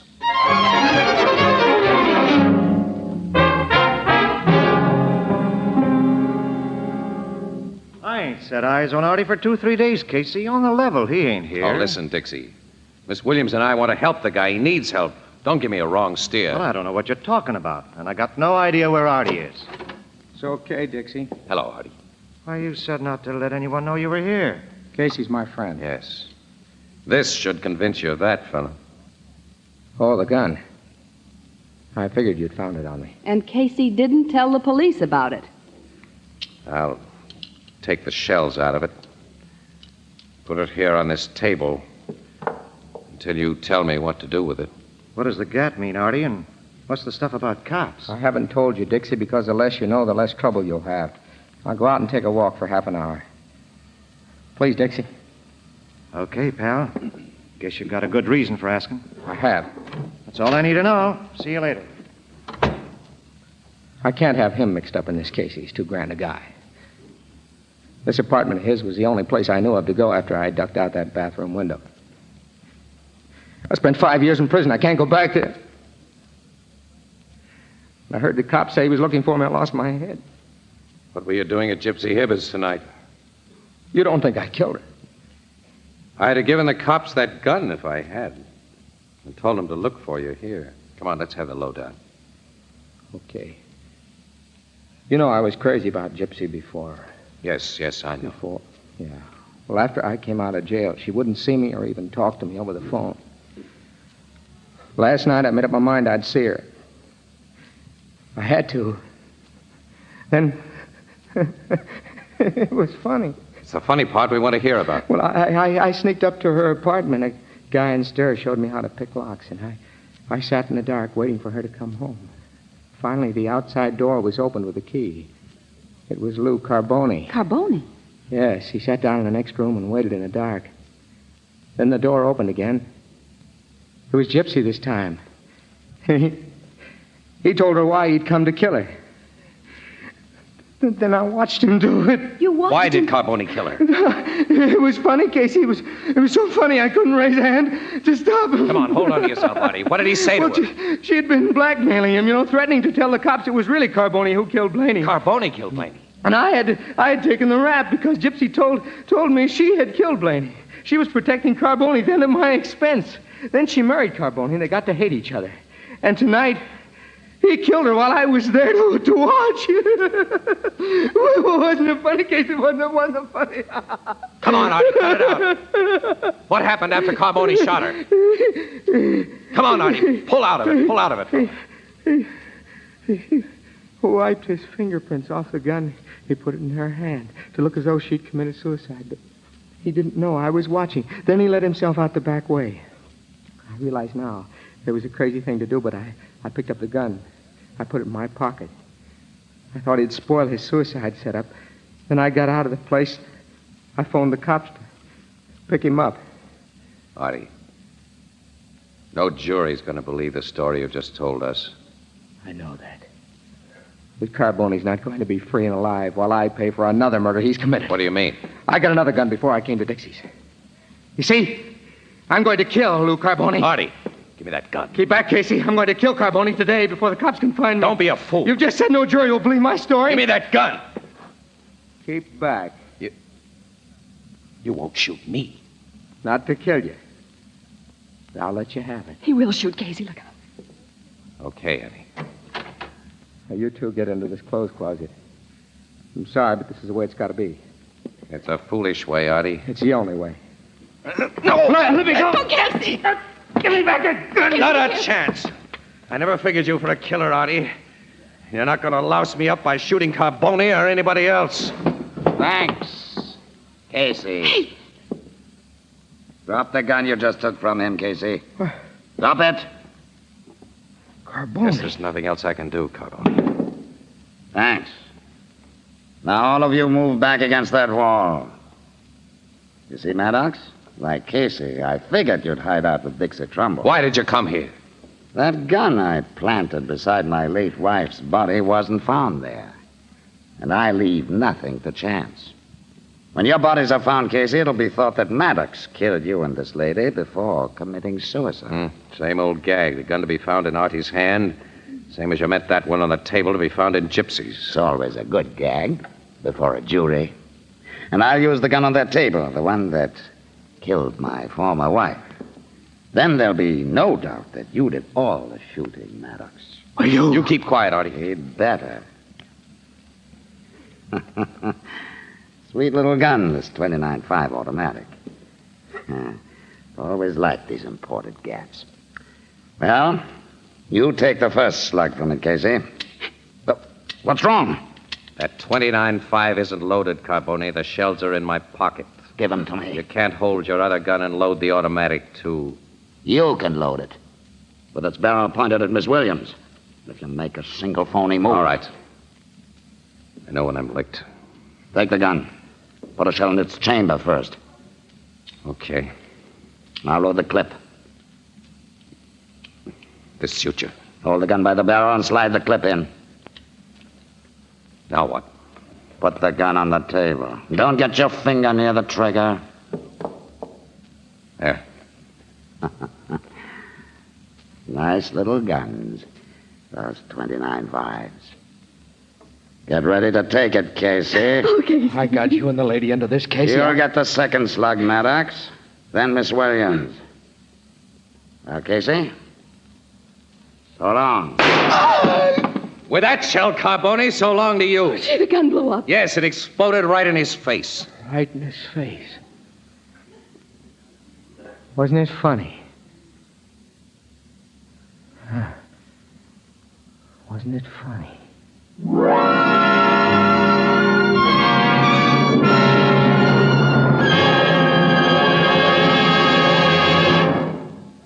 We'll join the crowd at the Blue Note in just a moment. Last week, we told you about a sensational announcement from Anchor-Hocking, which was to be made on the air tonight.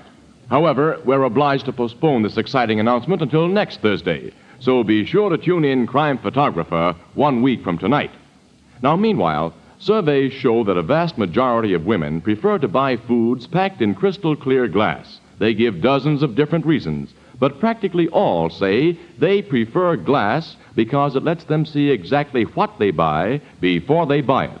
Of the hundreds of young mothers questioned about baby food containers, 8 out of 9 say they not only prefer, but insist on prepared baby foods packed in glass. And their most important reasons are that glass is cleaner and more sanitary, and that leftovers can be resealed and safely stored in the original container. Now, you too can enjoy these advantages in buying foods. Simply demand foods packed in glass, in Anchor glass containers, sealed by tamper-proof Anchor vacuum caps. Both products of Anchor-Hocking. The most famous name in glass.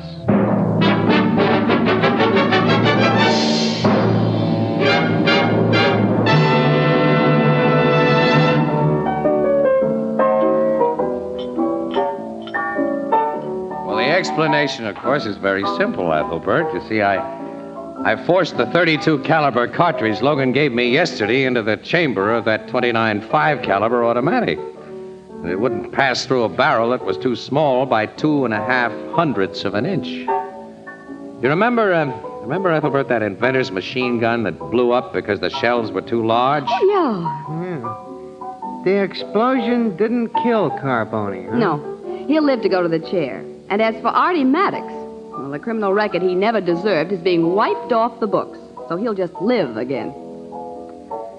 Funny, wasn't it? Yeah. Funny. Very funny.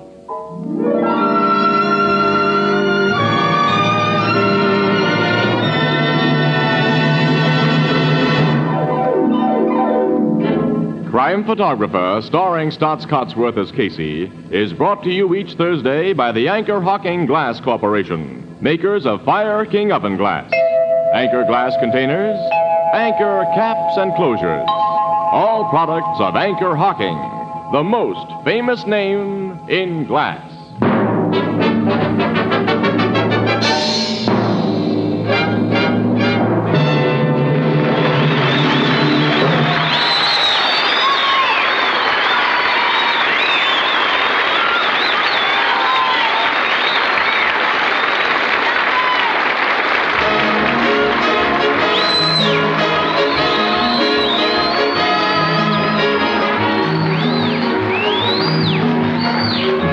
Crime Photographer is directed by John Dietz. The original music is by Archie Blyer, and the program features Miss Jan Miner as Anne and John Gibson as Ethelbert. The part of Maddox was played by Lawson Zerby, and Herman Chittison is the Blue Note pianist. If you're under 35 and are a high school graduate, you may be able to qualify for a nursing career. As the need for nurses is urgent, check with your local hospital on how to apply for training.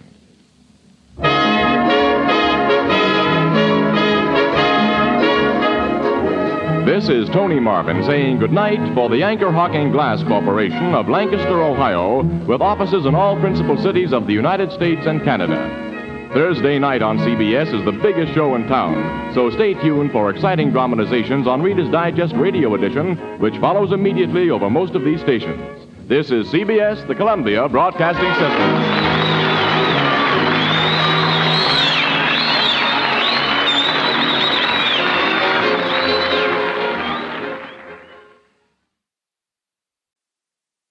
The Anchor-Hocking Glass Corporation brings you Crime Photographer.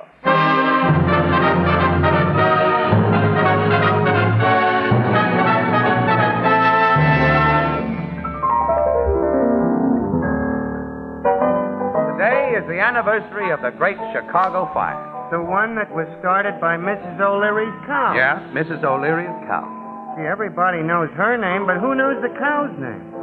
That should be a famous name, too. Maybe Tony knows. Oh, I'm sorry, fellas, but that's one famous name I don't know. But I do know that Anchor-Hocking is the most famous name in glass.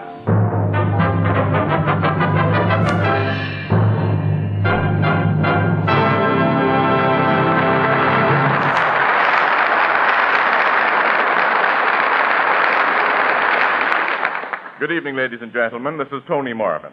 Every week at this time, the Anchor-Hocking Glass Corporation of Lancaster, Ohio, and its more than 10,000 employees bring you another adventure of Casey, Crime Photographer, ace cameraman who covers the crime news of a great city. Written by Alonzo Dean Cole, our adventure for tonight, Wedding Breakfast.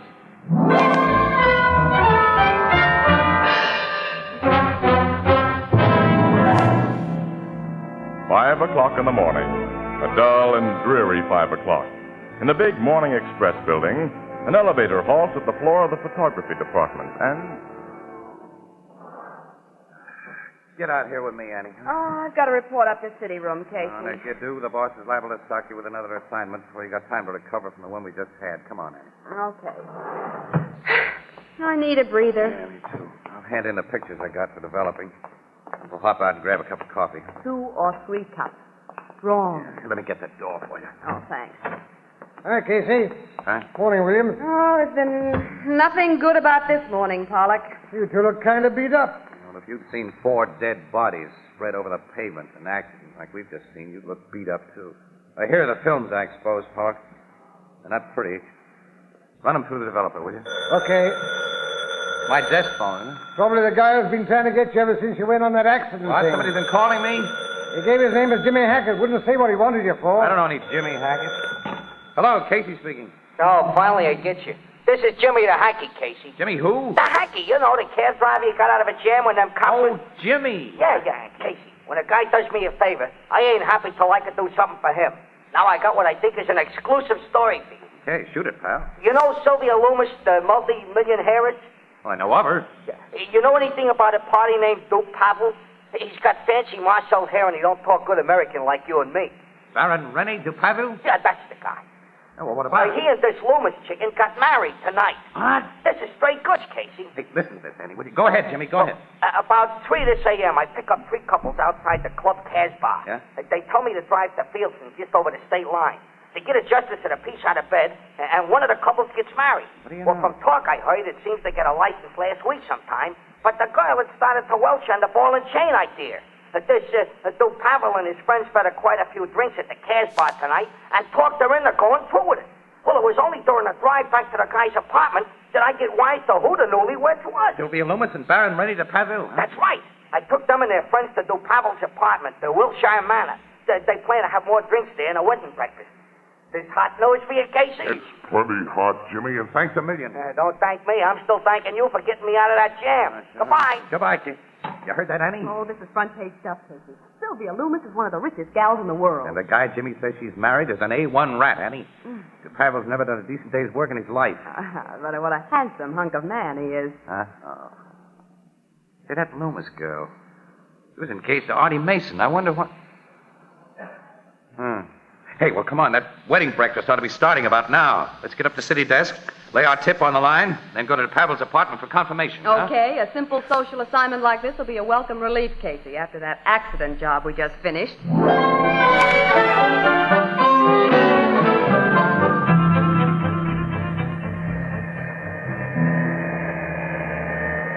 We got a lucky break, Casey. If that elevator man hadn't been enjoying a nap, we'd never have gotten up here to do Pavel's apartment unannounced. Not in a swanky joint like this. Oh, did you press the third floor button? Yeah, here we are. According to the directory downstairs, his apartment is 3D. Oh, here's 3A. D ought to be that door at the end of this hall here. Yeah. Hey, look. Woman's coming out of there. Oh, she's in a big hurry. She's running down the stairs. Yeah. As though something was after her. Huh. I think she's going away so fast because she just had an unpleasant surprise, Annie. What do you mean? I recognize that dame, man. That's Mrs. Fred Gardner. The Mrs. Fred Gardner? Mm-hmm, According to gossip, she's been one of Pavel's gal friends. It must have shocked her to meet his brand new bride. Oh, the meeting must have been a shock to everyone concerned. Huh. I don't hear any sound in there of what is laughingly called merriment. Oh, wait, I'll ring the bell. The door's partly open, Casey. Yeah. There's a sound from inside. Oh. No one answers your ring. Let's have a look inside, huh? The living room's empty. Boy, there's been a party in there. Eyeball glasses all around. Maybe everybody went out for that wedding Annie, breakfast. come in. Let me close this door. Have a look around. Hey, Casey, we have no right We'll to... take the right. Mrs. Gardner had a reason to run out of here the way she did, Annie. Hey, look at this. What? Pieces of the marriage certificate. What it looks like. Well, somebody tore it to bits. Stick again in that next room. Looks like a library. Casey! Holy... That man on the floor. That's Pavel. His skull's been crushed in, and he's dead. That body's still warm. Hey, the woman we saw leave here, Mrs. Gardner, she's the one. Quiet. Huh? Listen. Someone's in this room. Here the guy is, on the floor behind the sofa. Hey, it's Artie Mason. He's asleep. Probably drunk. That statuette beside his hand. There's blood on it, Casey. Fresh blood, Annie. This bronze statuette is what killed Pavel. Then Mason must have done it. He was crazy about Sylvia Loomis. He found out she'd married this gigolo. He came up here. Don't go too fast, Annie. Don't forget Mrs. Gardner. And don't forget the bride. Sylvia, yeah. Hey, come on back to the library. There must be a phone in there, and I'll call City Desk. Give the cops a ring afterward. They may be interested. Well, just as soon as I get my story in. Oh, there's the phone. Uh-oh. You won't call on that. Oh, the wire's been yanked Find out. a telephone outside, Annie. Oh, right. I'll take the car and find a phone and come back here with a cop. Right. While you're doing that, I'll make with a camera here. Okay, I'm on my way. All right, I'll lock the door behind you. Nobody else can walk in like we did. Well, I'll come back as soon as I can and ring the bell. Right, so long. What a beautiful front page picture this is going to make.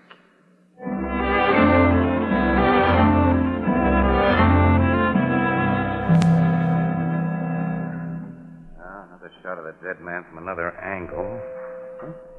He made a quick trip. Just a second, Annie. I'll let you in. What? Who are you? Who are you? Larkin's the name. I want to see Pavel. He isn't here. He'd better be here, and he'd better see me. Out of my way, Wait fella. a minute. I said out of my I don't way. like being pushed around like that, mister. That's too bad. Tough, huh? Plenty. Now go tell DePavel I'm here for the stuff he promised. What stuff? He knows.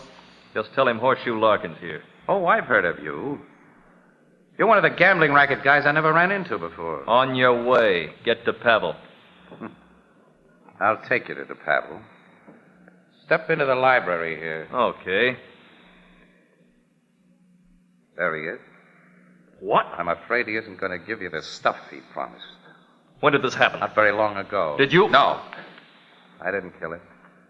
Maybe the guy over here did. Artie Mason. You know Mason? Yeah. He's drunk. Passed out. It kind of looks that way. How do you fit into this? I just happened to be waiting for a bus that runs right through here. Cut the comedy. You a cop? Yes. I get you now. That camera, you're a press photographer. You got me, yeah. Casey's the name. That, picture's hanging crooked on the wall. Don't touch that. Don't touch anything before the cops get here. How long you been alone here? 10, 15 minutes. Why did you want to straighten that picture? Habit. I can't stand seeing things crooked. That coming from you has the makings of a joke. Yeah. You think Artie Mason bumped off DePavel? I'm keeping an open mind. You sent for the cops, of course. Yeah. I'll wait for them. I'm interested in what they'll have to say. Yeah, and they'll be interested in what you'll have to say. Mister, I've got an alibi. Shh, quiet. Huh? I heard something like a door. Somebody else in the joint? The kitchen. I'm going out and see. I'm coming with you. Who are you and what are you doing here? I beg your pardon. You heard me. Oh, I know this guy, Casey. His name's Waldo. He's DePavel's servant. I'm Baron DePavel's man, Mr. Larkin. How did you get in here? When? I left myself in the service door there just a few moments ago. Reporting for work? Yes, sir. Isn't this kind of early? Well, the Baron telephoned me about an hour ago and said he wished me to prepare a special breakfast. Oh, yeah, that checks. If you permit me, sir. Who are you and why do you question me? Step into the library and I'll show you why. Well, just a moment while I replace this dish of dog food in the refrigerator. I'd just taken it out when Dog food?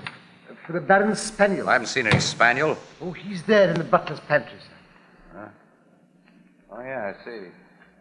He's the world's lousiest watchdog. Hadn't been a yap out of it. He's very old and sick. Yeah, he looks it. Come on in the library. Don't touch anything. Don't touch That's anything? the reason why. The Baron, he... Oh, what has happened? Kind of plain, isn't it, Waldo? Is he dead? Completely. There's the guy behind the couch who finished him off. Mr. Mason. You know him, huh? He came here last week, and he threatened the Baron. Threatened him? Yes, sir. I heard him say that if Baron DePavel didn't keep away from Miss Loomis, he'd kill him. That does it, Casey. Mason's the killer. Doesn't sound too good for the guy, Larkin, but I'm still keeping an open mind. Answer that doorbell, will you, Waldo? Yes, sir. I think a lady rang it with some cops.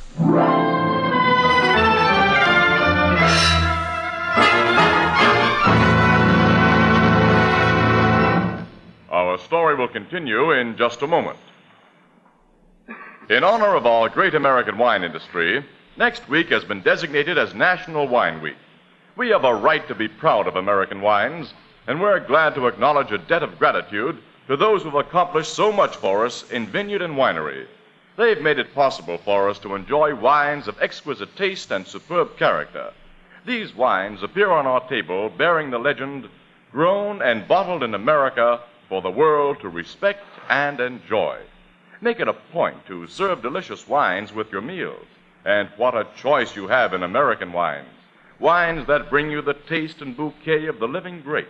Wines that delight the eye with gem-like colors that range from the pale glitter of the topaz to the deep glow of the ruby. All of them good, all of them delicious, all of them American. American wines come to you in clean glass bottles, for glass bottles only can bring you wine as it comes from the winery, unaffected by any foreign taste or flavor. Now, quite naturally, the American wine industry comes to Anchor Glass for carefully made wine bottles. Another product of Anchor-Hocking. The most famous name in glass.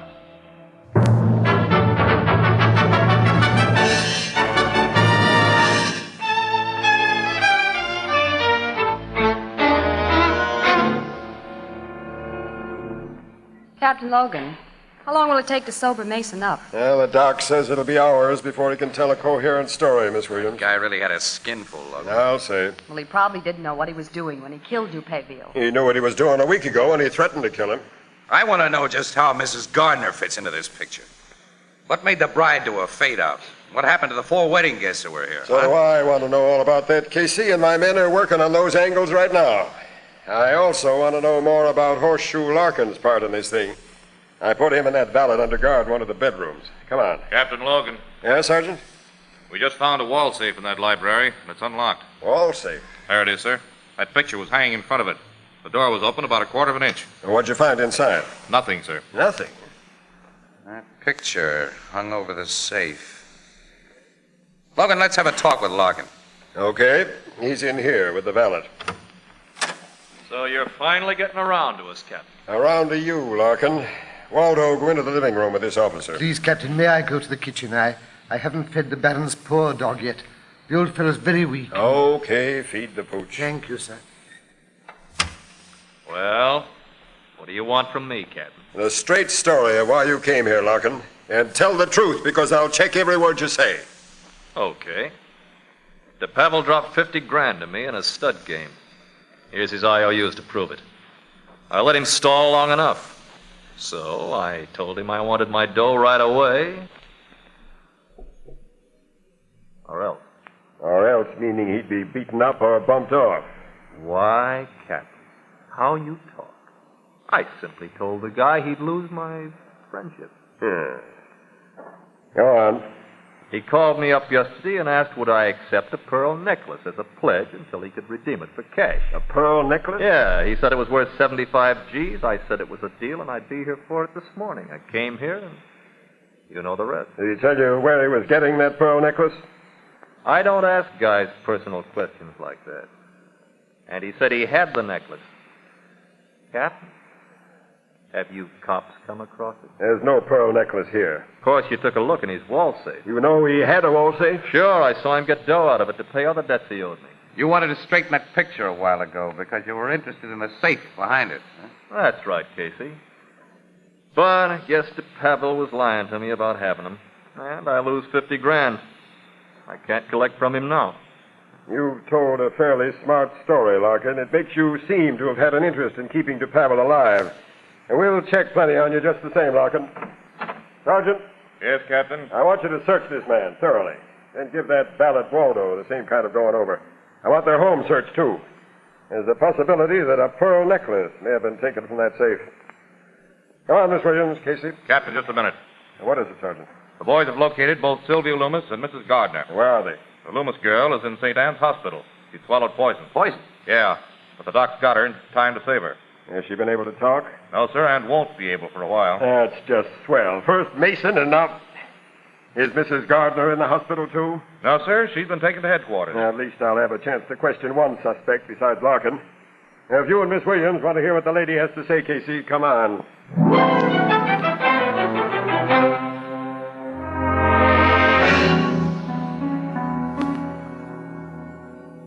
Believe me, Captain, René Dupavie was dead when I came into his apartment this morning.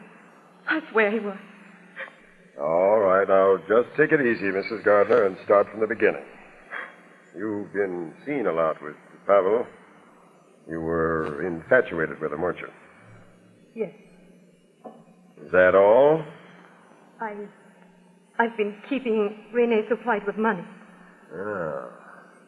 Several days ago, he told me he owed a gambling debt to a man who might kill him if the debt wasn't paid. Did the debt amount to $50,000? Yes. I didn't have that much cash, but I had a valuable pearl necklace. I gave it to René yesterday. A pearl necklace worth $75,000, say? Yes. But last night I learned that René and Sylvia Lewis were going to be married. You went to Pavel's apartment to have a showdown with the gentleman. Yes. You were pretty sore at him, huh? I had a right to be, Mr. Casey. He made a fool out of me. Only a few hours before he'd made love to me. I'd given him my necklace. You found him apparently alone in his apartment. You picked up that bronze statuette and you hit him over the head. No. No. He was dead when I got there. Huh? And who let you in his place? Yeah, tell me that, Mrs. Gardner. I had a key to his apartment. Here it is. Yeah. What'd you do after you saw Pavel's dead body? I rushed out of the place. These newspaper people saw me leave. Mrs. Gardner, did you recover your necklace before you left? Can you believe I'd even think of the necklace after I saw Rennie lying in his own blood, Mr. Case? Lieutenant, you take over. If she changes her story in any vital detail, let me know. I'll talk to you later, Mrs. Gardner. Come on, Miss Williams, Casey. My guys should have rounded up the rest of the suspects by now.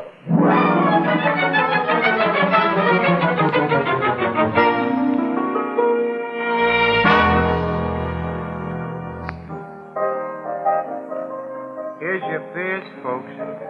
Thanks. Say, you two sure look tired. Yeah. Miss Williams and I feel all beat up, pal. Oh, I'll say we do. It's almost midnight, Ethelbert, and we started on this case at 5 this morning. Anything new on it? Mason finally talked. So did Sylvia Loomis. And the wedding guests told their story. What'd they say? Well, it boils down to this, Ethelbert. Huh? By the time the wedding party reached Pavel's place, it all sobered up a bit, and they were all tired. After Pavel telephoned this guy, Waldo, to come in and whip up a breakfast, the guests all reneged on the whole idea and decided to go home, which they did. And according to Sylvia, she and DePavel were only alone about 10 minutes when Mason appeared. Lit to the eyes, too. Someone had tipped him off about the marriage, and he spilled DePavel's setup with Mrs. Gardner to Sylvia, the new bride. And when she learned that her new husband had been palsy-walsy with Mrs. Gardner only a few hours before the wedding, she blew up and tore up her marriage certificate and, well, this is her story, ran out of the place, went home, and swallowed poison. She left Mason alone with Dupavel? Yeah. So she says. She also says Mason had passed out cold by that time. Sylvia may have done it while Mason was blacked out. Mason may have snapped out of his blackout after she left and done it. Or Mrs. Gardner may have done it. Gee, who done it? Well, you give us the answer, pal. How about Horseshoe Lock? No, his alibi stood up 100%. And the pearl necklace has completely disappeared. Oh, let's forget it, Annie. I'm going to fall asleep on my feet if I don't go home and hit the feathers. Come on, baby. I'm more than willing. Good night, Ethelbert. Here's the beers, pal. So long, kid. Good night.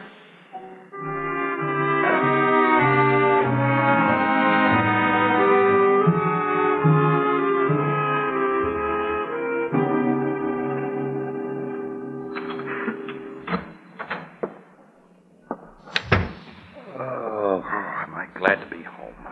Hello, Casey. What? Lock it. I've been waiting for you quite a while. You ought to have a better lock on your door. It was a cinch to slip it. What's the big idea? I want the pearl necklace, and you've got it. Nuts. Hand it over, fella, and you won't have to worry about this gun in my mitt. I may even slip you $1,000 or two. I guess I'm dumb, Larkin. I don't get it. To save argument, I'll tell you how I got the goods on you. Yeah, that I'd like to hear. Well, you see, I happened to have phoned to Pavel between the time the Loomis chick left and the Gardner dame blew in and out. And he answered the phone. He was alive, then? Yeah. Which means Mason killed him. But Mason didn't take the necklace. He was searched, I was searched, Waldo was searched. But you weren't searched, Casey. I see. I want those pearls, Casey. Gimme. You said something about slipping me a few grand, Larkin. I meant it. I'm not a hog. Whatever they bring over 50, I'll split with you. With a fair offer. Live and let live, I always say. When it's possible to let live. What? Make sure it's possible. I'll take that gun, you dirty double-crosser. I came home to get some rest. Police headquarters. Give me Captain Logan if he's still around, will you? Just a minute. Why did I go into the newspaper business? Logan speaking. This is Casey. So what do you want? Whatever it is, the answer's no. I'm just leaving for home and some rest. Forget it. And meet me at DePavel's apartment as soon as you can get there. What for? To find those missing pearls and get a murderer. Huh? Yes, and incidentally, send a cop to my joint for a guy I envy. What are you talking about? Larkin is asleep on my living room floor, pal. Sleeping.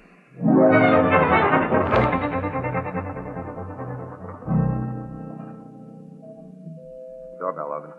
Sergeant Flanagan will answer. Oh, you're back, Waldo. Thank you for letting me in once more, Sergeant. How is the poor old dog?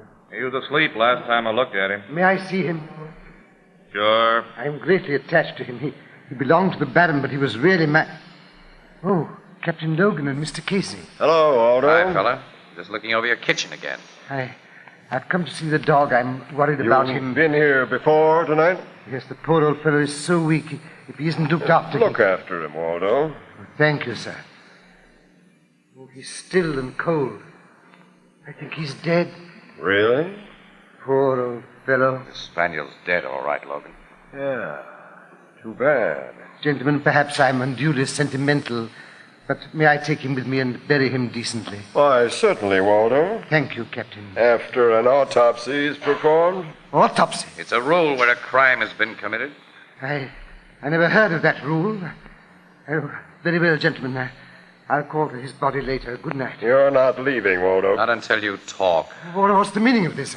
Let me go. Talk, Waldo. Talk. I don't know what you mean. You came into this apartment by the service entrance as Sylvia Loomis was telling DePavel off. You saw your chance and made your plan. You hit DePavel with that statuette, thinking Mason would be blamed. You'd just gotten the necklace when Mrs. Gardner let herself in. You hid in that butler's pantry. When Miss Williams and I came in, you were stuck there, right? The old dog offered you an out, you thought. You mixed the pearls in the ground meat prepared for that spaniel. You fed it to him right under our noses. After putting in some roach poison you had in his kitchen. And then you posed as a dog lover while waiting for him to die so you could walk out with his body and the pearls. Right, Waldo? Yes. It was just as you say. Take me to jail, gentlemen. I'm very tired. You're tired? Are we tired?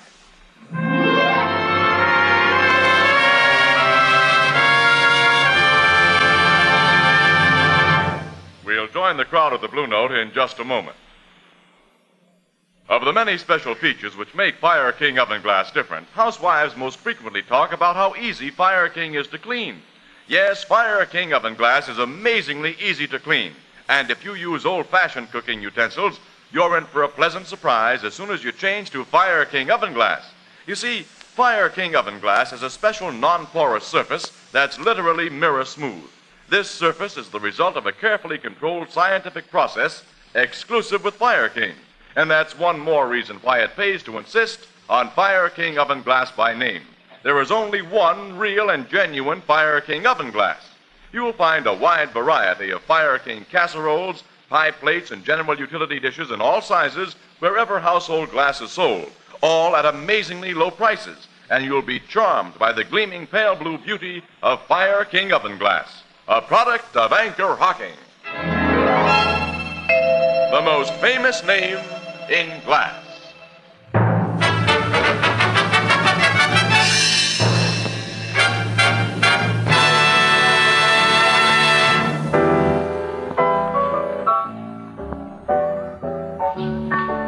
Wow, so you finally got a good sleep, Casey, huh? Swell, Ethelbert. I feel like $1 million today. Oh, if we could only spend the kind of money we sometimes feel like. Ah, now you want to hoard that kind, Annie. Look at Artie Mason, Sylvia Loomis, Mrs. Gardner. Oh, well, phooey. Let's forget about the DePavel case. Well, just to change the subject, Ethelbert, what do you think of the new styles for women? Well, Miss Williams, as my sister Edna says, quote, it don't matter how women's fashions change, 'cause their designs always remain the same, unquote. You get it? Designs, Casey. Designs. You better change the subject again, Annie. Definitely, Casey.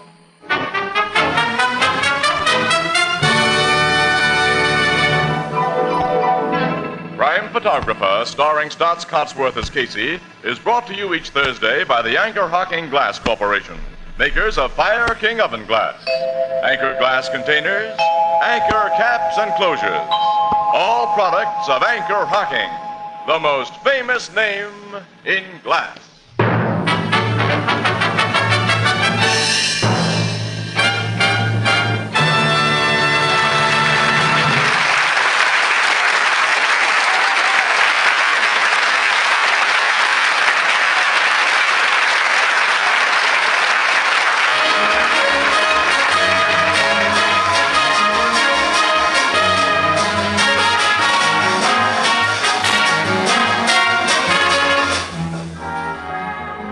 Crime Photographer is directed by John Dietz. The original music is by Archie Blyer, and the program features Miss Jan Miner as Anne and John Gibson as Ethelbert. Herman Chittison is the Blue Note pianist. This is Fire Prevention Week. Even now, during this program, fires are breaking out in the United States at the rate of 1 every 38 seconds, with fearful penalties and loss of life, painful injury, property destruction. Do your part by observing the simple but all-important rules of fire prevention. Make every week a Fire Prevention Week. This is Tony Marvin saying goodnight for the Anchor-Hocking Glass Corporation of Lancaster, Ohio, with offices in all principal cities of the United States and Canada.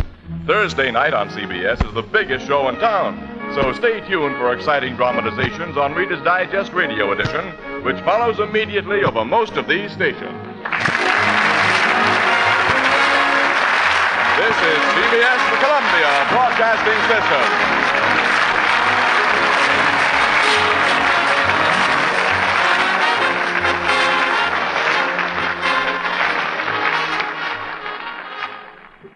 The Anchor-Hocking Glass Corporation brings you Crime Photographer.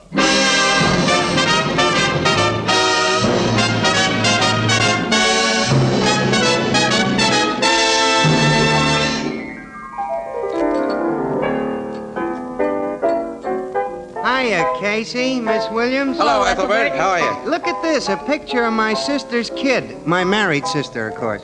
Say, he sure is growing up, Ethelbert. Oh, here comes Tony. Why don't you show it to him?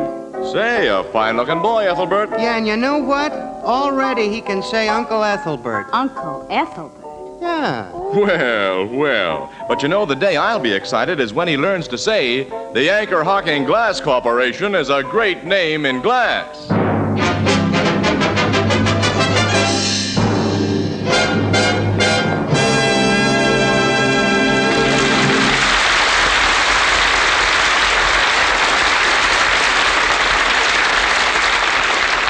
Good evening, ladies and gentlemen. This is Tony Marvin. Every week at this time, the Anchor-Hocking Glass Corporation of Lancaster, Ohio, and its more than 10,000 employees bring you another adventure of Casey, crime photographer, ace cameraman who covers the crime news of a great city. Written by Alonzo Dean Cole, our adventure for tonight, The Mysterious Lodger.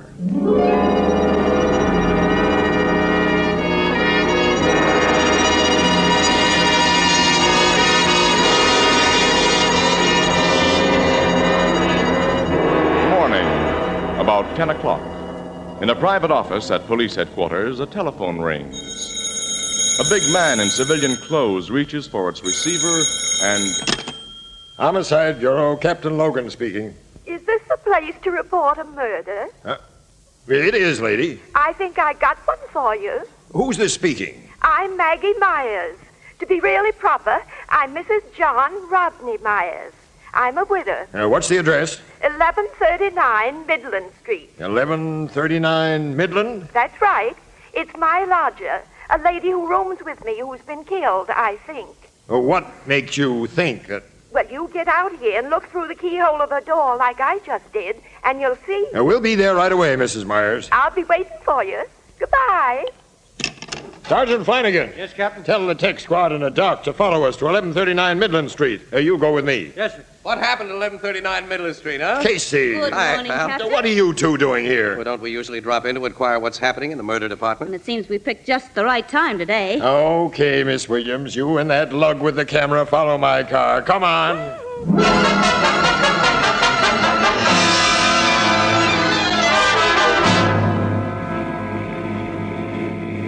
Logan's car stopped in front of that little cottage, Casey. Mm-hmm. I'll park right behind him. Hey, this is a crummy neighborhood, Annie. Yeah. We're not going to get any front page stuff here. Look. Little old woman just came out of that door. Are you Mrs. Myers? That's me, Maggie Myers. Mrs. John Rodney Myers. Well, I'm Captain Logan, and this is Sergeant Flanagan. How to do? Pleased to meet you. And come in. Remember, we're in this party, too, Logan. Who's this fellow with the picture box? Just a press photographer, Mrs. Myers. Pay no attention to him. Oh, you're here to take pictures of me with your brownie, young man? My brown... Definitely, Mrs. Myers, yeah? Oh, come in, young man, and make yourself to home. You and your lady friend both. Oh, and be sure and wipe your feet on the mat. Thank you. Now, where's this lodger of yours whom you think... In the is- front bedroom, just off my parlor here. There. The door's locked. It's the only room I rent out. The only room I got to rent, matter of fact. Sergeant, take a squint through this keyhole. See if you see what I've seen. There's only 4 rooms in this place. Parlor, kitchen, and front and back bedrooms. There's a dame lying on the floor in there, Captain, and I'd say she'd been stabbed. I used to have a nice big house when my husband was alive. 6 rooms and bath. We'll break in the door. Hey, who'll pay for that door? We can't think of that now, lady. Together, Flanagan. Yep. One push is all a door like that needs. Hey, this dame on the floor is stone cold. She's been dead for hours. Look at this knife in her back, Captain. Pushed into the hilt. Hold it, everybody. Got Casey, it, thanks. Thank you. You know you can't take pictures until I say so. Now, all of you keep out of this room. I don't want you stepping on possible evidence. Why, Captain, none of us have come inside that room. You know we know better than that. When I'm watching you. Poor Miss Patrick. Poor Miss Patrick. Hey, is that the dead woman's name, Mrs. Myers? Yes, Alice Patrick. At least that's what she told me. Such a nice, quiet woman she was, and she paid her rent so regular. Now, I'll want to hear all you know about her very soon. She's a big gal, about 45. Only a husky guy could have driven that knife so deeply into her back.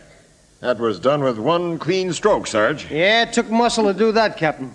You got any idea who was in this room with your lodger last night, Mrs. Myers? No, I haven't, young man. Miss Patrick come home alone about 8 o'clock last night and said good evening, and then she went into her room, and I heard her lock the door. When did you find that she'd been killed? Well, when it got near 10 o'clock this morning and her door was still shut, I begun to get a little worried. Why? 'Cause I did, that's why. Go on, please. Well, finally I called to her and she didn't answer. Then I did what any woman would do and look through the keyhole. After that, I run out the corner store where there's a phone and called you. This door wasn't only locked on the inside with a key, Logan. It was fastened with a bolt. I told you not to come in here, Casey. I'm only poking my head around the door frame, Logan. The killer never left this room by the door, Captain. That's pretty obvious, Miss Williams. He used that window. Oh, he couldn't have done that, Captain. That window's locked. Mrs. Myers, it's open 2 inches from the bottom. I say it's locked. I know my own house. Try it. Okay. Say, it is locked in this position. Locked from the inside by them spring bolts in the frame. Miss Patrick always left it like that at night. Open enough to get fresh air, but not open enough so even a cat could get in. Somebody stabbed Miss Patrick in a room they couldn't get out of. But how? It's very simple. Oh, it is, huh? Mm-hmm. Can I come into the room, pal? I'll watch my step. No, come on. Thanks. Now, look. This is an old-fashioned type of window without counterweights. To raise or lower the sash, you pull out 2 spring catches on the side. Yeah? Well, the round spring bolts in the sash snap into holes in the casing and lock when they hit those holes, which can be prevented. Probably to delay discovery of the body, the killer wanted to leave the window as he found it, open about 2 inches. So he ran a pair of thin strips or something, maybe cardboard, between the sash and the casement. Climbed outside, lowered the window, pulled out his strips, and let the spring locks shoot into place. It could have been done that way easy, Captain. I can see that myself now. Casey, you just ruined a nice mystery. But who could have been strong enough to drive that dagger into Miss Patrick's back? Step back into your parlor, Mrs. Myers. I want you to tell me all you know about Miss Patrick. Yes, sir. Sergeant, that sounds like the tech squad outside. Oh, listen to all the klaxons. Yeah. Let him in and have him give that room the works. Yes, sir. Now, Mrs. Myers, how long have you known Miss Patrick? Only 2 months, sir, since she rented my room. She was a very mysterious woman. Mysterious? Mysterious, Captain. Mysterious.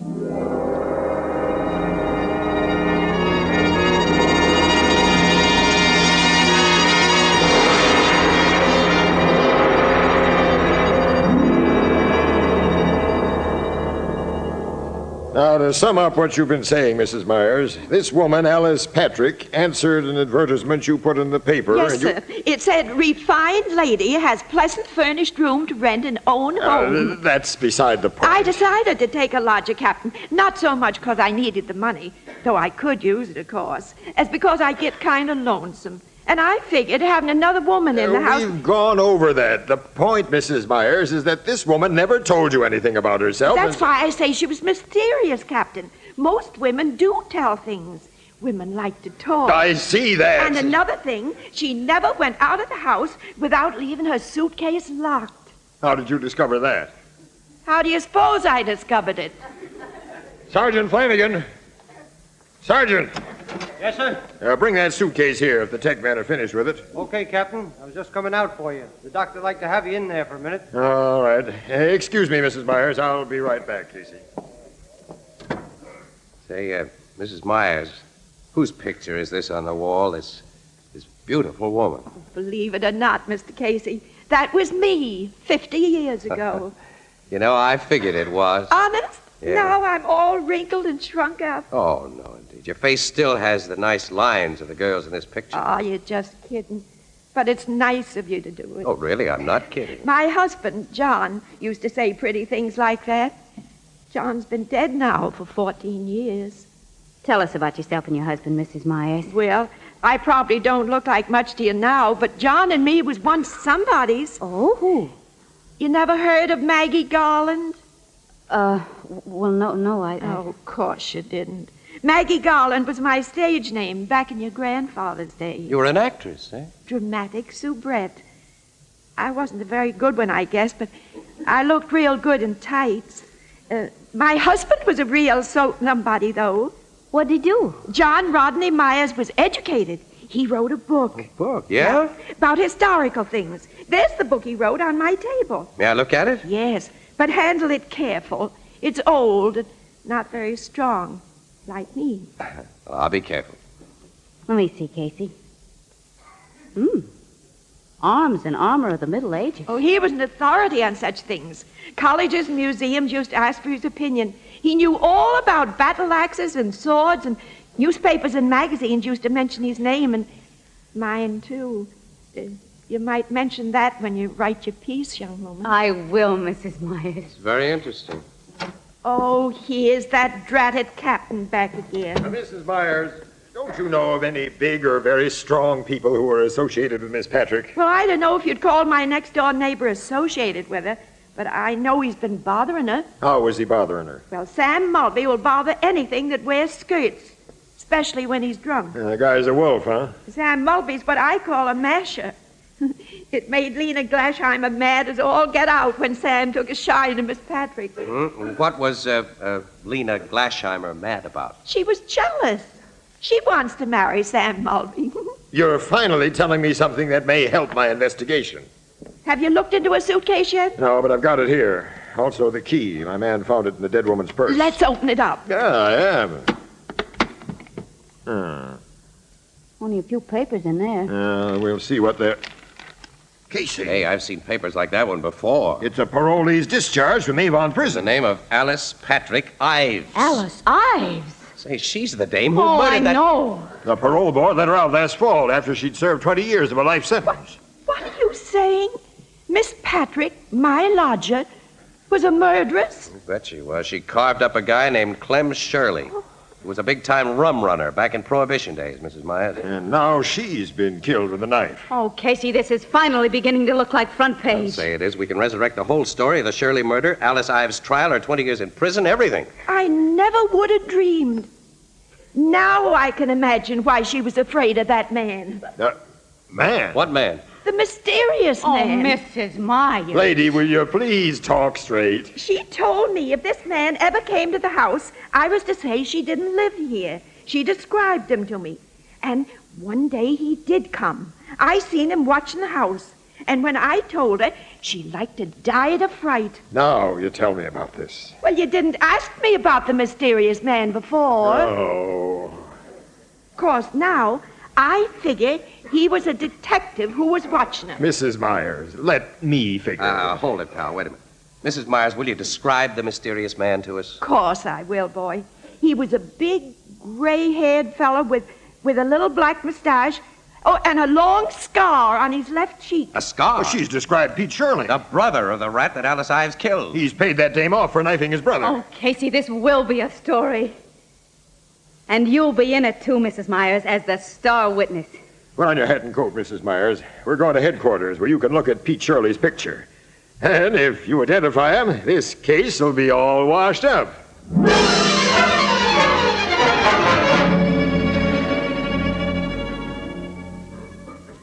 That's the picture of the man I saw, Captain. The man Miss Patrick was afraid of. Sergeant Flanagan, get out a pickup order on Scarface Pete Shirley. Have him brought in here and quick. Yes, sir.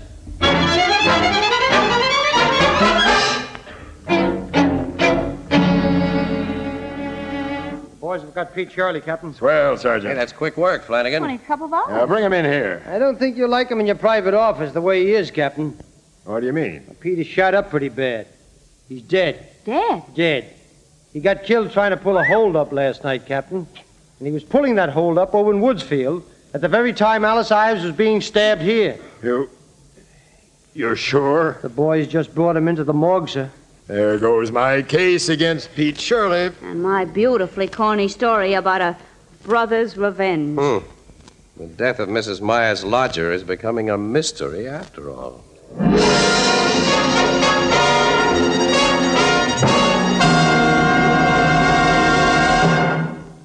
A few nights ago, I had dinner with a friend whose wife is one of the best cooks I know.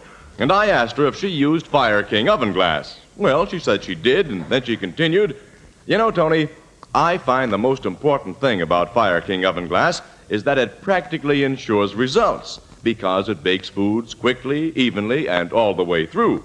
Well, then I asked, "Well, tell me, how about the fact that Fire King oven glass saves so much time in the kitchen?"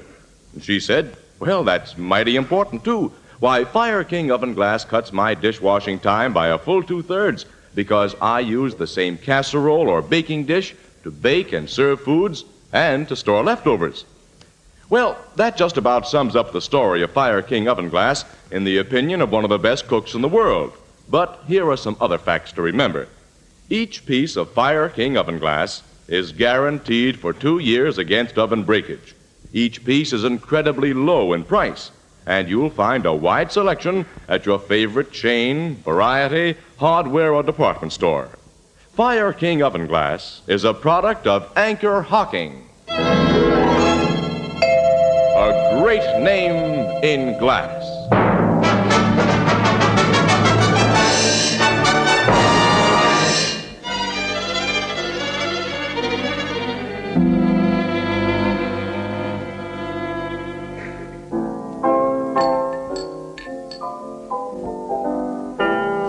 No, mister, we already got one of those drinking pelicans back at the bar now, and I don't want any more. I'm sorry, try me again sometime. I always hate to turn them salesmen down, Casey. But as my sister Edna says, quote, "Them as buys everything from everybody, pretty soon ain't able to buy nothing from nobody." Unquote. Yeah. Besides, my neck gets tired watching the darn thing.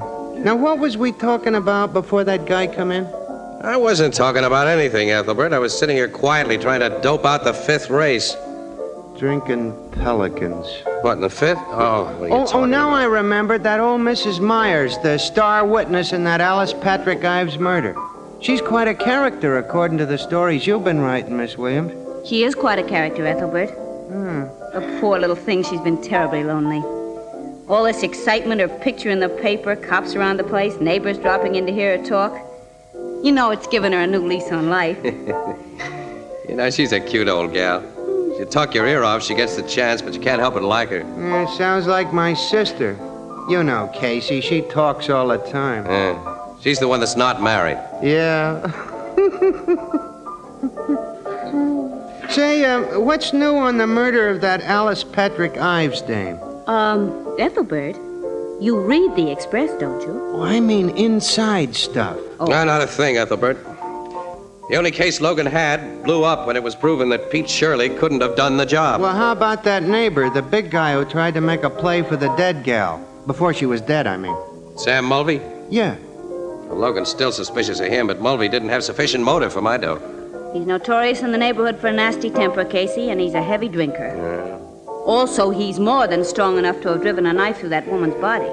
Yeah. I wonder why the handle of that knife was roughened at the end. Roughened? Yeah. like somebody had run a coarse file across it. Well, it wasn't a new knife. Probably been kicked around in a workshop or somebody's kitchen. I guess so. No luck in tracing the knife, huh? Nah, not a bit. The Ives dame was in prison a long time. Don't you figure she might have made an enemy there who bumped her off? Well, Logan's checking on that theory, pal. You know, that window being locked 2 inches from the bottom, that bothers me. Well, now, why? Well, why should the killer take the time to do that? Nobody was likely to notice whether that window was closed or open. And after the killer made his getaway, it didn't matter. There was no darn reason for that window. Hey, there's always a reason for everything. Excuse me, Annie. I'll see you later. Where are you going? I'm going to take a walk and think.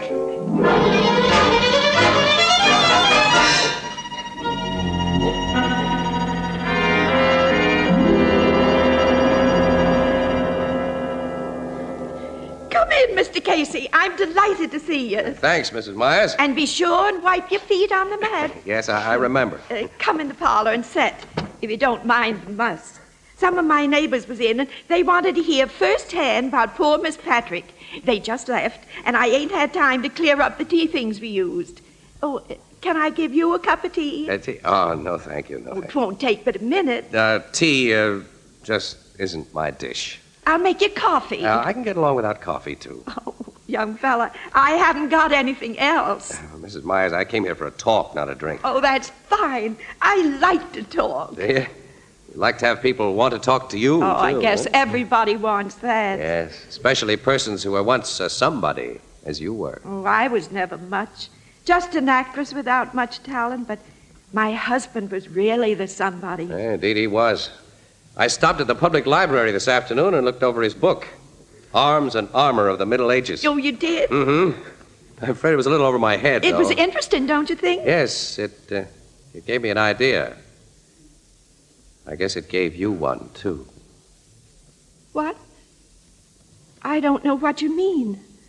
You killed Alice Patrick Ives.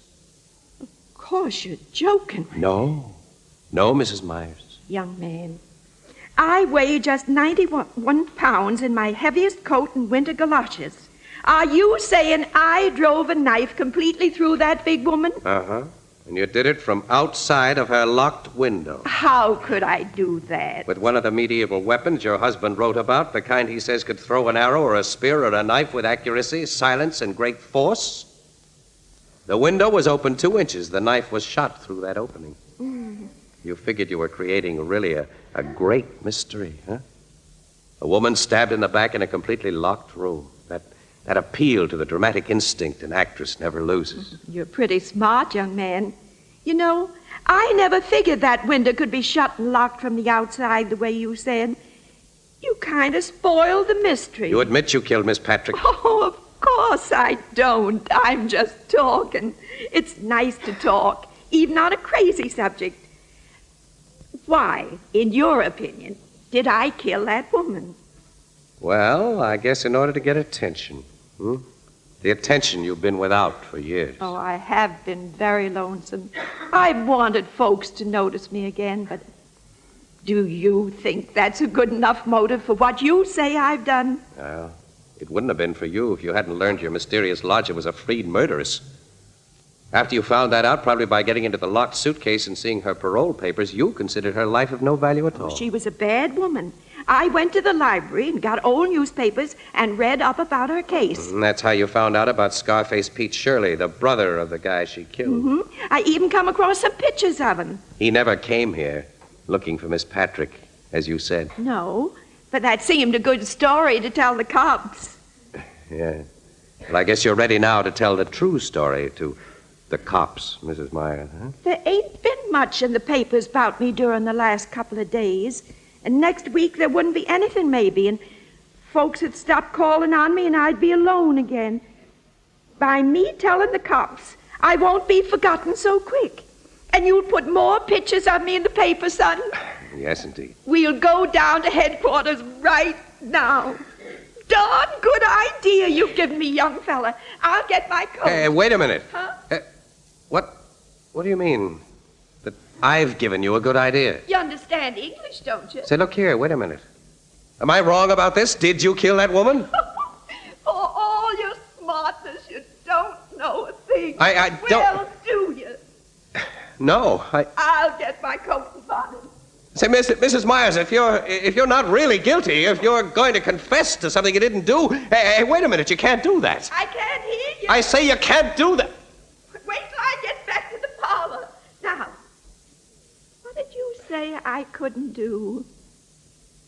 What's that in your hands? The thing that killed Miss Patrick. But you got it pointed at me. That's right. I'm going to let you have it now.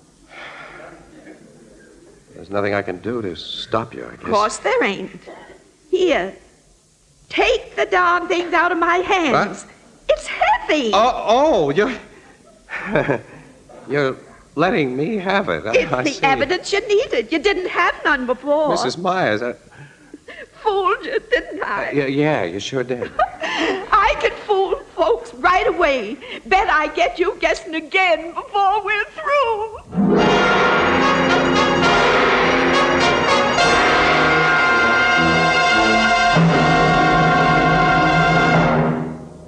Surveys show that housewives, almost without exception, prefer to buy foods and other household products packed in glass containers. Their reasons are many and varied, but chief among them are 5 important facts. 1, glass containers have no effect on the taste of the food they contain. 2, glass containers let you see exactly what you buy before you buy it. 3, glass containers are so attractive that condiments can be served on the table in the original container. 4, glass containers are easy to open. And 5, glass containers can be safely resealed to store leftovers. The better brands of foods are again available in clean, sparkling glass containers. Most of them in Anchor glass containers protected by Anchor vacuum caps. Both products of Anchor-Hocking. A great name in glass.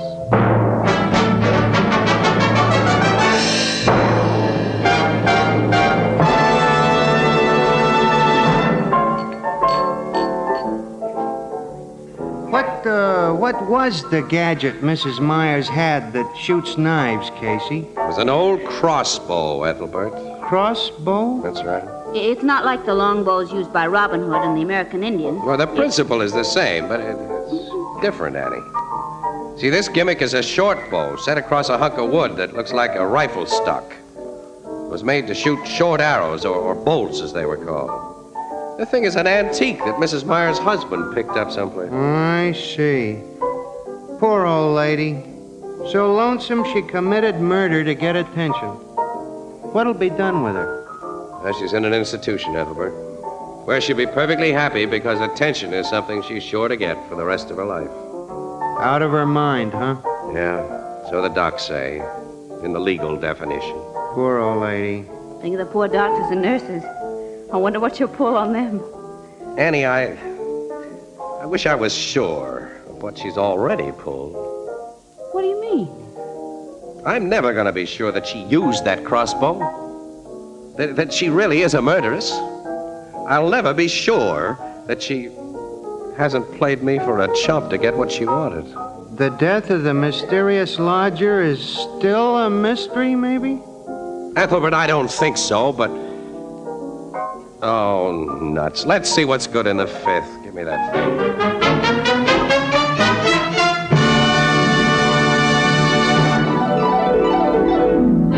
Crime Photographer, starring Stotts Cotsworth as Casey, is brought to you each Thursday by the Anchor-Hocking Glass Corporation, makers of Fire King oven glass, Anchor glass containers, Anchor caps and closures, all products of the Anchor-Hocking Glass Corporation, a great name in glass.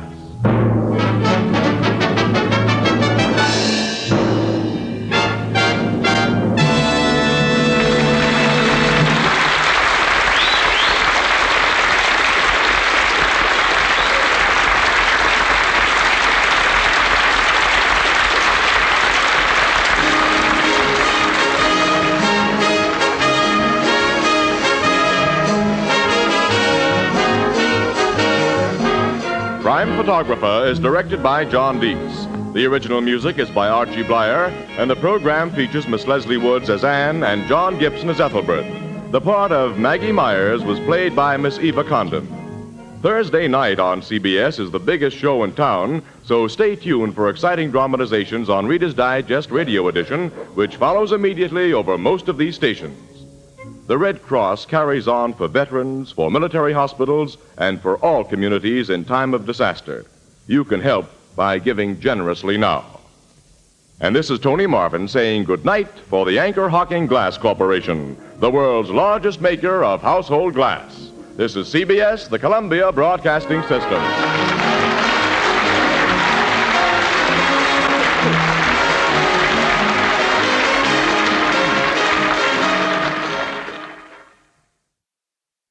The Anchor-Hocking Glass Corporation brings you Crime Photographer.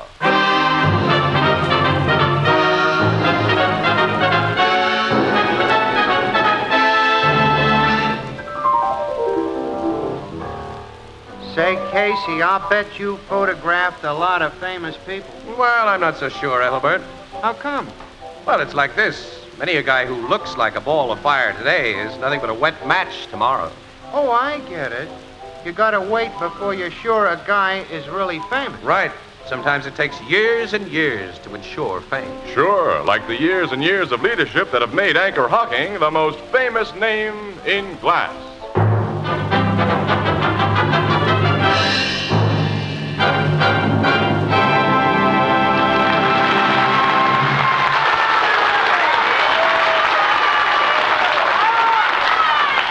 Good evening, ladies and gentlemen. This is Tony Marvin.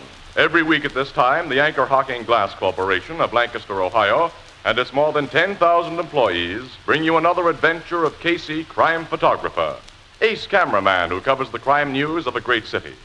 Written by Alonzo Dean Cole, our adventure for tonight, The New Will.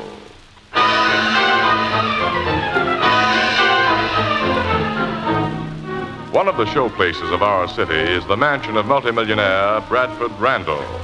In the richly furnished library of this mansion at 8 o'clock in the evening, Randall, his daughter Agatha, and a dapper, handsome man face each other in anger. This is one time, Father, that you're not going to have your own way. I've made up my mind to marry Giuseppe, and that is that. Oh, no, Agatha. You only think you're going to make this gigolo my son-in-law. Do not call me a gigolo, Mr. Randall. Oh, then what are you? I'm a man of honor who comes to you like a gentleman and asks for your daughter to be my wife. And for that, I'm insulted. How much money have you got, Mr. Ranover? I'm Count Ranover. All right, Count. But answer my question. Money is not everything. Well, you're not finding a soft spot with me. Father, I won't let you. Shut up, Agatha. Now then, you get out of here, Ranover, and stay out. If he goes, I go with him. If you do anything foolish, Agatha, you'll regret it. And so will your boyfriend. And to convince you both that I mean business, I'm going to make out a new will tomorrow that will cut off Agatha with the minimum bequest allowed by law. Father. You know I don't bluff, Agatha. Tomorrow morning, I'll have Devons draw up a new will. And it'll stand until you come to your senses. Come on, Giuseppe. Let's get out of here. Yes, Agatha. You'll be back, my dear. And still single. You? Oh, I absolutely hate you. I'll show you I don't bluff.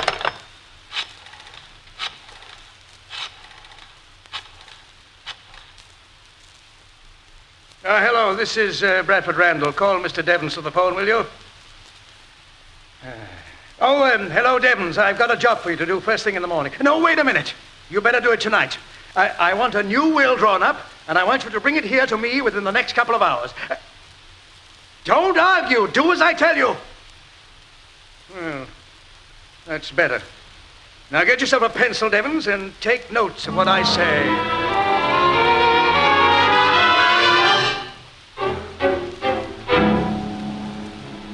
Well,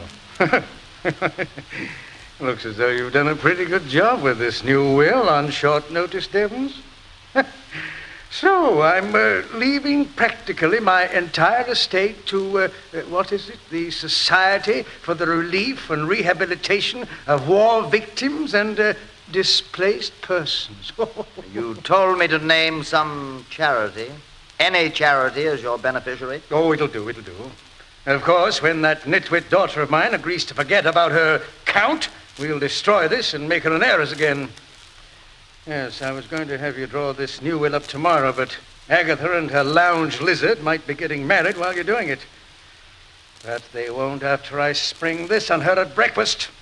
Oh, we'll need witnesses to make this good, I suppose. Naturally. Well, I'll get my butler and... Fieldston! Yes, Mr. Randall. Fieldston, get one of the other servants and come in here, will you? There's only the upstairs maid on duty now, sir. It's after 11 Well, o'clock. she'll do. Get her and hurry up, will Very you? well, sir. Very well. After 11. By the time I get Now, home... quit your crabbing, Devons. Well, why shouldn't I You'd crab? better not.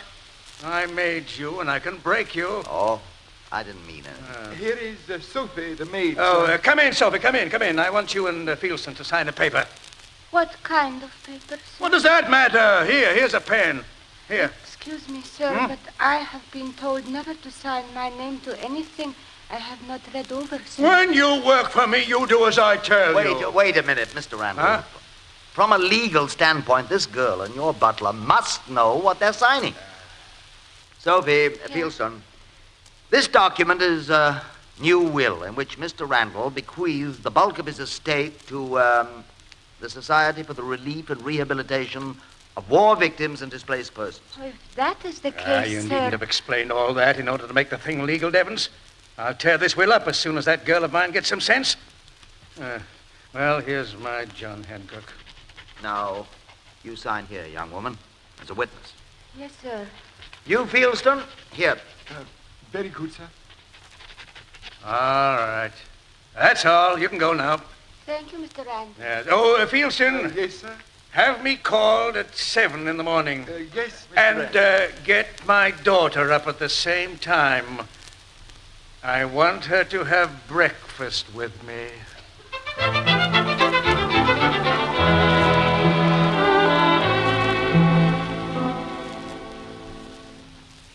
Bring up some more lemons, Walter. Okay, Ethelbert. I should get more sleep. Hello, Ethelbert. Huh? Casey. Hi, pal.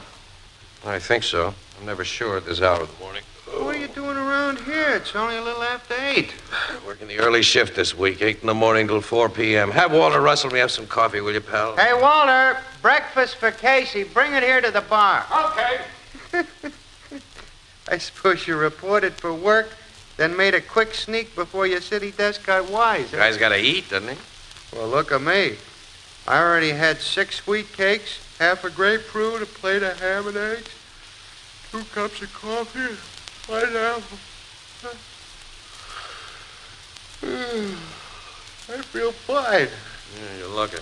Well, don't mention food again till I get some. Casey. Hello, Annie. Good morning. Come on, get on your bicycle. We're going places. What? Not till I exercise my Oh, teeth, yes. Annie. We're going to Bradford Randall's house right now. Bradford Randall? The Bradford Randall. One of his servants went to call him about an hour ago, about 7 o'clock, and found him dead with a bullet through his heart. Captain Logan and his homicide squad are at the house now. Holy jump. Bradford Randall's one of the biggest guys in this town. And one of the crookedest, too. But his murder is front page and double column, Casey. Come on. Okay, cancel my breakfast, Ethelbert. It'll be on the fire by now, Well, then Casey. eat it yourself. But I had... Well, after all, I ate just a little snack almost an hour ago.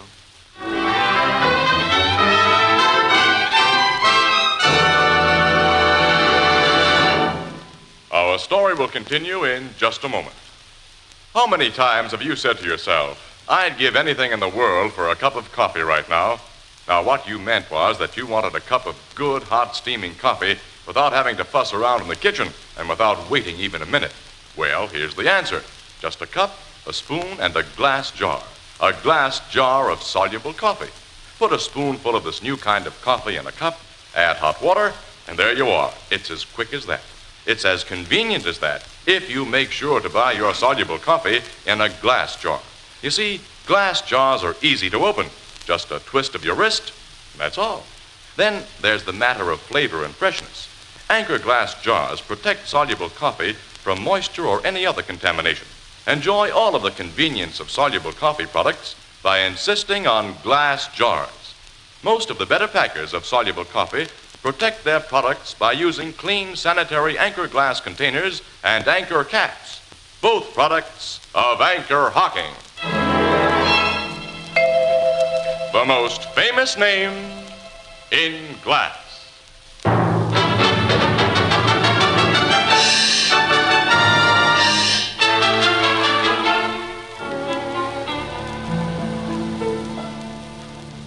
What happened, Captain Logan? One of the servants discovered Randall dead in his bed when she went to call him, Miss Williams. He'd been shot through the heart around 3 a.m., the M.E. says, with his own gun, a .45 automatic. We found the gap, but it had been wiped clean of the fingerprints. Well, that rules out suicide. Any suspects, Captain? Too many, Miss Williams. Off the record, suspect number 1 is a party boy who calls himself Count Giuseppe Renova. He'd been out with Randall's daughter and brought her home about an hour before the murder was committed. What's his possible motive? You don't read the gossip columns, Casey. This Renova's been giving Miss Randall a heavy rush. Yeah, she was all set to marry the guy. Some of the servants heard a noisy quarrel between Randall, his daughter, and Renova early last evening, during which Randall said he'd disinherit her if she didn't give Renova the heir. He threatened to change his will first thing this morning. But after daughter and boyfriend left, both pretty sore, Randall got his lawyer and executed a new will last night. It cuts Agatha Randall out of the estate and how? Yeah, but at 3 a.m., when he was murdered, Renova thought she was still a big heiress. That's the picture. She's suspect number 2. Either one killed Randall to prevent him making a new will, which they didn't know had already been made. I've met Agatha Randall, and I can believe she'd kill her own father if he got in her way. Oh, she must be a sweet character, just like her old man. But what are your other suspects, Logan? Anyone who was in this house. For instance, there are 16 servants, and the only one who seems sorry that Randall's dead's the butler, Fieldston. I'm not convinced he's very sincere. Popular guy, this Randall. Renova, after he left Miss Randall at the door downstairs, could have gotten into this bedroom by climbing that trellis, Logan, you know? Sure. And so could anyone else. Howard Devons, for example. Randall's lawyer? He had no love for his boss. Yeah, I've heard that. I'm expecting Devons here any minute. I'm letting him have the will we found. He'll need it to settle the estate. Where'd you find the will? Lying folded on top of that dresser. Well, let's get out of this room and go downstairs. Oh, I beg your pardon, sir. What are you doing outside this door, Fieldston? I was just about to knock, Captain. Mr. Devons has arrived, and I came to tell you, sir. Where is he? Downstairs in the library with Miss Randall. And Count Renova is there also, sir.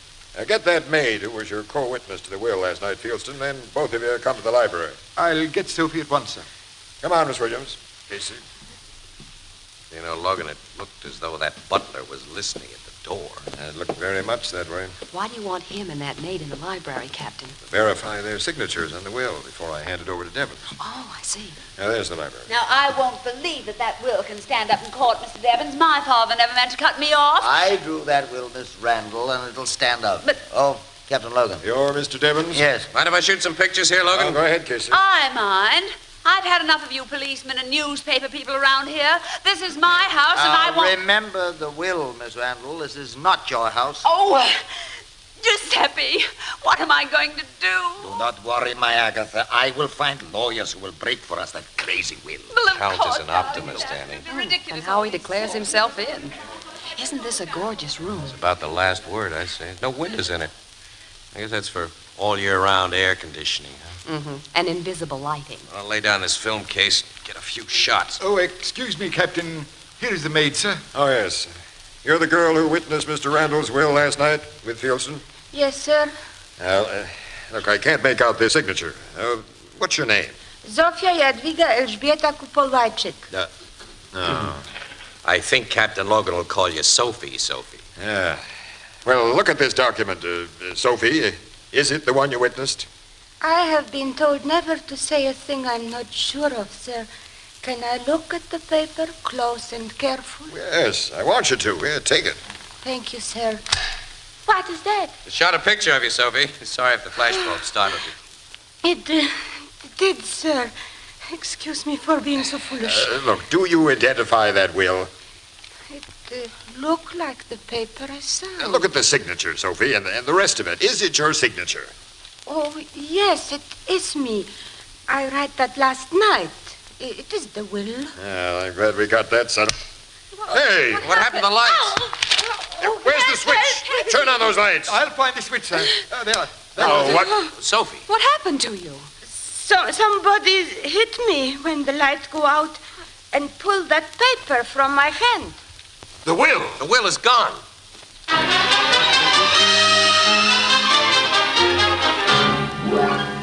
All right, every one of you's been searched, and we didn't find the will. But someone in this room switched off the lights, struck Sophie, and took the will from her hand, and whoever did it isn't going to get away with it. Now, the thing's somewhere in this library, and my men will find it if they have to tear the walls down. Sergeant. Yes, sir. You and the boys go to work. Okay, Captain. Everybody else, get out of here. You can seriously believe that I had anything to do with this strange theft? You were in this room, and the will disappeared, Devons. But of course you consider poor Miss Randall your principal suspect, Captain. What makes you think my principal suspect isn't you, Mr. Renova? Count Renova. Now, all of you get out of here. Now, don't try to leave this house. Come, Giuseppe. It'll be a pleasure to get away from these people. A great pleasure, my Agatha. Hey, you and Miss Williams get out, too, Casey. Okay. Let me get my film case, pal. I'll bring your photographic case, Mr. Casey. Oh, thanks, Fieldston. Well, just put it down in the hall here. Very good, sir. I'm closing this library door, Sergeant. And don't let anybody in, and don't you or the boys come out until you find that will. Okay, Captain. Will you need me any more, sir? No, go on about your business, Fieldston. I'll find you if I want you. Very good, sir. Casey, come into this room. And you, Miss Williams. I want to have some gab without any interruptions. Look, what do you think? That job was timed beautifully, Logan. Right after I'd used up a flash bulb.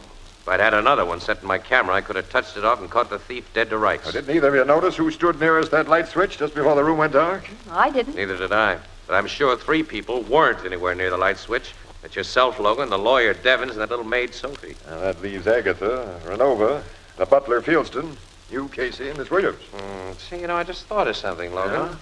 That butler, Fieldston, closed the door when he came into the library. But if that door had been open, the room wouldn't have gone entirely dark. Hey, and Fieldston was trying to get an earful outside that room upstairs. What was that? It's a man. Upstairs, come on. I see him. Say, it's the butler. He's lying on the floor. His head is covered with blood. Someone socked him. Turn him over, Logan. Open his coat. Yeah, his heart's beating. He's only knocked out. Hey, that paper sticking out of the inside pocket of his coat. Casey, it's the stolen will.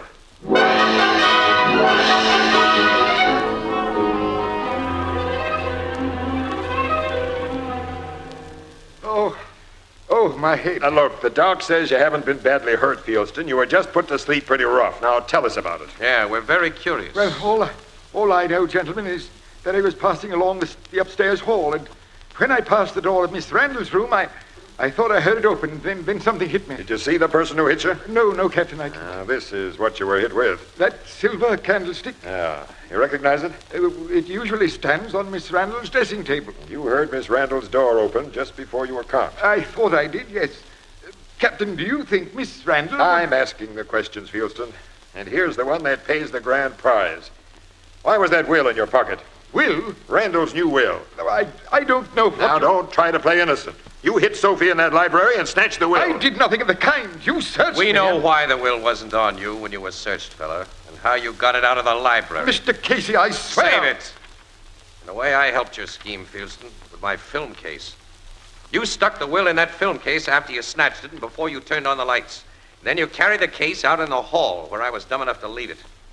Then you opened the case and put the will in your pocket. That isn't true. What possible motive could I... You knew that Agatha Randall, or Ranova, would pay anything you asked for that will. They wanted to destroy it. And evidently they double-crossed you. Now, are you going to protect the person who tried to kill you, or are you going to talk? I'm going to talk. You're a sensible guy. My head is beginning to clear, Captain. Now I realize that I've been double-crossed. Count Renova told me that he and Miss Randall would pay me $500,000 if I could get that new will. Well, I got it. But they double-crossed me. One of them tried to kill me. You bring them here, and I'll tell them that to their faces. Get him, Sergeant. Yes, sir. Well, Casey, I guess that takes care of that.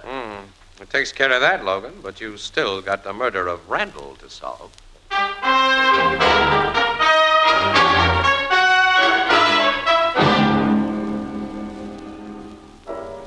Captain Logan put Miss Randall and that Count Runover under arrest, huh, Casey? Yeah, he's holding him for questioning, Ethelbert, which means they're in jail without formal charges being lodged against him. They've admitted nothing and denied everything, Ethelbert. And as sore as the butler is against them, he admits he didn't see either of them hit him.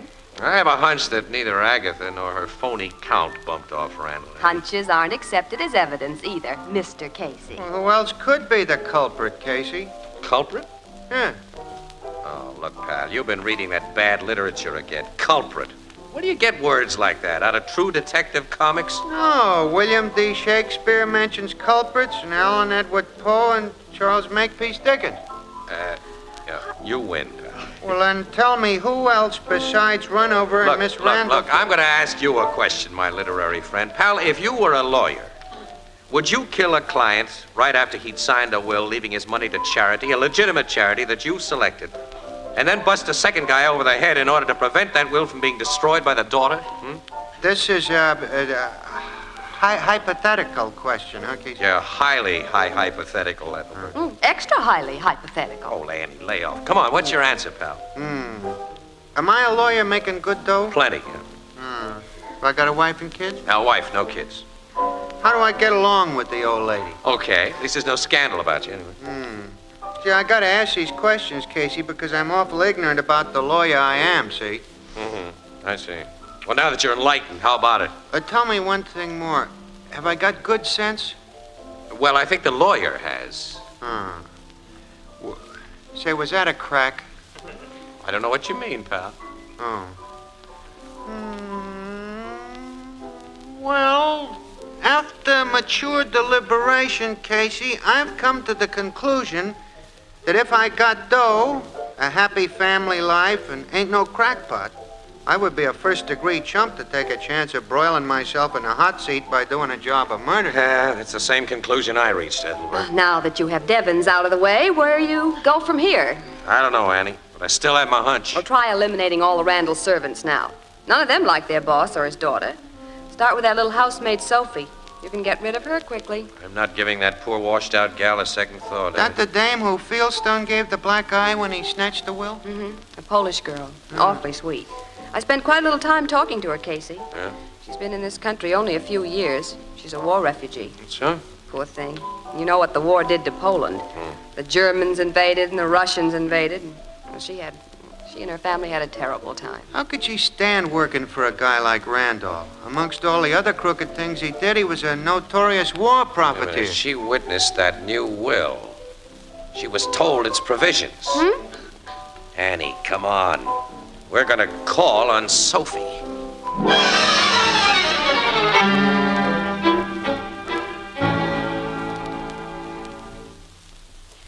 Yes, Mr. Casey.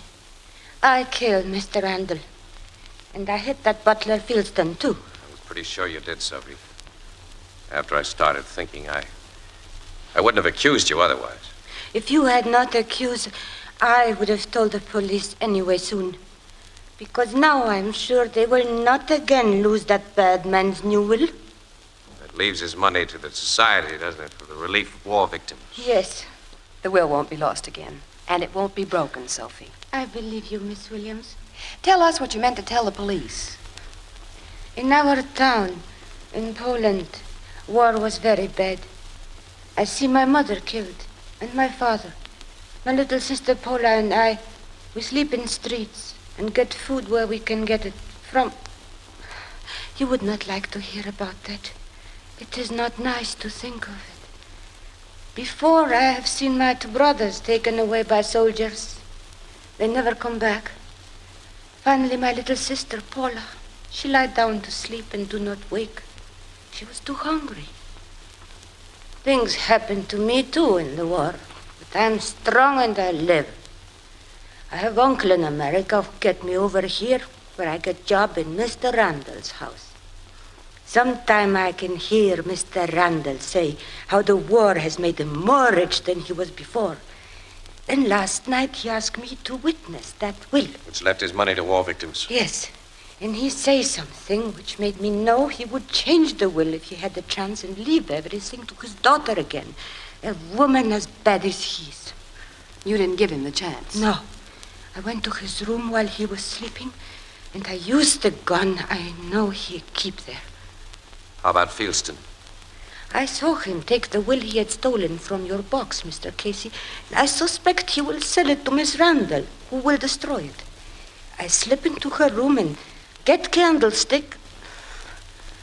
I think that is all. Now, Miss Williams, Mr. Casey, take me to police. Casey? Yes.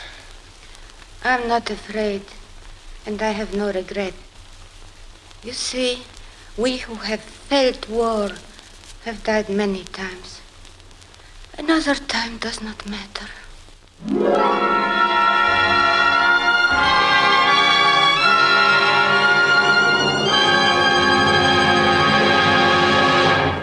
We'll join the crowd at the Blue Note in just a moment.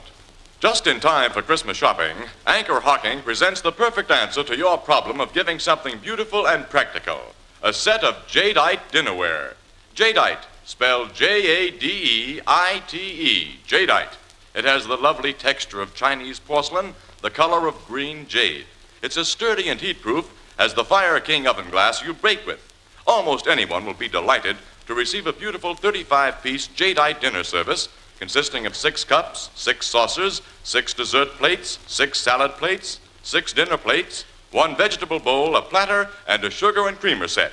All of this for less than $5. Jadeite, a product of Anchor Glass, can also be purchased in open stock. Now, you'll find jadeite dinnerware at chain stores, department stores, and most other stores selling chinaware and glass.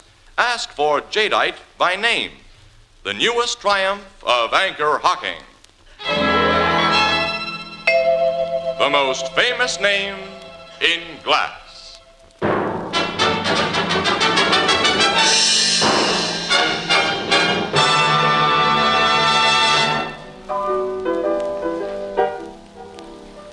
We who have felt war have died many times. Another time doesn't matter. What's that, Casey? Huh? What'd you say? Nothing. He's been muttering to himself like that ever since Sophie repeated her confession to the cops, Ethelbert. I guess I have, Eddie. What'll be done about that girl, Sophie?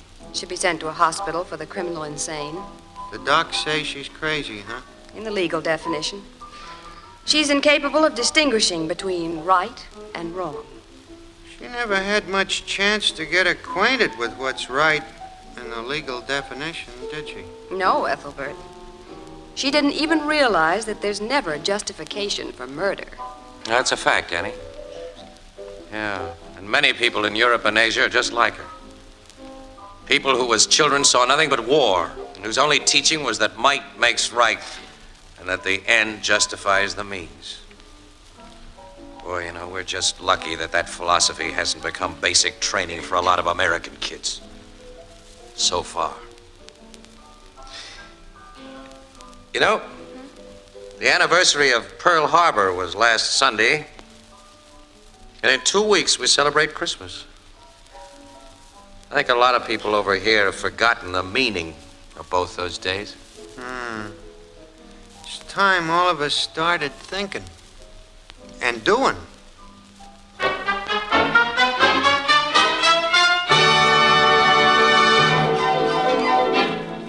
Crime Photographer, starring Stotts Cotsworth as Casey, is brought to you each Thursday by the Anchor-Hocking Glass Corporation, makers of Fire King oven glass, Anchor glass containers, Anchor caps and closures. All products of Anchor-Hocking, the most famous name in glass.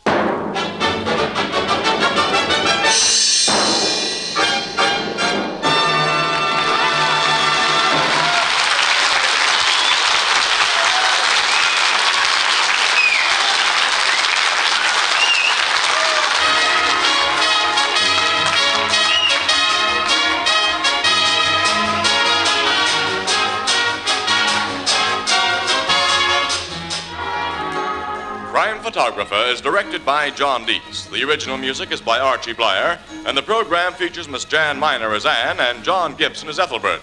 Herman Chittison is the Blue Note pianist. Lives are lost needlessly every year when people die of tuberculosis. You do your part to prevent tuberculosis when you buy and use Christmas seals. And be sure to do your Christmas mailing early. This is Tony Marvin saying goodnight for the Anchor-Hocking Glass Corporation of Lancaster, Ohio, with offices in all principal cities of the United States and Canada.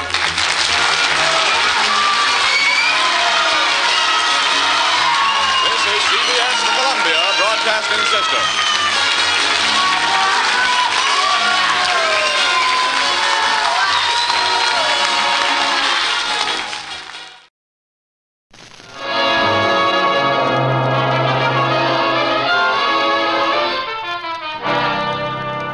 Good evening. This is Ken Roberts inviting you to listen to another adventure of Casey, crime photographer. Ace cameraman who covers the crime news of a great city. Our adventure for tonight, the suicide.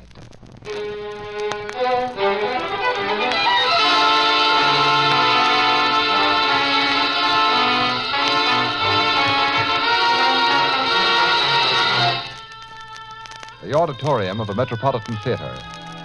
Its seats sparsely occupied with bored and restless playgoers who have been witnessing the opening of a new drama by an unknown dramatist. Casey, give him a little hand. I'm not that much of a hypocrite, Annie. Of all the lousy shows I've sat through in my life, this takes the cake. It's about the worst I've ever seen. Well, it's finally over. Let's get out. Yeah. Well, at least we came in on passes. A lot of these poor people paid for their seats. Wish I had, then we could have walked out. As a guest of the producer, you were sunk. I don't care anything about the producer. Carl Ashby, who authored this mess, is a nice guy when he sticks to the real estate business and doesn't try to write plays. The blonde who played the lead is his wife? Yeah, it's his wife, Nedra Millard. Was she terrible? She can't act, but you gotta admit, she's got a face and figure that are something. She's good looking, all right. Uh-oh, there's Lee Gorman standing in the lobby, and he spotted me. Oh, is he the producer who sent you the ticket? Yeah, tall, curly-headed guy there. Hello, Casey. I see you stayed for the finish. Yes, Lee.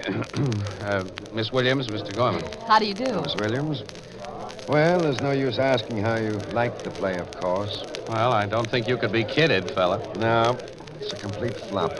One of those big mistakes we all make at one time or another. Closing it up? Well, the insanity to keep it on. Carl feels pretty bad about the whole thing. The author, Miss Williams, Carl Ashby. This was his first play. And so Casey told me. Whatever made him think he could write a play, Lee? He doesn't know anything about the theater. He's a businessman. Well, they say everyone in the world has more or less secret ambition to write a play. And he's married to an actress, you know, our leading lady. Never needed a starring vehicle. Yeah, but how could she have been fooled? Well, how was I fooled? I've been in show business longer than Nedra has. Now, believe it or not, Casey, we thought the thing read well and it looked good in rehearsal. Now, I know we were only kidding ourselves. Well, I must be getting backstage with the bad news of our closing.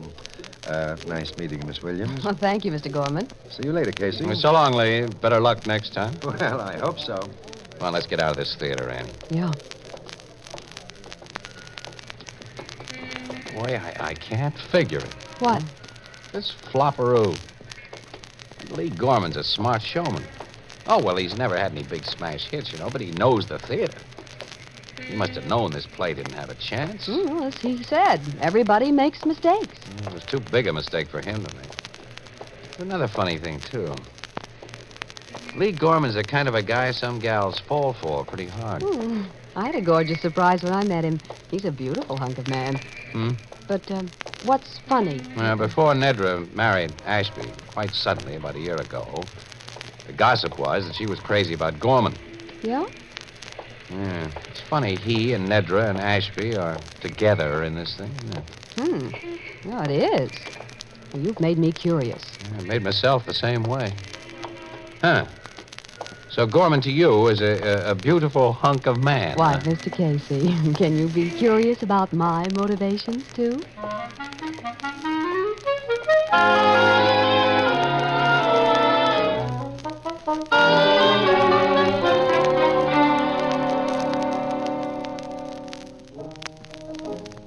Hello, Casey. Good evening, Miss Williams. Evening, Ethelbert. Hi, pal. Say, I didn't see you two last night. Where was you? We went to the theater. Yeah? What'd you see? The turkey starring Nedra Millard, produced by a beautiful hunk of man, Lee Gorman. Beautiful hunk of... Well, Mr. Gorman must be seen to be appreciated, Ethelbert. I ain't ever seen him. But I know the author of that play you saw. Mr. Ashby comes in here every so often, and he's a nice little guy. I felt terribly sorry for him when I read all the mean things the critics wrote in their reviews this morning. Well, he'll get over the panning he got. A guy with his dough doesn't have to worry because he isn't a second Eugene O'Neill. What was the play about? The critics used up so many words making fun of it, they didn't have room to say... Well, it was mostly concerned with a suicide, Ethelbert. Suicide? Mm-hmm. One of those heavily tragic domestic dreamers. Yeah, with the corniest dialogue I've ever listened to. Why should a cheerful, pleasant little guy like Mr. Ashby write about suicide? What I'd like to know is why he should write... Tell me after I answer this phone, Casey. Blue Note Cafe, Ethelbert speaking. Just a minute. Your city desk, Casey. Okay. Hello, Burke. Delhi Towers. Yeah, I know. It's a swanky apartment building on East Parkway. What do we cover there? What? Oh, we're on our way, Burke. What is it, Casey? Carl Ashby didn't only write a bad play about suicide. He's just jumped from a window 20 stories up.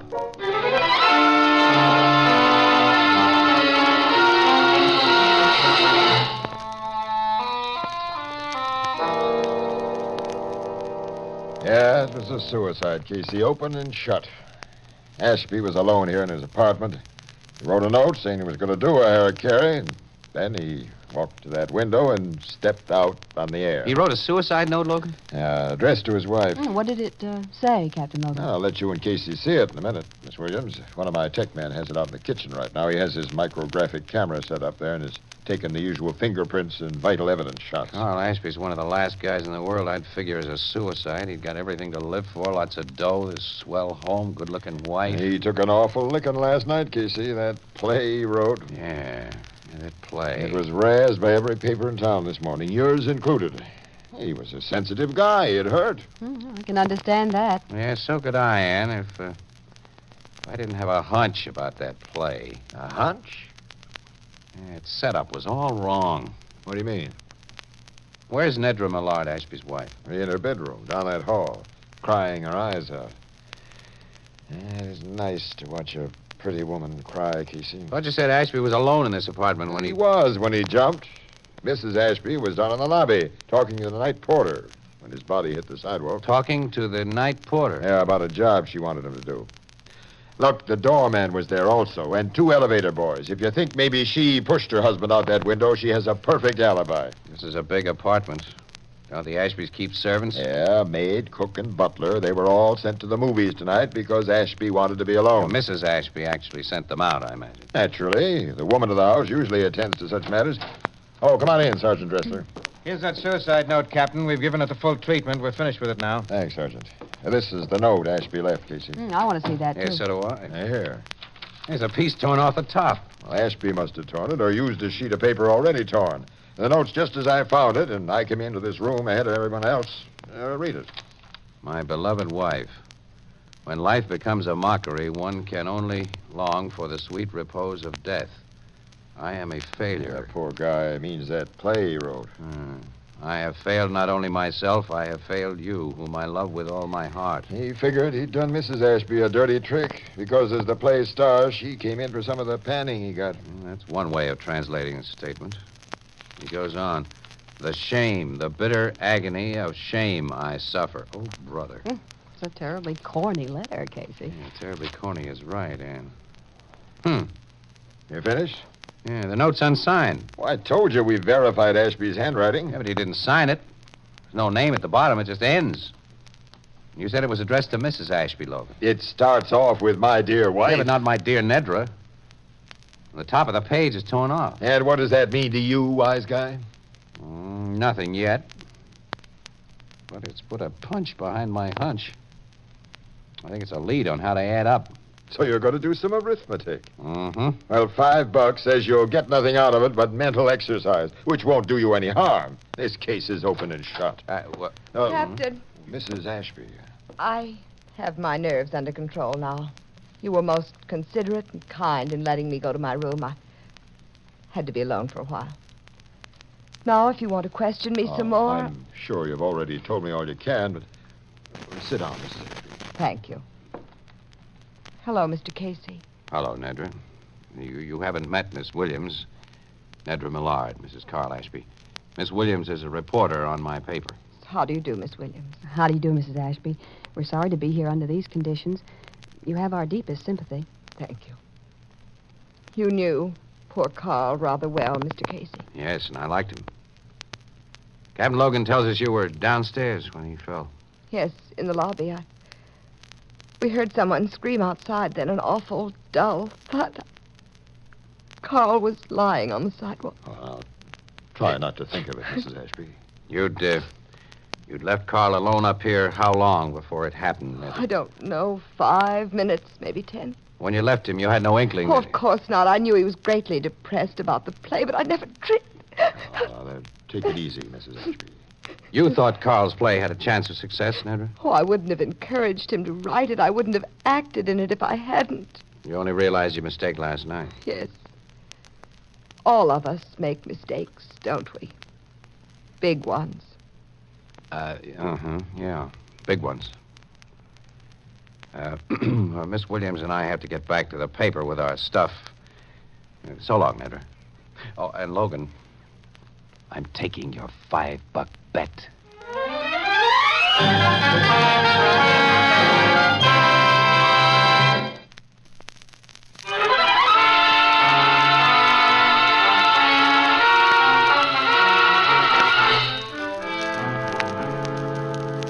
So you did your arithmetic last night, Casey. That's right, Logan. You want to hear my totals? I'm listening. Okay, here they are.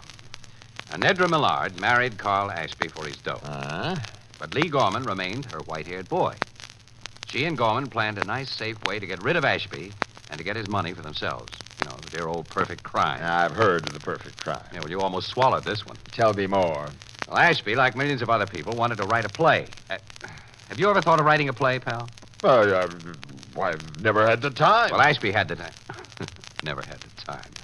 Well, Ashby had the time, so he wrote his play, guided by his wife and Gorman. Guided? Sure, they knew the theater. He'd naturally take their professional advice because he was an amateur. Now, this play dealt with a suicide. That suicide note you found after he dropped 20 stories was written for his play. What psychic power tells you that? The torn off top of the note tells me that. Have you ever read a play in manuscript form? No. Well, the name of the character who is to speak is written either above the speech he's to make or at the upper left-hand side of the speech. Now, in this case, I'm sure it was written above. That's why the top of the page was torn off, to get rid of the play character's name. You think? Yes. Now, what's more, the whole text of that note was in keeping with a corny dialogue Ashby wrote for his play. It was stilted, unnatural, it wasn't real. You saw the play with the lines of that note in it? Of course not. Gorman and Nedra aren't dumb. Sometime before the play went into rehearsal, I think one of them got Ashby to write the page you found in his own handwriting as part of a suggested script change. Of course, naturally, the change was never made, but the page was carefully preserved. And whoever got the page from Ashby after he wrote what was wanted took care that only the writer's fingerprints appeared on it. Sure. And Gorman produced the play, knowing it would make a laughingstock of its author.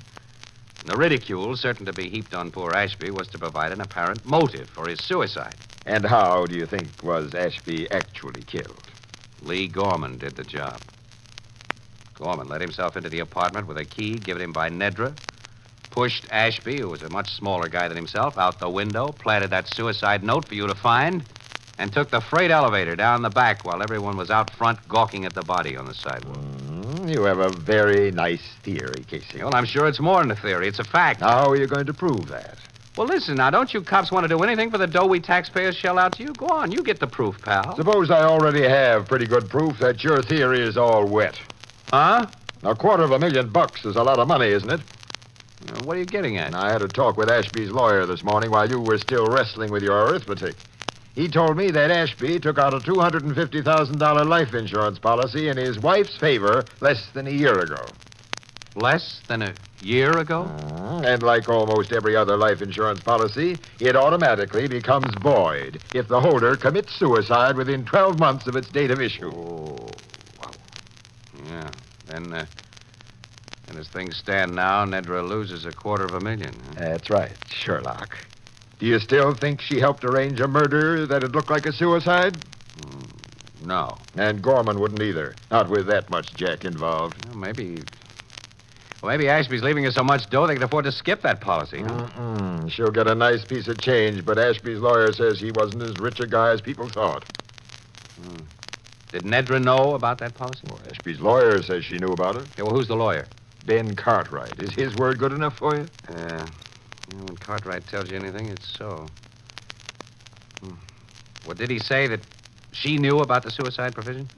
No, but everybody knows about those suicide clauses. Well, not everybody, Logan. Not everybody. Gorman's a bachelor. He's never had any reason to take out life insurance. And sharp-shooting gals sometimes miss their target through overconfidence. Everybody does make mistakes, Logan. I'm paying a call on Ben Cartwright. Why? I'm still convinced that my theory about Ashby's suicide is right. And I'm going to try to prove it by the thing you think disproves it. That insurance policy.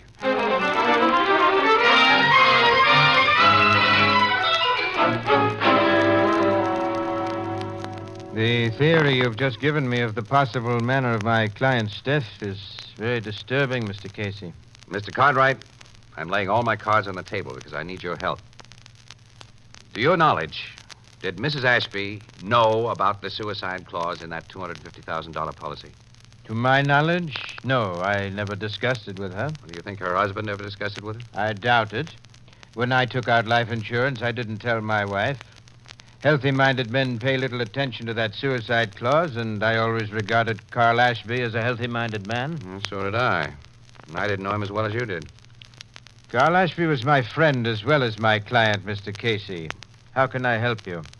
You handled all of his affairs? Yes. Mrs. Ashby knows that, of course. She must know it. Well, Captain Logan quoted you as saying that Ashby wasn't as rich as people thought, but his widow stands to collect a nice piece of change. A very nice piece of change. It would be unethical of me to tell you the extent of his estate, but it's large. Well, Mr. Cartwright, I'm not a lawyer, so I don't know how your legal ethics will tie up with what I'm going to ask you to do. But where murder is concerned, I think everybody's ethics can be stretched a little. And Carl Ashby was your friend. Go on. Well, I'd like you to call on Mrs. Ashby today and talk to her about that insurance policy and form your own idea as to whether she knew about the suicide clause. Now, if you decide she didn't know about it, give her to understand that her husband left her less than say, $10,000.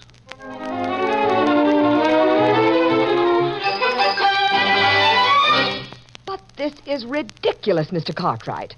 Carl was worth over $500,000. He told me so. Financial reverses can be more easily concealed from a man's wife than from his attorney, Mrs. Ashby. Only $10,000. Of course, had he died by any other means than suicide, you'd receive an additional $250,000. Yes, $250,000. Well, I must be leaving now, Mrs. Ashby. Goodbye. Goodbye. What? Oh, yes. Goodbye, Mr. Cartwright.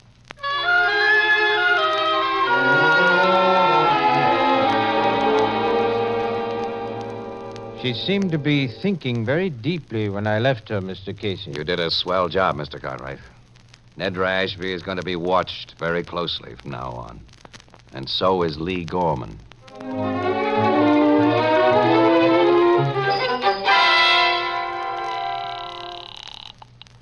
Hello? Lee, this is Nedra. Oh, how are you, darling? I've been trying to get you for the last hour. Well, I just came home. Lee, I've got to see you tonight. Oh, yeah? So what about?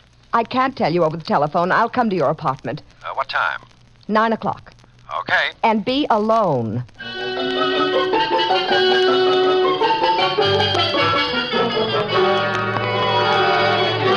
Well, you're here right on the nose, Nedra, my sweet. Close that door, Lee. Oh, sure, darling. Now, let me take your wrap. No, I'll keep it on. Say, you're upset about something. Hey, the cops haven't... No, the police haven't bothered me. Your scheme has worked out swell, Lee. Carl is considered a suicide. Well, I told you he would be. But you didn't tell me that the $250,000 life insurance policy he took out for me is no good if he kills himself. Why, what do you mean? I won't get a dime of that $250,000 because Carl supposedly took his own life. Well, I don't get it. No, because you don't know anything about insurance policies. And I didn't. But I've learned about them today from Carl's lawyer. And he told you The main thing he told me was that I'll get only $10,000 from Carl's estate. Only? Yes. My rich husband was practically broke. That insurance policy was the biggest thing he had to leave me. And I'm going to get that $250,000. You can't get it if the company won't pay. They'll pay on every form of death but suicide. They'll pay on proof that Carl was murdered. And they're going to get that proof. Are you crazy? We killed Carl, you and I. No, Lee. You killed him. Just you alone. I don't think I heard you correctly, my dear.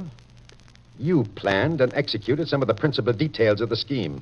You even made it possible for me to get into the apartment that night. And while I made it possible for you to use the freight elevator without danger of detection, I was establishing a perfect alibi for myself. You mean that This gun will tell you what I mean. Oh. Well, what do you want me to do? Sit down at that desk. Oh. And then? Then you'll write a confession that you and you alone killed my husband. No. Sit down and write. No, you can't get away with this. If I wrote such a confession, do you think I'd stick to it after it was written?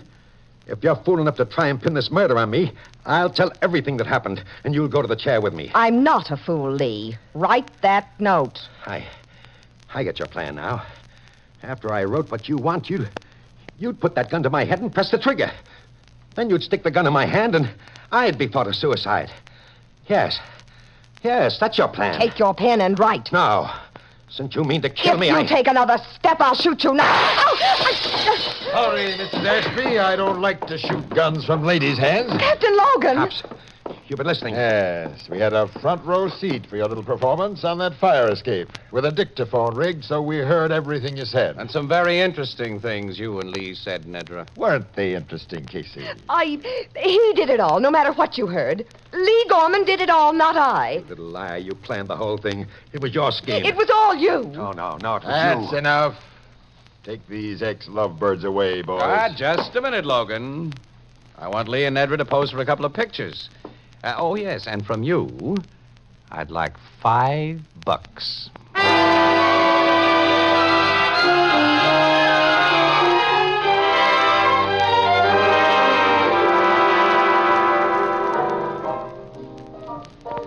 So them two sweetie pies turned against one another, huh, Casey? Well, you should have heard him after Logan got him to headquarters, Ethelbert. Each made a full confession of what the other had done. They're going to wind up sitting in the same piece of hot furniture. Hot furniture? Oh, you mean the electric... Oh. How'd you figure Mrs. Ashby would go to Gorman's apartment after that lawyer talked to her, Casey, and do what she did do? Well, there wasn't anything else she could do to salvage that $250,000 insurance. And Lee Gorman was right in his theory, Ethelbert. She meant to shoot him when she got his confession and make him appear as a suicide. You know, I'd say that Nedra Millard Ashby ain't a very nice lady. Check, pal. You can say that again. But, a certain person I know thinks Lee Gorman a beautiful hunk of man. And tell Ethelbert what you did with the $5 bet that you won from Logan, Casey. What? Well, okay. I bet it back to him, plus 5 more, that the Red Sox would win today.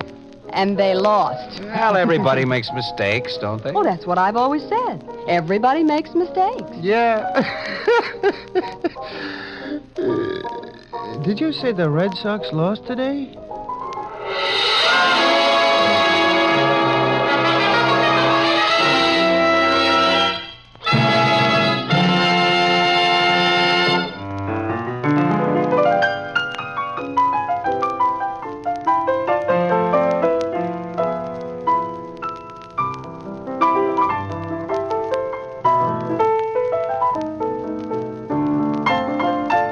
This adventure of crime photographer starring Stott Cotsworth as Casey came to you through the worldwide facilities of the United States Armed Forces Radio Service, the voice of information and education.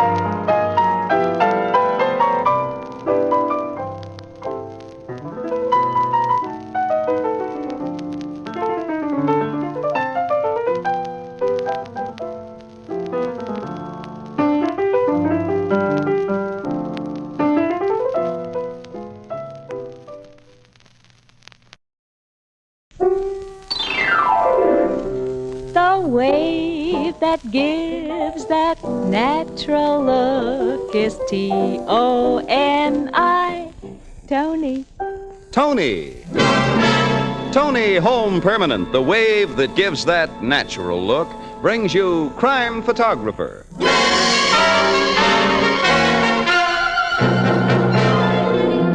Good evening, everyone. This is Bill Cullen greeting you for Tony Home Permanent and inviting you to listen to another adventure of Casey, crime photographer, ace cameraman who covers the crime news of a great city.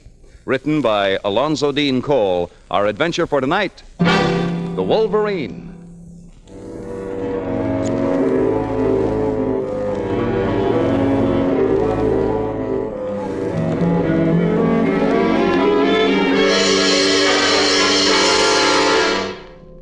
The Blue Note Cafe, shortly before 1 o'clock in the afternoon. Well, I was wondering when you two would show up. Hi, Ethelbert. Hi. Hello, Ethelbert. Just coming in from an assignment? Yeah, not a pretty one either. Say, what kind of assignment were you on? Read about it in the noon edition, pal. I was just looking over the noon edition. Casey, were you covering the murder of them three gangsters, Bobo Gussick and his two pals? That's been our job. The paper said the cops learned their bodies could be found in that beach house through an anonymous phone call. That's right. You read my story, all right. What wasn't in your story, Miss Williams? The real lowdown, Well, strictly off the record, Ethelbert. Yeah? Joe Schuster's being very severely questioned about the triple murder. I've heard a rumor that Schuster was gunning for Bobo Gussick. How about clues at the scene of the crime? No leads were found except, well, it was a funny little thing. Most peculiar. What? Well, a crude drawing was found clutched in Bobo Gussick's hand. An amateurish pen and ink sketch of, well, it looked like a cross between a weasel and a bear. Oh, there ain't no such animal. I never heard of such a combination. Well, anyway. if the sketch is a lead, it's a very obscure one. Yeah. Oh, excuse me. Blue Note Cafe, Ethelbert speaking. Well, let's go to a table and get some food under our belts, Annie, shall we? Come on. Just a minute. Don't go away, Casey. It's for you. Who is it? Your city desk, Mr. Burke. Oh, wouldn't you? Oh, nuts. Let's see what he wants. Hello, Burke. Well, listen, we were just going to have something to eat. Can't we even... Huh?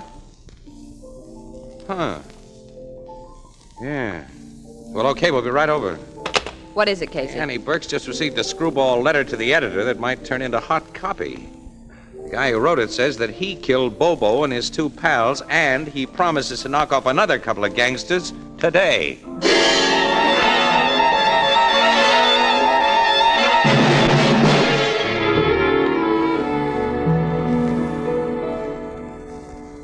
Have you looked into your mirror lately and wondered what to do about your hair? Well, let me suggest an answer. A lovely Tony Home Permanent. Your hair will be soft and natural looking from the very first day. You'll have just the right amount of curl, and your wave will last for months. You know, a Tony wave is guaranteed to last just as long as the most expensive beauty shop wave, and guaranteed to look more natural or your money back. No wonder each month another 2 million women have beautiful Tony waves. A Tony costs just $1. with plastic curlers, $2. Get a Tony kit tomorrow and give yourself the loveliest, longest-lasting wave you've ever had. A Tony Home Permanent. The wave that gives that natural look. Toni. Tony.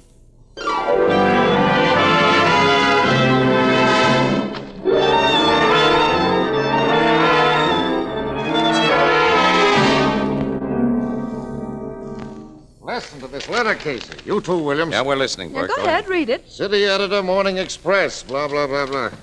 Dear sir, several hours before you receive this, the police will have discovered the dead bodies of a racketeer known as Bobo Gussick and two of his lieutenants. I killed them for a multiple reason. One, a civilized society will be better off without them. Two, men of their type habitually carry large sums of money. And three, I find it amusing to pit my wits against both the underworld and the police. In this last, I resemble the sagacious animal whom I have selected as my identifying trademark, the Wolverine. Another sketch of it will be found today. Well, that means that... Yeah, the guy promises it's another murder. Now, here's the finish. You gentlemen of the press are invited to join with the police and their criminal quarries in what will prove to be a hopeless battle with the Wolverine. The Wolverine? That's the signature.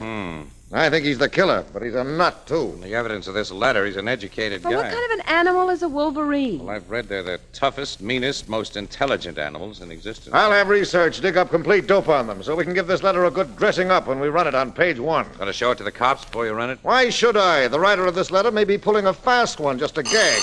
Wait a second. City desk, Burke speaking. Yes? Who is this speaking? Casey, the Wolverine. Where's that?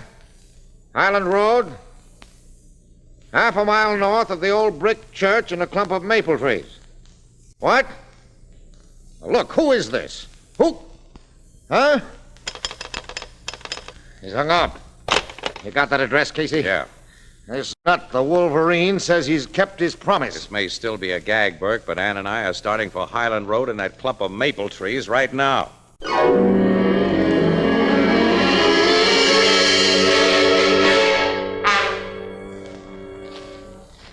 Find anything yet, Annie? Not a thing. The shade of those big maples is so dense, Casey. It's almost like night in here. Holy...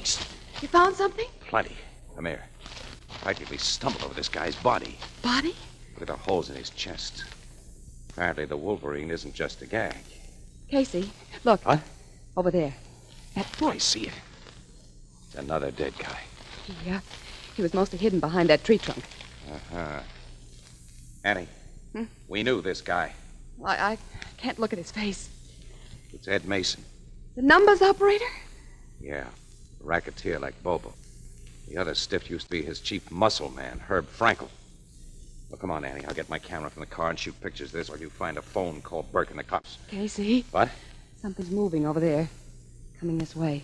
Yes, I hear it. I can see now. It's a man. Yeah. Maybe he's the Wolverine. He's not gunning for newspaper stiffs. Who's that there? Hello, Casey. I thought I recognized your car parked out there. Foster. Afternoon, Miss Williams. Oh, it's only you, Foster. And who did you think I was? The Wolverine? What do you know about the Wolverine? I work for a newspaper, too, you know. Not a high-circulation bourgeois paper like your Morning Express, but our exclusive little daily Standard-Bearer gets letters to the editor, and since we meet in this place, I assume we were brought here by the same reason. You got a letter? Followed by a phone call from the ambitious gentleman who calls himself the Wolverine. Burke isn't going to run this story as an exclusive, Annie. You two find anything among these trees? Well, if we told you no, you'd look around for yourself, so look there. Well, thanks, old chap. These gentlemen seem to be deceased. Yeah, that's putting it mildly. Now, this Wolverine is assuming the proportions of an interesting character. Oh, by the way, do you know what a Wolverine really is? Yes. Really? You surprise me. Why? And journalists employed by the Standard-Bearer are required to have a general knowledge of almost everything. They're all college graduates, you know. But you Morning Express. Yeah, all we've got people- to know is news values. You recognize either of these dead guys, Foster? No, can't say I do. Really? You surprise me. Do you know who they are? Mm-hmm. And you can read all about them in the Morning Express. Okay, Annie, start looking for a phone. Give Burke our story. Oh, by the way, Foster, why didn't your classy standard bearer send a photographer with you? Because we of the Standard Bearer have multiple talents, Casey. I have a camera in my car, and after taking suitable photographs, I shall make some effective and exclusive pencil sketches of this gruesome scene.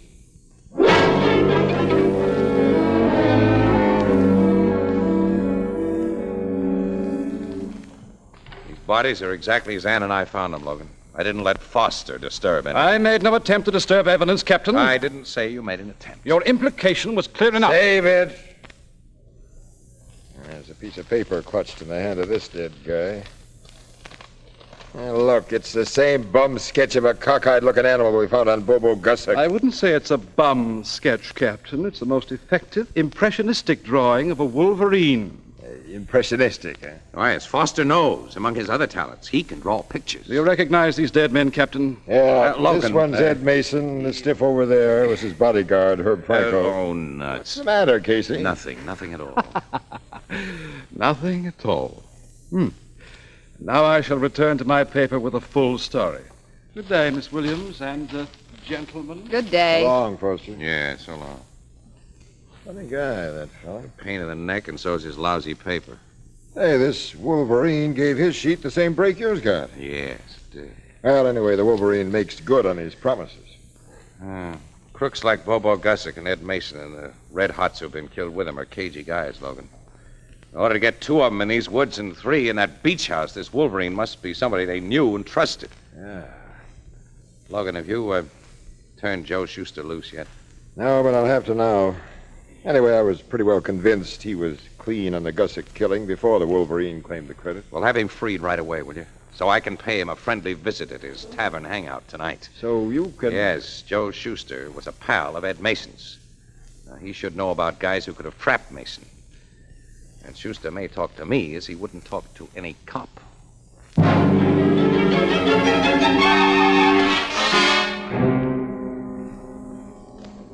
Yeah, Joe Schuster's back in his private office, Casey, and he ain't in very good humor on account of the cops trying to hand him a bum rap for that Gussick bump-off. I don't know whether he'll see you or Well, not. tell him I'm not here on newspaper business, Leo. Say I want to give him a straight talk on the Gussick bump-off, Ed Mason's bump-off, and the Wolverine. Hey, you got any inside dope on that mug who calls herself the Wolverine? My paper carried this story about him, you know. Yeah, just your paper and a standard bearer. The guy Foster from the standard bearer was here a while ago to see Joe. What? Yes? Yeah, Joe talked to him because Foster'd been a pal of Ed Mason's before he got bumped off. Foster was a pal of Mason's? Well, not a pal exactly, but he and Mason knew each other pretty well. But did Foster know Herb Frankel, too? Sure. Oh. Hey, Manny. Yeah? Come here and keep Casey company while I go and see the boss, huh? Yeah, okay, Leo. I'll give Joe your message, Casey. Yeah, thanks, Leo. Yeah, I'm drinking a Tom Collins, Casey. Will I have the barkeep fix you one? Oh, no, thanks, Manny. No.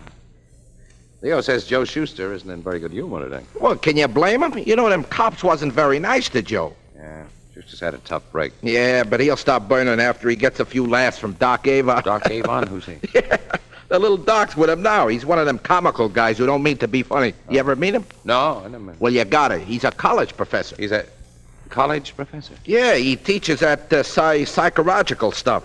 He's making a study of us guys in the racket. And we're making a study of him. Yeah. Manny, I understand Foster, the standard bearer, knew Ed Mason and Herb Frankel pretty well. Yeah, that Foster's another one of them snooty, educated guys who's good for laughs. Hey, Leo's coming back. Boss will see you in a minute, Casey. Yes, well, Leo, thanks. Yeah, he's just about... Hey, Casey. Here, Schuster. He's come out himself to tell you the whole deal. Stick around. I gotta make a phone call. It'll only take a minute. Okay, I'll wait. You go out and talk to the guy's doc. I see you later. Well, I'd like to ask you one more question, Mr. Schuster. If you step back in here. Okay, but make it snappy. Oh, I shall.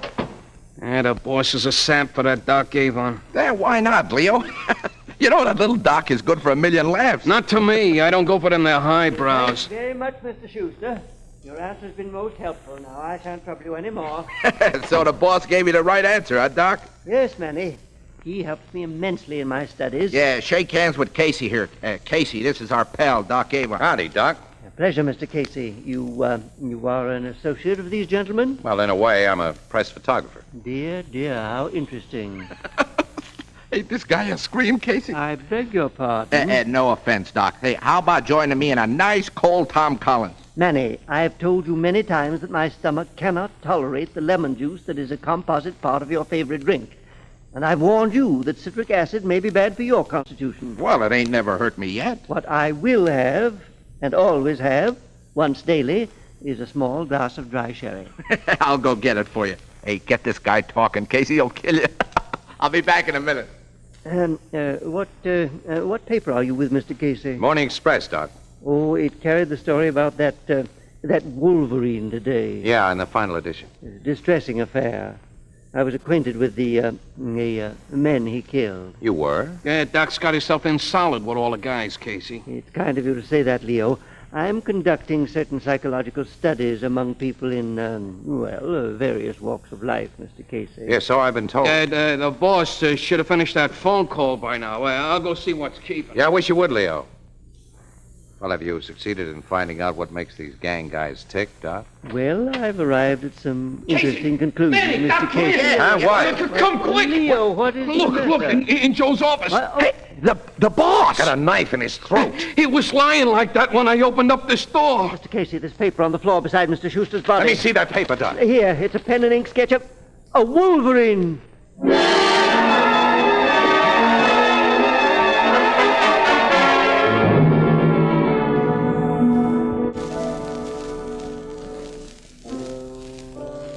Oh, Mr. Cullen, I thought you was Casey.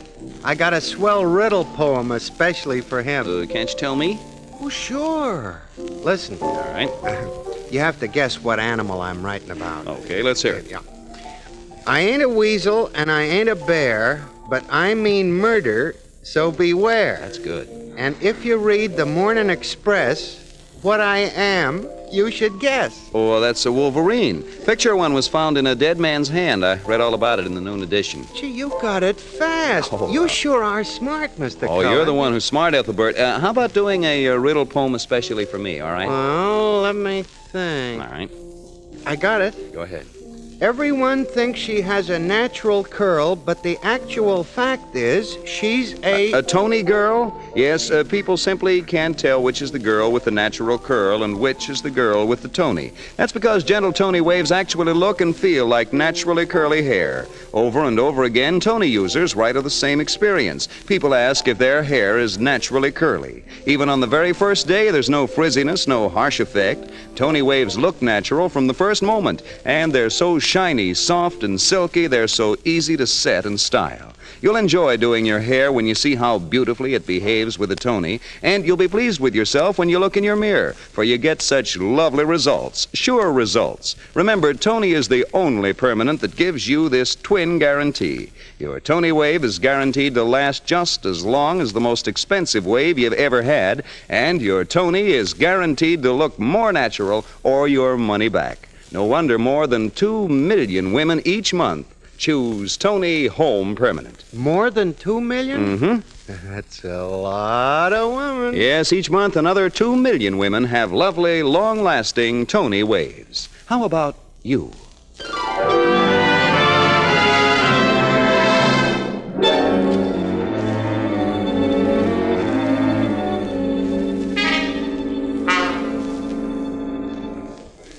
Now, Casey, you've heard Dr. Avon, Manny, Leo, the bartender, and all the customers that were in this joint here. Give me their versions of the discovery of the killing. How do their stories stack up with what you saw? 100%, pal. I know that Joe Schuster was alive only a few minutes before we found him dead because I saw him, and I talked to him. And not more than 30 or 40 seconds later, I heard Doc Avon talking to him as he left Schuster's office. When Leo went to the door to call Schuster, he was never out of my sight for a minute. You sure of that? I'm positive. I saw Leo open the door. He didn't go inside. He just stood there and yelled at us to come and look, so the Wolverine had to come in the back door. So the Wolverine remains a big unknown. Yeah. What did the medical examiner have to say? Well, the knife went through Schuster's neck in such a way he couldn't make a sound. The Wolverine either made a lucky thrust or he knew anatomy. Logan, I watched Foster drawing pictures today. He's a pretty good artist. Artists know anatomy. Foster? Yeah, the standard bearer. Another thing. Tonight, I've learned that Foster was well acquainted with Ed Mason and Herb Frankel. And yet this afternoon, when he saw their dead bodies, he denied that he knew either one of them. You'd think Lastly, Foster was in this office with Joe Schuster just a little while before I got here. So he knew about the back door. I think you'd better talk to Mr. Foster.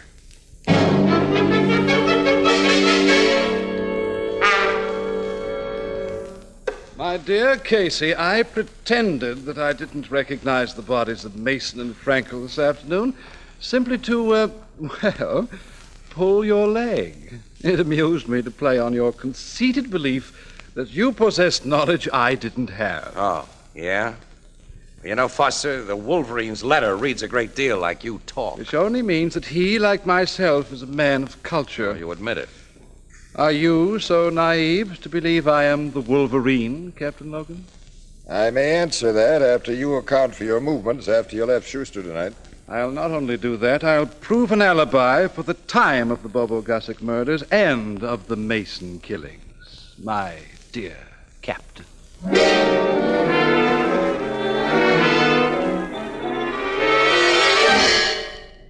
Well, Casey, I'm told your suspicions of our little pal Foster blew up with a loud bang this morning. Don't believe everything you hear, Annie. They only seem to blow up. Well, he established alibis for all of those 3 killings, and Logan turned him loose. Logan turned him loose with the notion that given a good long rope, Foster may hang himself. Those alibis of his aren't altogether tight by any means. Oh? And I'm going to try to loosen them still more. How? Well, first, we're paying a visit to Doc Avon. Doc Avon? Yeah. Oh, because he was the last man to see Schuster alive? No, because he's a psychologist. I want to get his professional opinion of Foster and of the Wolverine.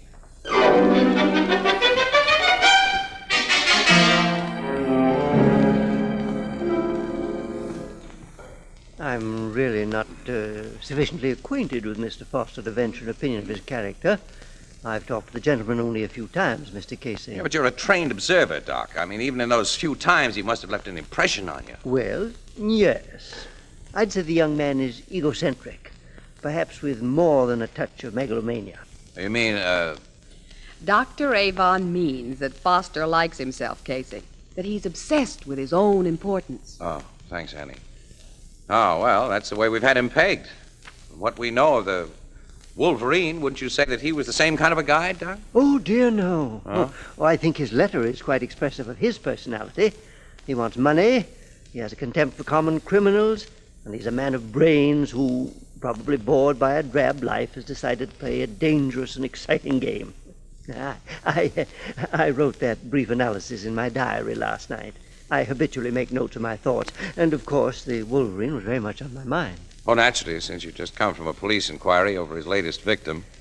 Well, I'm to deliver a lecture this morning, so you won't think me rude if I beg no, to of be... course not. No, we'll be on our way. Oh, no, you don't have to rush. I always have a glass of milk before I go to the classroom.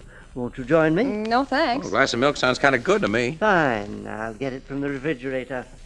As you see, when I move this screen, I have a little kitchenette in this one-room apartment. Yeah. Doc, I heard you say last night... Yes? You knew Gussick and Mason as well as you knew Schuster. Well, I've become acquainted with many of the criminal fraternity in the course of my studies. I find them most curious people. Ah, here's your milk, Mr. Casey. Thanks, much obliged. Sure you won't join us, Miss Williams? No, thanks. The Wolverine must have lifted quite a roll from Schuster's pocket last night, huh? The police informed me that a search had revealed that his wallet was missing. Yeah.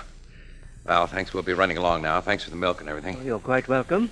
What time will you be back here after your lecture, just in case we want to get in touch with you? In about 2 hours. Well, we may see you then. Yeah, so long. Oh, goodbye, Dr. Avon. Goodbye. Annie, hurry. Down these stairs. I want to buy an electric iron. An electric The iron? nearest hardware store.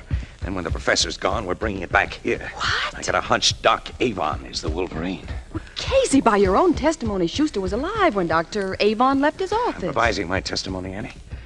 I merely heard Avon talking and concluded he was speaking to a live guy. It takes only a few seconds to drive a knife into a guy's throat and grab his wallet.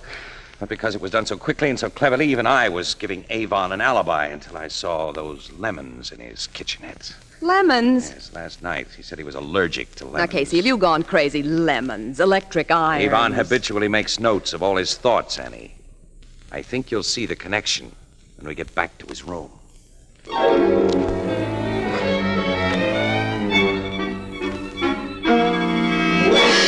I found Avon's diary, Annie. Oh, let me see it. Here. Here's the page he wrote last night after Schuster was killed. Well, it merely tells of the murder, his bewildered reaction to it, and his analysis of the Wolverine, which he told us he put down. Uh-huh. All perfectly innocent on the surface.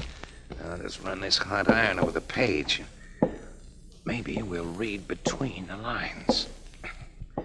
More writing appears. Casey, he used invisible ink. Used plain lemon juice, Anne, which is completely absorbed by paper until heat is applied. It makes it take on color. I learned the lemon juice trick as a kid, and Avon's only reason for having lemons in this place had to be for secret writing. And the secret writing says my plan to destroy Schuster was as perfect in execution as it was in conception. I thrust the knife exactly right, and he slid to the floor without a sound. My alibi was firmly established, and nobody remotely suspected that I am... The Wolverine. Avon. Be quiet, both of you. If you aren't... We see the 45 in your hand, Doc. You came home sooner than we expected. Mr. Casey, the Wolverine is acutely sensitive to danger, so I returned without making my lecture. Now the would-be trappers are trapped. You can't afford to spring any traps in your own home, Doc. On the contrary, you entered my home without my permission. You have no more right to be here than have common thieves. I have a legal right to destroy those who threaten my property. Oh, Casey. Like the Wolverine, Miss Williams, when I trap the trappers, they are really trapped.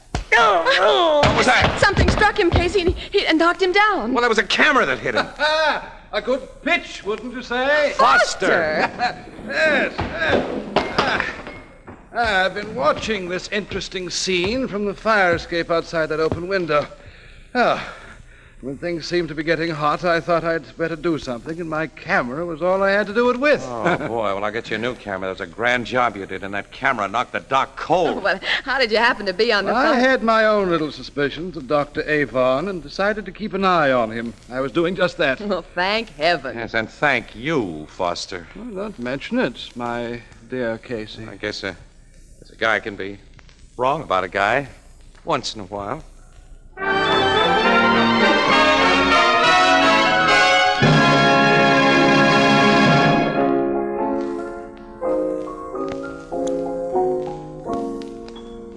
For soft water shampooing, use Tony Cream Shampoo.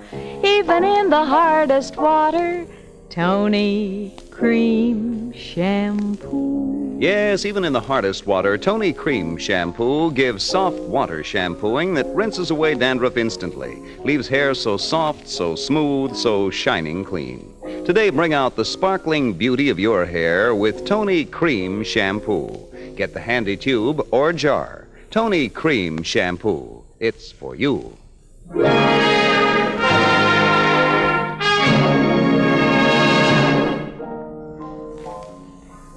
That Doc Avon had written all about his killings in that diary, huh, Casey? Yes, Ethelbert, in lemon juice. And now his habit of writing down his thoughts will put an end to his thoughts. In the chair. Just the same, you didn't do so good on this one, Casey. Until almost the very last, your big suspect was a guy who finally saved your lives. Yeah, I was sure all wrong about Foster, wasn't I? You know, that fella has the makings of a first-class newspaper man. Like you? Well, Casey won't go that far. Oh, only because great newspaper men are never snooty, my dear Miss Williams. Huh? Come on, Annie, should we be off? Well, see you in the comics, Casey. Yeah. Oh, hey, that reminds me. Oh, yeah. I want to tell our friends that the first issue of the Crime Photographer comic book is now on all the newsstands.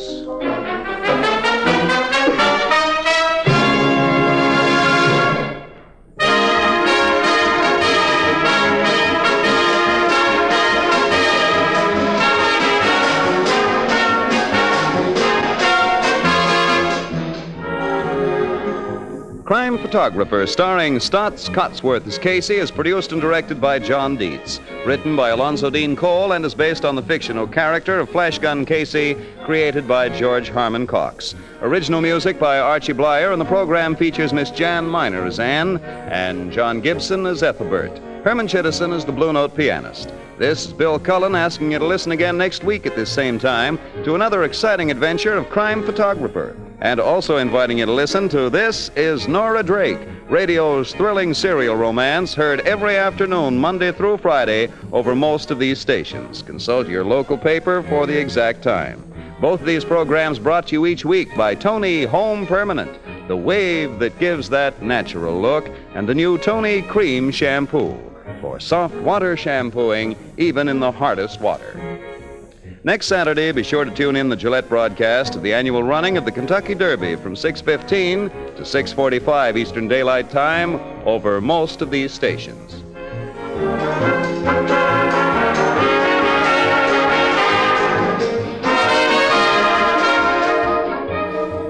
Hallmark Playhouse, starring Linda Darnell in Mother, follows immediately. This is CBS, the Columbia Broadcasting System.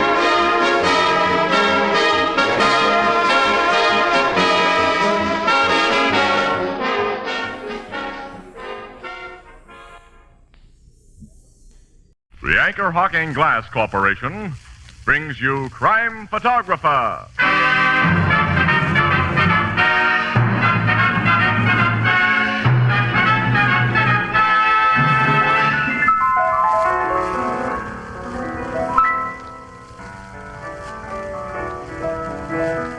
Say, Ethelbert, did you hear about the latest crime wave? What crime wave, Casey? It's a series of crimes that occur regularly every week. What's so unusual about that? Well, for one thing, every one of these crimes is solved in exactly half an hour. Gosh, do they have any idea who's responsible? Why, sure. It's Crime Photographer, brought to you each week by Anchor-Hocking, the most famous name in glass.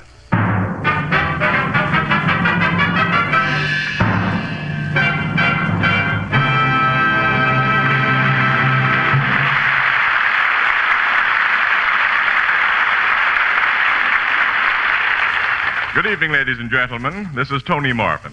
Every week at this time, the Anchor-Hocking Glass Corporation of Lancaster, Ohio, and its more than 10,000 employees bring you another adventure of Casey, crime photographer, ace cameraman who covers the crime news of a great city. Written by Alonzo Dean Cole, our adventure for tonight, Acquitted.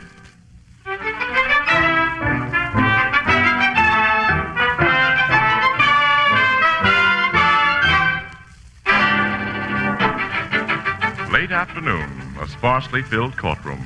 Opposing attorneys, witnesses, spectators, and the accused stiffen to attention as the jurors file into their box. Then the foreman is summoned to state the verdict. We, the jury, find the defendant not guilty. I told you it'd be that way, Annie. Well, you didn't have to tell me, Casey. I knew. Quiet, please. Quiet. Oh, Judge Lucas will deliver a few remarks. He always does. Well, I hope they're very few, because I want to get to a telephone. Ladies and gentlemen of the jury, this court thanks you for bringing in a verdict that is altogether in accord with the evidence that was presented to you. And similar thanks is accorded to the defendant's attorney, Mr. Freeman, for his presentation of his case. Thank you, Your Honor. Nuts. Freeman's a louse. You can say that again. But for the police officer who has figured so prominently in this case, the court has nothing but censure. Now it comes, Annie. Mm-hmm. Detective Ryan, evidence has shown that you deliberately and with malicious intent committed an unprovoked assault upon the defendant for the purpose of obtaining the confession that he here repudiated. That isn't so, Your Honor. That dirty crook Wanlow told you nothing but lies. Quiet! How can a man be quiet when he's blamed for doing his duty? That guy tried to escape as I put him under arrest. He fought me and I had to subdue him. Bailiff, preserve order in this court. Mike Rand was sure to blow his top under that one, Annie. And okay, I I'll don't be quiet. blame him. And I beg the court's pardon. Detective Ryan, it is in the power of the court to impose a penalty upon you for your disgraceful outburst. But in view of your apology, I refrain. I shall, however, recommend to your superiors that you be called to answer for your conduct in all phases of this case. Prisoner at the bar, Leonard Waldo, you stand acquitted and are hereby discharged from custody. Thanks, Judge. Ladies and gentlemen of the jury, you are discharged. Court adjourned. Well, now I get to a phone and give the city desk the story. Yeah, I'll stay here, Annie, get some pictures. Okay, I'll meet you in the car. Okay, honey. Mr. Allison. Yes? Thanks. Just wanted you to turn around so I could get a shot of it. I got it all right, thank you. What did you want a picture of me? You were the complaining witness in this case. Your property was stolen. And since this man's been acquitted, I never expect to see that property again. You failed to identify him as a thief. I couldn't be positive he was the man I surprised in front of my safe that night. And one must be positive. But you originally identified him as the guy. I said then he strongly resembled the burglar, as I said it again today. I never said more than that. I see. Excuse me, I want to say a word to the Assistant District Attorney, Mr. Yes, sure. Hey, Freeman. Hello, Casey. Would you and your lucky client look happy for the camera? Okay. Watch the birdie, Lenny. Hey, sure. Thanks, I got you. But, what did you mean by lucky client? This lad was innocent as a newborn babe. Yeah, you just heard the jury and the judge agree on that, Casey. Sure, Lenny, I heard. I still say you're quite a lawyer, Freeman. Say, look ahead. Newspaper guys are naturally cynical, Lenny, in case he's right about you having a good lawyer. Yeah, you're a good one, all right. Huh? Oh, Officer Ryan. Yeah. Hello, Mike. Hello, Casey. I hope there's no hard feelings, Mike. You know there's nothing personal. What I did to you on the witness stand, that was all part of the game. Sure. You lawyers can make an honest witness look like a fool and a liar. Take it easy, Mike. I am taking it easy, Casey. I'm not going to blow my top again. I'm just telling this slick mouthpiece I think he's a crooked louse. Look here, Shut up, Ryan. Freeman. As for you, Waldo, you know I didn't beat you up to get a confession out of you. You started to play rough and I took care of you. I should let you have it right now, but, well, I won't. That's all. So long, Casey. So long, Mike. You gonna let him get away with that, Freeman? No. Hey, Ryan. Say, you two guys aren't Keep gonna... out of this, Casey. Hey, Flatfoot. What? We're gonna tell you a few things, copper. Oh, yeah? Freeman, you're supposed to have some brains. Big Mike Ryan is dynamite when he gets started. Ryan, my client and I were going to let you off easy. But since you've decided to be nasty, we'll see that you face not only departmental charges for manhandling a prisoner, we'll slap a civil suit on you for damages resulting from assault and battery. You're not gonna do that, Freeman. That's what you think, you big ape. No dirty thief like you calls me that. Mike. Let go of me, Casey. I'll kill him. Take Allison. Help me hold this choppy just We've got him. Hold it, Mike. Hold it, will you? These birds were only trying to make you lose your head. Don't play into their hands. Okay, take your hands off me. I promise not to sock them. What's going on here? Huh? Oh, hello, Sergeant. Nothing's going on. Nothing at all. Casey's made a slight understatement, Sergeant. Officer Ryan just tried to attack my client and me. It was a deliberately provoked attack, Sergeant. I was leaving the room holding my temper, Sergeant, when these two came... Okay, Mike, I'll make no report on it to add to your other troubles. Other troubles? Yeah. Commissioner sent me here for you. You're to report at his office right away. Oh, well, that means... Judge Lucas just talked to him over the phone. You can guess what it means. I'm sorry, Ryan. Yeah. Oh, okay, Sarge. Let's go. So long, ex-copper. You're going to miss that badge of yours. Listen, Waldo and Freeman. I'm going to get you two for this. Just remember that. Gentlemen, you're witnesses to that man's threats. Yeah, Freeman. And Mike Ryan's not the only one who'd like to take a poke at you two.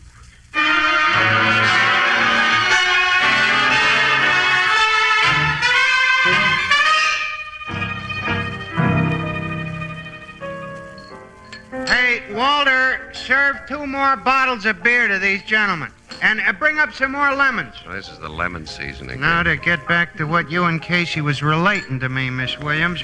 What did the commissioner do to Big Mike Ryan? Suspended him. Yeah? Yeah, and it's lousy. Mike's a swell cop, and he's got his swell record, too. You don't think he beat up that Lenny Waldo in order to get a confession, huh, Casey? Definitely not. In my book, the whole thing happened just like Mike said it did. I forgot the beginning of this case. It happened over 6 months ago, didn't it? Mm-hmm. Shortly after Christmas, Ethelbert. This Robert Alliston, who's a wholesale diamond merchant, went to his office after hours with a friend and walked in on a safecracker. Well, the burglar blackjacked him and made a getaway with around $100,000 worth of precious stones. Alliston's friend got socked before he had a good look at the guy, but Alliston himself described him to the cops. And the description fit Lenny Waldo, who, of course, has a long record for safe cracking. Mike Ryan was one of the dicks assigned to look for Waldo. He found him. Waldo tried to make a break, and there was quite a fight. Waldo came off second best. When Waldo yelled uncle, he spotted a confession along with it. Oh, which he later affirmed in writing. Yeah, but before the trial, Dan Freeman, his lawyer, smuggled a camera into the jail and got some pictures of Waldo's bruises, showed the pictures in court. And then Waldo repudiated his confession, saying that he'd been beaten into it by Officer Ryan. Well, Alliston, who was the only person who could definitely place Waldo at the scene of the burglary, wouldn't make a positive identification.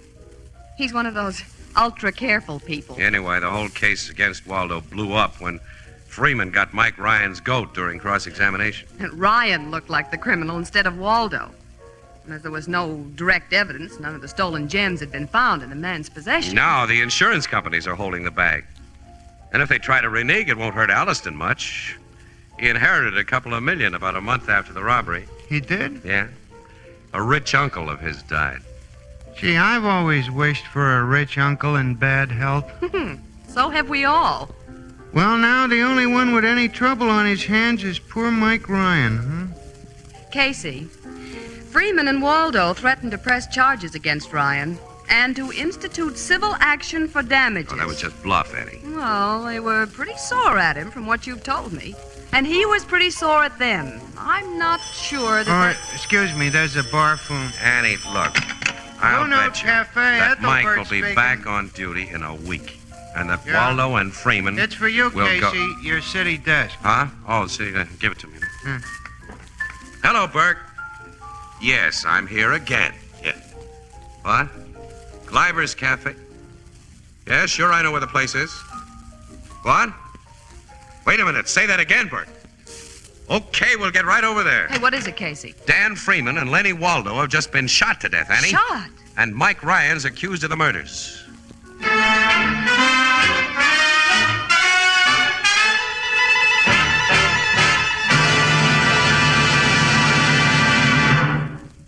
Tomorrow, all over America, cool, frosty drinks will be poured from radiant sunburst crystal pitchers into sparkling sunburst crystal tumblers. The radiance of this brand new kind of Anchor-Hocking crystal can be compared to a finely cut diamond, its beauty to the rarest hand-cut crystal. Yet sunburst prices are incredibly low. Now, here are just a few examples. Sunburst crystal glasses for fruit juice are only 5 cents apiece. Table tumblers, 2 for 15. Big, oversized glasses for iced drinks, only 10 cents each. And to top it all, a magnificent 2-quart pitcher costs only 50 cents. Now, you'd expect to find crystal as beautiful as this only in a jewelry store. But as a matter of fact, all next week, the windows and counters of the retail stores of America will feature brilliant displays of sunburst crystal, priced from 5 cents up, slightly more in distant cities. Now, you'll recognize sunburst immediately by its unique sunburst design. So look for it, ask for it. Sunburst Crystal, a product of Anchor-Hocking. The most famous name in glass.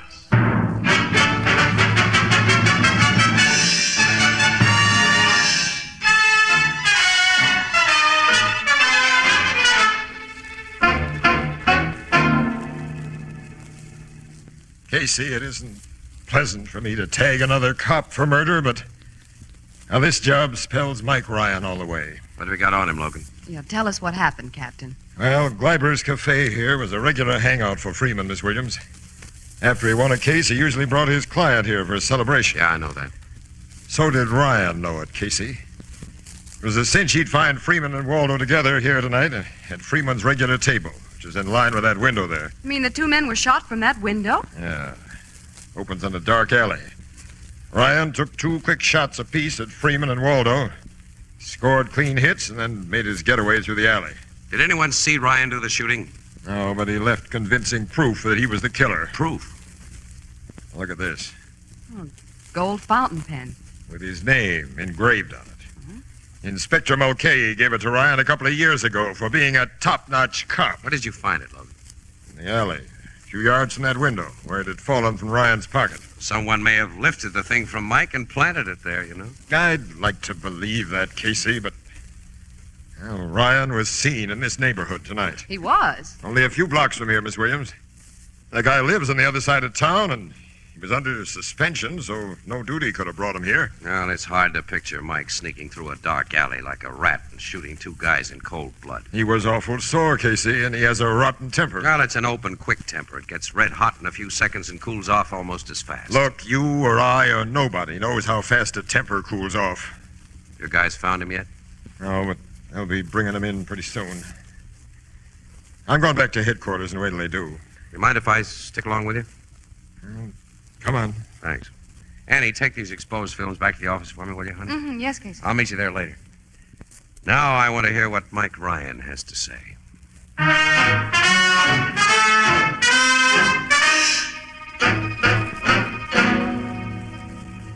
I swear I didn't do it, Captain. I didn't know a thing about it till I went home and found Sergeant Flanagan waiting there for me. What were you doing near Gleiber's Cafe just before the shooting, Ryan? I explained that to the sergeant, sir. I want to hear it. Well, okay. I got a phone call at my home tonight from a guy who wouldn't give his name. He said he'd give me a tip on the Weinstein robbery last week, if I'd meet him on Elder Street between Lexington and Grove at 10:30. Now, you've gotten that kind of calls from crooks yourself, Captain. And so have you, Casey. You know that's so, Logan? Keep out of this, Casey. Okay, sorry. So you were in the neighborhood, Ryan, only because you received this mysterious summons to be there, huh? Yes, and that's God's truth. Of course, your man showed up. Well, no, he didn't. I waited a while and then started back home. By way of the alley behind Gleiber's Cafe. I didn't go near Gleiber's. I walked in the other direction. You walked home, huh? Yes, a good part of the way because I wanted to think. Now think up the story you've just told me. Well, what do you got to say about this fountain pen we found? Well, I lost it somewhere today. I don't know where. Captain, I've been framed for this job. You've heard that excuse from plenty of crooks yourself, haven't you? Yes, and sometimes it was true. 1 time in 1,000. Oh, yes, I know that. Captain, the boys gave me the dermal nitrate test right after they brought me in. It proved I haven't fired a gun for days. You know all the tricks, Ryan. You could beat the nitrate test. Well, yes, that's so. Well, where do we go from here, sir? I'm not going to confess to something I didn't do. And you know I won't let my man beat a confession out of you as you beat one out of Waldo. What's that? You heard me. I think Waldo told the truth in court. I think your story about his attempted escape was phony. And you're a cockeyed fool. I think you're a liar, Ryan, and a cold-blooded murderer. No man talks to me like that. Let me go, boys. I'll kill him. I'll kill him. You want to kill again, don't you? Kill, just as you did tonight. When something starts that temper of yours boiling, all you can think of is murder, isn't it? I get it. And I fell for your act, Captain. I know I've got a temper, but I'm not a murderer. Take him away, boys. Let him sit in a cell a while and think. Maybe he'll get wise to himself and tell the truth. Come on, Ryan. All right. Casey. Yeah, Mike? You're not a cop with a cop's way of thinking. Do you believe me? I think I do, Mike. Thanks. Let's go to that cell, boys. You really believe his story, Casey? Yeah. I think you do too, Logan. You were just putting on an act. I want to believe it, because he's another cop, which makes me unreliable. Mike's been a tough cop, and a lot of crooks hate his insides. The quarrel in that courtroom today was pretty public. The news travels fast. Yeah. Mike's threats did provide a swell setup for a frame. A perfect one for anyone who wanted Freeman and Waldo out of the way. Plenty of guys had it in for those two rats. Yeah? Yeah. Well, it's nearly midnight, Logan. I gotta get back to the office and check out and take Annie home. Yeah, after an hour of the Blue Note. Sure, that usually finishes up our day for us. Say, the only time you ever get a bright idea is when you're leaning against that bar. Will you stay there for a couple of hours tonight? Mike Ryan needs a break. Logan, if he's on the level as we're trying to believe, he'll get his break. Right guys do. In books written for children. Anyone ever tell you had a grown-up brain? Well, I had sense enough not to become a lousy press photographer. So you became a lousy cop. Get out of here. I want to think. What with? Nuts to you. So long, Mug. So long, Sap. And nuts to you.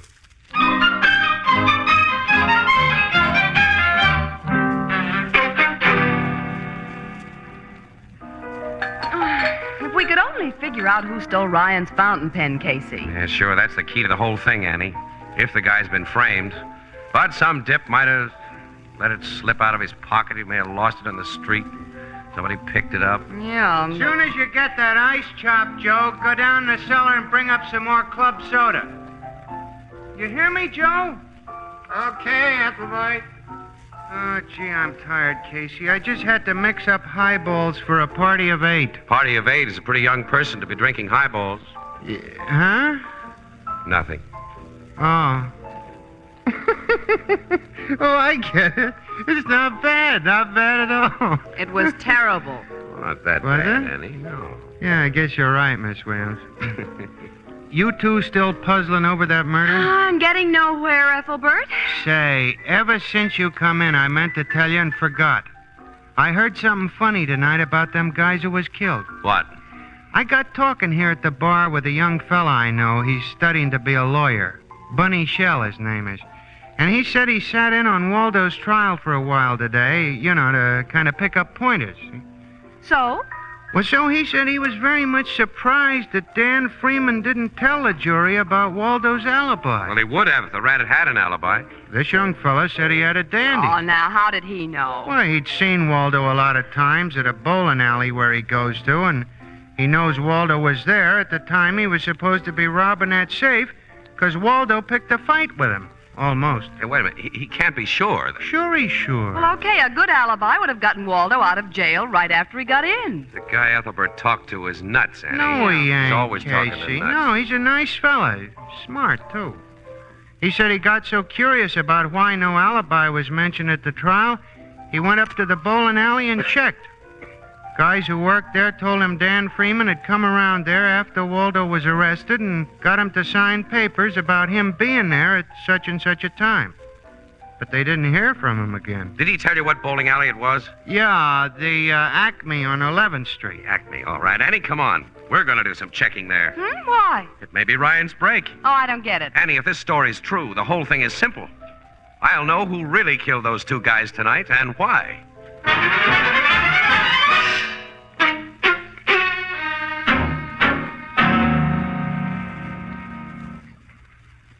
Sit down, Mr. Casey. Thanks, Mr. Alliston. To what am I indebted for this visit at this hour in the morning? Are we alone here? My servants are all in bed, if that's what you mean. Why do you ask? I think you'd prefer to hear what I have to say alone. I have no idea of your meaning. The meaning is money. Money? Mm-hmm. Yours. A lot of it. Talk straight, Mr. Casey. Okay. I know that you killed Freeman and Waldo tonight and framed Mike Ryan for the job. You're mad. Am I? And you killed them, Alliston, because they were cutting themselves in on most of the dough you inherited from your uncle. Really? Uh-huh. You're beginning to interest me. Go on. Around last Christmas time, you didn't have your uncle's millions. You needed dough. And you figured that a good way to get it was to steal from your own business. So you staged a fake robbery. This is ridiculous. The police were thoroughly satisfied the robbery was no fake. Sure, you and Dan Freeman staged it so well. And your description of the thief was sure to result in Waldo's arrest. Do I interest you? Go on. Well, to make it look good to the insurance companies, someone had to take a rap for a while. So Waldo was brought into the scheme. He made a confession that he'd robbed your safe after protecting himself with an alibi he never had to use. Your identification of him was just positive enough to hold him, but so unpositive that a jury would acquit him. But these characters double-crossed you. Now they could send you to jail for conniving in the theft of your own insured property. And they're putting the screws on tight now, right? You seem to be doing the talking. All right, I'll go on. When it seemed certain that they'd take most of your new insurance in blackmail, your new inheritance, you watched for a chance to double-cross them. Mike Ryan's threats in court gave you that chance. And when you helped me keep him from socking Freeman and Waldo, you slipped his fountain pen out of his pocket. Later, you made the phone call that brought him to the neighborhood of Gleiber's Cafe. You did a smart job, Alliston. Almost smart enough. And how would you attempt to prove this wild theory? You've heard about the dermal nitrate test, haven't you? Dermal nitrate test? Yeah, that establishes whether a man has fired a gun recently. Oh, of course. Freeman and Waldo were shot less than 4 hours ago. The tests applied to the man who shot them would be conclusive. Shall I call the cops and ask them to test you? You said you came here for money. You're a blackmailer. Another one, just like Freeman and Waldo, only wiser. Purely out of curiosity, how much do you want? $100,000. You're most conservative. Which will it be? The money or the cops? Neither. Oh. Why that gun? You're no smarter than Freeman and Waldo, Casey. And I'm going to kill you, and too. And then what happens to you? This is my house. I surprise a prowler in my home and shoot him, as anyone has a right to do. And the shot I'll fire at you, Casey, will account for the result of any dermal nitrate test. So... Nice shooting, Logan. You knocked the gun right out of his Oh, hand. gee, you waited so long, Captain. I was afraid that Casey... This guy would only have shot Casey if I hadn't got him first, Miss Williams. My pal, Annie. You were outside this window all the time, Captain? Uh-huh. There, Elliston. I put the bracelets on you nice and easy. There isn't a bruise on you or a bump. I'm going to take a picture of him, Logan. Yeah, that does it. Now no shyster lawyer will convince a jury that Alliston's confession before witnesses was gotten by way of anything but simple kindness.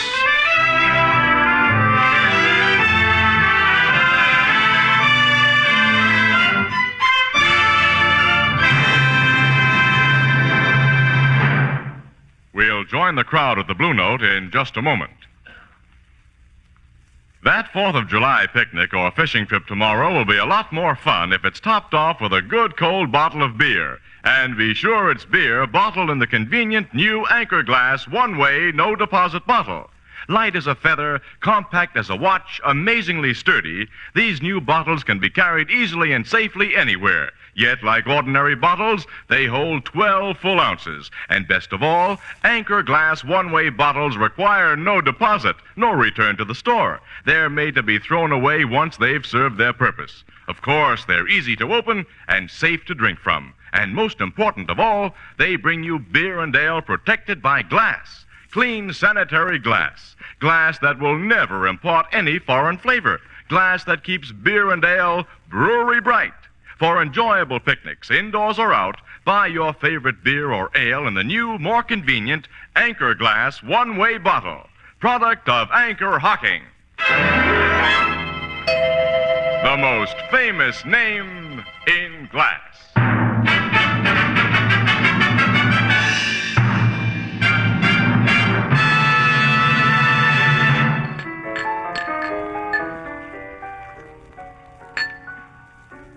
Mike Ryan's back on the force, huh, Casey? Naturally, Ethelbert. Sure. And reinstated, with apologies from the commissioner and Judge Lucas. There's a couple of things I still don't understand. Why did me telling you about Waldo's alibi give you the big idea that... Ethelbert, when a crook gets into a jam, the first thing he pulls is an alibi. If he has one, that is. Well, Waldo had one, yet neither he nor his lawyer ever even mentioned it. No, there had to be a reason. Sure. The only reason must be that he wanted to be thought guilty of that robbery. Oh, which was covered by insurance. So they were trying to fool the insurance companies. That's right.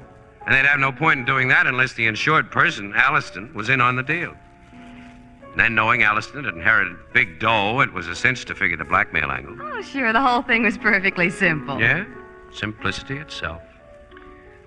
Casey, there's a couple of things I still don't understand. Would you mind explaining that again? Come on, Annie. This is where we came in. Good night, Ethelbert. Good night. Huh?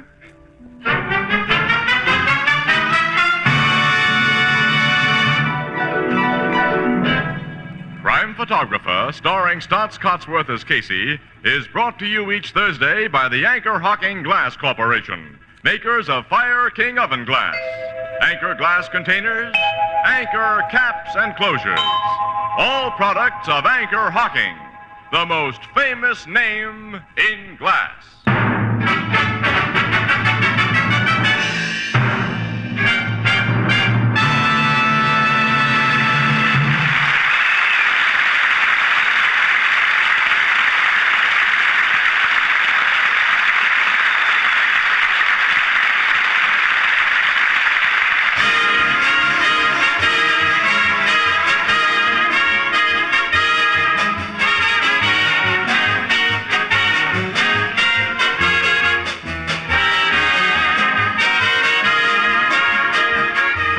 Photographer is directed by John Dietz. The original music is by Archie Blyer, and the program features Miss Jan Miner as Anne and John Gibson as Ethelbert. This is Tony Marvin saying goodnight for the Anchor-Hocking Glass Corporation of Lancaster, Ohio, with offices in all principal cities of the United States and Canada.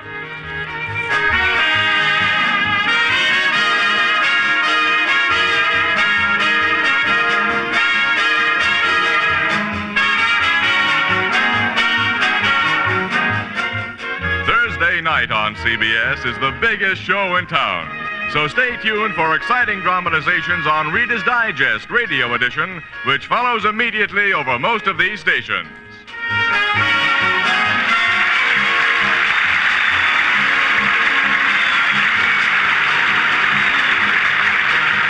This is CBS, the Columbia Broadcasting System.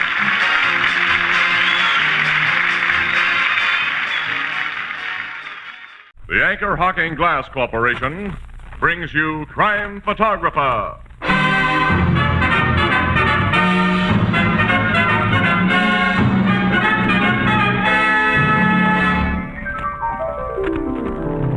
What's puzzling you, Ethelbert? One of those quizzes. And it says here, what are these men famous for? Sidney Porter, Samuel Clemens, Charles Dodgson. Well, they're all great authors. Well, how come I never heard of them? Well, you would if they printed their pen names. They're O. Henry, Mark Twain, and Lewis Carroll. Well, I'll be. Those names are famous. Everybody knows them. Mm-hmm. Like everybody knows Anchor-Hocking, the most famous name in glass.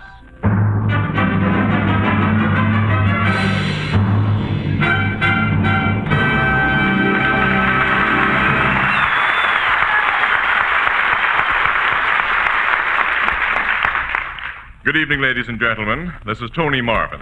Every week at this time, the Anchor-Hocking Glass Corporation of Lancaster, Ohio, and its more than 10,000 employees bring you another adventure of Casey, crime photographer, ace cameraman who covers the crime news of a great city. Written by Alonzo Dean Cole. Our adventure for tonight, The Serpent Goddess.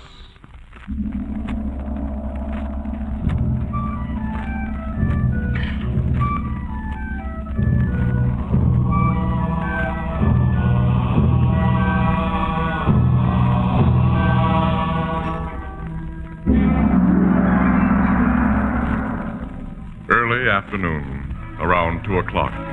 A sumptuous suite in one of our city's finest hotels. There's a knock at the door, and a big, weather-beaten man opens it.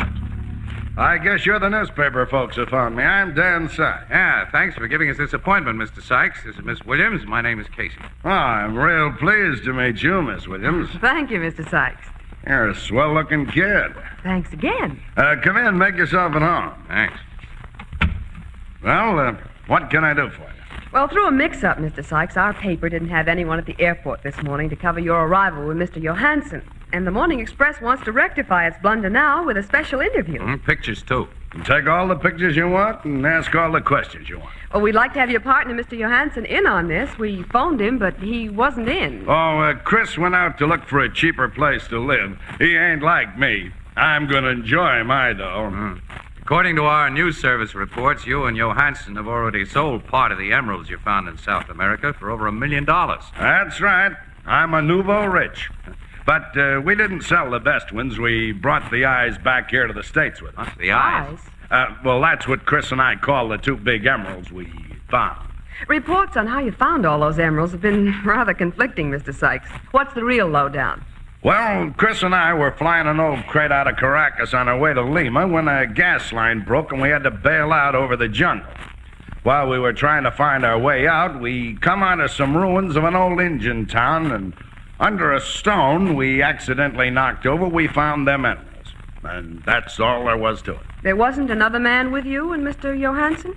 No, we were alone. Well, the first story we got on you fellas was that two very sick men, one with a pocket full of emeralds, had staggered into a village at the edge of the jungle, raving about a third guy they'd seen crushed to death by a big snake. A huge boa constrictor or an anaconda with, of all things, a human face. Yeah, well, naturally, a yarn like that made news. One of them South American reporters dreamed up that crazy stuff. Whoever saw a snake with a human face? Excuse me, someone at the door. Oh, hello, Chris. I think I find me a place to live, Sykes. But such high prices. Oh, you got company. Oh, they're newspaper folks. This is Chris Johansson, Miss Williams. How do you do, Mr. Johansson? Well, you are a pretty lady, Miss Williams. And this is Casey. Hello, Mr. Casey. How are you? They've been interviewing me about our emeralds, Chris. I just been telling them that snake story was a lot of bunk. Sykes and me was alone in that jungle. Also, we are not afraid of no drums. Drums? One of the goofy stories they told about us was that when we come out of that jungle, we raved about hearing drum beats all the time. We was sick with fever, Sykes. We didn't know what we were saying. We never said anything about drums. No, we never said nothing because we had no reason to. That's right. Yeah, I would like a drink, Sykes. I see you got a bottle there. Yeah, help yourself. Well, what other questions you want to ask, Miss Williams? Well, I'd like to know Sykes. who you're A drum. It can't be here. No, not in the city. It can't be here. What's the matter with you fellas? Nothing. Nothing. Oh, there's music now, Chris, huh? Look out of this window. There's only some Salvation Army folks down there with a bass drum and a couple of horns. Yeah, just Salvation Army people with an ordinary old bass drum.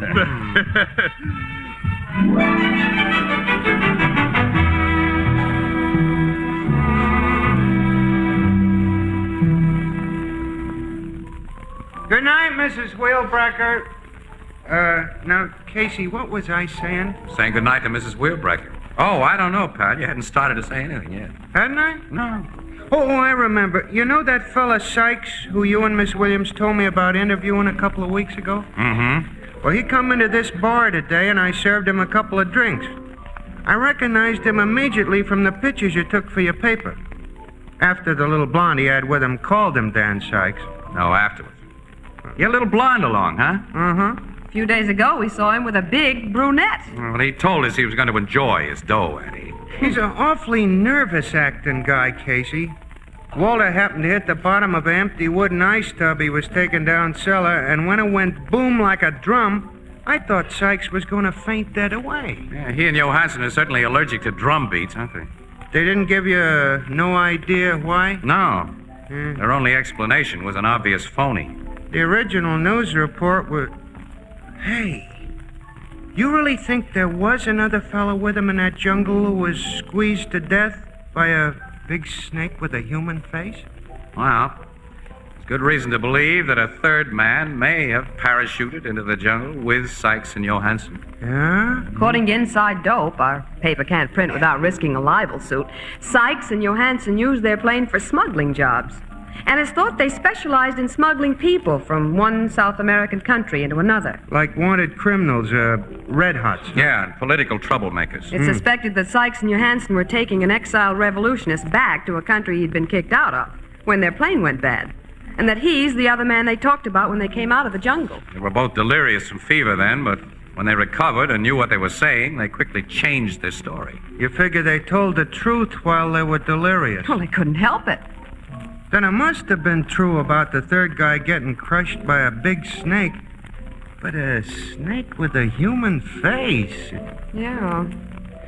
Oh, we can't worry about it here any longer. Casey, we've got to get back to the office. Yeah, before city desk starts paging us.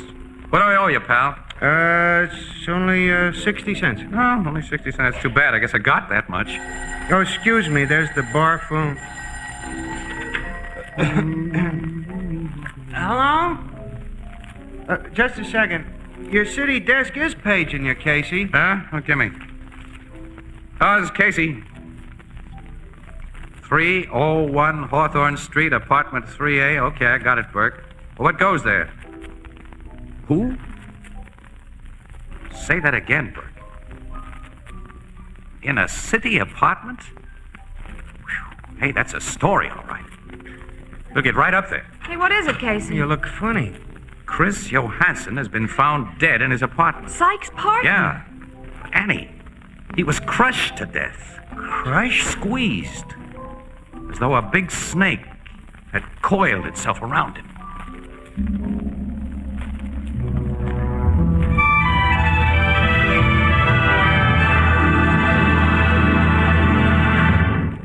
Our story will continue in just a moment. To you who enjoy good, wholesome American beer and ale, here's the easiest, most convenient, and most satisfactory way to buy it. Ask for your favorite brand in the new Anchor Glass one-way, no-deposit bottle. Now, here's a bottle made just for you. No one has ever used it before. No one will ever use it again. And it costs so little that it can be thrown away when empty, just like any other food container. You pay no deposit, never have empties cluttering up your kitchen, or bother about returning them to the store. And though it holds exactly as much as the regular beer bottle, the one-way bottle is so compact that it takes up a minimum of precious refrigerator space. It's light and easy to carry. It chills beer more quickly and holds the chill longer. It looks well on any table. But most important of all, it's made of glass. And because it's made of glass, it brings you beer and ale of perfect clarity, untouched by any foreign flavor. The Anchor Glass one-way, no-deposit bottle is a product of Anchor-Hocking, the most famous name in glass.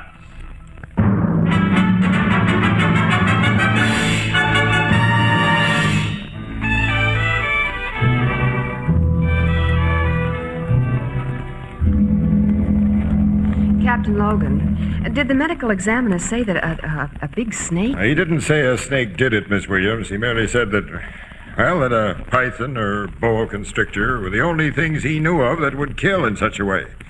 Johansson was literally squeezed to death by something big and smooth that coiled around his entire body. In this apartment? Yes, Casey. Well, what do you think, Captain? Only that a snake big enough to do the killing didn't do the killing. That's too crazy, Miss Williams. Oh, nuts, Casey. I just can't figure this one out at all. You know about the first news story we had on Johansson and Sykes, huh? Yes, I think you told me about it, but, well, that fantastic yarn can't have any bearing. Naturally, you're going to question Sykes. My men have orders to bring him here as soon as they can find him. Well, here's your sergeant now, Logan. Well, maybe now we'll get the lowdown. You found Sykes at his apartment, Sergeant? Yes, Captain. I gave it to him cold about Johansson's death. I thought he was going to pass out on me. Especially when I told him it looked like the job of a big snake. He kind of whispered to himself, "She followed us." She followed us? Yes, sir. Well, were you able to find out where he was last night when Johansson was killed? Well, Sykes was throwing a big party in his place. His alibi is perfect. Now bring him in. Yes, sir. She followed us. That's a screwy one, Casey. Yeah. Another screwy one, like his fear of drums. Mr. Sykes, sir. Oh, I'm Captain Logan, Homicide Bureau, Mr. Sykes. You already know Miss Williams and Mr. Casey. Let me see, Chris. Now, the body's still in the next room where it was found. Now, step in. Take a look. So that's what she does to a man. Who is this she? Let me out of here, Captain. I can't look anymore. Now, let's go back into the other room. Sit down, Mr. Sykes, and tell us what you know about this thing. I may as well tell you. I know now there's no way of getting away from her. Vasco said we couldn't. Vasco? She got Vasco first.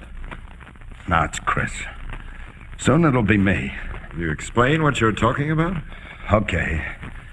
There were three of us who bailed out of the plane over the jungle. Casey, he Quiet, said... Andy, quiet. Vasco had caused a lot of political trouble in his own country, and he'd been told to stay out of it, or else. He paid Chris Johansson and me $1,000 to fly him back there without anyone getting wise. We'd have done it if our plane hadn't gone wrong. But it did, and we had to jump.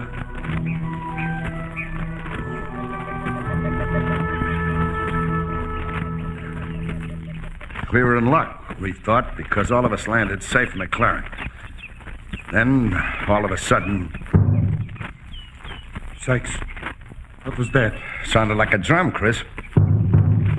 It is a drum. Oh, that's nuts, Vasco. There's nothing but animals in this part of the jungle. You saw it from the air. We're deep in the bush. Ah, look there. Yeah. Guys with spears and clubs. Indians. They are all around this clearing. You got the only gun, Sykes. Shoot. No, don't. The biggest man have laid down his spear and lift his hand in a sign of peace. Say, they're all laying down their weapons. It looked like they are coming as friends.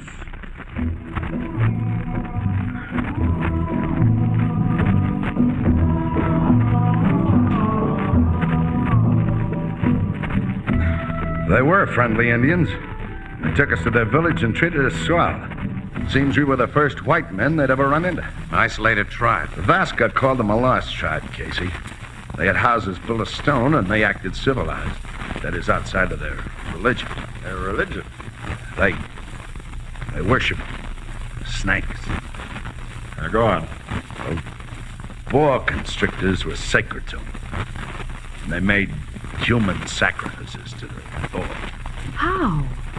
When anyone broke a law, they tied them up in big drums.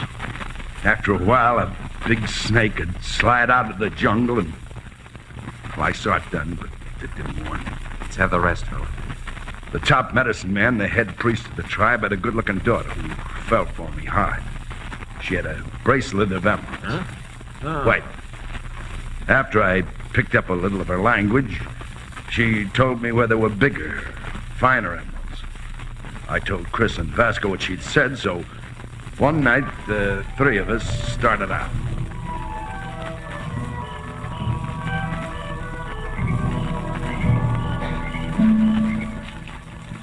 We must be getting close to the place she told you about, Sykes.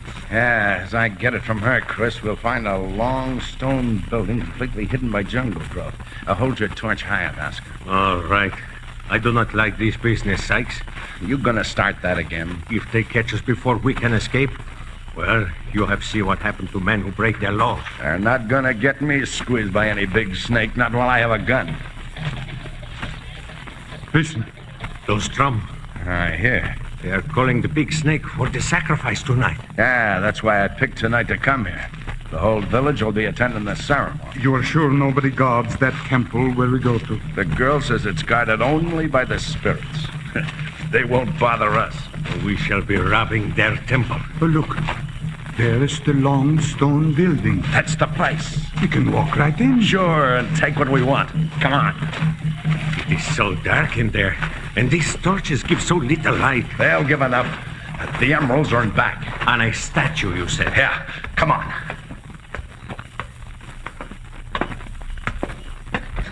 Sykes, I see. Hold me. A snake. A big snake. Run, get out. Chris, you fool. It's the statue. The statue? Yes, Chris. Carved of stone with a human face. No, I see now. It has a woman's face. Its eyes are emeralds.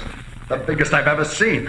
And the emerald necklace. We'll be millionaires, Chris. Yeah, millionaires. I'll climb up and get them. What's that? The drum. It started when you touched the snake statue. Maybe it's a warning. Buck, hand me your knife, Chris. Here. And be quick, Sykes. You are going to... Do what I came to do, Vasca. Cut off this necklace and pry out them emerald eyes.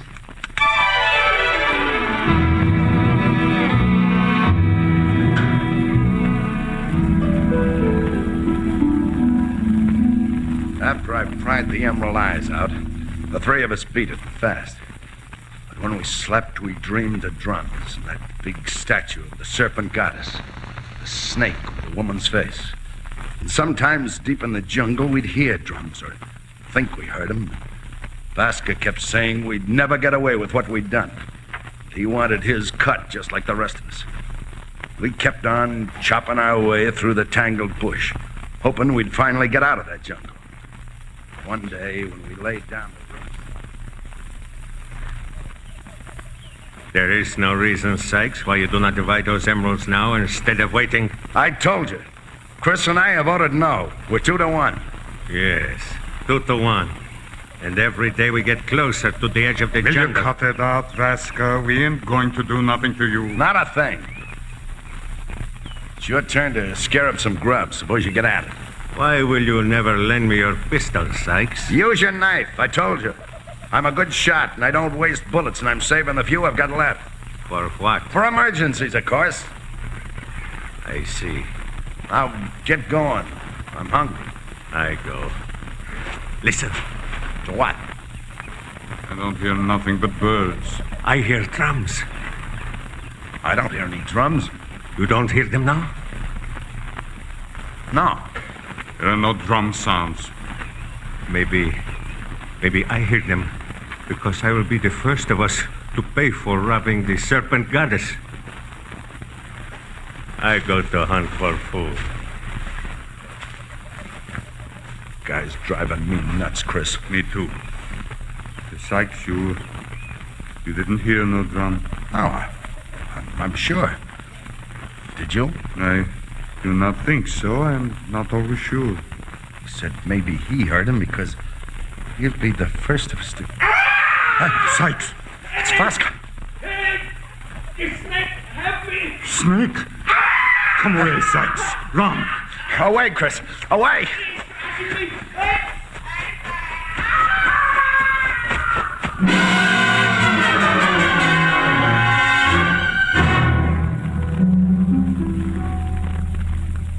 We didn't try to help him. We knew it'd be no use. We were afraid. Just left the guy to die, huh? Yes, Casey. All we did was run until we dropped and couldn't run anymore. Then the fever got us. I woke up in a village where the news reporters came, and, well, Chris and I denied the true things we'd said while the fever was in our heads because... I can guess why you denied this story. Now she's followed us. She's paid off Chris, and I'm next.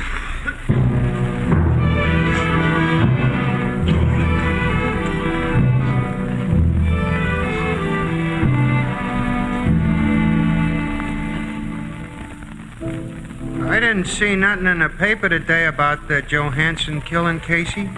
Ain't Captain Logan going to arrest Sykes? What for? His alibi was 100%. Yeah, but he confessed to stealing them emeralds. In another country, pal, from jungle Indians. Oh. There is one thing, Ethelbert, but it doesn't look very promising. What is it, Miss Williams? Well, Logan's turned up a witness who says he saw Johansson let a woman into his apartment about a half hour before he was killed. A woman? Yeah, described as a small brunette and carrying a small leather traveling case. Oh, a little skinny girl couldn't squeeze a big guy to death? No.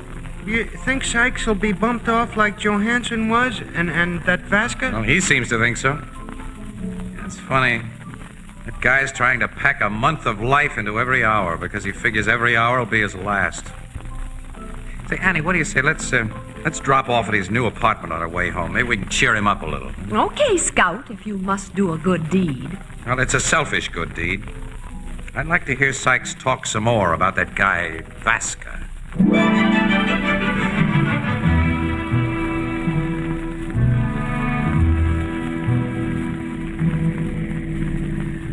Oh, there's a parking spot, Casey, in back of that old Ford coupe. That's for us. Hey, somebody put a bad dent in the fender of that jalopy. I'll say. Oh, Sykes certainly got himself a swanky place to live when he moved out of that hotel. Whole first floor of these new garden apartments. Yep. Come on, I'll get you out of the car. Okay. There's a light behind those Venetian blinds so the guy's at home anyway. Let's go in. I am sorry, excuse me. Okay, sister, but what's your hurry? Boy, she is in a hurry. Almost knocked you over and gets into that old Ford and off she Suitcase goes. of hers almost cracked my shin. She came out of Sykes' door. Say, Annie. She was a small, pretty brunette. So? With a traveling case. Casey! She and her Ford are out of sight. Hey, look. Let's get into Sykes' apartment quick. Okay. Yeah, hey, she didn't close the door tight. Nuts with ceremony and the bell. I'll open it myself. Sykes is lying on the floor. Just like Johansson. Hey, is he dead? He's dead, all right. Oh, Casey. I think he's been squeezed to death. Just like Johansson. The Serpent goddess. But that little brunette, she couldn't have crushed him. Don't see how. When gal's answering the same description as... Huh. What'd you just pick up? The valve cap off a tire. I wonder how that got here. Tire cap, huh? Well, that won't help any. Hey, it's plenty help. Annie, pick up that phone and get your story into the paper. Yeah? I'm getting Logan at headquarters to tell him to locate an old Ford coupe with a dented rear fender.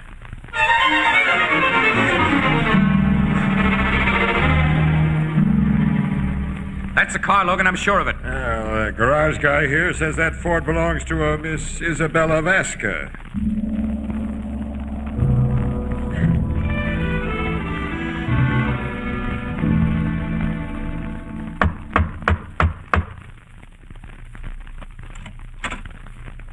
Is Isabella Vasca? Yes. I'm Captain Logan, Homicide Bureau. Remember me, Miss Vasca? It wasn't smart to use that dented car for a getaway after you murdered Sykes. I did not try to be careful or smart after my work was accomplished. I'm very tired. Please, take me to jail. You admit the killing of Sykes? I proudly admit it, for I am Pedro Vasca's sister. So that's the connection. Where is your brother, Miss Vasca? We never really believed he was killed by any human-faced boa constrictor. He wasn't. He got out of the jungle. And he wrote me a letter. Tell me about it. My brother was sure those men, Sykes and Johansson, intended to kill him. So when he called to them that the Serpent goddess had him in her coils, it was a trick. He knew they would run away quick and leave him as they did. Then, alone, he made his way to a village at the edge of the jungle, where he wrote to me of everything that has happened, and asked me to avenge him. How did you do the job in such a fancy way, Miss Vasca? How did you crush those men to death? I know how she did that, Logan. You know, Casey. I think so. Oh. First, I want to know why she did it. Why didn't your brother do his own avenging, Miss Vasca? Because when he wrote me that letter, he was dying. Just before he reached that village at the edge of the jungle, his body was broken in the coils of a big snake.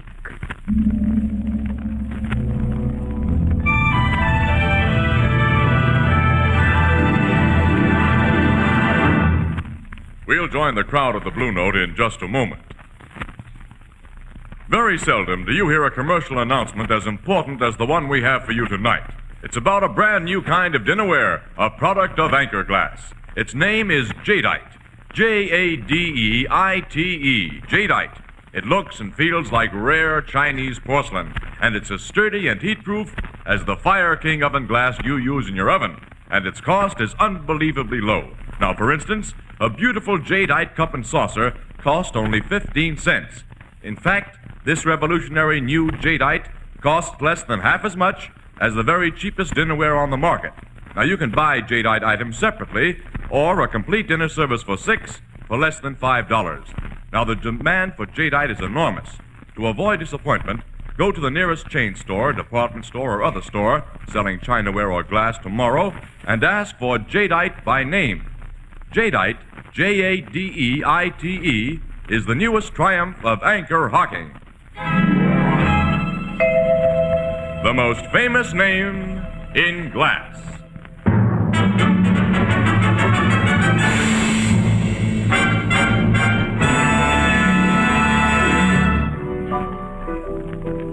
Hey, tell me how a little woman like that Miss Vasca was able to kill them two big guys like she did, Casey. And how did you know? Well, that valve cap I found was a tip-off, Ethelbert.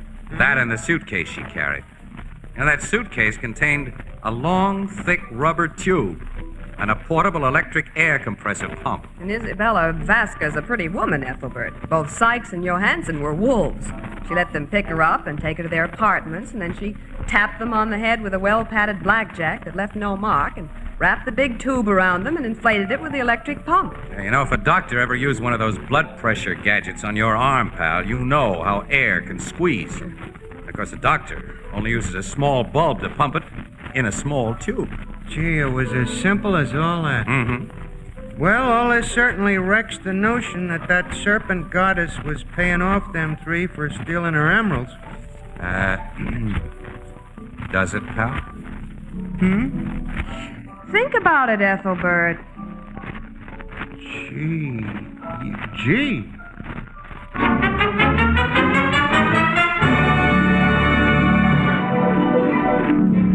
Crime Photographer, starring Stotts Cotsworth as Casey, is brought to you each Thursday by the Anchor-Hocking Glass Corporation, makers of Fire King oven glass, Anchor glass containers, Anchor caps and closures, all products of Anchor-Hocking, the most famous name in Glass.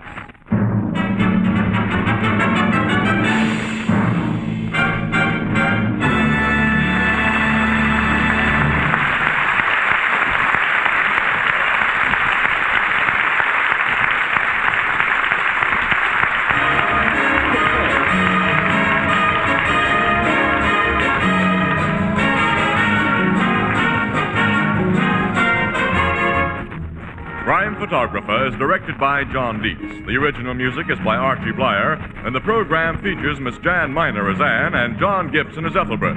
Herman Chittison is the Blue Note pianist. Help save lives by buying Christmas seals. These seals support the fight against tuberculosis. Buy and use Christmas seals, and be sure to mail your packages early.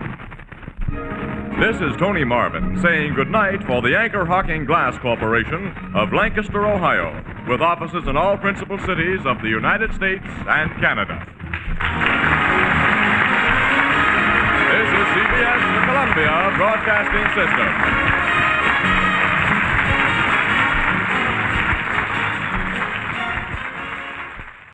The Anchor-Hocking Glass Corporation brings you Crime Photographer.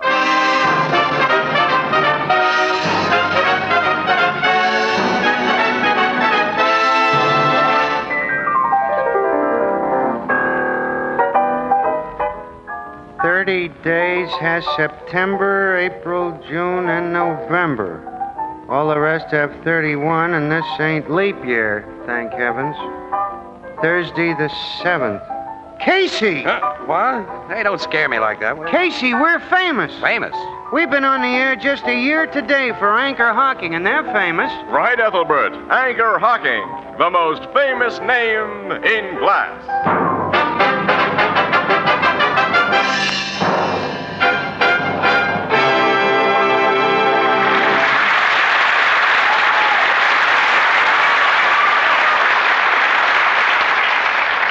Good evening, ladies and gentlemen. This is Tony Marvin. Every week at this time, the Anchor-Hocking Glass Corporation of Lancaster, Ohio, and its more than 10,000 employees bring you another adventure of Casey, crime photographer, ace cameraman who covers the crime news of a great city.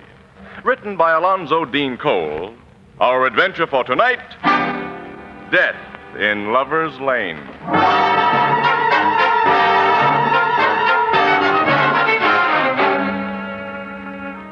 A moonlight night, a lonely road, a parked car in which, close together, sit a man and woman. Ah, romance. And then, from the dense woods that line the road, the sharp snapping of a twig. Bill, Yeah, something's moving behind those trees. a man. I see. He's coming this way. What's your car doing here? Is that any of your business, mister? I think so. I'm a police detective. Bill. Quiet, Nora. What do you want, officer? Stay where you are. He's pointing a gun at us. What's the big idea, fella? If you're a cop, let's see your badge. This gets my badge. Both of you stick up your hands. My hands are coming up, mister. With this! You got him in the arm, Bill. Knock the gun out of his hand. He's running. All right, you phony. Now stop or I'll kill you. I'm a real cop, and this is your last warning. Okay. He made the woods. He's getting away. I'm going after him. Now blow your whistle, Nora, and signal the boys to close in. This guy is the Lover's Lane killer.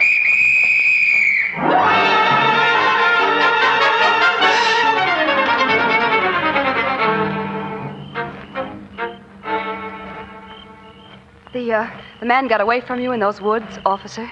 Yeah, that's right, Miss Williams. But Nora Ryan, the policewoman who was working this trap with me, had a prowl car here in a few minutes, and they radioed the precinct station to have the woods surrounded. The guy can't possibly get away. I wish I was sure of that, Dino. Our guys have been searching those woods for an hour now and haven't found him. You should have shot him down when he started to run. Well, I'm sorry I didn't do a better job, Captain. Logan, why do you pick on Bill Dano? Why, Casey? Yeah. He and that policewoman have been laying traps for this Lover's Lane murderer ever since he began killing people 3 or 4 months ago. Well, the guy walked right into one tonight, and Dano and Nora Ryan sprung it on him hard. They did the best they could. killer's bottled up in these woods, wounded and without a gun. You're sure to find him when daylight comes. If this killer gets away after we had him in our hands... Do you think it's really the Lover's Lane murderer who came after Dano and Mrs. Ryan tonight? Well, we can't be sure, Miss Williams. The only people who've seen the Lover's Lane murderer in action didn't live long enough to describe him. We found their bodies slumped in cars parked on lonely roads like this one. The dead bodies of 6 couples so far, with 32 slugs through their heads. And the guy who walked into one of our police traps tonight may have intended nothing more than a holdup. Well, the gun that Dano shot out of his hand was a .32. Well, there are a lot of .32 revolvers in illegal circulation, Miss Williams. Ballistics hasn't had time to compare the gun he dropped with the murder slugs. Of course not. This guy does prove to be the Lover's Lane murderer. I will have had a bum hunch. What do you mean? I've had an idea the killer was a woman. Hey, I've played around with the notion that a woman was behind these things myself. Yeah? A dame whose love life hadn't been so good and who resented other people finding romance under the moonlight in parked cars. Well, what about the little card with I'm Death printed on it, the one the killer always leaves? And those cards could have been left by either a man or a woman, Miss Williams. Our handwriting experts say they show no definite sex characteristics. I know, Logan, but, well, as I say, my hunch wasn't very strong. Captain. It's a gunshot. Yeah. Hey, they must have found him. Now, it came from in there. Yeah, I'm going in. Yeah, so am I. You stay here, Annie. Oh, no, I will not. Kid, look, where there's shooting going on, no woman should I be don't present. call one-shot shooting. I'm going with you. What's happened? Captain Logan, come here. I'm coming, Dano, but what? There's our man, Captain. The same guy who pulled the gun on Mrs. Ryan and me. Good job, Dano. You got him this time. Yes, and for keeps. Huh? Oh, I didn't shoot him, Captain. You didn't? No, I heard a shot and came here in the woods in this direction and found the guy lying here. Well, who did shoot him if you didn't? Our other cops are too far away. They're just getting here now. Well, I don't know. Hey, Logan, there's a clean hole in this dead guy's head, and it wasn't made by a police 38. It looks more like a .32. Captain, beside the body. I see. Casey. A printed card. I'm Death. The sign of the Lover's Lane murderer. Then he just killed this guy. And this guy wasn't the Lover's Lane murderer.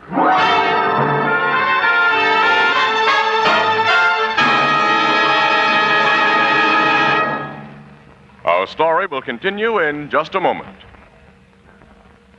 Extra, extra, read all about it. Great new discovery makes beer and ale easy to enjoy. It's a new kind of bottle. A different kind of bottle. It requires no deposit. No fussing with pennies. You don't have to return it. No bother with empties. Just pour out the beer and throw the bottle away. It's light as a feather. No arm-weary lugging. It's sturdy and compact. Saves space in the icebox. It's easy to open. And safe to drink from. It belongs on the table. It's at home on a picnic. And, brother, what flavor?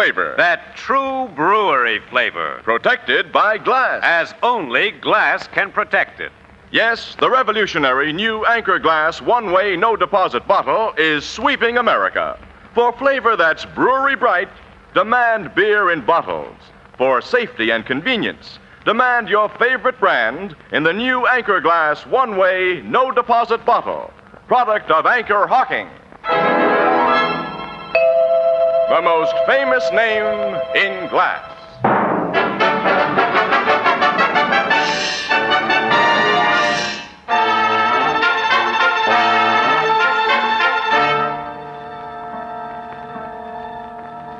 Oh, Logan, why be sore at your cops? When they heard that shot, they naturally did the same thing as you and Ann and I did. They investigated. And while all of them were making for this point where the shot came from, the killer who left that I'm Death card was making his getaway. Oh, I don't think he's gotten away, Captain. He's still trapped in the woods. You'll get him. Or her. I've still got that little hunch about a woman being the killer. Now that the guy who tried to stick up Dano and Mrs. Ryan has been put in the clear by getting shot through the head, well, maybe I'm right. Is that I'm Death card like all the others you found, Captain? Yeah, Miss Williams, they're all the same. And I think ballistics will say that the .32 slug found in this guy's head came from the same gun that killed those 6 couples. I'm betting the same way, Casey. And I have the same cockeyed theory you have about the reason for this latest killing. Now, Lover's Lane murderer, whether man or woman, must be a psychopathic case. And such people nurse terrific egos as well as terrific grudges. And he'd have gotten a kick out of shooting this man practically under the noses of you cops. Yeah, that's it, Miss Williams. And the shooting served a practical purpose, too. It drew most of the searchers to one point and enlarged the guy's chances for a getaway. Captain Logan. Yes, Sergeant? We've just found out the killer may have gotten out of these woods. What? There's an old dry culvert passes under the road on the northeast, and it's grown all over with bushes, but looks as if our killer knew about it and used it. That's just swell. I've learned something else, Captain. Maybe good news. That I'd like to hear. There's a half-crazy old guy lives in a cave in the hills just north of here. One of them hermits. Hates people, and he knows every inch of these woods. They say he especially hates young people, Captain. Hey, that sounds like a pretty good description of the Lover's Lane murderer, Captain. You say he lives in a cave, Sergeant. Yeah, the only name folks know the old guy by is Old Eve. We'll pay Old Eve a visit right away. Captain Logan. Captain Logan. Who's calling? It's me, Bill Dano. Oh. Who's that with you? A little guy, a gentleman I met out near the Northeast Road. He's given me some very interesting information I think you ought to know about. I'm Clarence Butterworth, Captain. Professor Clarence Butterworth. I have a little summer place near here where I relax while the college is closed. I teach psychology at Sylvester Normal. Glad to know you, Professor. Captain, if I may, like many other people of the neighborhood, I was naturally attracted by the large number of police cars and officers searching these woods tonight. And when I learned the reason for their activities, I introduced myself to this detective. Tell Captain what you told me, Professor. Yes, of course, Officer Dano. Captain, as one familiar with this section, I think I can suggest a suspect for your investigation. I've just been hearing about the hermit, Old Eve. Yes. Old Eve, a pronounced misanthrope. A what? A hater of mankind. He would naturally fall under suspicion, but I don't think a creature of his limited mentality capable of successfully committing such a series of crimes. You see, Captain, I'm, if I may be permitted, I'm a student of crime. You are? Yes. As a professor of psychology, the subject of crime falls naturally into my orbit. Okay, who's your suspect? A woman. A woman? Yes, Mr. Casey's the name. Tell us about this woman. Of course, Mr. Casey. She's a person of considerable wealth, and in my opinion, of strong psychopathic tendencies occasioned by an unhappy marriage. Her husband was, if this young lady will pardon me, something of a philanderer. Oh, hubby played around with other dames. Yes. According to neighborhood gossip, she surprised him in a parked car one evening with a young female person and attacked the two of them with a butcher knife. Fortunately, her husband was able to disarm her before he could do any great damage. He afterwards had her committed to a sanitarium for mental treatment, an institution from which she was released only 6 months ago, following his death. 6 months ago, Logan. Yeah, this thing checks in a lot of ways, Casey. Now, who is this woman, Professor, and where does she live? Her name is Mrs. Norma Julian, and she occupies a small estate about a half a mile northeast of these woods. That culvert's on the northeast, Captain. Sergeant, we're not overlooking any bets, so you take a detail and get that hermit, Old Eve, for questioning. And, Professor, I'll have you take me and Officer Dano to Mrs. Norma Julian. Also Miss Williams and me, Logan. Mm-hmm, definitely us, Captain. Okay. Come on, Professor, let's go. Very well. Oh, this will be a most interesting indeed to an amateur criminologist like myself. Dear me, now I have an opportunity to see how real professionals work.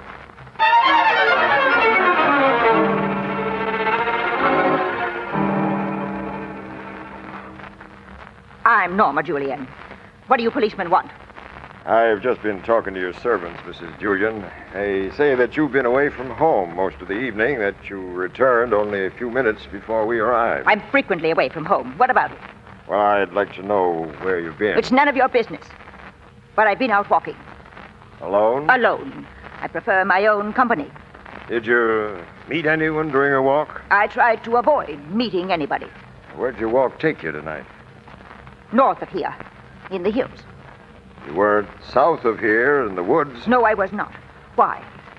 There are burrs in your skirt, Mrs. Julian, and those woods are full of burrs. There are plenty of burrs in the hills. What's the purpose of this questioning? And how dare you policemen bring that young woman into my house? Oh, me? Yes, you. You're the sort of woman that stole my husband, the kind that makes people say I'm crazy. You're the kind that just... Stop her, Dino. She's going to hit me with that vein. She's under control, Annie. I've got the handcuffs on her. Boy, she's crazy, all right. I'm satisfied she's the one we've been looking for. Take her to headquarters, man, and get the psychiatrist to give her a going over while I search this house for a .32 revolver. Yes, sir. Come on, You let Mrs. your- Julian. You're gonna tell it. Dear me. What a violent woman. Professor, I'm very grateful to you for your tip. Well, I'm happy to have been of service, Captain. We amateur criminologists can serve a purpose, can't we? You served a double one tonight, Professor. Thank you. You made a little hunch of mine pay off. Hunch, Mr. Casey? Yes, I had a feeling that the Lover's Lane murderer was a woman. Captain Logan. Huh? Captain Logan. What are you doing here, Sergeant? I've got the Lover's Lane murder, sir. What? That is, we know who he is. We got him surrounded. What are you talking about? what do you Old mean? Eve, the hermit. I took a couple of men, went to arrest him like the captain instructed. When we got in front of his cave, he started shooting. It's already winged one of our men. I had to call in reinforcements before I came here to get your further instructions, sir. There's a regular battle going on at that cave. But why is the old fool putting up a fight? He's not the murderer. But he is, sir. When he started shooting at us, he yelled the words on them cards and kept on yelling them. He says over and over, "I'm death, I'm death."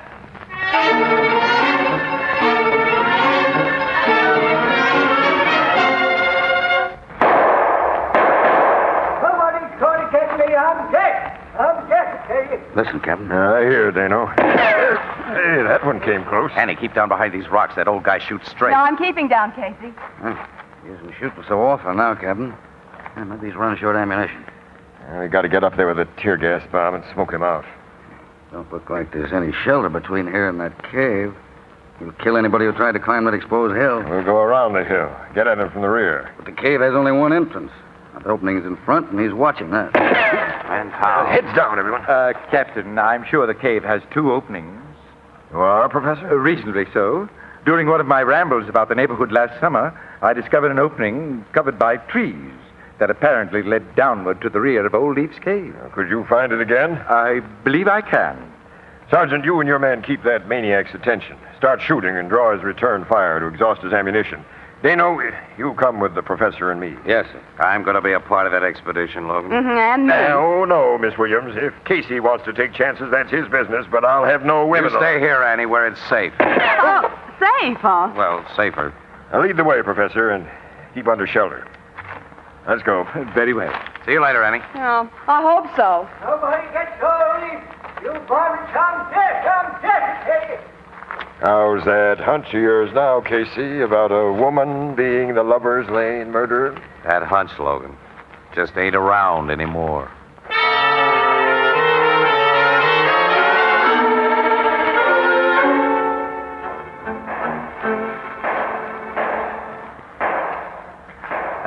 Here's the opening, gentlemen. Piece of the cave, Logan. Say, Logan, how are you going to work this thing? Drop in a tear gas bomb? No. Well, this hole's wide enough to squeeze through, so I'm going down. That old guy will put a rifle bullet right through you. Well, he hasn't returned a shot to our guys for a long time now, Casey. He may be out of shells. Anyway, he's being kept so busy watching his front door. It's a big chance, pal. Well, Dano will follow and cover me. So will I. You haven't a gun. So what? So you're nuts. Gentlemen, I think you're extremely foolhardy to venture in there. It's got to be done, Professor. Here goes. Dear me. This is exciting. And I'm down, Dano. Come on and be quiet. There's a bend in the cave, and that nut can't see us from where he is. I'm with you, sir. Me too. I also. Professor. I simply couldn't miss this, Captain. And I know you won't let me get hurt. I'll keep quiet then and keep back. Come on, Dano. All right. Hey, Captain. Yeah? Look, there's the old guy now, crouching behind that barricade. His rifle's on the floor. He's out of ammunition. Hey, Logan, he's got something else in his hands. It's not a gun. It's a bottle. There he goes. Stick up your hands, Eve. We got you. No, keep back, or I saw this bottle. It's full of nitroglycerine. Nitroglycerine? Oh, it's all the conjuration. I'm dead, I'm dead. Don't throw that. He's throwing it. Oh, it didn't explode. It was just a bluff. I got the thing, Logan. Stick it in your pocket, Casey, and give it to me later. Yeah, I'll do that. Oh, you... I clipped this old maniac with my gun butt. Sure did. He's out cold. So is the professor. The professor? What's the matter with him? Yeah. The little guy fainted when he pitched that bottle. Well, I almost did myself. Yeah, you and me both, Dano. Well, maybe you guys think I took it easy. Oh, boy, he might have had the real McCoy in that bottle. But anyway, we finally got the Lover's Lane murderer. I hope.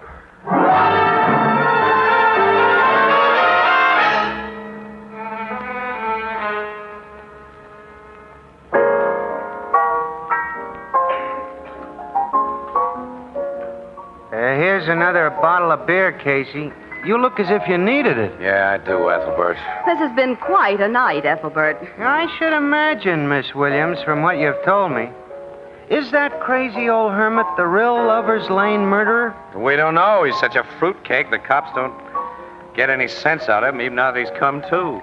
We didn't go back to headquarters with him because I had to write my story, and Casey had a lot of pictures to get ready for the engravers. Yeah, I'll have to go to headquarters later and give Logan this bottle of nitroglycerin. Excitement, we both forgot about it. Is that the bottle of stuff the old guy threatened you with? Yeah. Looks like greasy dishwater or cold soup, doesn't it? You're sure it ain't real nitroglycerin, huh? Oh, if it was, pal, I wouldn't be here. When stuff like nitro gets thrown around, things blow up. I've heard it don't stand for rough treatment. That's right. Logan will want that little bottle of dishwater for evidence, I suppose. Oh, sure. Cops always want everything. How about the woman, that Mrs. Julian, who was arrested first? She's another nut. The police are holding her. She may still turn out to be the killer, Annie. Oh, Casey, you certainly hang on to a hunch. I haven't a hunch about this thing anymore, or even an idea. You know, this has been a tough night. Well, it's not over yet, Casey. We've another job to do. You have? Mm-hmm. Yeah. City Desk wants a lot of personal dope on little Professor Butterworth. We're playing him up as the big hero of this evening's frolic, so we're going out in the sticks again and see him. He snapped out of his faint okay, huh? Sure. He was still kind of white around the gills when we saw him last. Well, come on, Annie. Let's get over it with. Call it a day. Okay. So long, Ethelbert. So long. Hey, Casey. Huh? Take your bottle of nitroglycerin. Oh, thanks for reminding me. I wouldn't like it to explode sitting on my bar.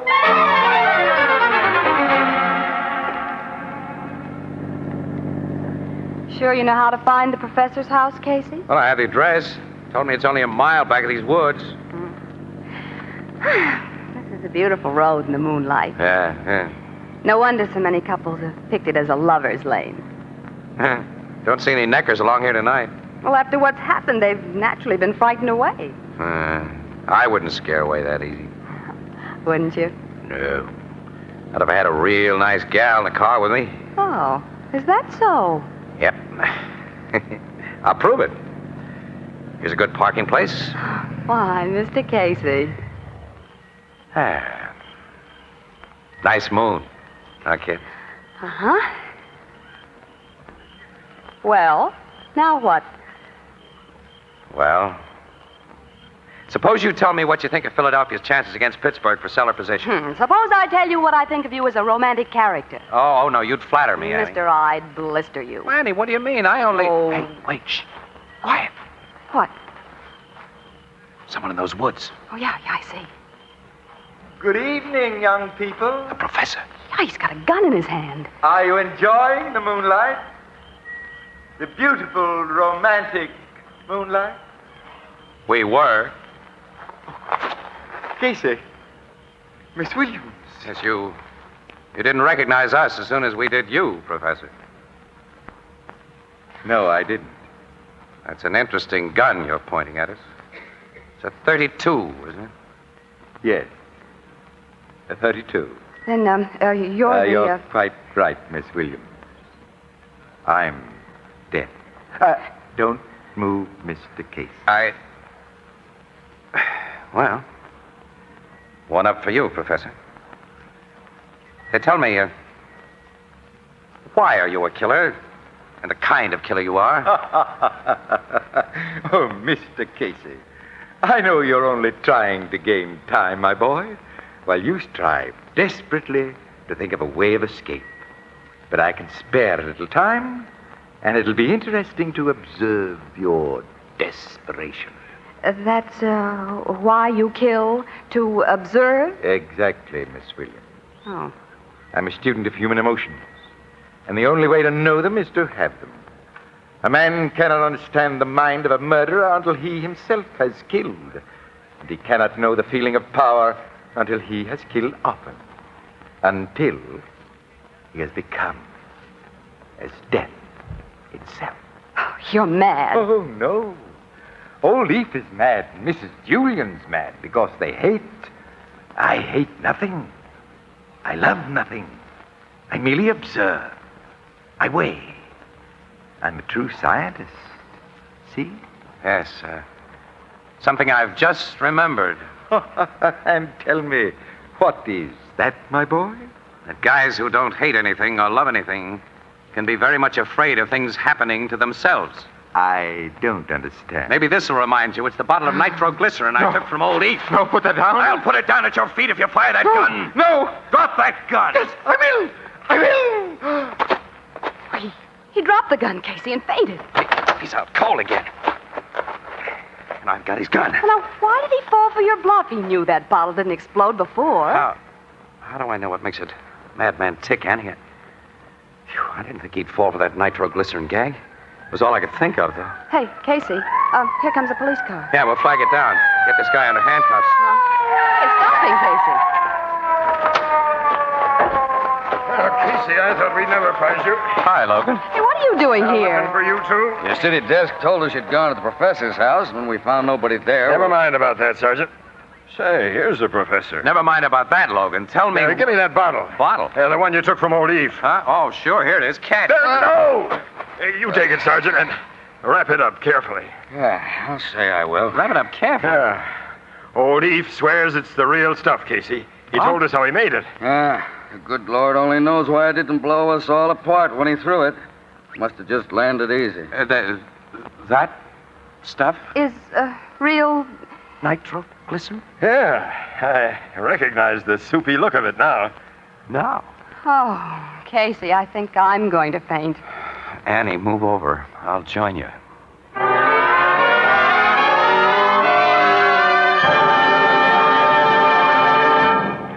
We'll join the crowd at the Blue Note in just a moment.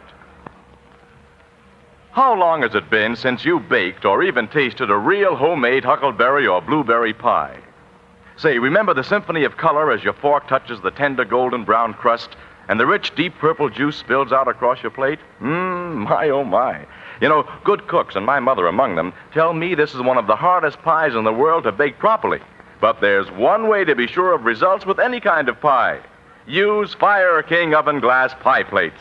Crusts are always golden brown and fluffy. Pies bake all the way through without danger of scorching. And of course, that beautiful pale blue Fire King oven glass presents your pie at its best when you bring it to the table.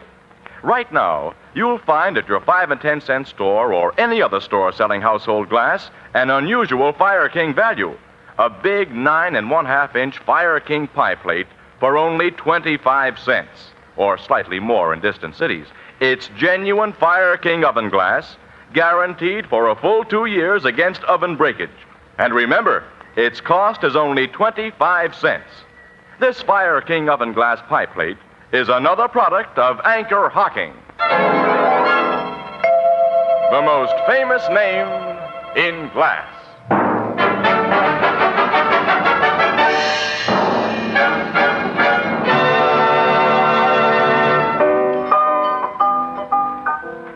So they got the professor in a nice, solid cell, huh, Casey? Yeah, he's out of circulation, Ethelbert. Gee.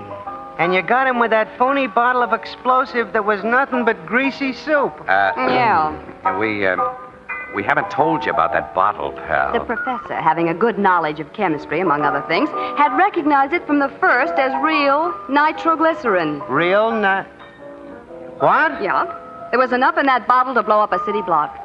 And you had it sitting in front of me on this bar tonight. That's just what we did. Ethelbert! Wait a minute, pal. Hold on. Hold on. I'm trying to, Casey.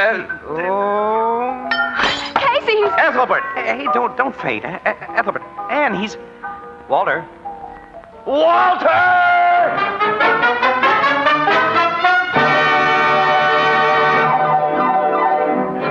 Crime Photographer, starring Stotts Cotsworth as Casey, is brought to you each Thursday by the Anchor-Hocking Glass Corporation, makers of Fire King oven glass, Anchor glass containers, Anchor caps and closures, all products of Anchor-Hocking, the most famous name in glass.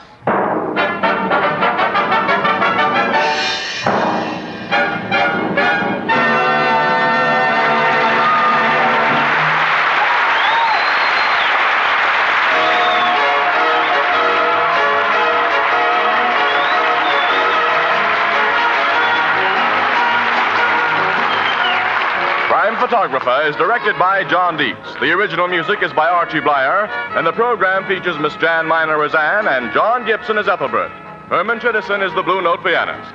This is Tony Marvin saying goodnight for the Anchor-Hocking Glass Corporation of Lancaster, Ohio, with offices in all principal cities of the United States and Canada.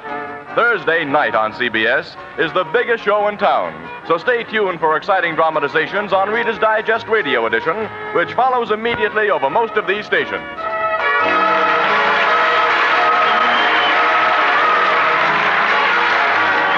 This is CBS, the Columbia Broadcasting System.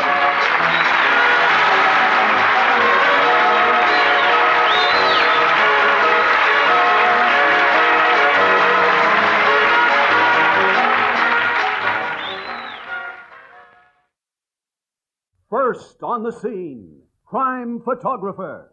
Got it. Look for it in the Morning Express.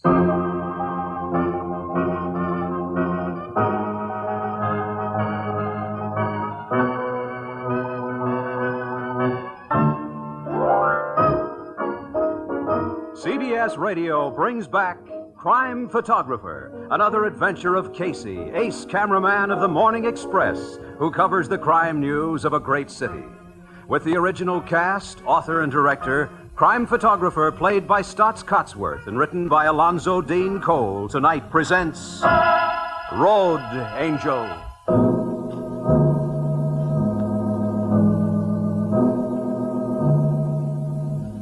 Morning. An infrequently traveled side road at the far northern limits of our wide, sprawling city.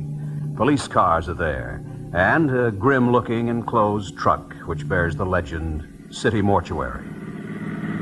Another car appears, draws to a halt, and discharges Casey and Ann Williams.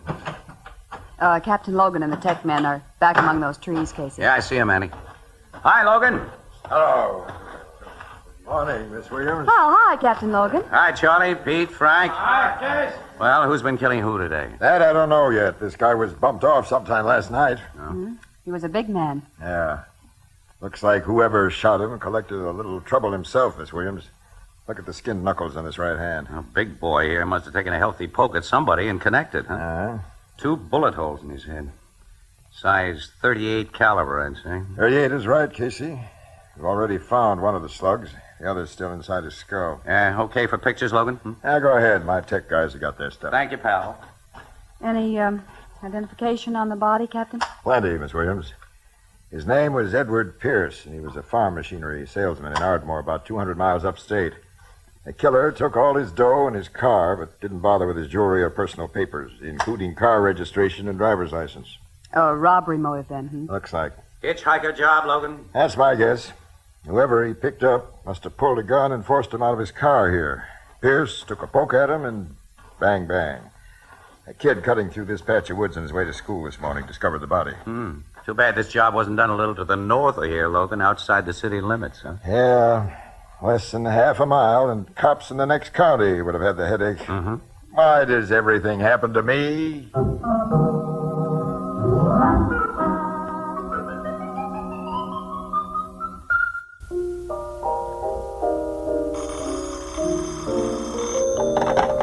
Blue Note Cafe, Ethelbert the bartender speaking.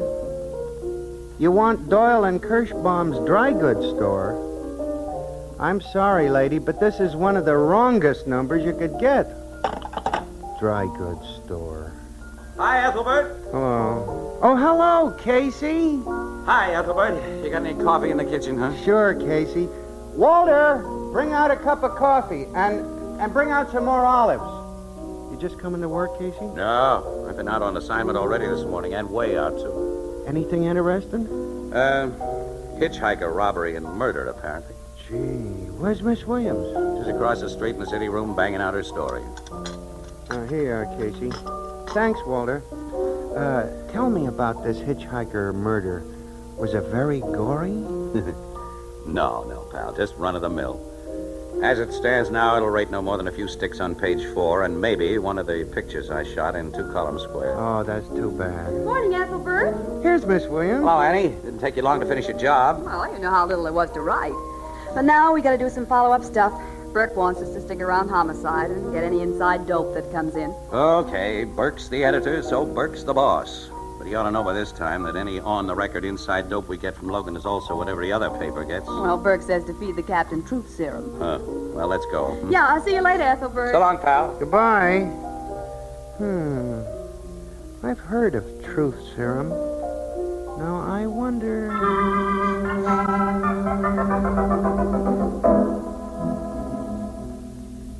As I've just informed several of your competitors, Miss Williams, the state police found Pierce's car, undamaged and containing some very interesting exhibits. Well, how nice for our competitors, Captain. What are the exhibits? A fully loaded 9mm Italian Beretta pistol. It was wedged out of sight between the cushions of the front seat. And some beautiful fingerprints on the car door of a hoodlum named Carl Flagler, who was paroled about a month ago. Oh, well, it looks like you're pretty close to your killer then, huh? Seems so. There's an 8-state alarm out for Flagler. Yeah, it'll be a relief to have an easy one for a change. Excuse me. Go ahead. Homicide, Captain Logan speaking. Put him on. State police again, Casey. Yeah? Hello, Colonel. You have? Oh, that's just swell. Say, that really does it. And what did the punk say? Sure, they're all innocent. Oh, you bet I'll come up. And see you this afternoon, Colonel, and thanks a million. They've got Flagler at headquarters barracks in Clinton County. And when he was picked up, he had cartridges for that 9mm Beretta pistol in his pockets. Well, looks like everything's over but the execution. You know, it's a nice day for a drive up to Clinton County, Annie. We'd be getting away from some humdrum work. Maybe the boss... I'll call Burke right away and ask him. Yeah, tell him we can go in Logan's car and save the paper gas mileage. You chiseler. Say, Logan, you know, tying Flagler up with a 9mm foreign pistol kind of unties him from the 38 revolver slugs that went into Pierce's head. I've been trying not to think of that. What are you trying to do, spoil a beautiful day?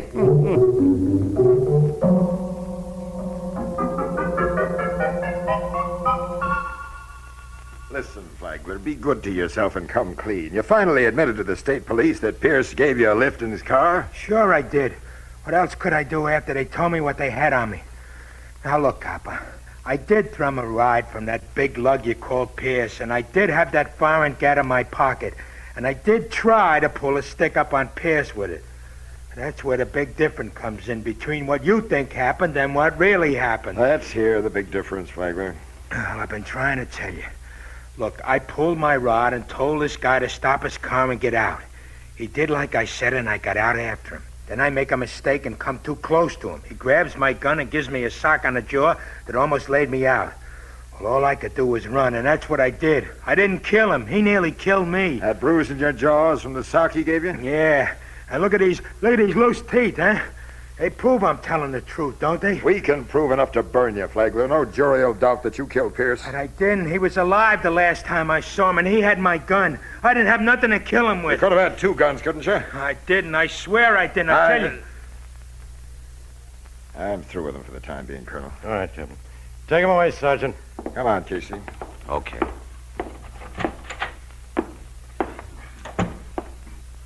What do you think, Colonel? Well, about the same as you do, I imagine, Captain. Maybe yes, maybe no. Casey? Well, if he did shoot him, why didn't he wipe his fingerprints off the car? The dumbest crook knows enough to do that. Who can tell, Casey? Who can tell?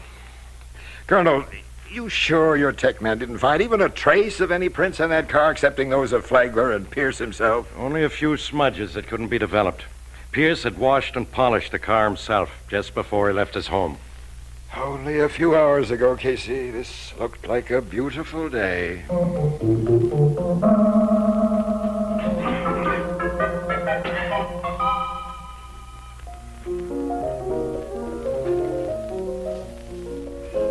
Anything new on that hitchhiker murder, Miss Williams? Well, plenty. Ethelbert, haven't you seen the Morning Express yet?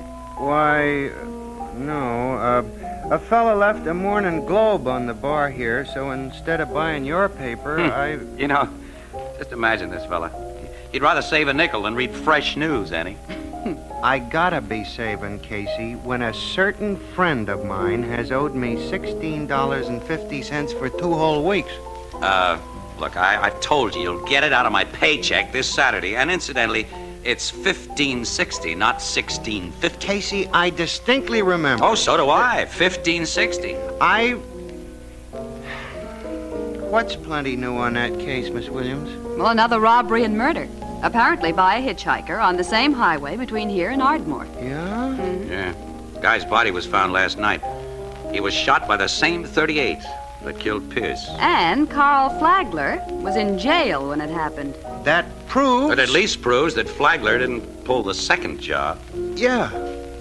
Is this new killing up to Captain Logan? No, it's outside of his jurisdiction. You know what I can't get through my head is how could Pierce have been dumb enough to pick up another hitchhiker after Flagler had tried to stick him up just a little earlier? Well, maybe he didn't. Maybe he picked up somebody he knew. Well, either that or... What's the big for? You know, most guys will pick up a woman, Annie, and under any circumstances, especially if she's reasonably young and good-looking. Oh, the voice of experience. Well, I've never seen you turn your back on a handsome guy unless there was a handsomer one just behind you. That's because the wise female knows that the predatory male must be carefully watched. Sure. Listen, few guys will squawk to the cops when a dame puts something over on them. Often they got good reason to keep their mouths shut. No doubt. Look, Annie, if the boss will give me a go-ahead plus expenses, I'm going to give this idea a play. How? Well, by burning up some gas along the highway between here and Ardmore, leisurely, on the lookout, and alone, and in search of company. I don't think I like your idea. Neither do I. Supposing you get bumped off like them other fellas before Saturday when your paycheck is due. Huh. Well, you can omit the flowers, pal. You know, ordinarily you'd spend at least $15.60 on my funeral. $16.50. $15.60. I'm on my way to Proposition Burke right now. I'm going to see you later, Ethelbert. $16.50. $15.60. But if he gets... Say, he can't do that to me.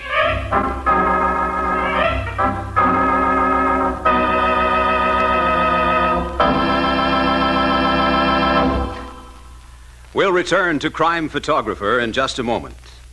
Kathy and Elliot Lewis, on stage, formerly heard at this time on CBS Radio, have left on a brief vacation. They'll be back at an early date at a somewhat later Wednesday night hour over most of these same stations. If you've enjoyed the original dramatizations and fine performances of this outstanding Hollywood acting family, be listening for the early return of Kathy and Elliot Lewis on stage at the Star's Address.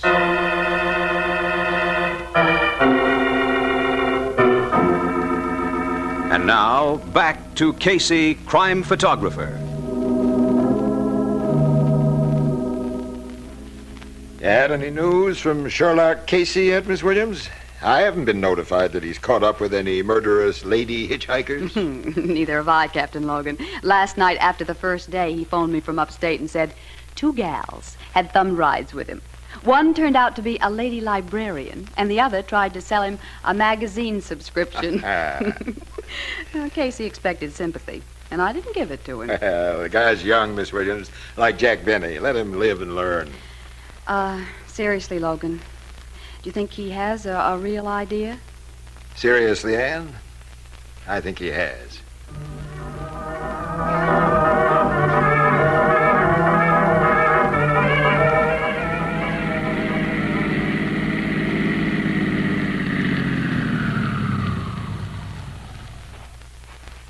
Fill her up, sir. Yeah, please. The oil in the water's okay. Mm-hmm. Yeah, you look tired, mister. Been driving a long way? Mm-hmm. 4 days, pal. From way out west or way down south? No, just up and down.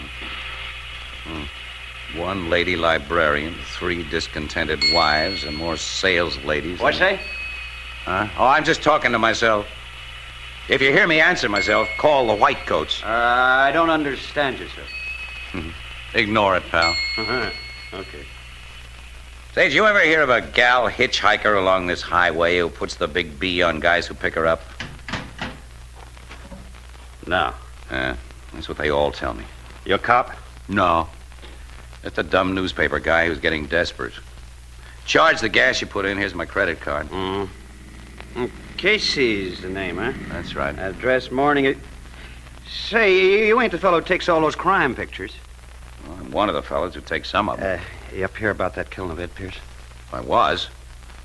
Yeah, now I'm about ready to fold my tent like the Arabs and silently blow. Excuse me, but that line is, and as silently steal away. Oh. I like poetry. That's nice. I like Mr. Pierce, too. He's a nice fella. What? You knew him? Oh, no, not well, just as a customer. Oh. That Carl Flagler was arrested. Couldn't have killed that second fellow who was a bumped off. No. And I don't believe that Flagler bumped off Pierce either. Neither do I. Mr. Casey, I have heard something about a girl hitchhiker. You have? Yeah. Look, if it's anything I can use, you'll get $100 in the Morning Express, pal. And your name will be kept dark if you want it that way. No. I don't want any money, but I do want my name and business kept confidential, though. All right, that's how it'll be. All right, I'm not going to stall or beat around a bush. I didn't just hear about a girl hitchhiker. One was in my car, and she took me. Pal, you're the break I've been praying for. That goes double. I felt like a skunk for not going to cops, is what I got to tell you, but I'm a family man, Mr. Casey. I got kids. I live in a small town, and if I told the police about me picking up a girl hitchhiker... Yeah, I know. Go ahead. Well, it's a since this girl's pulled her stuff and a lot of other fellas besides me, so I was hoping one of them would speak up. Tell me about the girl. Well, here's the works. Just 3 weeks ago, come Tuesday, I was driving alone to the big town when, standing beside the highway, I saw a young woman. She had one of those little overnight bags in one hand, and she wasn't someone like some do, but just standing there looking wistful. Oh, yeah. I've fallen for that approach. The wind was blowing, pulling her dress kind of tight against her figure, and she had a swell figure. You know what I thought to myself? Maybe you better not tell me. Huh? Oh, well, anyway, it sounded crazy, and it was crazy, but I said to myself, Dan Reynolds, that girl with her dress flapping like wings, looks like an angel of the road. Road angel, huh? Like I remarked a while back, I like poetry. Yeah, I see. Yeah, well, I stopped, and the girl got in, and before we'd driven together a dozen miles, she'd given me reason to believe she wasn't any angel. She suggested I turn off into a side road and park. Oh? She made the suggestion with a gun poked against my ribs. Ah, see. It was one of those snub-nosed revolvers. A 38, I think. A 38 killed Pierce. Yeah, so I read in the papers. If this girl had been a man, I might have tried to take it away from him. As it was, I just let her take my money. Pierce and that other fellow she killed must have acted different. The cops found my car the next day. I'd simply reported stolen while parked. Look, tell me everything you can remember about this gal, Mr. Reynolds, will you? I'm not too good at remembering faces, details, that is. Let's see. She had sort of medium-colored hair, I think, blue eyes, or maybe brown. She wasn't exactly tall or short neither. But her figure... Mm-hmm. I look for a road angel. That's her, Mr. Casey. Till after she gets inside a man's car.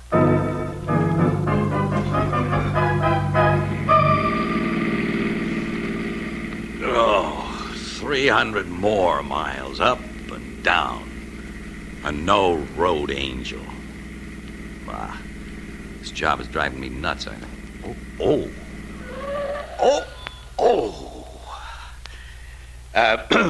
Can I give you a lift, sister? Oh, thanks. I was hoping somebody would stop. Oh, sure. Let me put that little bag of yours in the bag. Oh, it doesn't take up much room. I'll keep it beside me. Oh, okay. How far are you going? Canesville. A few miles this side of it, really. You going that far? Sure, farther, right through. Oh, that's fine. Beginning to think so, too. My name is Casey. You care to give me yours? Why not? I'm Doris Chapman. Doris. Okay. Or do you want to be Miss Chapman?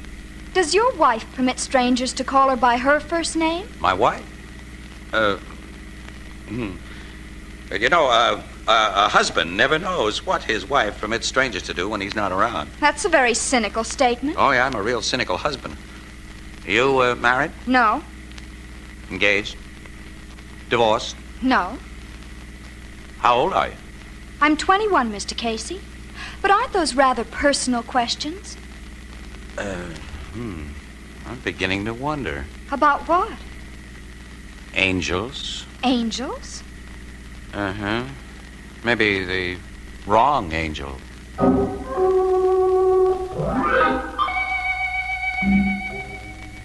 Well, Mr. Casey, I had to leave college several months ago and take a full-time job. Uh-huh. Luckily, I found a nice one with a lovely family. The job pays well, but supporting my younger brother, I must economize. Oh, sure. Well, that's why I try to save bus fare as I've done with you. Oh, I didn't mean to tell you all this, but you've been nice. Not like a lot of men I've met, so I owed you an explanation. Oh, no, you didn't. Not at all, you did. Gee, I'm mighty glad you felt like giving it to me, though. You're an okay kid. How often can a guy be wrong? Men are always wrong. What? This is a gun you feel in your side, sap. Why, I see it is. It's a 38, snub-nosed. Turn right. You're calling the turns. I always do. Boy, you really fooled me with that act of yours. I've got different acts for different men. You know your men, huh? I've had reason to know them. They're all lousy. Now stop your car. Now get out. Okay. Give me your dough. Here's my wallet. Help yourself. Thanks. Now take a nice long walk. That's what a man told me to do one time when he threw me out of his car. So long, sap. So long. Angel. Now, how could she... Oh, how will I ever explain this?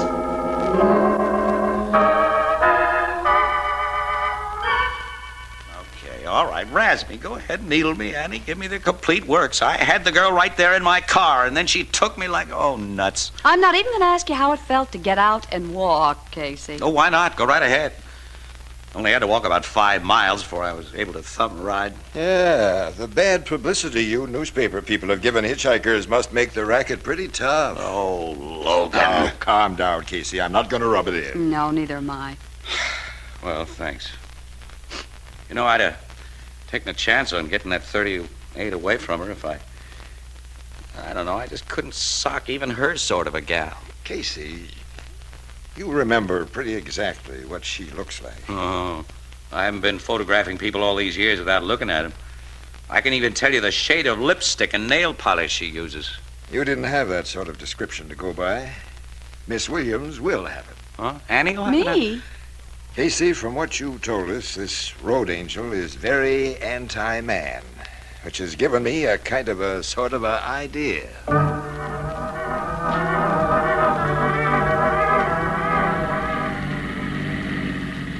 On and on, up and down. No road angel here, no road angel there. Only road. And, well, Casey said he began talking to himself after a few days of this. And I gave him the raspberry. Uh-oh. It's her. It couldn't be anybody else. You looking for a ride, sister? No, thanks. I'm waiting for somebody. A driver wearing pants and a wolfish grin? Not necessarily. Oh, sure you are. I know you. You know me? Same as one soldier knows another, by the uniform. I used to play the road myself in a tight-fitting dress and clutching a little overnight bag. Yeah? Mm-hmm. Gave it up a couple years ago for a better racket. The road's small time, kid. It's too much risk for too little income. Come on, hop in. Let's get acquainted. Okay. Toss your bag in the back on top of my luggage. Swell-looking suitcases you've got back there. Yeah, a lot of them. Filled with swell clothes. I do all right. Close the door. Let's get rolling. My name's Annie Johnson. Present, that is. What'll I call you? Doris will do. Doris Larkin. What college you out of? College? Yeah. I've got graduation papers from Tehachapo myself. Oh, that's the woman's prison in California. Mm-hmm. Are you a reformatory gal? I was in Elmira for a while. You're a liar. They don't put kids in there. I'm over 21. Save that for guys who are afraid of minor trouble. You're San Quentin Quayle, under 18. You're really pretty smart. Yeah, with my background, I ought to be. What's your racket now? Oh, same as yours, men. But I make 'em pay thousands while you collect dimes. I collect more than dimes. Oh, sure, yeah. You rope a sap for as much as a century now and then. But your average is small. And sometimes you hit a guy who hits back. No guy hits back at me and gets away with it. Yeah, I've heard you punks talk big before. I used to do a little bragging myself, as I remember. Does this look like I'm bragging? Oh, you lug around that 38? And I've used it. Say, I read about you in the papers. A guy named Pierce, maybe, and another named Hotchkiss. Yeah, I killed him. Yeah, and the cops are looking for a male hitchhiker to pin those jobs on. Cops are men, which means they're dumb. I hope they burn some man for those 2 jobs I did. You never admit things like that, do you, Doris, except when you're alone with a friend like me? Oh, I don't figure you for a friend, Annie. No? I never had a friend and never expect to have one. My father used to slug me, and even my mother beat me up until I ran away from home. I don't trust anybody. I hate everybody. Now turn into the next side road we come to. You're gonna take me, huh? For all you've got. With a prison record like you've got, you're not going to call copper any more than a married man would. Well, I won't make any squawk, Doris. Because I'm not going to be taken. Oh, let go of my hair. You give me that gun or I'll pull your hair out. I will. I'm not a man, and I don't mind messing you up. Annie! Here's Angel's gun, Casey, and you can take the rest of her, Captain. These guys. Surely you remember me, Miss Chapman. And you'll get to know Captain Logan here very well. He's boss of the homicide Yeah, bureau. and if you'd been as smart as you thought you were, Doris, you'd have noticed that a car was following us. It's followed me for almost 4 days, just waiting for you to take a ride and talk. She said what you hoped you'd say, Casey. Good. I didn't say anything. You can't prove I did. But I can, my pet. Under all those suitcases is a tape recorder that I started when you got into this car. It's taken down your every sweet word. And I'm pretty sure the bullets that killed Pierce and Hotchkiss will match the rifling of this .38 revolver. And if that isn't enough evidence, here's one guy you may get out and walk who'll talk loud and long in court. You dirty rats. You lousy skunks. You dirty rats. Angel.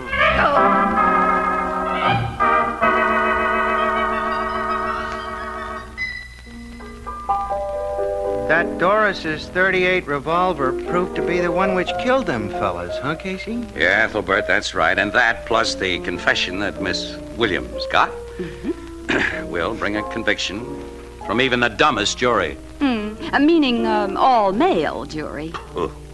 And Doris is just a little over 18, so she won't go before a juvenile court. She gets the works. Any girl as bad as her deserves the works, I suppose.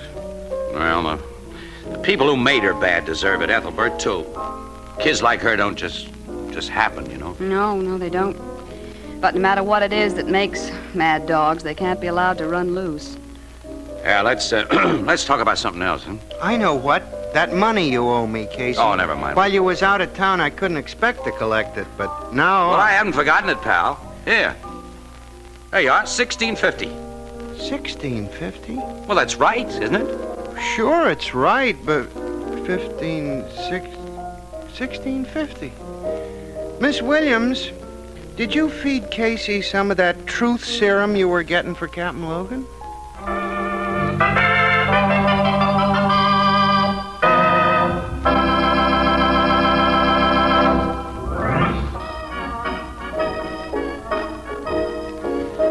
You have been listening to Crime Photographer, played by Stotts Cotsworth and based on the original character created by George Harmon Cox, is written for radio by Alonzo Dean Cole, with Jan Miner as Anne, John Gibson as Ethelbert, Bernard Lenrow as Captain Logan, Lou White's original music, and Teddy Wilson as the Blue Note pianist. Crime Photographer is produced and directed by John Dietz.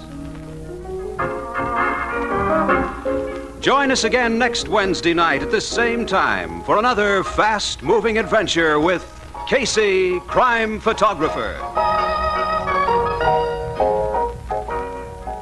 For our men in uniform overseas or anywhere away from home, home is mail call. Through the letters you send to those you know, you brighten life and make home close. Write often all the items you know about the place he left behind. Make your friend or relative glad instead of sad when mail call rolls around.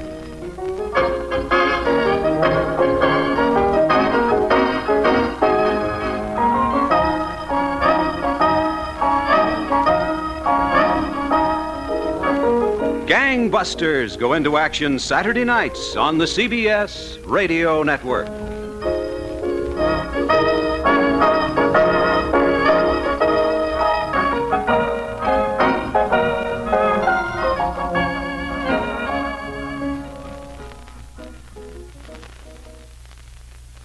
The Anchor-Hocking Glass Corporation brings you Crime Photographer.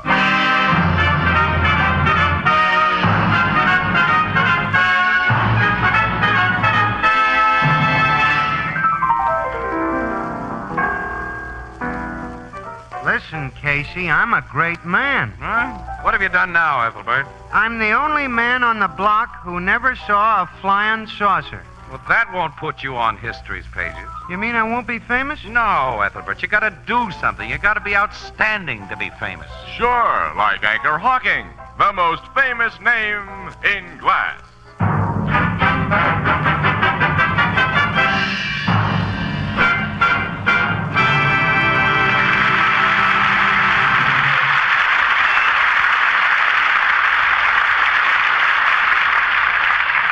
Good evening, ladies and gentlemen. This is Tony Marvin. Every week at this time, the Anchor-Hocking Glass Corporation of Lancaster, Ohio, and its more than 10,000 employees bring you another adventure of Casey, crime photographer, ace cameraman who covers the crime news of a great city. Written by Alonzo Dean Cole. Our adventure for tonight, Lady Killer.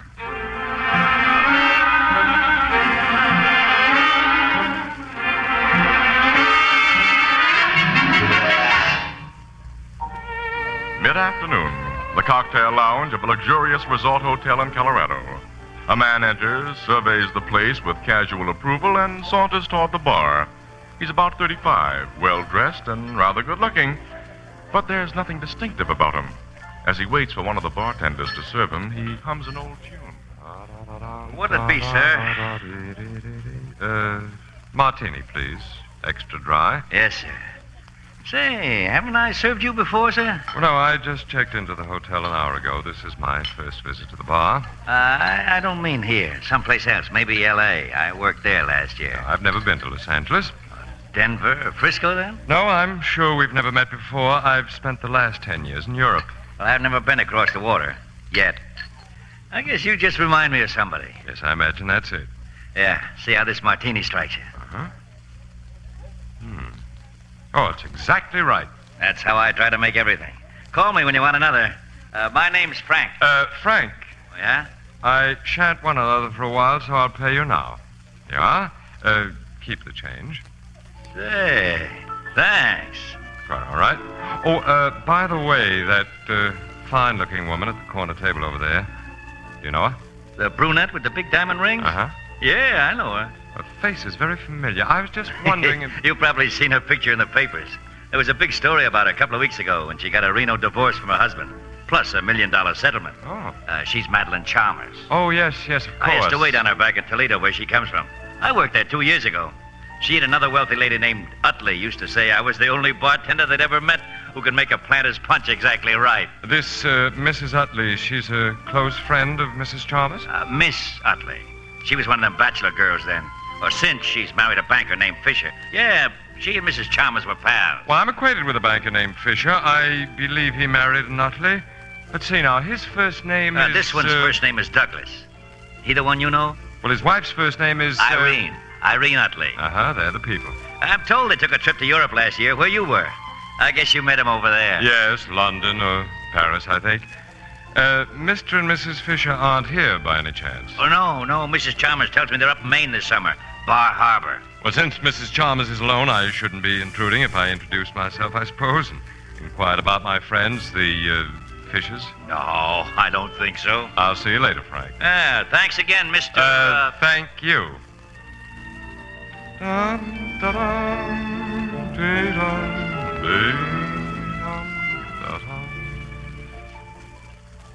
How do you do, Mrs. Chalmers? I beg your pardon? I can see you've forgotten me. Irene Utley introduced us several years ago in Toledo, I think it was, before she married Doug Fisher. Oh, you're a friend of Irene's and Doug's? Well, I spent a day with them only a week ago in Bar Harbor. How are they? Irene hasn't written to me in ages. They were fine, enjoying themselves. May I sit down and order us... I seem to remember you had a preference for Planter's Punch. Do sit down. Thank you very much. I'm terribly embarrassed.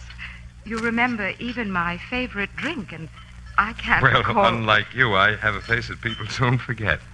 My name is Grammerton, Cecil Grammerton. Cecil Grammerton. You plan to stay here for some time, Mrs. Chalmers? At least several weeks. Well, I'm going to remain about the same period, and if you'll permit our acquaintance to ripen, I'll try hard not to be forgotten again.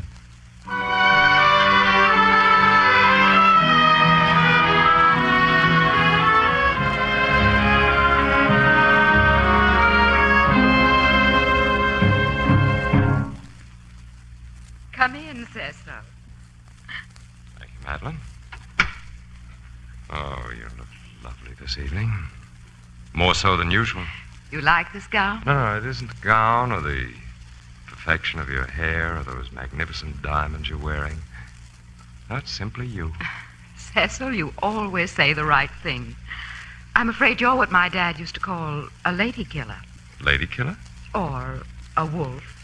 Oh, well, now do I look like a wolf or a lady killer? No, which makes you doubly dangerous. A week ago, when you came to my table in that cocktail lounge, I thought what a mild, negative, innocuous man you were. And now? Now I'm in my suite alone with you. I sent my maid away tonight, as you requested. Which proves? I like you. Sit down. Mm-hmm. Hand me a cigarette, will you? Yes, of course. Here you are. Thanks. Light? Mm-hmm. You, only like me, Madeline? Last night I told you that I loved you. And I almost believed you. Didn't believe me? A rich divorcee should be careful, especially when she knows the man no better than I know you. You'll get better acquainted with me tonight. You sure we're really alone here? Of course, dear. Now, what do you want to know about me, I'll hold you close as I tell you. Do you suspect I'm a fortune hunter who wants to marry you for your money? That's a possibility. But I'm comfortable in your arms. It's an impossibility. I wouldn't marry you for any amount of money. You wouldn't marry me? Or anyone like you. Cecil, let go of my throat. Take your hands away. I'll tell you what I am, Madeline. Cecil! I'm really a lady killer. Really a lady killer.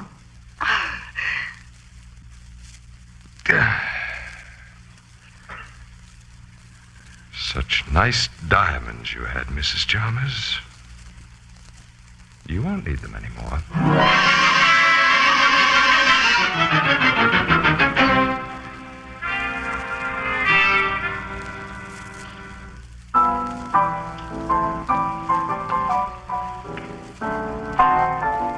Hey, Walter. Yes, Ethelbert? Don't forget to stack some more paper napkins under the bar. I won't. Speaking of paper, reminds me, Casey, did you see the newspapers this morning? Certainly not. I only work on a paper. I don't read them. There's a deep suspicion, Ethelbert, that no press photographer knows how to read. Yeah, I've heard that, Miss Williams. It's also suspected, Annie, that few reporters know how to write. Oh, yeah? Huh.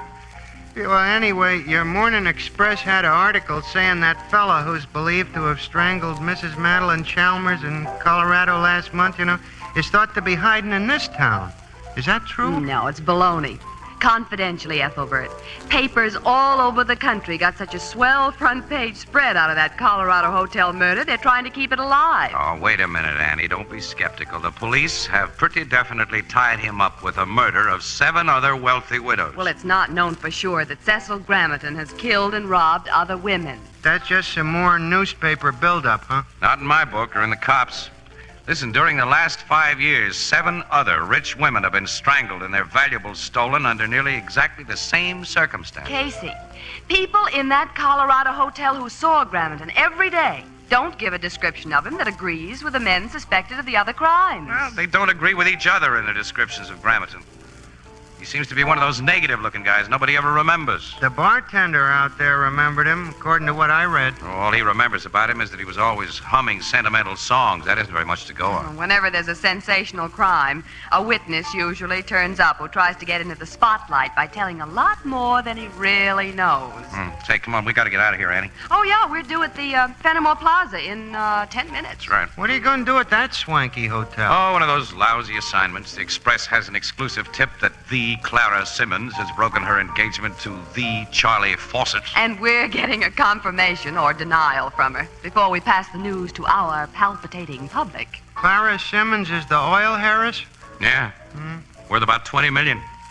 What I've heard, though, she's kind of a wet smack. She doesn't smoke, she doesn't drink, she doesn't approve of modern bathing suits. She's a very nice girl, Casey. She's just a little bit old-fashioned. I've met her. I haven't met an old-fashioned girl for years. They're old-fashioned now. Yeah, Oh, well. Come on, Annie. See you later this evening, pal. So long, Ethelbert. So long, Walter. So long, Casey. Walter, where are those napkins?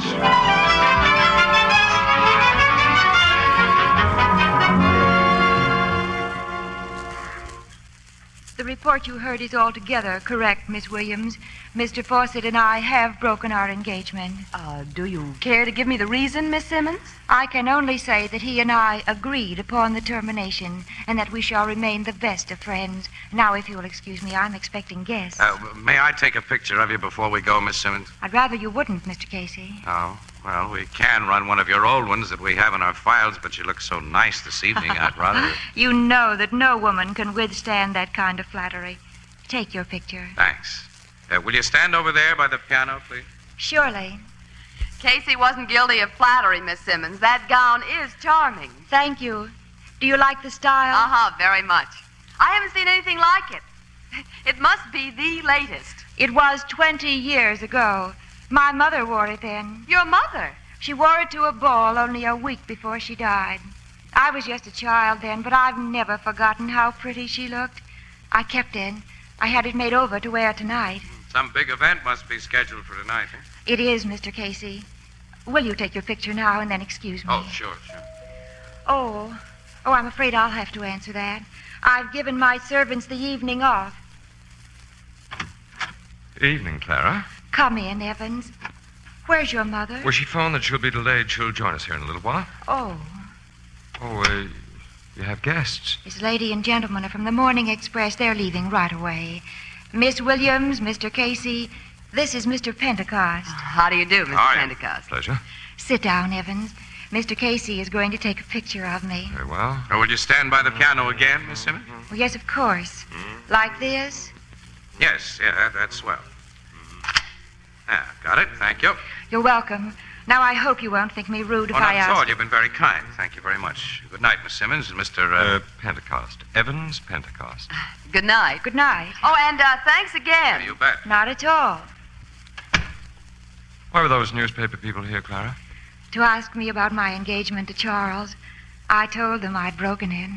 Did you tell them why? I didn't say a word about you. Evans, you said you were bringing your mother here to meet me. I sent the servants away, as you requested, so the three of us could be completely alone. But since your mother's been delayed, I think we should... You're worried about us being alone? Why, naturally. You're very different from other women I've known. We'll go down to the mezzanine and wait for your mother. You're lovely in that gown, Clara. Don't try to change the subject, Evans. My mother once had a gown like that. Be a good boy now. Let's go down to the mezzanine. We must be alone or you wouldn't be so insistent. Why, of course we're alone. Alone? Evans, why do you look at me like that? We're alone. Evans, you frightened me.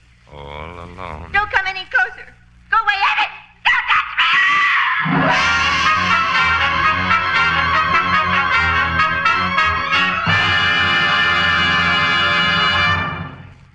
At the end of a long, hot summer day, listen for the tinkle of ice cubes on frosty crystal.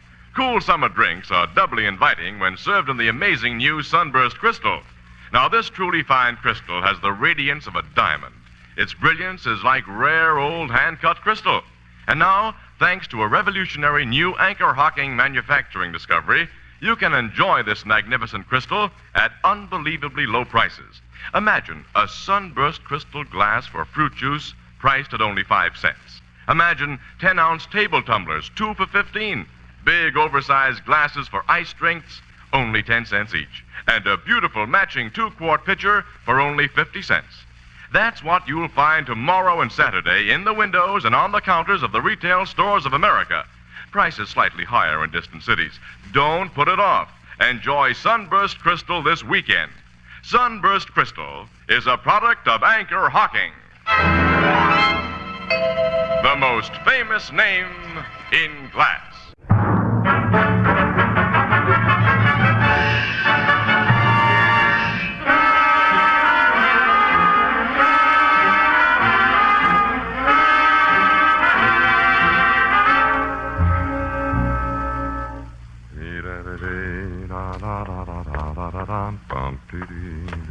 I have a taxi cab for you, Mr. Pentecost. Thank you, boy. It's outside this door, sir. You've put my baggage in it? Yes, sir. Everything's all set. Here, this is for your trouble.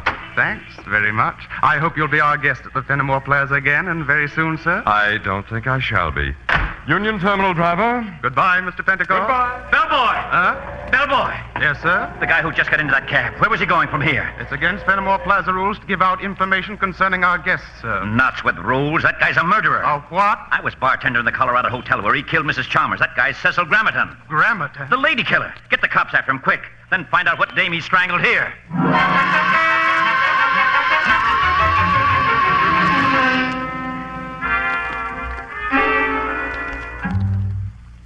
Grammerton got away, Captain Logan. Yeah, he did, Miss Williams. My men located the cab that took him from this hotel, but he'd gotten out of it with his baggage only a few blocks from here. He didn't go to Union Terminal where he told the driver to take him. Oh. Where he is now is anybody's guess, Casey. You said he didn't hurt Miss Simmons, Logan. That's right. She was hysterical when they found her, but otherwise she was okay. Well, she was hysterical because he tried to kill her. Oh, he didn't even lay a hand on her, Miss Williams. What? The thing's screwy the way she tells it. She says she suddenly got terribly afraid of the guy. He started to reach for her, and there was an insane look on his puss. And all of a sudden, he drops his hands, mumbles an apology, and walks out. Oh. Of course, you searched the rooms that Grammerton occupied. Sure. Well, did you find anything that might lead to... No, nothing that looks very hot, just an old photograph. A photograph? Yeah, of a woman. I'd say it was taken 20, 25 years ago. It was in a nice leather frame. It obviously slipped out of one of the guy's suitcases. Can we see it? Yes, but there's to be no mention of it in your paper. I'm not tipping Grammerton that we have the thing. That's off the record, Logan. No. Yeah, of course. Okay. Here it is. Oh? Oh, she's a sweet-looking old lady. Too sweet. He's a prim and prissy type. Uh-huh. Hey, look, the name of the photographer who took this picture is at the bottom, Logan. Perkins. Name of the town. Yeah, Perkins of Fairview. Fairview. That's only about 100 miles from here, isn't it? I'm taking a trip up there tomorrow. Oh, I'll go with you. Okay, but you may be wasting your time. It's my job to go. Well, I got a hunch it won't be wasted time, Logan. And I've got another hunch. A hunch that no newspaper guy should get. Yeah, what's that? That you should kill the entire story of what happened tonight. Kill the story? Yes, Annie, every bit of it. Oh, it's big news, Casey. Front page. That doesn't matter. Put that bartender under wraps, Logan. Tell the hotel people and Miss Simmons to clam up about what they know and give all the papers a hush-hush order. Since this is the first time I ever got that kind of advice from a news hound, I'll take it. Oh, you should be thrown to the squirrels for this, Casey. Oh, no, Annie. The big story will be Grammerton's arrest, and we'll play for an exclusive on that. Logan, how soon can we leave for Fairview?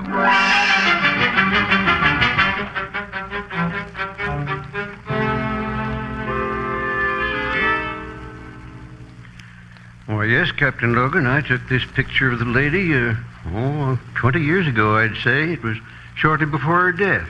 Oh, she's dead, Mr. Perkins. Yes, she died of pneumonia. Well, who was she? Mrs. Asa Bristow. A very fine woman. I was her neighbor for many years, and we attended the same church. Did she have any children? Why, she had an only son, Elmer, an extremely well-behaved boy. They were inseparable, and her death was a great blow to him. He was only about 15 at the time. Now, you know what happened to this Elmer? No. Relatives took him out west to live, and I've heard nothing of him since. Could you describe him, Mr. Perkins? Well, I knew the boy so well I should be able to. You know, that's strange. I can't just seem to remember what he looked like. You can't? Well, there was nothing about him. All that I can really recall is that he had a great attraction for girls and older women, although he seemed to care nothing for anybody but his mother. And he had a habit that was frequently irritating, a habit of humming sentimental old songs. I'm sorry I can't be of greater help to you. You've helped plenty, Mr. Perkins, and thanks a million. Let's go, Logan. Yeah. I'll probably get in touch with you later, Mr. Perkins. Well, I'll be at your service, Captain. Goodbye. Goodbye, gentlemen. Goodbye. He couldn't have given us a better description, pal. Yeah, but what does it get us? Apparently, the lady killer's real name is Elmer Bristow, and he had a doting mother. Wait a minute, Logan. I think he developed what the psychological docs call a mother complex. So what? So it finally made him go haywire and start killing gals like Madeline Chalmers. Listen, Logan, all of the 8 women strangled by this guy were direct opposites of his mother. They were unconventional babes who did all the things that Mama had taught her only son to despise. Casey, he did those murders for dough. Those thefts will send him to the chair instead of an asylum when he's caught, Logan. But his real motive, I believe, was hatred of a type. Well, he proved that last night when he didn't hurt Clara Simmons. Because I think she was the same type as his mother. In that old-fashioned dress she had on, he may have seen her all of a sudden as his mother. Yeah, you may be right. And from what you've just suggested, maybe we can figure a way to make him walk right into our hands. Of course we can. And by using your dear old power of the press and Clara Simmons.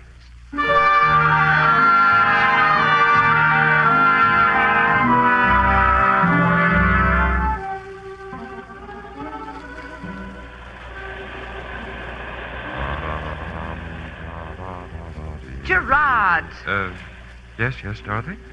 must you gaze into space and hum those corny songs? I must be dreadful company. Oh, I beg your pardon, darling. I was thinking. Light me a cigarette. Oh, sure. Shall we get another drink?